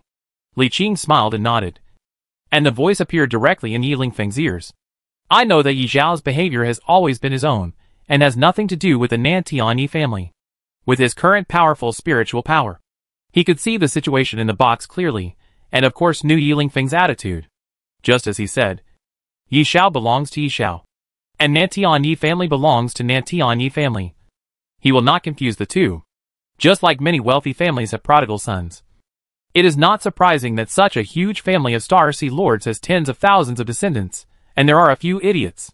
It is impossible for him to vent his anger on the entire family because of his personal behavior. Perhaps as an apology, no one from box number 7 made any further bids. And neither did Li Jingtuan. Not to mention the others, as the price was already very much at a premium. After the auctioneer's calls for several times, a gong sounded, and Li Qing bid 12 trillion to win the mother chip of the third-generation plasma cannon. Although there is a bit of a premium, it is still worth it for Li Qing as there will always be a time when he needs it. During the following auction, Li Qing did not get distracted and continued to wait for the items to appear. There were many good things he needed among them. Now auctioning a set of battleship blueprints. 200 pieces per set. Starting at 1.2 trillion. Each bid increment must not be less than 1 billion. Li Qing directly raised the sign and made a bid. Mr. 233 offered 1.25 trillion. Is there a higher price? Mr. 248 bid 1.3 trillion. Miss number 547 bids 1.35 trillion. Mr. 1547 bids 1.4 trillion. The price rose alternately. And after about 2 minutes it stopped at 1.6 trillion. No one bid for about 10 seconds. So Li Qing bid again at 1.65 trillion. No one bid this time. 15 seconds later, the auctioneer asked 3 times, and then struck the golden gong. Then a staff member came over and asked him to pay a part of the deposit first, and the balance would be paid at the end of the auction, or when he left. Next was another set of 200 battleship blueprints. Li Qing directly bid 1.65 trillion, overwhelming all competitors. Battleship blueprints are not uncommon here, but it is rare to find so many sets. The market price of 200 sets is 1.4 trillion yuan. And a premium of 250 billion yuan at the auction is already a lot. No one would want more. There are a total of 7 sets of battleship blueprints, 200 in each set, for a total of 1,400 sets of battleship blueprints. Li Qing took them all, spending a total of 115,500 billion star dollars. After buying this batch, Li Qing now has 3,900 plus 487 plus 785 is equal to 5,172 battleship blueprints on hand, enough to last for a long time. After buying these, he kept a low profile in the following auctions, and did not make any more bids unless necessary. Time passed slowly, and one item after another was sold. As the auction progressed, the items on sale became more and more valuable, even if they were not the finale items. There were many very valuable items. Ladies and gentlemen, the next lot is a blueprint for building a super Stargate. This Stargate has been designed by a master, and is equipped with a teleportation enhancement device. It has a penetration capability of up to level 7, and can pass through extremely complex starry sky environments. The starting price is 1 trillion star dollars, and each bid increase must not be less than 5 billion. Li Qing, who was resting with his eyes closed, suddenly brightened up. Isn't this thing tailor-made for your own territory? With this enhanced nebula installed in your own territory, you can directly teleport to the transit base, and then transfer to the G-Min galaxy. You must buy it. Li Qing made up his mind that no matter how high the price, he would be able to get it as long as it didn't exceed 10 trillion. However, when the auctioneer called out start, no one bid for a long time. Li Qing thought there were too many people competing, and was still waiting. But he received a communication from Li Jingtuan. You don't want this? Li Qing replied. Of course. I'm waiting for your bid, and seeing the situation first. Li Jingtuan was speechless. Don't look at it anymore. No one is bidding. If you're slow, it will be sold out. Li Qingqi said. It seems like you guys can use this good stuff. So why is no one bidding on it? Li Jingtuan immediately replied. Of course we want to. But all player bases in the northern part of the empire are not allowed to install Stargates. Even if they are installed, it is useless because they cannot connect to the Stargate network of the 3 major fortresses. Why? Thousands of years ago, a major event occurred. After the Browan Alliance captured a player's territory, they used some unknown technology to utilize the territory's Stargate, and directly led their fleet to leap to the Yandan Pass of the 3 major fortresses, where they joined forces with the army outside the pass. Although we didn't capture Yandan Pass that time, we still suffered a huge blow and loss. Since then, the Empire has cut off all Stargate connections outside the northern border. Even if you build a Stargate, you can't connect to the Stargate network. So that's how it is. Li Qing suddenly understood. Then you think, if there were no restrictions on such a good thing, a lot of people would have bid for it a long time ago. And why is the starting price of this thing so high? It's because they didn't think about how many people would bid for it. It's good enough to be able to sell it at the reserve price. Alright. Li Qing raised the sign, and then heard the auctioneer's obviously surprised voice. Okay. The gentleman from number 233 bid 1 trillion. Is there anyone who can offer a higher price? Then he asked 3 times in rapid succession, and impatiently hammered on the gong to seal the deal, as if he was afraid that he would go back on his word. Fine. The item is completely suitable for me, and both parties get what they need. So it can't be said that I'm at a disadvantage. The next few items to be auctioned were also of extremely high value. 2 groups of 1,000 finished cruisers, 2 groups of 5,000 finished destroyers, and 1 group of 500 finished battleships. He just looked at them all, and did not buy anything. It's not that I don't like it. It's just that there are too many competitors, and several boxes have bid for it. The normal market price of a group of 5,000 finished destroyers is only 3.5 trillion star dollars. But here it is easily priced at a premium of over 5 trillion, and there is still a dispute over it. Why bother with almost double the price? It's better to make it yourself. The cost is lower. Groups of finished battleships were fought over, with each group having a premium of 50% to 100%. In particular, the group of 500 finished battleships had a market value of 37.5 trillion yuan. Several large companies were bidding against each other, and the price reached 65 trillion yuan before it was won by box number 2. Ladies and gentlemen, all the regular lots of this auction have been sold. Next are the 5 finale lots. Let me introduce them now. The first finale is a flagship aircraft carrier, which has been equipped with 360,000 fifth-generation Deep Space Ghost fighters, equipped with standard halos, and equipped with all clone crew members and captains. Once you bid, it can be put into battle immediately. According to the requirements of the auction item owner, the starting price of this flagship aircraft carrier is 10 trillion, and each bid increase must not be less than 10 billion star dollars. The auction will start now. With the sound of a gong, 7 or 8 bids were heard at the same time. The auctioneer sorted them out, and the highest price went straight to 14 trillion. Outrageous. Li Qing watched them bid calmly. Among the many bidders was box number 7, where Li Jingtuan and Yi Lingfeng from the Sky Strike Legion were. After just 2 minutes of fierce bidding, the price had jumped to 21 trillion star dollars. And it seemed that there were still people bidding. This is a bit outrageous. Li Qing sent a message to Li Jingtuan. Is this thing so expensive? Li Jingtuan had just agreed on a price with his companions at this time. He wiped the sweat from his forehead and made an offer. When he saw Li Qing's letter, he smiled bitterly and said, "It's just that expensive. The competition here is too fierce. In addition, we often encounter the Broan sweeping fleet. Moreover, the great sweep that happens once every 10 years will come soon. If we don't have enough strength to stop any sweeping fleet, the territory we have worked so hard to build will be plundered. But this is too expensive. We can't help it. Over the past few thousand years, most of the pioneers of the United Human Empire have been in the northern frontier. This area of more than 14,000 light years is filled with player teams and legions, as well as hundreds of lords of all sizes. The demand for flagships is very high." Li Qing's attention was immediately drawn to a word in his words, and he asked, "How many hundreds of lords are there in the northern frontier? Are there so many planets with life here?" Li Jingtuan shook his head and said, "Of course, there aren't so many planets with life. In this star field that is more than 14,000 light years from east to west, 4,000 to 5,000 light years from north to south, and more than 3,000 light years thick, there are only about 20 true planets with life. The rest are all transformed from the 4 types of planets." Li Qingqi said, "Don't you say that you need a life planet to be promoted to Lord? It's the military Lord. Only the Lords who have life planets can be promoted to military Lords. For a 4th-class transformed planet like this, one can only become a Lord, not a military Lord." Li Qing was stunned. But when he thought about it carefully, it seemed to be true. To be promoted to military Lord, one must indeed occupy a life planet. The Lord did not see any explicit regulations, but he subconsciously assumed that the Lord also needed to occupy a life planet.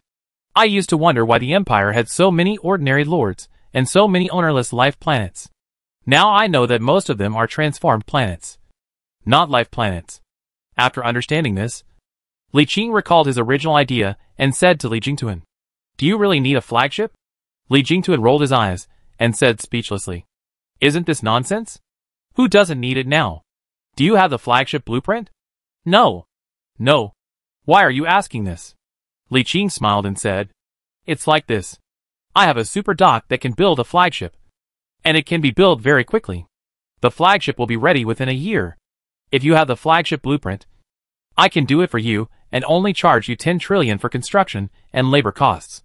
It is a lucrative business with ridiculously high profits. And Li Qing is very interested in it. Anyway, he didn't have many blueprints on hand. And now, he was building 2 dreadnoughts and 2 aircraft carriers. There were 2 flagship engineers with nothing to do. And there were several flagship engineers among the group of Hell people. He still had more than a dozen servants of light, who had not been enlightened and could be enlightened at any time. By then, he would have more than 10 flagship engineers at most. It would be a waste to keep them here. He might as well go out and earn some extra money. An ordinary flagship only takes 9 months to build. even with other weapons, accessories and halos. A batch can be produced in no more than a year, which easily brings in more than 10 trillion in profits. Damn. What a loss. He suddenly remembered the batch of warships he had previously manufactured for Yuqingji, especially the Titan Super flagship. He made a total profit of less than 15 trillion yuan. And he was probably losing tens of trillions of yuan. He was feeling upset at this. And Li Jingtuan in the box was stunned at this moment, thinking that he had heard it wrong. After picking his ears, he asked deliberately, "If I heard you correctly, you said you have a super dock capable of building a flagship?" Li Qing nodded and said, "Yes, just as you can see, I have a super dock that can build flagships on contract. And they will be ready within a year." 1 year. Really? I have already built 2 flagships and 1 Titan Super flagship on behalf of Commander Yuqingji, the commander of the Zhuge Expeditionary Force. If you don't believe me, you can check it out. No need to check. Li Jingtuan already believed it in his heart. There is no way to hide this kind of thing. As long as you go home and ask your family, you will know the situation of the Expeditionary Force. There is no way to hide the fact that a new Titan and 2 flagships are in service. After spending half a minute to digest this indescribable news, Li Jingtuan's mind quickly turned, thinking about the benefits this news could bring to him, and said a little, "I don't have the flagship blueprint on hand right now. But if you give me some time, I can buy one at a high price." "Only one?" Li Jingtuan said speechlessly. "What do you mean only one? It's at least 700 billion or 800 billion. Plus 100 billion for manufacturing and materials. I can't come up with more than 200 billion in a short time." Li Qing was also speechless. But after listening to Li Jingtuan's complaints, he realized that others could not cheat like him, and use the light forging furnace to infinitely refine and transform it into rare ores. So their ability to make money was indeed not as outrageous as his. Chapter 192 Neutron Light Spear Mother Chip. Or maybe his ability to make money is too strong. He suddenly had tens of trillions in cash, plus nearly 200 trillion in materials.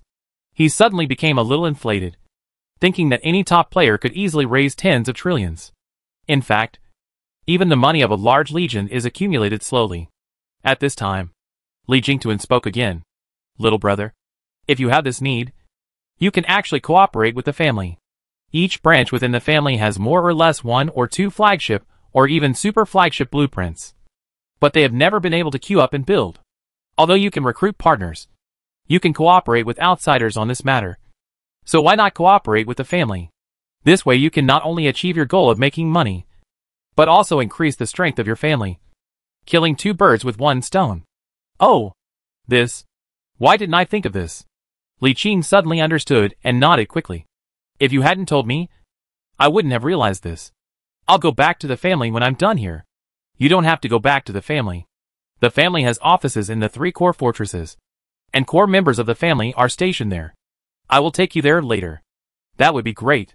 While the 2 of them were chatting, the first flagship aircraft carrier was won by an unknown VIP in box number 1 after bidding back and forth to a high price of 26 trillion. Li Jingtuan did not continue bidding. Not even for the second finale dreadnought. After knowing that Li Qing could build a flagship and it would only take a year to launch it, he was not interested in spending more than 5 trillion to buy it at the auction. He was ready to use all his connections to buy a few flagship blueprints. Now the entire Thunder Legion has only 1 aircraft carrier flagship. If he could have 2 or even 3 flagships, he would be able to immediately overwhelm the other 2 main core members of the Legion, and his status would immediately be incomparable. In the north, because of the frequent appearances of Bruins mopping up fleets, the hard power of the core members of a team or Legion is very important. With 2 or 3 flagships in hand, and strength exceeding that of the other 2 main cores, the original shares of the Legion will also be adjusted according to the strength. I can definitely become the largest shareholder of the Legion by relying on the combat power of 2 or 3 flagships. The second item was quickly sold out. And soon it was the turn of the third item, a 5th generation frigate mother chip, with a starting price of 10 trillion yuan. If it were in the past, Li Qing would definitely fight to the end. But now he already has a 5th generation frigate mother chip. Although there is no limit on the number of pieces you can own. Many military leaders have multiple pieces to ensure that there are enough frigate blueprints available. But if there are multiple mother chips, additional mother chip copies of the blueprint will cost civilization points. Although a little civilization can copy a lot, it is still necessary after all. He now has more than enough frigate blueprints. In addition, his demand for civilization points is very high, and he has enough ways to make money. So there is no need to do this. So, amidst the fierce competition among many big guys, he sat there leisurely watching the fight between the dragons and tigers. During the 6-minute competition, the price of this mother chip rose wildly from the starting price of 10 trillion yuan, and finally doubled to an astonishingly high price of 38 trillion yuan. Then, it is the fourth finale X-slot main gun neutron light spear mother chip. The starting price is 20 trillion, and each bid increase must be at least 10 billion. When the auction started, no one made a bid within 10 seconds. But this time Li Qing was sure that it was not because no one wanted it, but rather that it was the calm before the storm. After waiting for a few more seconds, he smiled, filled in a number on the sign, and held it up. The sharp-eyed auctioneer immediately pointed his hand in his direction and shouted, "Okay, Mr. 233 will directly bid 30 trillion. Almost instantly, he could sense that all eyes in the audience were looking at him, including many eyes in the 20 boxes. A few seconds later, the lights in box number 5 came on, and a number of 32 trillion suddenly appeared. Then Yi Lingfeng's voice appeared in Li Qing's ears. "Sorry, we need this too." Li Qing nodded and said, "This is an auction. The highest bidder wins." Then he filled in another number on the sign and held it up. "Mr. 233 has offered 40 trillion again. It seems that he is determined to get this item today." Li Jingtuan in box number 15 smiled when he saw the scene, but did not make an offer. Their legion had no demand for this.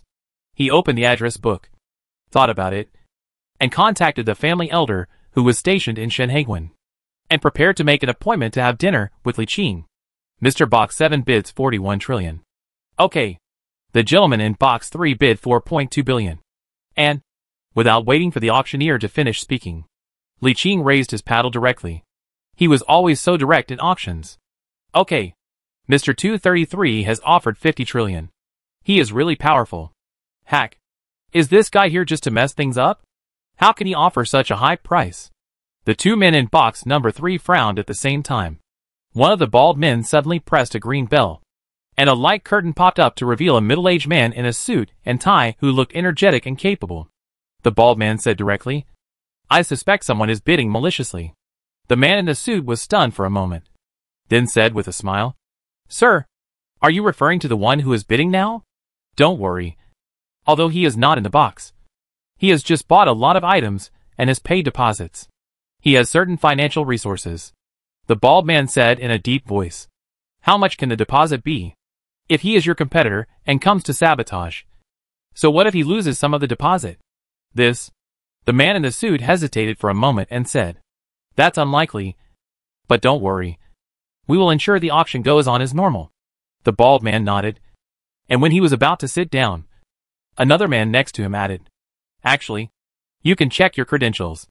The man in the suit didn't say much, just said he would think about it, and then disconnected. The bald man looked up at Li Qing again and snorted coldly. "You dare to make a random bid without even having a private room. Making blind bids disrupts the market." Soon, Li Qing, who was bidding, felt something. He turned around and saw a man in a suit walking towards him. He smiled and whispered, "I'm sorry, sir. The two guests in box 3 questioned your random bidding and said that it was disrupting the market.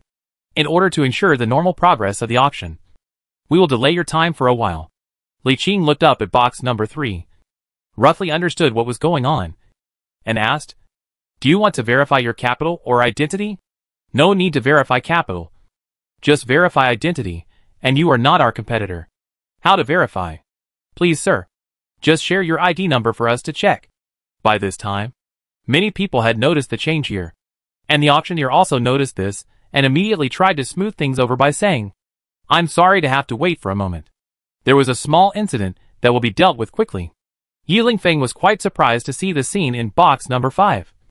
And his men asked, "Brother, should we help and ease the relationship?" Yi Lingfeng shook his head and said, "How can we help?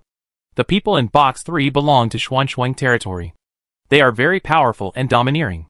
They have an average relationship with us and will not give us face. But don't worry.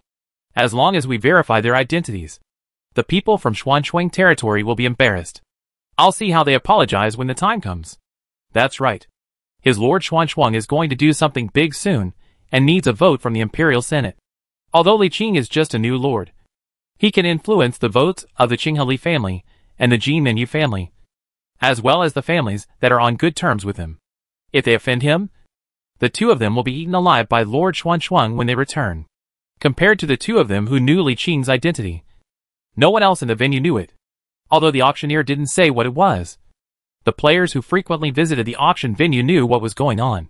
Someone immediately smiled and explained to his companions. This should be because the auction house discovered an abnormal capital verification. Usually, someone has no money but deliberately bids higher. What happens if we find out? It's nothing. Just show them to the public and drive them out. I remember he just bid on several items and paid deposits. It's unlikely that he's just making random bids. Right? You never know. If your peers sabotage it on purpose. What does a small deposit mean? Although everyone's voices were low, there were still many people whispering. Although Li Qing understood the auction house's behavior, he felt very uncomfortable being watched by thousands of people with strange looks and discussions. At this moment, Li Jingtuan, who was communicating with his elders, was called up by his subordinates. When he saw what was happening in front of him and the cause and effect his subordinates told him, he immediately apologized to his elders and closed the communication. He stood up, pushed open the window, and shouted loudly, "What are you doing?" The auction manager was a little embarrassed. Instead, Li Qing waved his hand. "It's okay. There's no harm in checking it out. It's their responsibility." Li Jingtuan also knew this, so he did not continue to cause trouble for the auction house. Instead, he looked towards box number 3 and shouted, "It's Xuanchuang's. You can't afford to play, or you don't have the money. How dare you discuss my brother like this?" Boom! The window of box number 3 was pushed open, and the bald man pushed the window out and said sternly, "Li Jingtuan, are you so brave to talk to me like this? Or do you think your angry thunder core is strong enough to challenge my black frost core?" Li Jingtuan came back to his senses, and subconsciously felt a little guilty when he thought of Xuanchuangling's strength. But then he thought of something else, gritted his teeth and said without flinching, "He's my cousin. I can vouch for him." The auction house manager, who was standing next to Li Qing and felt a little embarrassed, was delighted when he heard this and immediately said, "Since you have the guarantee from the chief of industry of the Thunder Legion, we believe that you have sufficient funds." The bald man in front of box number 3 was a little unhappy. His usual domineering attitude made him snort subconsciously. "Wait a minute. I think." At this moment, the middle-aged supervisor suddenly heard the nervous voice of the employee verifying his identity in the background. "Master, authentication was successful." The auction manager whispered, "What's wrong with your voice? Is there a problem?" "Have. What is the problem?" "See for yourself." A light curtain popped up, showing Li Qing's photo with his identity data next to it. His eyes were attracted by a golden badge on it at first sight. His members of the Imperial Senate.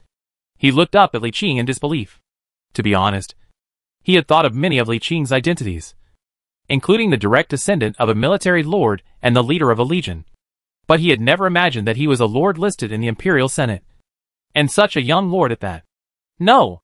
The auction manager looked up and interrupted the bald man.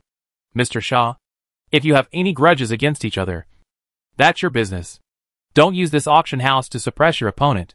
After a pause, he considered that the conflict between the two territories in this auction might affect his own chamber of commerce in the future. So he said to the bald man, "This Lord Li Qing is a lord recognized by the Empire, and is as noble as you, Lord Xuanchuang." Wow! There was a cry of surprise all around, and everyone looked at Li Qing with disbelief in their eyes.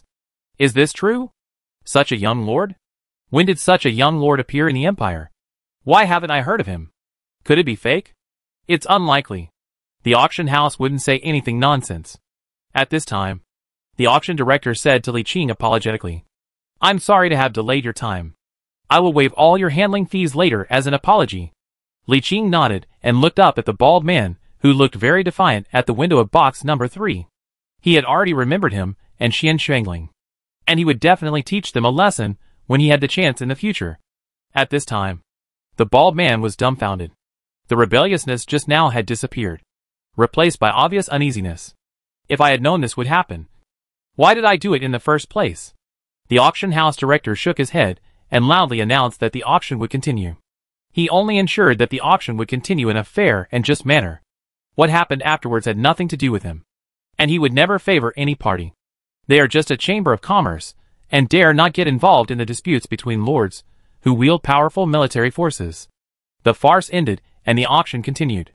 But I don't know if it was because of what happened just now, or because this price exceeded everyone's bottom line. But after Li Qing bid 5 billion, no one bid again. But he guessed that it might have reached the ceiling price. After waiting for nearly a minute, and with no one bidding despite the auctioneer's constant agitation, he had no choice but to strike the gong to confirm the deal. After the transaction was completed, Li Qing stood up and left. The fifth item was 11% of the original shares of a life planet, which he did not need. The last item was 91 civilization points, and the starting price was 91 trillion. He wanted it, but he could not afford it. The auction manager was already waiting here and said respectfully, "Mr. Li Qing, are you ready to pay? Come here, please." Li Qing nodded, and under his guidance, he went to the back of the auction house to start the handover. He paid cash for the first few items, and exchanged the last neutron light spear mother chip for other materials. He directly sold all the rare crystals and some high-value minerals on hand to the West Lake Trading Company, which belonged to the auction venue. The total value was 56.5 trillion. After deducting 50 trillion, he was left with 6.5 trillion. Li Qing had already sorted out the goods and stored them in a warehouse in a nearby galaxy before the auction. Both parties only needed to confirm, and they could trade directly. Half an hour later, Li Qing left the auction venue with a crystal VIP card given by the auction, found a roadside shop on the nearby pedestrian street, ordered some food, and sent a message to Li Jingtuan. Li Jingtuan responded quickly. 15 minutes. I'm waiting for you. By the way, 2 people came here together and said they wanted to apologize to you. Chapter 193, Exploring New Fields of Thought. You too? 15 minutes later, Li Qing looked at the 2 men who came with Li Jingtuan. The bald man walking in the middle lowered his head and looked nervous. Not at all as arrogant as before. What are you doing here? Are you upset and want to humiliate me in person again? No. The man on the left twitched his lips, clasped his hands and said, "We accidentally offended Lord Li Qing because of a brain twitch. So we came here to apologize to Lord Li Qing." Li Qing looked at them expressionlessly without saying a word, which made the 2 of them even more nervous and uneasy. If it were someone else, they would really dare to humiliate him again in person. But the person in front of them was different. Although they are arrogant, they are not stupid. They know who they can mess with, and who they absolutely cannot mess with. The person in front of them is one of the very few who absolutely cannot be messed with. Although Xuan Ling is very powerful, having been tempered by the alien sweeping fleets in the northern border for a long time, and is no less powerful than some weakened Star Navy lords. He is not yet a military lord after all. Moreover, during this period of time, Xuan Lord needs to plan a big event, which requires the consent of the Imperial Senate. This matter itself has nothing to do with the military leaders within the empire. Whether you agree or not is just a matter of thought. If you are in a good mood, you will agree. If you are in a bad mood, you will disagree. They had not expected that they would offend a new lord in a random auction. They felt wronged. As a lord of noble status, you sit in the hall instead of in the box. This is not a joke. As a member of the Imperial Senate, Li Qing has the right to vote, although he may not necessarily vote. In addition, he is a member of the Qinghali family, and is married to the Tianjinyu family. These 2 military clans have their own friendly military leaders, who can influence a large part of the votes. In this situation, Lord Xuan had offended him for no reason. If they did not want to go back and be severely punished by the Lord, they had to obtain Li Qing's forgiveness. Although Li Qing didn't know why they were so arrogant before, and so humble now, he roughly realized something. After thinking for a while, he said, "You can apologize if you want, but bring the tea." The bald man Sha Ruizhong immediately showed joy on his face and nodded. "This is what I should do. I will apologize to you in the main channel of the fortress later. Please respond to me, Mr. Li Qing."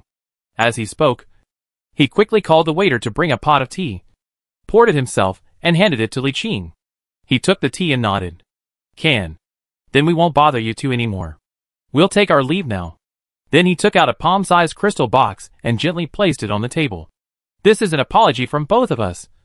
Please accept it. Li Qing nodded, and the two left with humble smiles on their faces. He was indeed very annoyed at first, but they were so sensible and came over to apologize as soon as it was over. So his anger subsided. These are just some minor conflicts. I can't just keep on pursuing them. It's even more impossible that I will destroy your whole family if you provoke me like in some Dragonoutian novels. After they walked away, Li Jingtuan smiled and said, "It seems like you have enough sincerity, but I don't know if your heart is good enough." Li Qing glanced at the small crystal box and said, "You'll know after you take a look." Li Jingtuan picked it up and opened it, raised his eyebrows, and said with a smile, "It's a very thoughtful gesture. It's an anonymous central bank card, containing 10 trillion in cash. Yeah, it's okay. To be honest, there is nothing wrong with this kindness. He can easily make 10 trillion yuan by doing such a small thing. What can he say? If possible, he would like to be offended a few more times. Let's get back to the topic." Li Jingtuan pushed the bank card in front of him and said, "I've already made an appointment with Uncle Wei. He'll be free around 6 p.m. Let's go over and have a chat." Li Qing nodded. "Do you need to prepare anything?" "You don't need to prepare anything. Uncle Wei is not only the family's representative in Shenheiguan, but also the commander of the family's permanent division stationed in Shenheiguan. He is a major general in the Shenheiguan fortress system. If you have any problems here in the future, you can contact Uncle Wei." Li Qing nodded. The two did not chat for long. They mainly introduced Li Qing's family's local situation, as well as the situation and location of the Angry Thunder Legion. They also reminded him to remember to visit his elders in the afternoon and not to go too far, and then left in a hurry. As the director of industry of a corps, he is very busy. The Thunder Legion is a veteran legion that has been established for more than 20 years. Although Li Jingtuan is of the same generation as him, he is actually over 40 years old. He only does not look old through genetic surgery. This kind of senior army has extremely complicated internal relationships and many things to do. Unlike him, who just takes charge and rarely pays attention to the internal affairs of Galan. Watching Li Jingtuan leave, Li Qing opened the main regional channel of Shenheiguan and saw an apology post marked as Zun Shuangling. He opened it and found that it was sent by Sha Ruizhong. The post has been locked and no one else can reply. He thought about it and responded in the post. "I have accepted Shuangling's apology, and the matter is over." Sha Ruizhong, who was in a room on the other side of Star City, let out a long sigh after hearing the response, and turned his head to his companion and said, "It's done. The boss won't be angry. Right? Don't talk about whether you are angry or not. Just go back and report to the boss first." "Fine." After dealing with this matter, Li Qing took stock, and it seemed that there was nothing else to do today except meeting the elder in the afternoon. Another auction is tomorrow. I opened the address book, thought about it, and closed it again. Originally, he wanted to contact the West Lake Trading Company to discuss a business deal. A company that can open an auction house has strong strength, scale, and connections. In addition, they handled the matter fairly before, which left a good impression on him. Perhaps he could find them for the business of reselling materials next. But after thinking about it, I decided to meet the elder first, and then ask him if he is interested. Selling a large amount of rare resources is actually an opportunity. He wants to see if he can establish a relationship with the Shenheiguan fortress through this elder. Trading with an ordinary chamber of commerce is different from becoming a supplier of rare metals to the Shenheiguan fortress. Although Li Qing's territory is in Zuder, there is only one civilization, the Shada United Empire. In Zuder, if this civilization is defeated, there will be basically no rivals in the rest of the territory. He can't stay there forever. He must explore other areas. Although the Empire may prepare to launch an attack on the southern Kelzaker Star Empire after opening up conventional jump routes in the two-star fields of Zuder and Tianjin, it will take a long time before it can actually attack southward. And it will take at least 200 to 300 years of preparation. First of all, they had to spread the word within the Empire, calling on a large number of new pioneers to develop there, and then build an equally strong line of defense there to prevent a counterattack from the Kelzaker Star Empire if the attack failed. The natural barrier of the Zuder Star region can block ordinary civilizations, but it is difficult to block a powerful civilization like the Kelzaker Star Empire. In the past, the distance between the two star fields was too far, the supply line was too long, and the nebula did have a significant impact. The most important thing was that the United Human Empire was not weak either. And it was not certain that they could win after traveling thousands of miles. Therefore, even though there was no decent defense line in the southern border of the empire, the Kelzaka Star Empire had never thought of engaging in a full-scale war with human civilization. Therefore, even if the empire had this idea, it would take hundreds of years to shift the focus. During this period, he could only hang around in the northern border of the empire. There is no need to do anything else. And even a base does not need to be established. The fleet and other things can be placed directly in the palm-sized universe.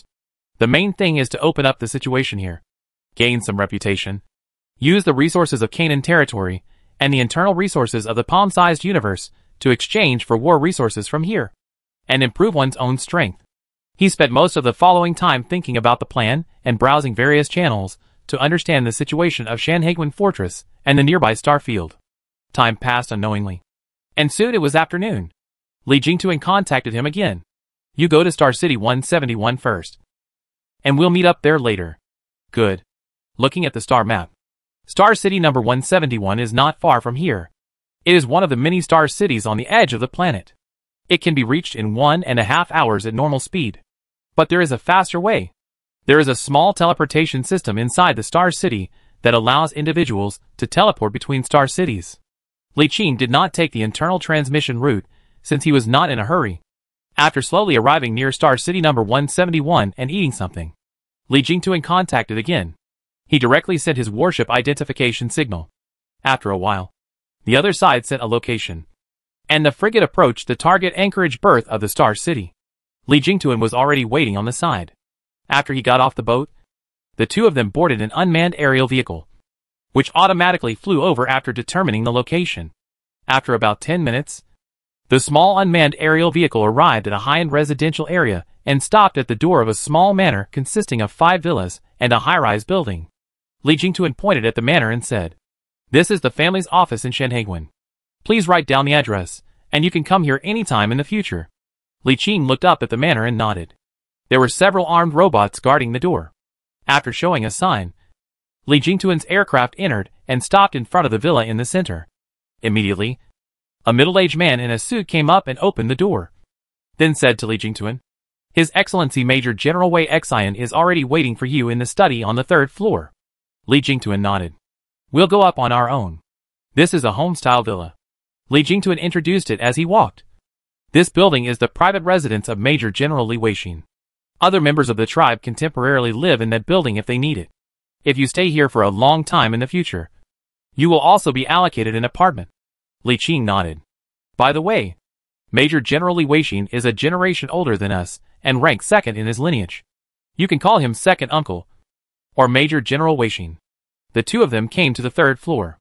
Li Jingtuan pushed open the door of the study skillfully, and saw a middle-aged man with a very serious expression sitting behind a long desk in the spacious study. As if sensing their arrival, he looked up and saw the two of them. He immediately put the documents in his hand aside. His serious face faded into a smile, and he stood up and said, "Here comes the whale. Sit anywhere." Then he looked at Li Qing and asked, "Is it Li Qing's nephew?" He immediately replied, "Uncle, I'm Li Qing." He immediately came over with a smile on his face and praised, "I've heard of your name a long time ago. Grandpa said that you are the most outstanding descendant of the Qingheli family in recent generations. Today I see that you are indeed extraordinary and heroic. Second Uncle Liao Zhan. Excellence is excellence. No need to be modest. Come, take a seat first." Li Weixin did not have the airs of an elder at all, and it was not easy for him to put on airs. After all, Li Qing was not like other juniors. Even Li Jingtuan dared to put on airs for him. However, Li Qing, who was already a lord, surpassed him in status and the military force he currently possessed. He rang the doorbell in front of his desk and asked a few servants to prepare tea. He got straight to the point and asked, "I heard from Jingtuan that you have a super dock that can build a large number of flagships at the same time. Is this true?" Li Qing nodded. "That's right. How many ships can be built at a time? Can a regular flagship really be built in a year?" Li Qing nodded again. "Yes. In fact, Second Uncle can go and take a look now." "Oh, what do you think?" Li Qing stood up and pointed his finger. A black hole door opened. He pointed his finger weakly at the black hole door and said, This is a precious relic I own. It contains a huge independent space. My super dock is inside it. Li Weixin and Li Jingtuan both stood up and looked at the black hole door carefully, both with expressions of surprise on their faces. Li Qing did not keep anyone in suspense and walked straight to the black hole door. 4 flagships are currently being built at the shipyard. You can take a look at them. The two looked at each other and mustered up the courage to walk in. The next second, the space in front of their eyes changed, and they appeared from their study in a huge corridor with white handrails made of unknown metal on the edge. Outside was a very large dock. A huge battleship keel frame was hanging in the dock, and countless mechanical arms were working back and forth in the keel frame. The speed was very fast but not messy, and there was a strange beauty like flowing clouds in water. There is no need to ask. Just by looking at the size of the keel frame, you can tell that this is definitely a flagship. Li Qing summoned a small aircraft to take them to another flagship construction site not far away. It took almost an hour to visit the 4 flagship construction sites, as well as some large and small warship construction sites. After turning around and returning to the original spot, the two were still in shock. Xiao Qin came back to his senses. Second uncle opened his mouth and waved his hand. Let's go back first. The door of the black hole opened and Li Weixin walked in first. When Li Qing came out last, he saw Li Weixin drinking a large cup of tea and slowly calming down his shock and excitement. This is normal. So far, everyone who has seen the dock inside the palm-held universe has been shocked. Even those in high positions. In fact, the higher the position, the more they know what this super dock represents. A flagship that takes 5 years to build can be put into service in 1 year. A battleship in 3 months. A cruiser in 1 month. A destroyer in 20 days. And a frigate in 10 days. What kind of efficiency is this? What does that mean? This means that with the shipbuilding capacity he currently has, as long as there are enough shipbuilding engineers and enough blueprints and materials, he can complete the construction of a complete division-level fleet in just 2 to 3 years. Chapter 194. The Cohesion of Escort Carrier Ships. What is the concept of shipbuilding capacity of 70,040? The shipbuilding capacity of battleships is 20. Which means that if there are enough engineers, blueprints and materials, it means that 3,500 battleships can be built at the same time. 4 rounds a year. 8 rounds in 2 years. That would be 28,000 battleships. While a standard division has only about 10,000 battleships. If we replace it with frigates, with enough engineers, blueprints and materials, we can build 70,000 ships in 10 days, which means 210,000 ships in 3 rounds a month. Li Weixin and Li Jingtuan calculated the equation almost instantly and didn't know what to say for a moment. It took them a long while to recover and start thinking about how to make the most of this super dock. After a while, he raised his head with a serious expression and said, "It's a good thing that you think of the family. I'm not afraid to tell you that the family has so many branches, and each branch has more or less accumulated some flagship blueprints over the past few hundred years. However, the entire human United Empire has limited docks that can build flagships, and they have always been in a queue. So the blueprints are useless. Now that you have such a huge super shipyard, you can build more than 30 flagships or even super flagships for the family in just 2 or 3 years. This will definitely greatly enhance the family's overall strength, thereby improving the family's status and voice in the United Empire." Li Weixin suddenly stood up, clasped his hands together, and bowed solemnly to Li Qing. Li Qing was startled and quickly got up to support him. "On behalf of our family, I would like to express my gratitude for your efforts." Li Qing shook his head and said, "I am a member of the family. I was protected and supported by the family when I was young. Now that I have achieved something, I should give back to the family," Li Weixin said with relief. "That being said, you have helped the family tremendously. Far more than the family has helped you," he said seriously. "Don't worry. The family will never let you suffer any loss. If you build a flagship for the family will pay you the same price as if it ordered one from an outsider. For each flagship built, the family will pay you 15 trillion yuan in manufacturing fees."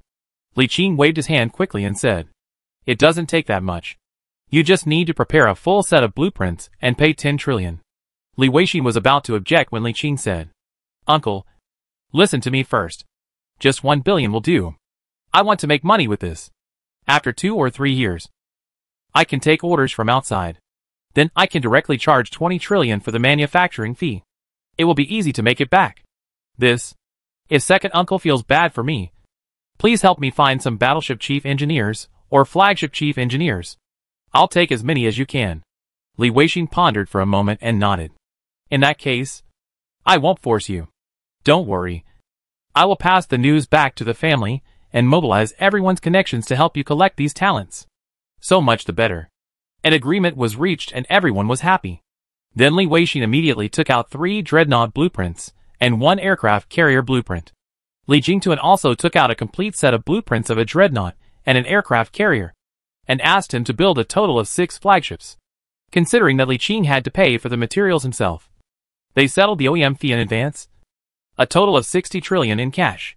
It has to be said that these senior elite players, who hold heavy troops or great power, do have a lot of assets, and they can take out tens of trillions of cash at will. But he is not bad either. He holds an exclusive secret and makes money just as fast. He now has just over 100 trillion in pure cash. They chatted for a while, and Wei Xian arranged a place for him to live. A 2-story duplex on the top floor of the manor building. The single floor was over 800 square meters, and it had been renovated and was ready for occupancy.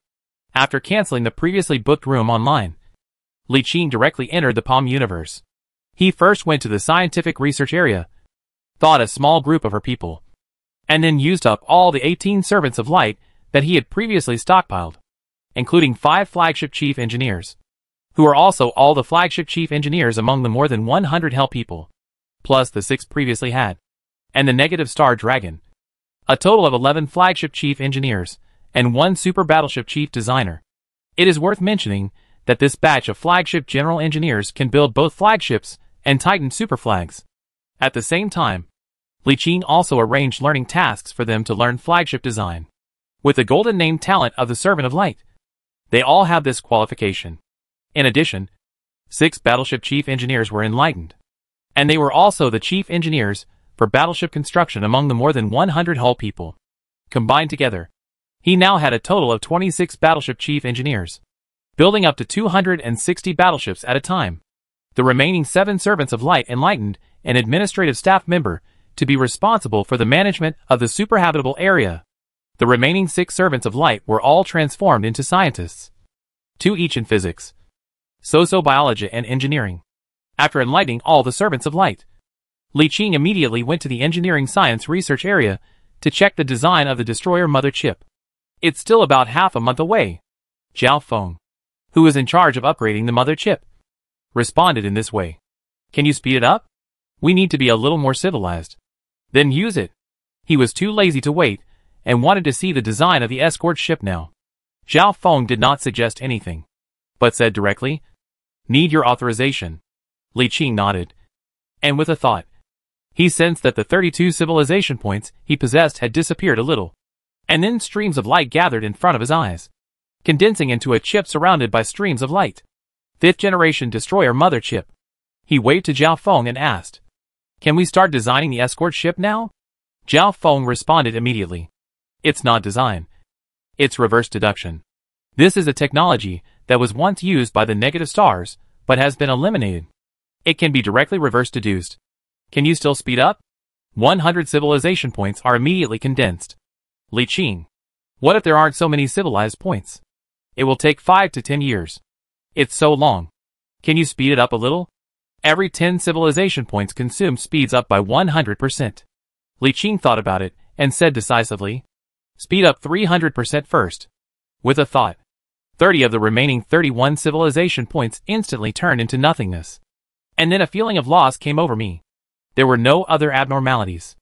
I used 30 civilization points, but it felt like nothing happened. I felt extremely empty. This is really like throwing money away. Li Qing sighed and looked at Zhao Feng. She responded, "The research will be completed within 1 to 3 years." Li Qing nodded and assigned several servants of light to preside over the upgrade of the 3rd generation plasma launcher mother chip that had been purchased previously.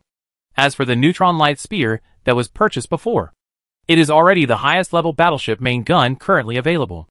If you want to upgrade it again, you must master advanced technology beyond level 5 to upgrade it again. Of course, it is possible to use civilization points to force it into the 6th generation neutron light spear, but Li Qing thinks it is meaningless. He would rather directly study higher energies such as dark matter and dark energy and master real advanced technology, so that he will be stronger and more promising. So, the first step starts with the escort ship. It is said to take 1 to 3 years. But in fact, because it is led by many negative star people, and a large number of servants of light are collaborating in the research, it can definitely be reversed within a year. In addition, the accumulated civilization points can be used to accelerate the process within this year. So it is estimated that the result can be achieved within half a year. It is worth mentioning that his escort ship belongs to the technology that the negative stars had long eliminated. The escort ship is a special frigate for advanced civilizations. The specifications and designs of each civilization's version of the escort ship are different. The negative star civilizations must be very advanced and definitely more powerful than the escort ships of ordinary advanced civilizations.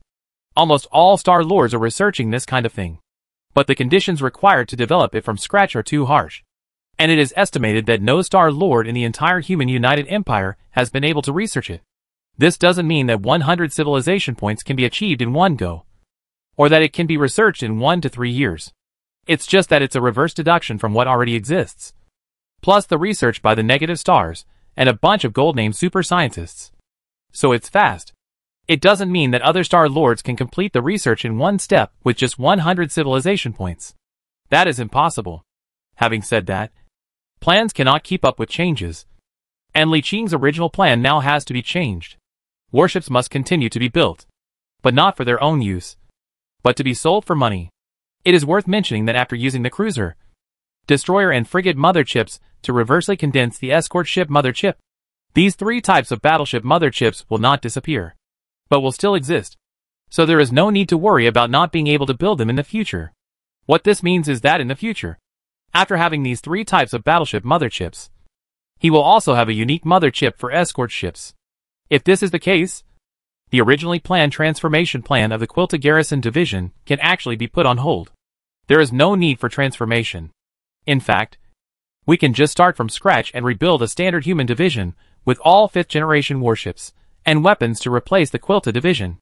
The warships of the original Quilta Division can be split up and used as patrol fleets or garrison fleets in various places.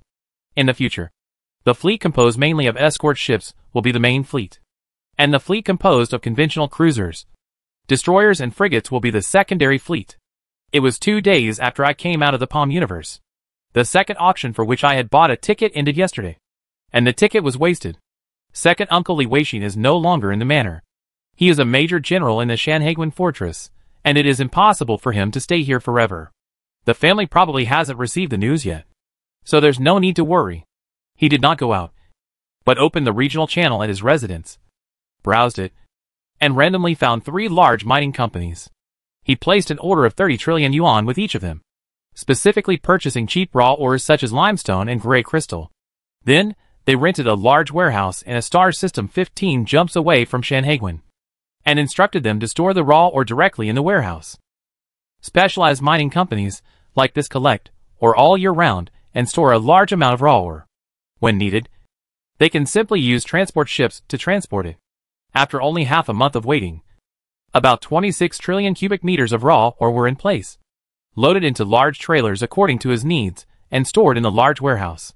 It is called a warehouse, but in fact it is located in the orbit between the satellites of a gas planet, and the trailer is left directly in that area. Then Li Qing rushed to this galaxy, used industrial ships to tow these trailers into the universe in his palm, and directly put them into the light casting furnace to transform them into rare crystals. Every 50,000 cubic meters of raw ore can be converted into 1 cubic meter of rare crystal, and 26 trillion cubic meters can be converted into 520 million cubic meters of rare crystals. The price of each cubic meter of crystal is 800,000, with a total value of 416 trillion. The cost was 90 trillion yuan.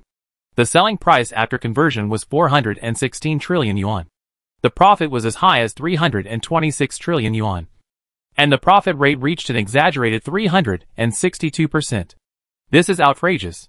It took him less than a month to make this outrageous profit. Keep going. He directly contacted his second uncle Li Weixin, who was far away in Shanhaiguan. Second uncle, I have a large batch of rare crystals here. Does the fortress military want them? A huge number of civilization points have been invested in the regional channels of the three major fortresses in the northern border of the empire. The radiation range of its effect is very large, and real-time communication can be achieved even within hundreds of light years away from the fortresses that are hundreds of galaxies away. Li Weixin, who was chatting with his colleagues, did not take the news seriously and asked casually, "Shanhaiguan Fortress certainly needs this kind of rare resource that is necessary for advanced weapons and warships. But the demand is very high. How many do you have? If not much, I will buy it for you. 520 million cubic meters." Li Wei's hand trembled, and the teacup fell to the ground and shattered. The other major general opposite him said in surprise, "What's the matter? Is the tea so hot?" He waved his hands quickly. "It's not hot, but it's slippery."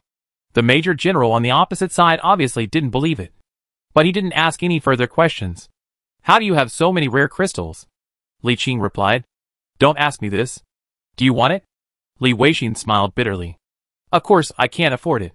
I thought there were only a few. But I never thought there would be so much. I can't afford more than 400 trillion in cash." However, rare crystals exceeding 100 million cubic meters are considered a large transaction. You can trade directly with the fortress military. By the way, don't trade in your own name. You can trade directly in the name of Galenling.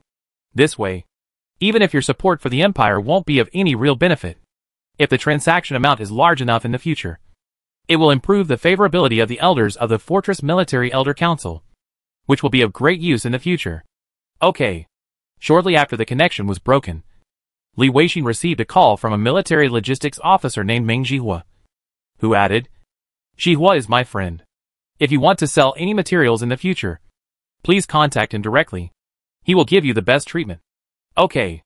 The second uncle had obviously greeted him in advance, and Li Qing just greeted him first, and then the other party replied, "I've heard from Wei Xian that you can ship anything you want to sell here anytime. Don't go to the Shanhaiguan Fortress system. Go directly to the number 5 subsidiary system." Okay. After disconnecting, Li Qing reloaded the transformed rare crystals onto the ship, then drove the fleet out and started to jump directly. In non-war time, with his major general authority and the identification code given by the fortress, he can jump over directly. Shanhaiguan number 5 subsidiary galaxy is a member of the Shanhaiguan Fortress Galaxy Cluster and is under the jurisdiction of the Logistics Department.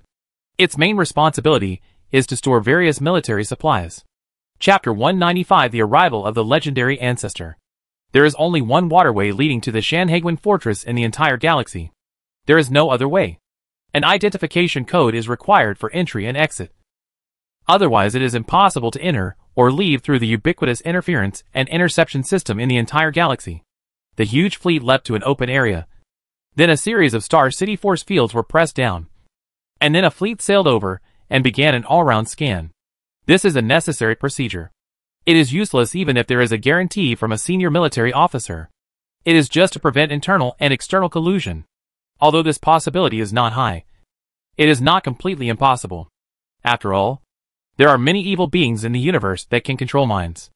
However, after the scan was completed, the relationship came in handy, and the logistics department completed the inventory of goods and then the transaction with extremely fast efficiency.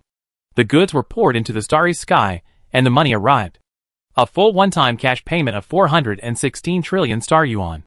After deducting 90 trillion in capital, the net profit was 326 trillion. It's so hacking awesome. Of course, the money for renting the warehouse has to be deducted, as well as a big red envelope given to Major General Meng Jihua in private. A full 1 trillion star yuan. His business is not a one-time deal. It has to be done for a long time.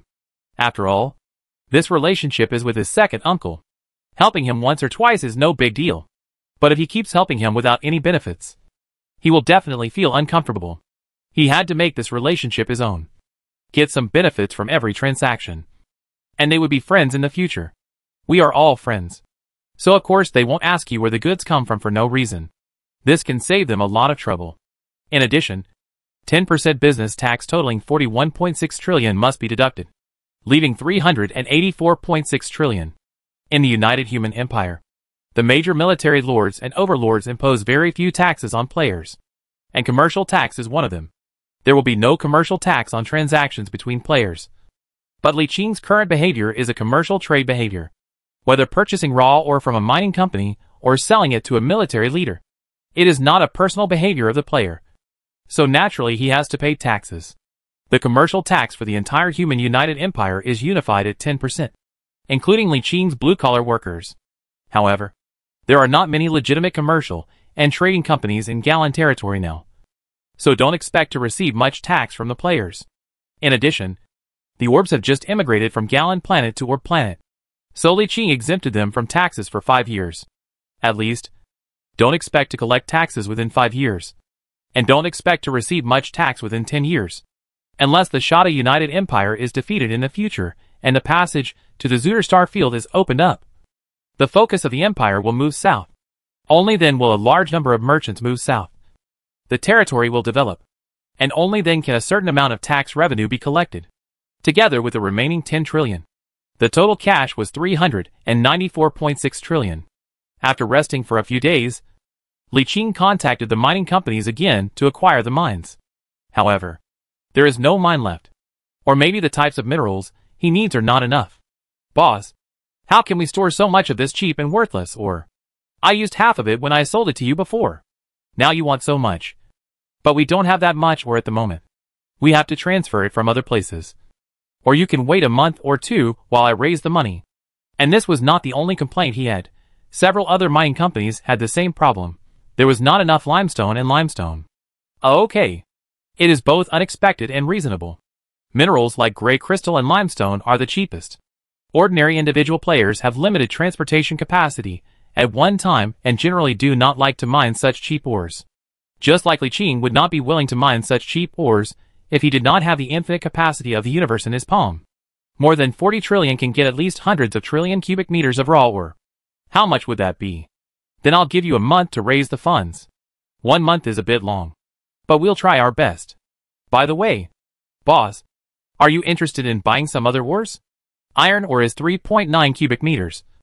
Copper ore is 5.6 cubic meters. Gneiss is 5.8 cubic meters. And silver crystal is only 5.2 cubic meters. Well, Li Qing shook his head and said, iron-like ores can be added. But forget about the others. For a moment, he had the idea that if he increased the variety, these mining companies would probably have spot goods. But after thinking carefully about the price, he gave up. Forget about this wave. Let's add more in the next wave. After this wave of profits, the next wave of cash is estimated to exceed 100 trillion. At that time, if we only purchase these two kinds of cheap minerals, it will take several months or even half a year, which is too long. However, it took a full 2.5 months before several mining companies gathered enough raw ore. A total of 390 trillion cubic meters of raw ore, calculated based on the average price of 3.4 star yuan per cubic meter of gray crystal stone, iron ore and limestone. A total of 114.7 trillion cubic meters of cheap raw ore were purchased. 114.7 trillion cubic meters of raw ore. Every 50,000 cubic meters is converted into 1 cubic meter of rare crystal, totaling 2.294 billion cubic meters. The market price of each rare crystal is 800,000. And the total value will be as high as 183.52 trillion. Good fellow. Li Qing felt his heart beating violently. This speed of making money is a bit outrageous. It feels unreal. The next day, he contacted Major General Meng Jihua again. Brother Meng, I have another batch of rare crystals here. Meng Jihua was checking the account book at this time and asked casually, another batch so soon? Still that many? A little more than last time. How much more? About 23 trillion cubic meters. Meng Jihua paused and asked in surprise. 23 trillion cubic meters? Li Qing nodded. It's a little more than last time. Can you take it? It is possible to collect. But? Meng Jihua thought for a while, and thought that this young man was quite good at dealing with people, and was also the nephew of a good friend. So he said, after this transaction, please stop for a while. Without waiting for Li Qing to speak, he took the initiative to explain. You just produced 5.2 trillion cubic meters. And just 2 months later you produced another 23 trillion cubic meters. Did you dig up a planet made of rare crystals? This is too high profile. It will definitely attract attention. Ah. Li Qing was surprised. Shanghai Pass covers such a large area. with trillions of water flowing every day. Is this considered high profile? Isn't this high profile? Major General Meng Jihua was speechless. It's fine if you do it once a year, but you only do it once every 2 months. And anyone would be interested. You have to know what you are selling. Rare crystals are rare resources and strategic resources. If you sell so many in a row, you will definitely attract attention. You are lucky. You are a lord and come from the Qingheli family. You are also a good person. So you are fine now. But if you sell it directly on the market, there will definitely be people who will pay attention to you. Li Qing was silent for a while, then nodded and said, Okay then. But it's okay. This is the last batch. They were all stored before. It will probably take another year or 2 for the next batch to arrive. That's fine. Wait another half a month before trading again. Okay. After closing the communication, Li Qing wiped his face speechlessly. It is helpless, but also reasonable, regardless of whether anyone has an idea or not. Suddenly selling too many rare resources will definitely attract attention. My head hurts. I had to stop after only 2 rounds of profit. Then, just like before, Li Qing waited for half a month before returning to Shanhaiguan to find Major General Meng Jihua for the transaction. He sold all the rare crystals for 183.52 trillion yuan. Deducted 10% tax of 183.5 trillion yuan. And the remaining amount was 165.17 trillion yuan. He then gave Meng Jihua a super red envelope of 10 trillion yuan. It turned out that the money was well spent. If he hadn't been reminded, he would have invested all the 16.5 trillion to start the third round of acquisitions. By then, 60 or 70 trillion cubic meters of rare crystals will appear on the market. Even if they are sold to the Shanhaiguan fortress, they will definitely attract inquiring eyes. As long as someone investigates, his behavior during this period will be easily uncovered, and he will definitely be in big trouble then. In fact, someone will investigate after this time. But as long as he keeps a low profile and doesn't continue doing it, nothing will happen. One makes money based on his strength and status. With his current strength and status, it won't be a big problem for him to make these 2 sums. If he wants to continue making money, he either needs to become more famous or more powerful. Either you hide for a while, wait for the storm to pass, then come for the big one, and then hide again. However, although he could not do anything now, Li Qing did nothing. Instead, he found a consulting company to entrust him to register a trading company. The registered name was originally intended to be Gallon, but it turned out that there was already a duplicate name, so it had to be changed to Gallon number 233 Trading Company, Ltd.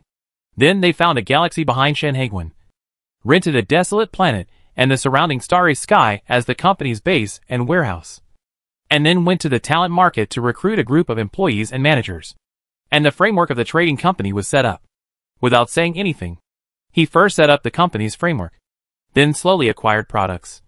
And after about a year, he would stockpile a batch and then sell them to make a fortune, and then continue to survive. The task that Li Qing gave them was very simple, which was to purchase various cheap minerals. But the monthly quota was only 10 trillion. There are 200 trillion in the company's account, which is enough for them to use for a long time. At the same time, in order to ensure that they would not misuse or embezzle public funds, he hired a third-party accounting firm with a good reputation to check the accounts every month, and then entrusted his second uncle Li Weixin to help look after them. 200 trillion in cash is a huge amount of money for a large army, not to mention ordinary people. Without any supervision, some people will definitely take risks. There is no need for the second uncle to pay personal attention to it. As a major general and division commander of Shanhaiguan, he has many subordinates. He only needs to appoint an assistant or secretary from the same clan to pay attention to it every month. I believe that with a powerful major general personally paying attention, there shouldn't be any problems. Just like he gave a big red envelope to Major General Meng Jihua for help. How could he ask his second uncle for help without anything? He directly told Li Weixin that he would give 5% of the company's total profit from the next transaction as service fee. Li Weixin was a little polite and stopped refusing. Of course he knew about Li Qing's previous 2 big profits. Although he didn't know the exact amount, he knew it was a super generous income that he couldn't refuse. After finishing all this, Li Qing returned to Shanhaiguan. There is nothing to do now, so I can go back to Gallenling first. But I have to wait a while before that. Some time ago, Li Weixin sent him a message saying that the old patriarch would come in person to talk to him in detail. But he had to wait a while. Li Qing immediately perked up, and was not in a hurry to go back at all. This old patriarch is not the great-grandfather. Nor is he the current acting patriarch of the Qingheli family. Instead, he is the legendary figure who led the Qingheli family to become a military leader. Any military leader is a legend.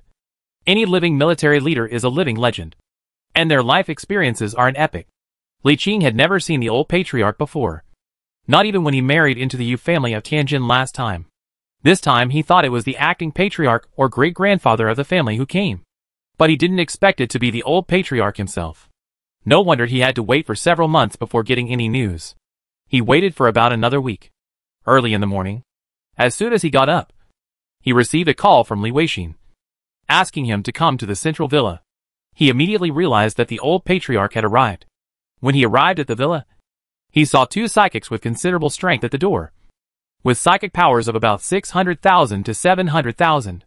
At the same time, he sensed the presence of 5 psychics in the villa, one of whom had a psychic power of over 10 million, making him a super psychic. Sure enough, he must be the old patriarch. At the same time as he sensed the powerful psychic in the villa, a silver-haired old man holding a dark golden eagle cane suddenly looked up at the door in surprise, and said without turning his head, "Weixin, are there any important people visiting recently?" Li Weixin, who was accompanying him personally, was stunned for a moment and shook his head. "No, there have been no outsiders visiting recently." The silver-haired old man stood up with his cane and said, "That must be a guest coming." As he spoke, he stood up and walked towards the door, apparently ready to greet them. Li Weixin and several other accompanying tribesmen immediately stood up and followed behind him. Li Jingtuan was also among them, following carefully at the back. When the group arrived at the door, they happened to see Li Qing walking up to the steps. Both sides were stunned for a moment. The second uncle raised his head and looked around, trying to find the guest that the old ancestor mentioned. Li Jingtuan also tiptoed carefully and looked around. He was also curious about who the guest the ancestor was talking about. However, he did not notice that the silver-haired old man was holding the dark golden eagle-head cane tightly in his hand, with circles of silver psychic energy ripples spreading in his pupils. He looked up and down at the young figure in front of him, who was like a burning psychic torch in his psychic perception. The shock in his eyes had disappeared, replaced by uncontrollable surprise. "Good, very good." The silver-haired old man gently paused with his cane in his hand, looked at Li Qing with loving eyes and said, "Child, you must be Li Qing." Li Qing bowed his head and said respectfully, "Grandson Li Qing greets the ancestor." "Very good." The silver-haired old man looked Li Qing up and down. The more he looked at him, the more he liked him. He waved his hand with a sympathetic look on his face. "Come here and let the ancestor take a look." Li Qing stood up and walked to the silver-haired old man, looking at this legend of his family with the same curiosity. According to the history he knew, the Qingheli family was just an ordinary family before they became prosperous more than 300 years ago. The overall strength of the entire family was not as strong as the current Li Jingtuan.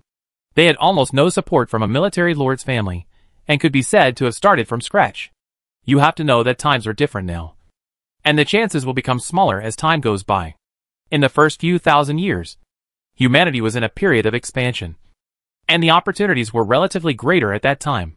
But when the Human United Empire expanded its influence to the entire Imperial Star region, the southern border came to an abrupt end in the Zuder Star region, and the northern border came into contact and fought with the Broen Joint Force.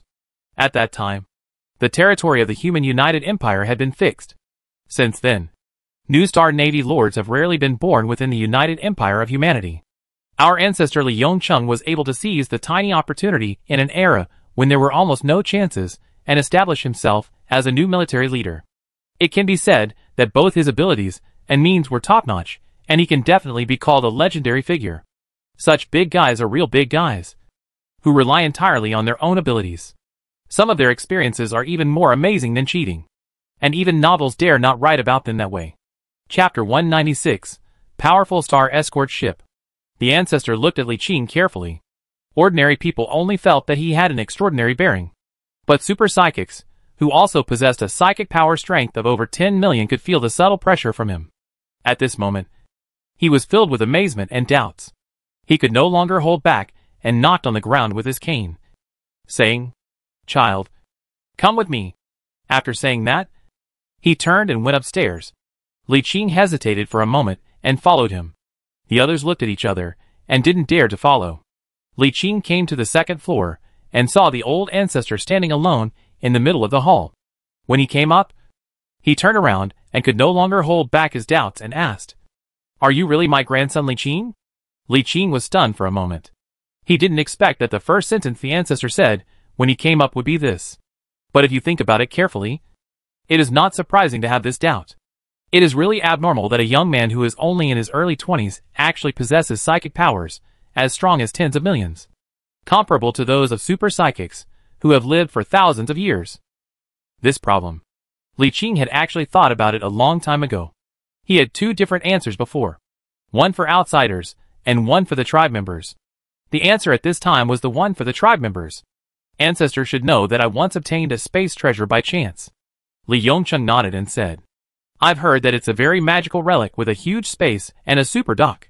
Li Qing continued, "In fact, that was just an external statement. In fact, the space inside the space relic is not only larger than what was announced, but there is also more than one super dock inside."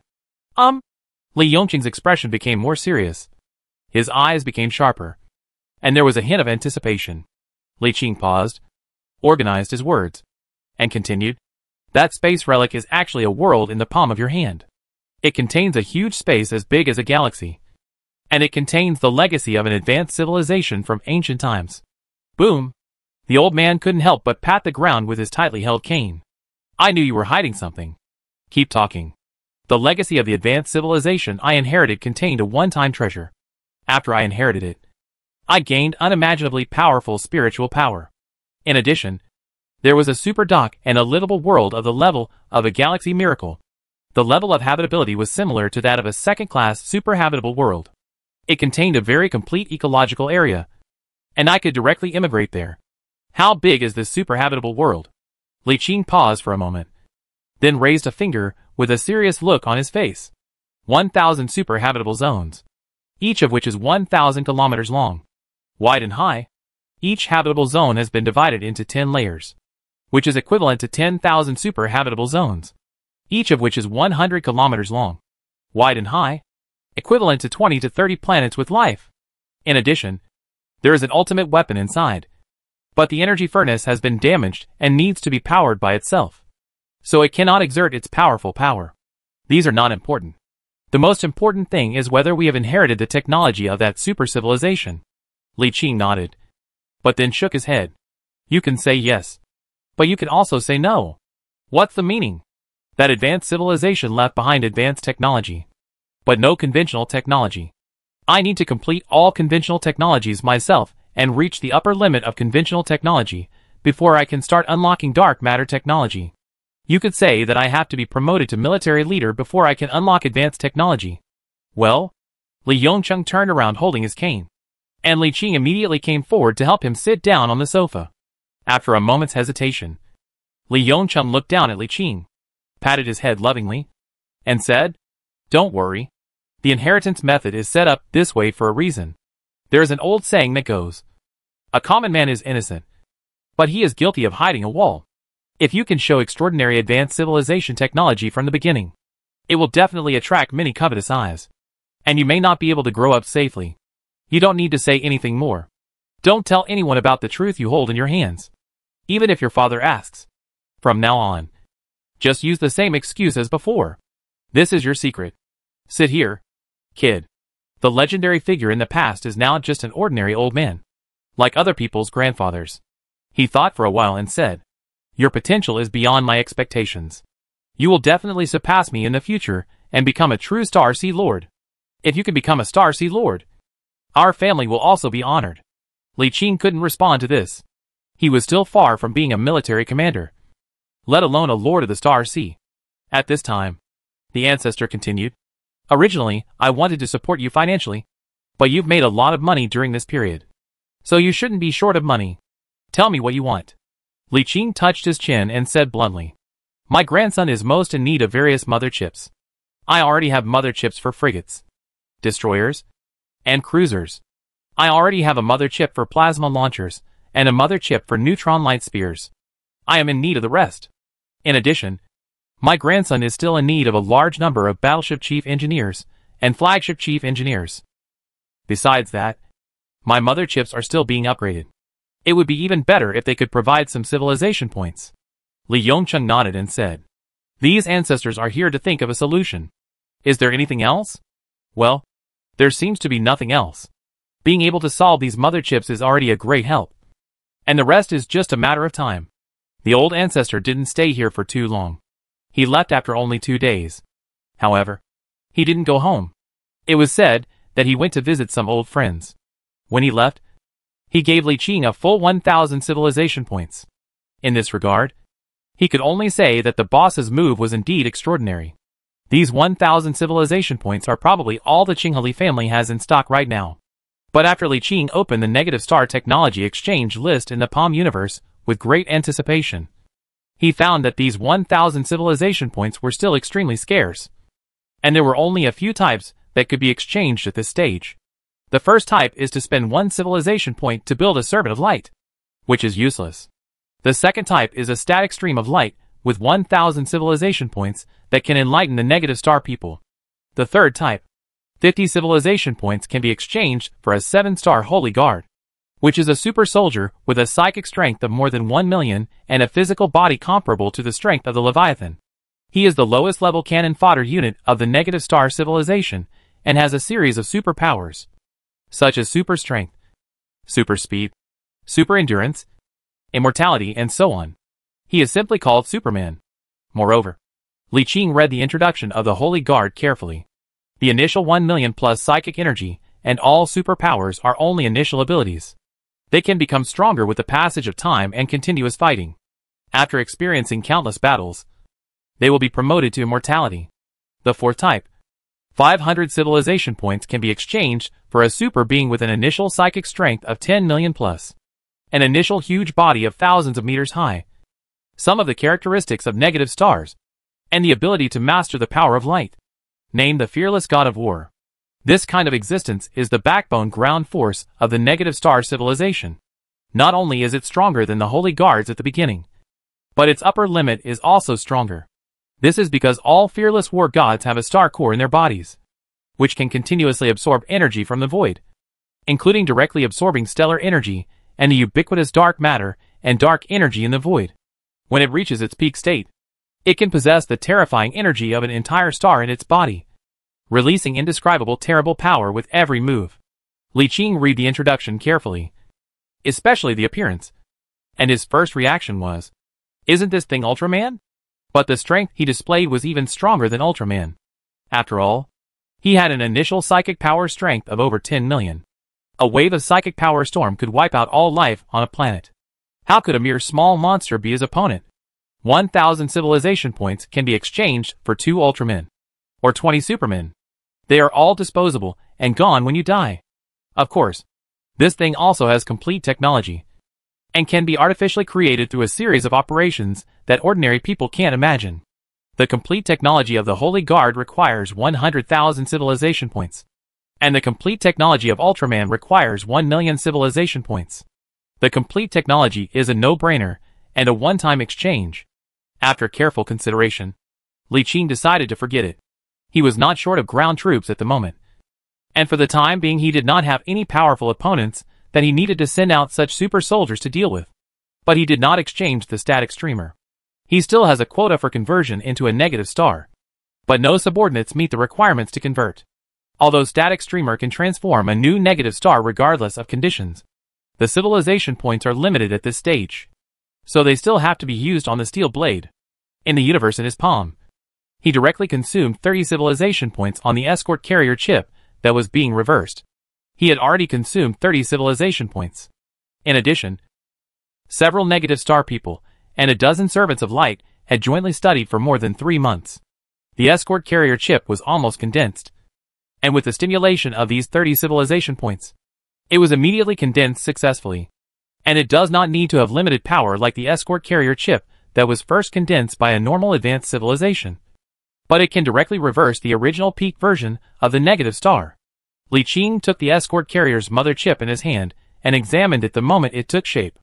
The specifications of the Star-class frigate are similar to those of the cruiser. Both are about 600 meters.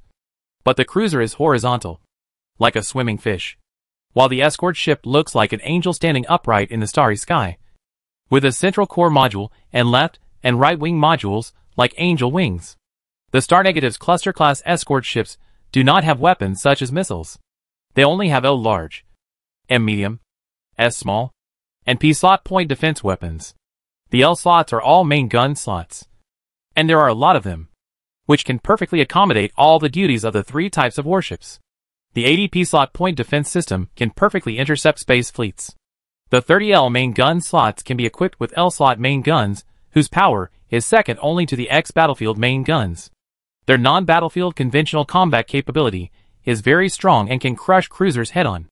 With the same weapon configuration, they can also attack several cruisers at the same time, coupled with a faster speed than a destroyer and more flexible turning and acceleration than a frigate. It is no wonder that advanced civilizations eliminated the three types of warships and combined their advantages to design escort ships, a powerful type of ship exclusively for advanced civilizations. After looking at the properties, Li Qing looked at the construction requirements of the escort ship and breathed a sigh of relief the next second. Any chief engineer for cruiser construction can do the job after a brief training, and there is no need to train a chief engineer for escort ship construction from scratch. The normal construction time of an escort ship is 300 days, with a 500% acceleration from the talent, and a 100% acceleration from the high-dimensional fortress's super dock, for a total construction speed bonus of 600%. Construction can be completed in just 42 days, or 1.5 months. The copying speed of the Star escort ship is 500 copies per day, or 182,500 copies per year. The materials required for construction are comparable to those of cruisers, but ordinary standard alloys cannot meet the requirements of its design structure, requiring stronger but more expensive titanium steel alloys. So the overall price will be more expensive. The standard alloy price is 820 star dollars per square. The price of titanium steel alloy is 1,460 star dollars per cubic meter, which is about 78% more expensive. The material cost of a standard human 5th-generation technology cruiser is about 2.6 billion, and the additional cost of 78% is about 4.6 billion. The cost is 4.6 billion. Just sell it. No, you can't sell this. But if we really want to sell it, there will be a lot of people willing to buy it even if it is sold for 15 billion. Start working now. Li Qing immediately copied out a batch of blueprints and handed them over to the cruiser engineers in the dock, asking them to try to build them first. We don't expect the first batch to be successful. It doesn't matter if it is scrapped. Just accumulate experience first. When Li Qing came out of the Palm universe, the ancestor had already left. Considering that he had been out for a long time this time, it would be impossible for the ancestor to gather all the mother chips in a short time. In addition, he had already made money, so he decided to go back first. The speed of territory development is closely related to money. The more money you have, the faster it develops. The less money you have, the slower it develops. Previously, the territory only had tens of trillions of funds and did not dare to develop freely. For example, the immigrants to Orb were restricted because of lack of money. Only a few people could be immigrated at a time, and the speed was too slow. Chapter 197 Blackmailed? This time when Li Qing returned home, he planned to spend 100 trillion to fully develop Orb, develop hundreds of cities at one time, and carry out large-scale immigration. The development time that was originally estimated to take more than 5 to 10 years only took 1 or 2 years to complete the construction of urban infrastructure and then the immigration. After completing the immigration to Orb, we will then begin the comprehensive transformation of Gallon. It will probably take several years before we can start immigration after the comprehensive transformation is completed. But Li Qing was not in a hurry. He had just 4 or 5 years to raise funds. After 4 or 5 years, he would have saved tens of trillions, and then buy people from all over the world. There is an upper limit to the number of people that a single military lord can immigrate. It is impossible to catch a military lord and buy his billions of people. The military lord will not agree. Generally speaking, the number of people that a military lord can immigrate within a certain period of time is determined by a certain percentage of the total population, and the upper limit cannot exceed 1% in a short period of time. That is to say, If a military lord has a total of 50 billion people in his territory, then no more than 500 million people can be immigrated within a year. The main thing is to ensure the stability of the territory's population structure. After all immigrants are fertile people. It is impossible for others to spend a lot of money to buy hundreds of millions of elderly people who are unable to have children and work. If there really is such a big injustice, any lord would be willing to sell all the old people to you at a low price. If Li Qing wanted to develop Jialanling quickly, he had no choice but to spend a lot of money to buy immigrants from all over the place. Based on the calculation that one immigrant costs 1 million, a population of 100 million would cost 100 trillion, and a population of 1 billion would cost 1 quadrillion. Li Qing planned to make a huge profit of 500 billion in the next few years to use for immigration. It is worth mentioning that these immigrants, who were purchased with money, are all immigrants from life planets, and are at least whitelisted or above. They are not the great population that were born and multiplied in large numbers in residential stations. This type of immigrants possess basic talents, could be directly employed in many professions, and could immediately be involved in the construction of the territory. A population of 5 billion is barely enough to support a territory. After another 10 or 20 years, a new generation will be born in the super-habitable zone within the universe in his palm. Although those Cybertronians are all gray names, the new generation will be born in the super-habitable zone comparable to a Class 2 life planet. At least they are white-named talented people. By then, they can expand to other areas and layers in the super-habitable zone, or migrate to Galan. Although there are 21 super-habitable zones, each with 10 floors, totaling 210, which may seem very large. The actual area is only 210 square kilometers. The total area of Galan is 660 million square kilometers, which is more than 3 times the size of the existing super-habitable zone. The land area of Galan accounts for 44% of the total area, or 290 million square kilometers, which is larger than the total area of existing super-habitable zones. In other words, before more super-habitable zones are unlocked, the role of a life-bearing planet is still very important. Li Qing currently has no other policy requirements for the Cybertronians in the super-livable zone. The only requirement is to have children and encourage them to have children. He directly uses monetary incentives and imposes a single tax on those who reach a certain age but have not given birth. Of course, he will not directly impose a single tax, which will cause resentment among young people. He changed the way of collecting taxes. That is, as long as one offspring was born, a 50% tax refund would be given every year. If you give birth to 2 children, you can get a full refund of your personal income tax. If you give birth to 3 children, not only will you get a full tax refund, you will also receive a monthly subsidy equivalent to the local basic wage, as well as free baby supplies, including school fees. Having 4 or more children will provide various generous benefits. It can be said that even if you don't go to work, the subsidies from the world government are enough for everyone in the family to live comfortably. There's nothing to say anyway. I just want you to live as much as you can. The more the better. A family would have 5 or 6, 7 or 8 children, or even a football team, in an effort to multiply the population within 2 generations. Although doing so will put a lot of financial pressure on us, it won't be too great. After all, the Cybertronians were originally living in a dictatorial society and had always lived like cattle and horses. As long as their welfare and basic supplies could keep up, there wouldn't be any big problems. Half a month later, Li Qing's frigate appeared in the southern border of the Empire, and after a transfer, it was teleported back to the border galaxy where it had originally come from.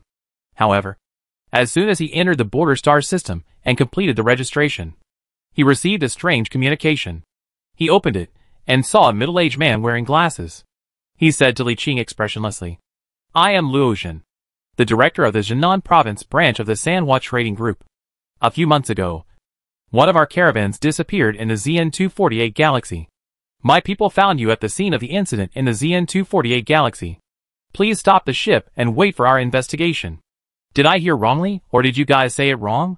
Li Qing suddenly laughed, feeling a little puzzled. In a situation like that, after the fleet accidentally wrecked in the wild, and all the people on board died, and after sending out a distress signal to the surroundings, it is strictly speaking honorless. If their own people arrive and discover it in advance, it will naturally belong to them. However, if an outsider discovered the situation in advance and cleared the danger, and no one on the fleet survived and no one from the fleet was present, the fleet would naturally come to the rescue. This is the default rule in the wild star field outside the Empire's territory. Of course, rules are dead. But people are alive. If the salvage fleet is encountered by the original owner when it is leaving, the fleet can generally be returned to the original owner after the owner pays a reward that both parties are satisfied with. But it doesn't matter whether it is returned or not. Both parties are not wrong. But at the same time, there is nothing wrong with the various arguments and even wars that arise over the issue of whether to return the property. There are not so many rules in the wild starry sky outside the Empire's territory. And cannons are the truth. Not to mention that the fleet and the ore inside had already been used by Li Qing. So he naturally couldn't return them. Their attitude alone was annoying. And Li Qing didn't want to talk to them anymore. There was no attention or response at all. And the ship was directly blacklisted. Then the Black Hawk frigate set sail and prepared to leave. When he turned off the communication, the director of Sanhua Trading Group on the other side was stunned for a moment. Then became furious, opened the internal channel and said, "The target of the investigation is preparing to flee. And the investigation fleet is preparing to intercept." At the same time, there was another operation. In less than a minute, Li Qing received a message that popped up automatically on the regional channel. When he saw that it was an official wanted warrant for himself, he was stunned for a moment and was extremely surprised. Such a strong relationship? His expression began to become serious, and he no longer dared to look down on others like he did just now. There are only two possibilities for the wanted order to be issued so easily. One is that the Sanhua Trading Group is affiliated with the official Chamber of Commerce of Jinan Province. Another possibility is that the Sanhua Trading Group belongs to a Chamber of Commerce under a certain super trust consortium. With the help of the power of those super consortiums, this can indeed be done. The so-called super trust consortium refers to the top super capital force within the empire. Trust means monopoly. That is to say, a consortium that monopolizes an industry can be called a super consortium. With the vast territory and strength of the human united empire, many military lords and overlords are dictators themselves. In such an environment, they can monopolize an industry. It is hard to imagine how terrifying their strength is. Or, maybe he is the spokesperson of a great military leader or star lord. Damn it! At this moment, Li Qing had the urge to go back and return the things. It is really too troublesome to offend a super consortium at this stage. It will definitely affect the development of the territory, and may even put the territory in danger. The power and influence possessed by a super consortium like this are truly terrifying. Each super consortium is a super large interest group. Not just a consortium. It may be a combination of a bunch of large corporate consortiums, and even includes the interests of a large number of military lords. Offending one means offending a bunch of interest groups. After thinking it over, considering that the territory is in the early stages of development, the less trouble the better. So I decided to take a step back. Li Qing sighed and reconnected with the supervisor named Luoxin. I just happened to be passing by that system. I deeply sympathize with the loss of your company's caravan. In the spirit of humanitarianism, I am willing to provide some humanitarian assistance to the deceased crew members. A total of 10 billion. Of course he couldn't admit it directly, as that would be like handing the evidence to the other party.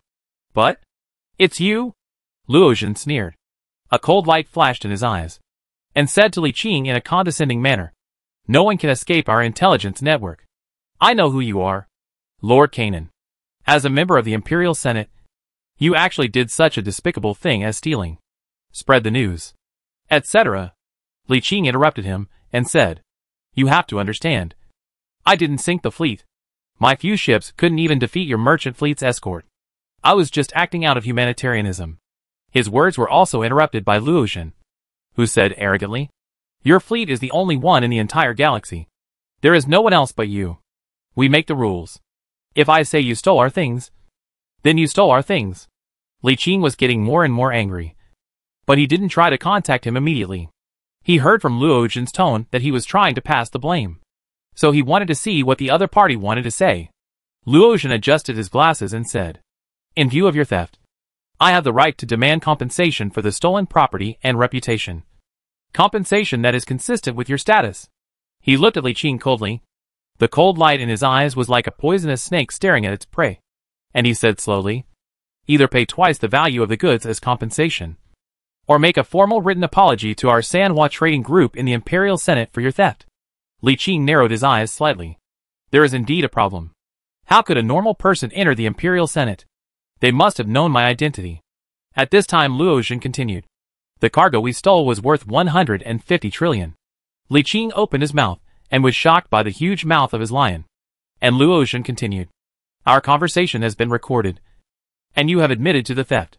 You must either pay twice the amount of compensation, a total of 300 trillion star dollars, or apologize to us in writing in the Senate of the United Human Empire. Of course, if you don't have money, you can also use other physical objects instead. We found out that you are the Lord of Galan Territory and own about 50% of Galan Territory's shares, with a total value of about 160 trillion. If you are willing to use this as a substitute, given this excellent asset, we can allow you to directly use half of the shares as a substitute for compensation. The communication was immediately cut off. Damn it! Li Qing suddenly slapped himself. I am such a fool that I even thought I could reason with a greedy consortium. After hearing the charges that Luotian pinned on him without any evidence, he didn't even have the interest to explain. It was meaningless. They don't want to find evidence at all. They just want an excuse. He let out a long breath, opened the black hole door, gathered the crew members to take shelter inside, then took a step out. The people had disappeared from the battleship, leaving only an empty frigate floating near the star city in the border galaxy. On the other side, Luotian was not surprised but delighted after he disconnected the connection. He slapped the table and stood up, laughing. Very good. You, a lord, stole property and fled. The evidence is irrefutable. I want to see how you can deny it. He immediately ordered. The investigation fleet intercepts him. Make sure he doesn't escape. However, the smile did not last for a few seconds, and then he received the news that it was an empty ship. The smile on his face froze, and after a few seconds, he immediately ordered. He must have used teleportation to escape. He can't be too far. Chase him immediately. Then he opened the communication again, contacted the name at the top of the address book, and said carefully, Captain. He escaped using psychic warp. After a while, a shadowy figure with an unclear face appeared and said coldly, Don't worry about it. The monk can run away, but the temple cannot. His territory cannot run away. The consortium will take over this matter from now on. Just cooperate with the publicity. Luotian breathed a sigh of relief and immediately agreed. At this time, Li Qing was more than 200 light-years away from the border galaxy, in the star ring of a huge gas giant. He was sitting cross-legged on a meteorite with a diameter of more than 500 meters at the edge of the star ring composed of countless small meteorites, watching the violently rolling atmosphere inside the gas giant. After a brief moment of regret, he came to his senses and began to think about the subsequent impact of this incident. He was still too young. Everything had been going smoothly since he started the development. He underestimated the wickedness of human nature. In addition, he never imagined at the beginning that the Sanhua trading group was so powerful that they could find out his identity based on a few clues after just a few brief contacts, and then set a series of traps for him. This is indeed the reality of the world. He had been staying in the Zutter star field to explore, and had no chance to see too many dangers in the world. Now that he has left the Zutter star field for the first time, reality has taught him a good lesson. In a way, this is actually a good thing. Now that we have seen it, there is still room for reaction. If we wait until the restrictions on development are lifted in the future, those big forces will definitely do their utmost to target us. And in many cases, they don't even need a reason. They just want to seize your inheritance because you are weak. They are shameless and bully the weak. What can you do? Without sufficient strength, one can only watch helplessly as one's foundation is taken away. Human beings have a history of exploration for tens of thousands of years, with trillions of pioneers, and at least hundreds of millions of elites emerging. However, even if we include some of the starship lords, who have weakened and died over the past tens of thousands of years, there are only a few hundred in total. There are definitely many legendary elites among them, with incredible abilities and luck. Except for not having the golden finger. They are stronger than Li Qing in other abilities and means. However, none of them could hold on to the end, and become the Lord of the Star Navy. Chapter 198, Star Sea Legend Touchstone Trust Super Consortium. So, what I have to do now is to immediately go back and investigate the super consortium behind Sanhua Trading Company, and then be prepared to face all kinds of possible conspiracies and intrigues. Li Qing has given up on negotiations. There is no possibility of negotiation when the blame is shifted without any evidence. They made Li Qing lose face in the United Empire Senate and choose between him and half of Jiao Lanling's shares. But they didn't know. It is impossible for him to apologize or compensate me. If you want to take away my inheritance, come and do it if you can. Now that their purpose has been determined, he certainly won't be stupid enough to follow the routine, but must go against the routine. Next, he made continuous jumps. Without even using a battleship, he just used his personal psychic power to jump. The powerful psychic power protected his body, and he could jump hundreds of light years at a time. With his level of psychic power, most beings in the subspace are not as strong as him. Those beings can wander around the universe on their own. So naturally a super psychic like him can do the same. It's just that most super psychics don't have the leisure to wander around alone. After jumping continuously for almost a week and crossing thousands of light years, they finally arrived in the depths of Zutter. The star map showed that they were close to the original outpost. Only then did they get a frigate out and jump back to the Galen star field again. After he came back, he contacted Yu Qingji immediately and made an appointment for a face-to-face interview. Then he returned to the territory and immediately asked the two sisters Yu Yufa and Yu Yuyao, as well as Ding Yuran and the other two girls, to come back for discussion. There was no time for tenderness. He first told them everything about the Sanhua group, and then informed them of some things they might face in the future so that they would be mentally prepared. After listening to his story, Yu Yuyao said, "You handled this matter wrongly. When you realize something is wrong, you don't need to pay attention to them. Once you pay attention, they will have room to make trouble. It is foreseeable that their appetite is not just for a part of the territory, but the entire territory. They are not being kind by asking for a part first. But if they ask for the whole territory, they will definitely not give it to you. As long as they have a part, they can slowly make plans later. In the tens of thousands of years of human history, a large number of super elites have gone through untold hardships to seize a planet with life and establish their own territory. However, after establishing a territory, they will face all kinds of covetous eyes.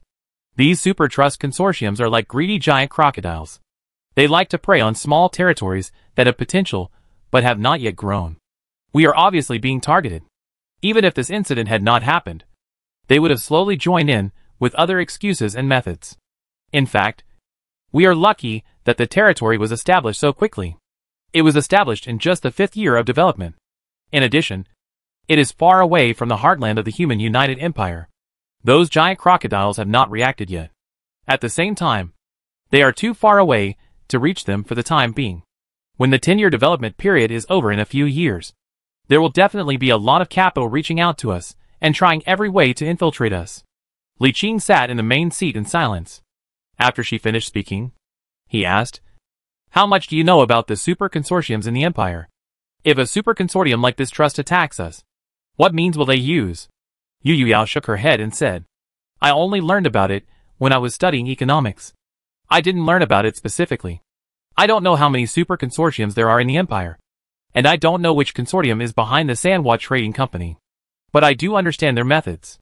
First, we can foresee that they will contact the Yu family to test the waters, and then use various economic means to suppress the Yu family, forcing them to provide assistance in this matter, or remain neutral.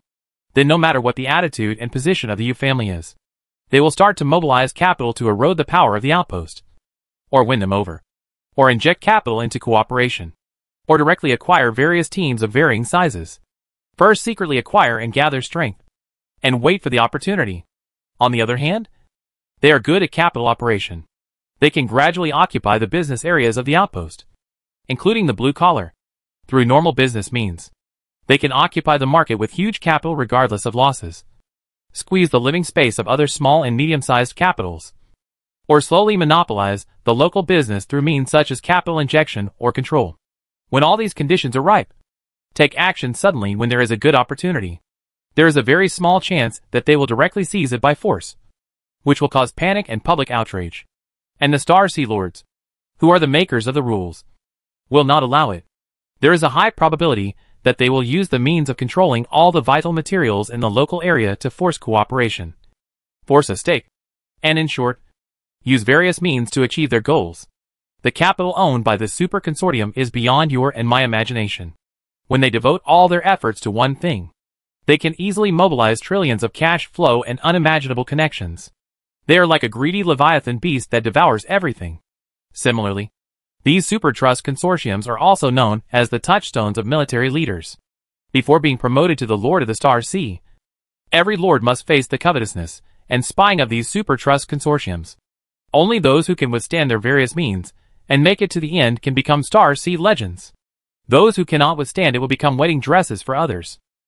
At this time, UUFA, who had been silent, said softly, "We need to make preparations early. You should first ask Uncle Qingji to talk to the other elders in the expeditionary army. Then you and I will go back to Tianjin to inform the ancestor of this matter. At the same time, we should notify the Qingheli family and ask them to make preparations early. In addition, you need to prepare more funds and more basic living supplies in advance to ensure that there will be no shortage of basic supplies in the territory within 10 to 20 years. Li Qing nodded and said, "Don't worry about basic supplies. There is enough food in my universe, including all kinds of meat, to meet the needs of our entire territory and the entire population of Jimin. There is still some left over. You can rest assured about this. As for the funds," Li Qing raised his head and said, "I made a lot of money this time. I now have 175 trillion in cash, which is enough for the development of the territory." The three women looked up at the same time, with surprise on their faces. "So much?" "Yes, 1.75 trillion. Ding Yuren's face relaxed, and she said with a smile, "That's fine. As long as we have enough basic living supplies and money, they won't be able to do anything to us if we work together." Sisters Yuyao and UUFA also showed relaxed expressions on their faces. It is true that money is the courage of cowards. When they have enough cash in hand, many problems can be easily solved. Although the Trust Super Consortium is powerful, it is not omnipotent after all. They also have competitors, and it is impossible to completely block all their channels. As long as you have money, you can still buy all kinds of supplies. In addition, it is impossible for him to block the air routes, which means that their attempt to rely on economic blockade will basically not work, and they can only use other means. Li Qing first handed over 100 trillion in cash to Yu Yao, letting her use it as she saw fit. Then he handed over 100 trillion in cash to Ding Yuran as her development fund, and officially announced his withdrawal from Galanling as soon as possible. She had to withdraw from Galan territory to seize a planet anyway. There was nothing wrong with withdrawing now. But if she waited a little longer and waited for that unknown Super Trust Consortium to enter, they would definitely find their various weaknesses. What if they then forcibly demanded to buy her shares? She would definitely not agree. But with the means of this Super Consortium, they can completely start with her family and parents. And there are plenty of ways to force her to give up her shares. Rather than getting caught in a dilemma in the future, it is better to prepare for the future and withdraw from the situation now. In addition, Li Qing will later talk with Li Lai and Li Qi and other subordinates who still own the original shares, and buy out the original shares from them first, so as not to give them any chances. Anyway, in the end, only the couple have shares in the territory. If anyone wants to do anything with the equity, they cannot bypass them. 2 hours later, Li Qing arrived at Xingchen, where the expeditionary force was located.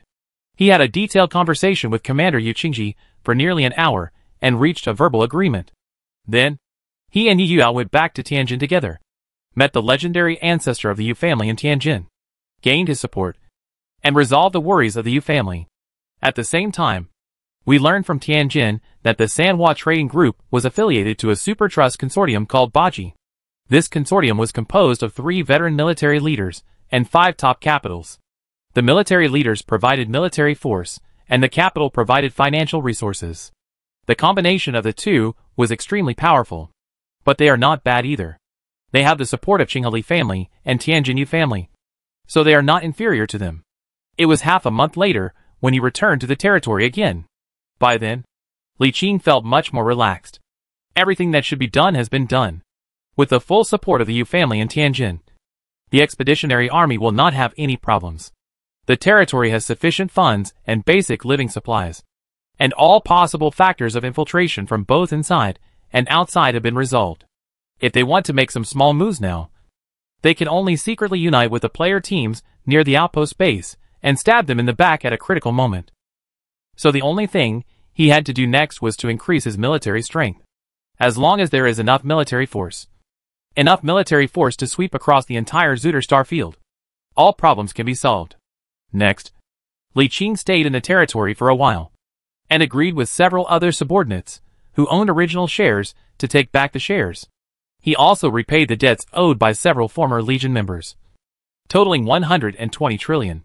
The foreign debt was almost paid off at once, leaving only the 2 trillion of the Thundercloud team. But it was strange that they never came back, and no one knew where they went. They had not come back since the last time they met, so he had no chance to pay back the money. Fortunately, this is not a big problem. The 2 trillion star dollars that seemed like an astronomical figure at the beginning are now just a small amount of money.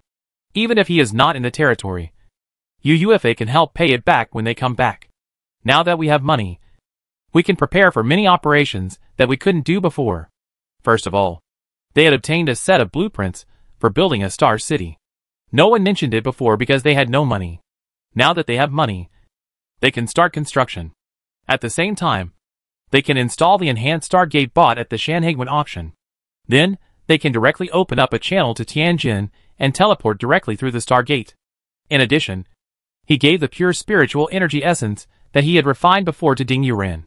UUFA has been staying in the territory, and does not have a very high demand in this regard. Ding Yuran is out now, and he does not have much time to take care of her. It would be easier for her to get by if she could improve her psychic power.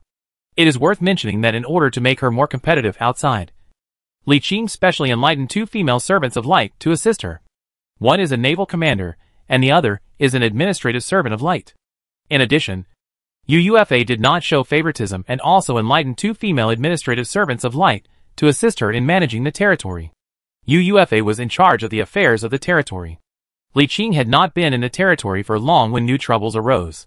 He had previously prepared a large number of escort ship blueprints for his cruiser chief engineers to learn how to build them. But after so long, several thousand escort ship blueprints were wasted, and only less than 10 of them had completed the learning and attempted to build them. The inefficiency was so low that he was speechless. After careful investigation, Li Qing made a decision and spent a full 500 civilization points to transform the 500 chief engineers of the cruiser into servants of light in one go. After being promoted to the servant of Jinming Wang, their abilities instantly soared, as if they had suddenly become enlightened. They successfully completed the first analysis of the escort ship and began to build the escort ship.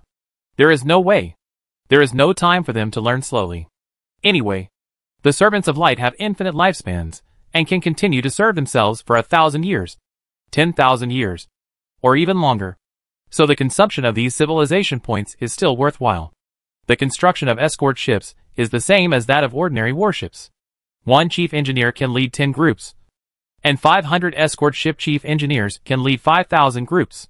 If there is sufficient shipbuilding capacity, 5,000 escort ship bear ships can be built in 1.5 months. There aren't enough weapon parts yet. Most of them are just bare-bones ships. But it's not a big problem. As long as you have money, you can buy ordinary weapon accessory mother chips. At that time, 2 mother chips could be seen at any Chamber of Commerce's auction house. The entire human United Empire is so big that it is not difficult to put together a set as long as you have the will and enough money. After initiating all the servants of light, the escort ship began to be built, and he went to the superhabitable zone again, where development was normal. Major cities have been built one after another, although they cannot compare with the original Cybertron fortress in terms of prosperity. And some cities in the habitable layers that surrendered later are still just basic construction sites. Everyone is in good spirits and full of beautiful expectations for the future. At the same time, Li Qing also received good news. The first batch of immigrants had been born after 10 months of pregnancy, confirming his guess that the first batch of more than 50,000 newborns were all above whitelisted. The probability of a green name or above was over 10%. There were 2 purple name talents among more than 50,000 newborns. This was a statistic that surprised him. In addition, there was another statistic that shocked him. Among these newborn babies, more than 500 of them had player talents, and 2 of the purple name talents had player identities. This data was completely beyond Li Qing's expectations, which meant that the superhabitable area in this high-dimensional fortress was not only very suitable for immigration, but also had a certain life coefficient that was higher than he had imagined. Chapter 199, Rumors of the Guardians of the Advanced Civilization Servanti. According to some data from the United Empire of Humanity, even on a Class 2 superhabitable planet, It is impossible for all newborn babies to have white names or above. There will always be some gray names. And the talent rate for green names or above is generally less than 1%. All babies born in Li Qing's high-dimensional fortress not only have white names, but most importantly, the player birth rate is as high as 1%, which means that 1 out of every 100 newborns will have a player identity. At first glance, most players will not notice anything special. Some may even say that this is too low. There are billions of players in the provinces of the Human United Empire. For example, the Qinghali family rules over 80 billion people, and there are 200 to 300 million players, which means the ratio is only 2% to 1%.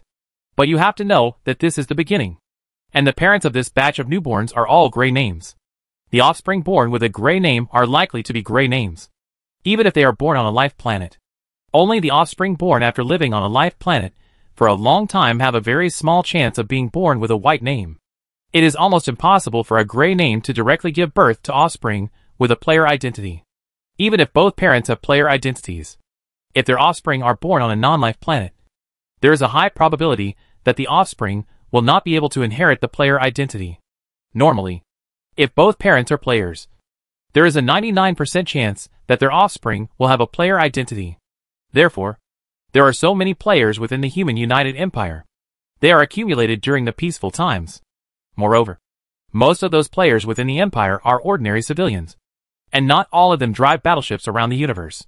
The birth of Li Qing's first batch of newborns at this time confirmed one thing.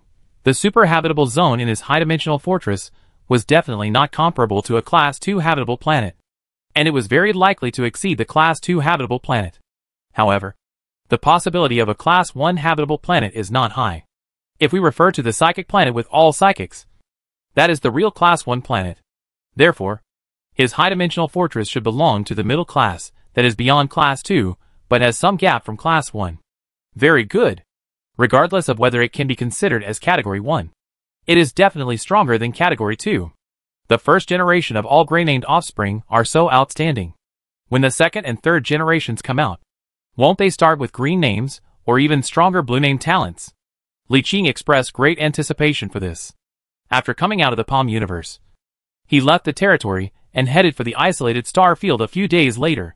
Long Yun, who was in charge of the maintenance work of the Cybertron fortress in the isolated star field, sent him a communication, asking him to go over when he was free. He just wanted to go and take a look. He had been away for almost half a year, and had no idea what the fortress looked like now. There will be no trouble in the territory for the time being. Even if the Super Consortium wants to take action against him, he will have to prepare well. In addition, the distance is so far that nothing big will happen in a short time. Entering the isolated star field again, and jumping to the target starry sky, I saw at a glance that the huge Cybertron fortress was surrounded by densely packed industrial ships. Countless maintenance robots were crawling on the tattered armor outside the fortress. The welding lights kept lighting up one after another. It turned out that one area of the tattered outer armor was being gradually repaired. Li Qing smacked his lips and walked into the fortress through one of the passages. This passage should be the entrance and exit passage for warships. It is very wide, enough to accommodate a battleship. An advanced mobile fortress like this, with a diameter of thousands of kilometers, has not only a hangar inside, but also independent space that can accommodate a large number of warships. A large number of warships can be taken into the fortress for shelter or repair. For an oversized mobile fortress like this, the internal space is too huge. In addition to the densely packed weapons and hangars throughout the fortress, it also includes a dock for on-site construction of warships, a large number of warehouses, and even industrial bases, etc. As long as there are enough supplies, it can be completely self-sufficient. The frigate sailed along a long passage into the interior, and saw an extremely large space. It should be part of the fortress's original dock, which was later transformed into a huge urban complex. It has now been demolished and transformed into a dock. However, this dock will not be used to build ships, but only for maintenance, freeing up space for equipping more weapons and accessories to increase its strength as much as possible. Li Qing asked the Negative Star Master Long Yun to personally repair and rebuild this advanced mobile fortress. It was not just a repair, but a comprehensive overhaul, equivalent to a redesign and modification. The main reason was that this thing had been converted into a world similar to a residential station before, and the combat system had been completely dismantled, leaving only a bare empty SHL. There was actually not much difference between repairing and rebuilding, so he simply took the opportunity to redesign it, taking advantage of Long Yun's powerful talent as an ultimate designer. Ultimate designer, immortal designed warship basic hull. Armor. Shield attributes plus 200%. Shipbuilding speed plus 500%. Ability, ultimate design. Ultimate design, after possessing the 5th generation frigate mother chip, the 5th generation destroyer mother chip, the 5th generation cruiser mother chip, the 5th generation battleship mother chip, the flagship mother chip, and the super flagship mother chip. You can design unconventional ultimate war weapons by yourself. The battleship was designed by Long Yun. The negative star, and its basic hull, armor, and shield are increased by an additional 200%. The properties of this mobile fortress, with a scale of thousands of kilometers, are already outrageous. Now it is strengthened by 200%. It is like an outrageous mother opening the door for her outrageous son. It is outrageous to the extreme. Coupled with a 500% increase in shipbuilding speed and Li Qing's talent bonus of 500%. The total speed bonus is 1000%. Which means that the super mobile fortress that originally took decades to complete can now be completed in just a few years. It has been exactly 1 year since the maintenance began. After conquering a part of the internal group of Cybertron Fortress, we had actually started the external maintenance. Now, exactly 1 year has passed. Most of the internal city has been demolished, and all the discarded metals have been transported out. The waste has been remelted into the required alloy for fortress maintenance. Inside the fortress, Li Qing saw Long Yun, who was checking the internal structure diagram of the fortress with several of his men in the temporary maintenance center. A huge fortress projection appeared in front of Li Qing. Inside was a densely packed complex structure. Even with his current ability, he was unable to see its structure clearly for a moment. It took him nearly 4 seconds, with his powerful memory and perception, to analyze the super complex fortress structure. He already had a clear understanding of the entire fortress and reconstructed an equally complex model in his mind. Long Yun stretched out his hands and pressed the model lightly, turning it slightly to adjust the angle, then pointed at a black area and said to Li Qing, "Your Majesty, this should be the original core area of the fortress. I need to open it and rebuild the fortress's core command center here. But as far as we know, there is a powerful mechanical ascension while sleeping inside. I don't know what to do with it." Li Qing thought about it, stretched out his hand, and opened the door of the black hole. With a thought, he communicated with the Qingwan in the universe in his palm. After a while, a stream of light flew out from the door of the black hole and turned into a golden figure. "Qingwan, how much do you know about the Cybertron god?" Qingwan looked up and glanced around, sighed softly, and said, "He is a determined mechanical ascender and the most powerful general under His Majesty. He once led the Cybertron fleet alone to fight against a Star Lord from the Kelzaker Star Empire." "Oh, so amazing?" Li Qing was quite surprised. Qingwan nodded and said, "In fact, Your Majesty's 3 generals are all very powerful. Each of them has the strength that is not inferior to that of an ordinary Lord of the Star Sea. At the beginning, Your Majesty Sun Luo confronted the entire human United Empire head-on with the support of the 3 generals. The war lasted for hundreds of years before he was defeated." Li Qing smacked his lips and said with some emotion, "Since he is so powerful, Lord Sun Luo should have been the first lord of mankind, right?" However, Qingwan shook his head and said, "No, His Majesty Sun Luo is not the first lord of mankind. It should be said that he is only ranked 3rd, because the 1st and 2nd ranked Star Sea lords did not participate in the battle." Li Qing was surprised. Then why didn't they join the war? Because the first lord of the human United Empire was called by a high-level civilization called Servanti Guardian in the Silver Heart, and led his fleet to apply for the call. In fact, this is an obligation that all civilizations in the Milky Way need to fulfill. It is said that the advanced civilization needs to guard a superstar gate leading to an extragalactic galaxy to resist a threat from an extragalactic galaxy. All civilizations in the entire Milky Way will be recruited as long as their technological level reaches level 5. And they must send a Legion-level fleet to apply. At that time, the human United Empire decided that the top 3 Star Sea Lords would take turns to enlist, and each would serve for 100 years. At that time, the First Lord happened to be in the enlistment period and was not in the country. What about the Second Lord? The Second Lord was opening up an overseas battlefield. There was an ancient star gate in his territory that led to other spiral arms. He was attacking a powerful civilization in other spiral arms, and was unable to escape for the time being. Alright. This is also a kind of secret. But it has nothing to do with the current situation. He said to Qingwan. Are you familiar with this Cybertronian general? Can you persuade him to surrender? Unless necessary. He didn't want to confront this powerful mechanical ascendant head-on. If possible, it is best to persuade them to surrender, and then transform them into negative stars. If things go as expected, this Cybertronian general whose hard power is comparable to that of an ordinary Star Lord should be a golden-named being. Even if he is not, he is at least a third-stage mechanical ascender. And he meets the conditions for transformation into a negative star being. He now has a quota for the conversion of a negative star person. But there is no candidate who meets the requirements. In another half a year, the second negative star conversion quota will appear. And then, there will be 2 vacant quotas. This is exactly the case. It is easy to get thousands of soldiers, but difficult to get a good general. Facing his question, Qingwan shook her head directly. The Cybertron God General and my father are enemies. I cannot persuade them to surrender. Well, all right then. Li Qing turned to Long Yun and said, open the door with violence. Long Yun nodded and began to issue a series of orders, while Li Qing took Qingwan to the destination first, with Long Yun following later. He did not pull in any more people. With the strength of the 3 of them, it was no problem to suppress a divine general who had been sleeping for more than 7,000 years, especially since this god general is a mechanical ascender and has no fleet at hand. The only military force he relies on is the defense system in the core area and his own strong will. Mechanical ascendants have no psychic powers, but have strong wills. Only with a strong will can they control more powerful mechanical ascended combat bodies, or control huge fleets. Will is the embodiment of spirit. When the will is strong enough, it can interfere with reality and form a powerful spiritual shock. Of course, this is just the mechanical ascendant's final desperate measure. Under normal circumstances, the mechanical ascendant will not use his will to attack the opponent, because once the opponent is too strong and his will is damaged, it will be difficult to recover. After all, I'm not a psychic, so I haven't done much research in this area.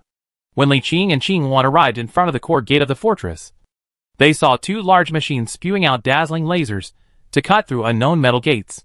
The metal door was constantly emitting sparks due to the laser cutting at billions of degrees of temperature. But the door did not move at all, and only faint marks could be seen on it. This shows that laser cutting at billions of degrees is effective. But the effect is very low. It seems that the efficiency of cutting with this method is very low. After cutting for half a minute, the laser was turned off, and the machine drove away. After a while, 2 new cutting machines were replaced, this time with water jet cutting. Water is ejected from a tiny nozzle in a container at super high water pressure to form a water jet. Its cutting ability depends on the pressure and the size of the nozzle. With current human technology, its cutting ability is terrifyingly high. However, no one knew what material this gate was made of, and even such a powerful water jet could not penetrate it. Soon, the 3rd cutting method appeared, shooting out a blue flame that sprayed on the metal gate. After a dozen seconds, a small pit appeared and slowly expanded. It is effective, but the efficiency is still too low. The machine stopped after only a minute. Almost 10 minutes later, the 2nd machine moved in, along with a transmitter similar to the previous laser cutter. After the machine started, it ejected a beam of light that was invisible to the naked eye. Then, the unknown metal that could not be penetrated by billions of degrees of temperature was easily penetrated. Gamma penetrating beam, a penetrating light that imitates a gamma ray burst, has extremely strong penetrating power. Gamma penetrating beams are energy weapons that are only available with conventional 6th generation technology. They have extremely strong penetrating power and can provide extremely high correction bonuses to armor and hulls. As the light beam continued, holes continued to melt into it, and in just about 20 seconds it penetrated the 1 meter thick unknown metal door, and then began to move horizontally to the right and cut. As the cutting progressed, Li Qing's expression suddenly became serious. He waved his hand and ordered the nearby maintenance personnel to retreat. As the door was cut open, something seemed to be triggered. An inexplicable will was slowly awakening. Through the tiny gap, one could vaguely sense that a powerful will was slowly awakening inside. Did I wake you up? Li Qing looked at the gate with great anticipation, and was not too worried about the awakening of the powerful will inside. The third stage mechanical ascender is equivalent to the level of a super psychic. His will is inherently weaker than that of a psychic of the same level. Not to mention that the will of a negative star is immortal.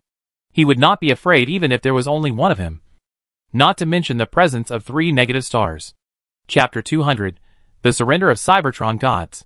In just about 10 minutes, the gate cut out a 3-meter long and wide square. With a muffled bang, the thick unknown metal gate was cut open, and then towed away by an engineering machine. Li Qing stood in front of the gate. Inside was a huge metal square. There were many grooves on the ground like circuit boards. From time to time, streams of light could be seen sliding through the grooves. The square is surrounded by thick unknown metal walls, with smooth grooves occasionally visible on them, extending all the way up to the curved dome. There is only one huge metal structure in the center of the entire square, which looks like a huge dark gold pyramid. All the grooves on the ground and around it converge towards the center. The light from the grooves on the ground extends upward along the pyramid layer by layer until it merges into a circle of crystals around the metal throne on top of the pyramid.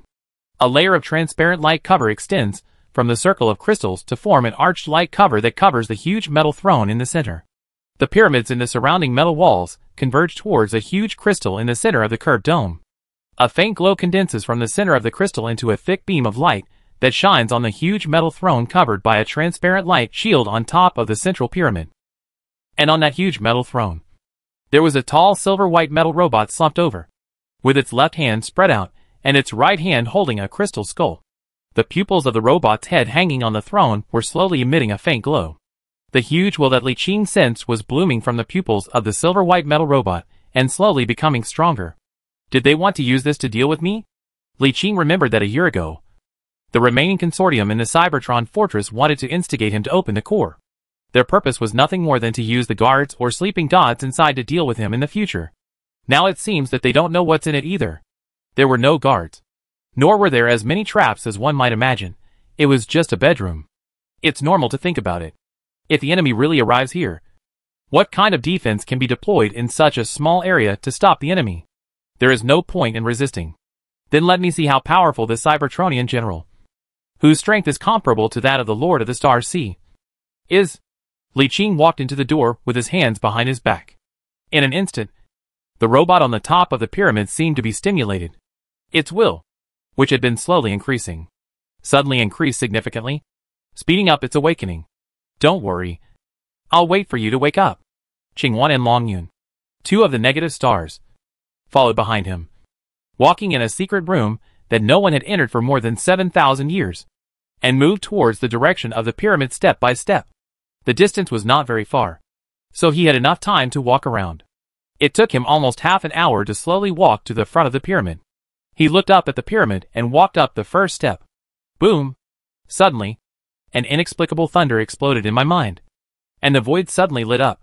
Li Qing's eyes also lit up, and an invisible circle of distortion appeared out of thin air around his body, speeding up his climb up the stairs.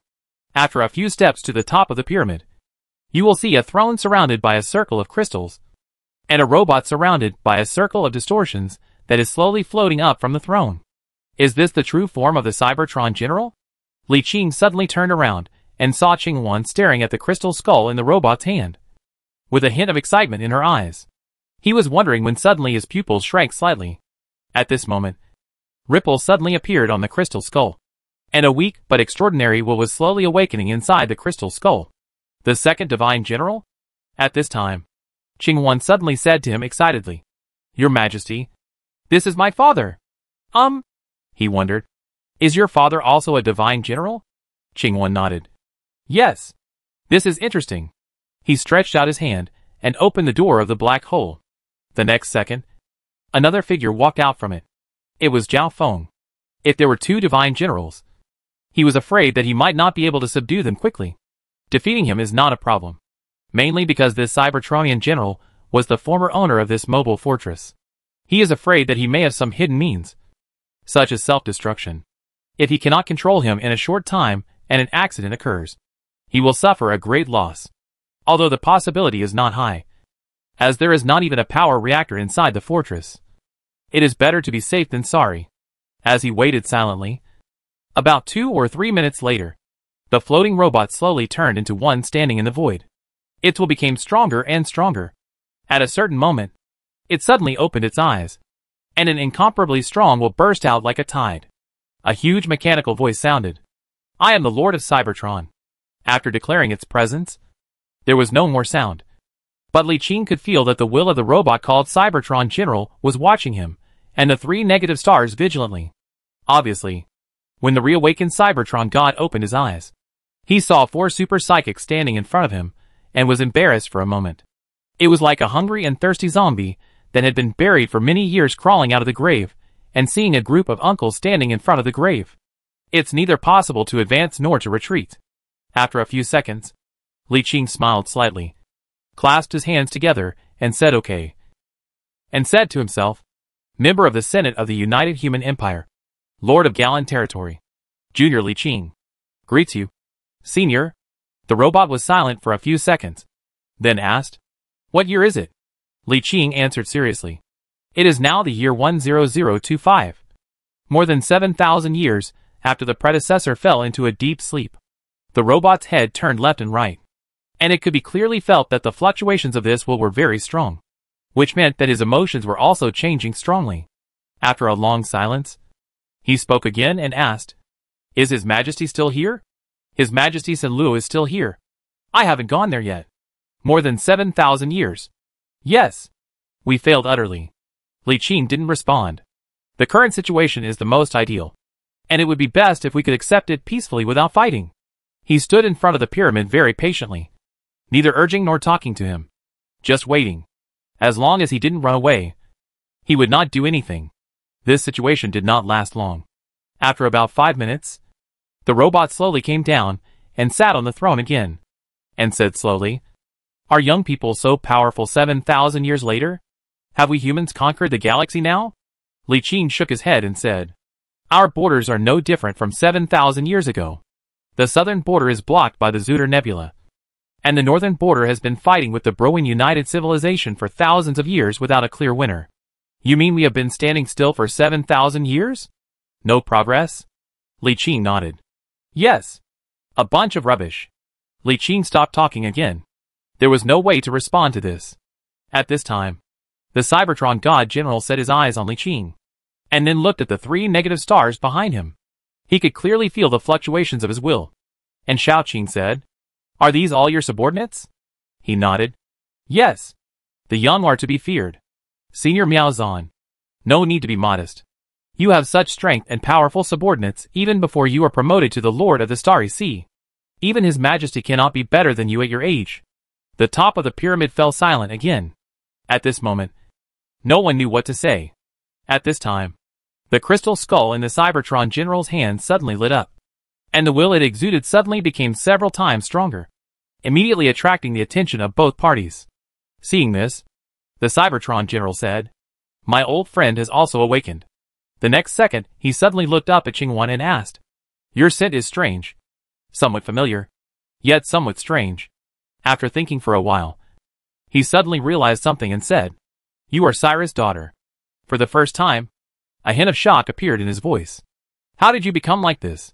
Qingwan did not answer his question, but looked at the crystal skull in the robot's hand. Seeing this, Cybertron suddenly threw the skull in his hand away, and Qingwan immediately held it in both hands. "It seems that you think that the war between us is due to differences in ideology. No. It is simply because there are not enough resources to sustain the 2 fleets. The only way to decide the winner is through war. The winner will use the wreckage of the loser to continue to survive. It's a pity that we were trapped for too long and didn't make it to the end." Qingwan held her father's crystal head in her hands, protected it with a layer of spiritual power, and waited for it to slowly wake up. The pyramid returned to peace. However, this time the silence did not last long. It was Li Qing who took the initiative to break the silence. He bowed to the Cybertron God General and asked directly, "This is very presumptuous. I wonder what you will do next." "Senior?" The silver-white robot looked down at him, suddenly burst into laughter, and said, "Little guy, do you want to conquer me?" Li Qing did not hide it, and nodded seriously. "Yes. I need you to work for me." The laughter gradually died down, and a more serious voice sounded. "It is undeniable that you are very good. With your current strength, you are indeed qualified for me to be loyal to you. But you have to think clearly about what we have done. I have killed many military leaders. Nearly half of the military leaders of the entire human United Empire have had their core descendants die in my hands, including many Star Lords. If nothing unexpected happens, most of them are still alive. If I pledge allegiance to you, my enemies will become your enemies. Don't think about hiding me or changing my body. When you are promoted to military leader, your core subordinates will appear under the eyes of the Empire. There will be nothing to hide, and everyone will know of my existence. Perhaps with the passage of time, some enemies have died, and some hatreds have disappeared with the passage of time. But the memory of our attempt to exterminate an entire civilization will not disappear, and this will make them feel uneasy. This is indeed a problem. After all, the former lords of Sanluo have become hardcore exterminators, trying to exterminate the entire human civilization.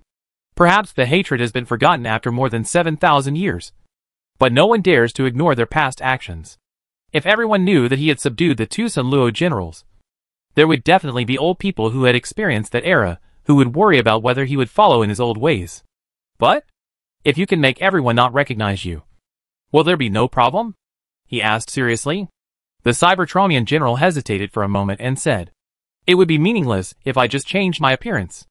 I can give up my current body at any time, but my will remains unchanged."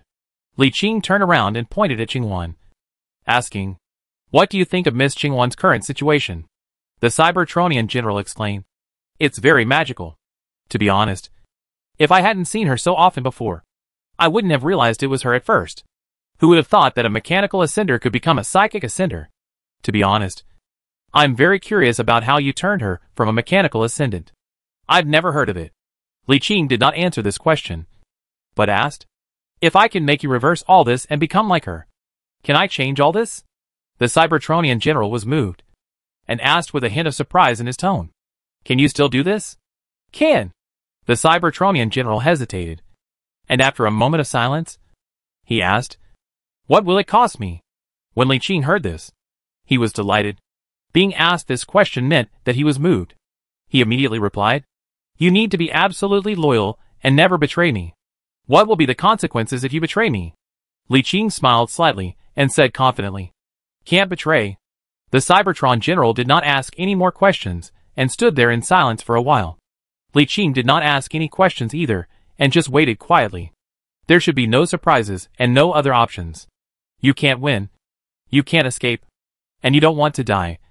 So you only have one choice. Even if you were once as powerful as the Lord of the Stars Sea and were once a powerful figure, that is now a thing of the past. If you don't want to die, you have to bow your head when the time comes. The silence now is just to convince myself. 2 minutes later, the Cybertronian general raised his head and sighed, then walked down from the throne, stood in front of Li Qing, and slowly knelt down. Li Qing smiled immediately, stretched out his hand and pressed a finger on the silver-white metal head, and said in a deep voice, "Don't resist." The powerful psychic energy forcibly pulled a ball of golden light out of the robot's head. The robot instantly lost power and collapsed on the metal floor. With a finger stretched out, the door of the black hole opened, and Li Qing walked into the universe in his palm, holding the ball of light. He glanced at the ball of light that represented the core will of the Cybertronian general, and found that it was indeed a gold-named player, as he had expected, who could be transformed into a negative star. Name, Cybertron mythology. Race, human, mechanical ascendant. Innate talent, mechanical ascendant, level 3. Cybertron, title God General. Life skills, ship command related skills LV70.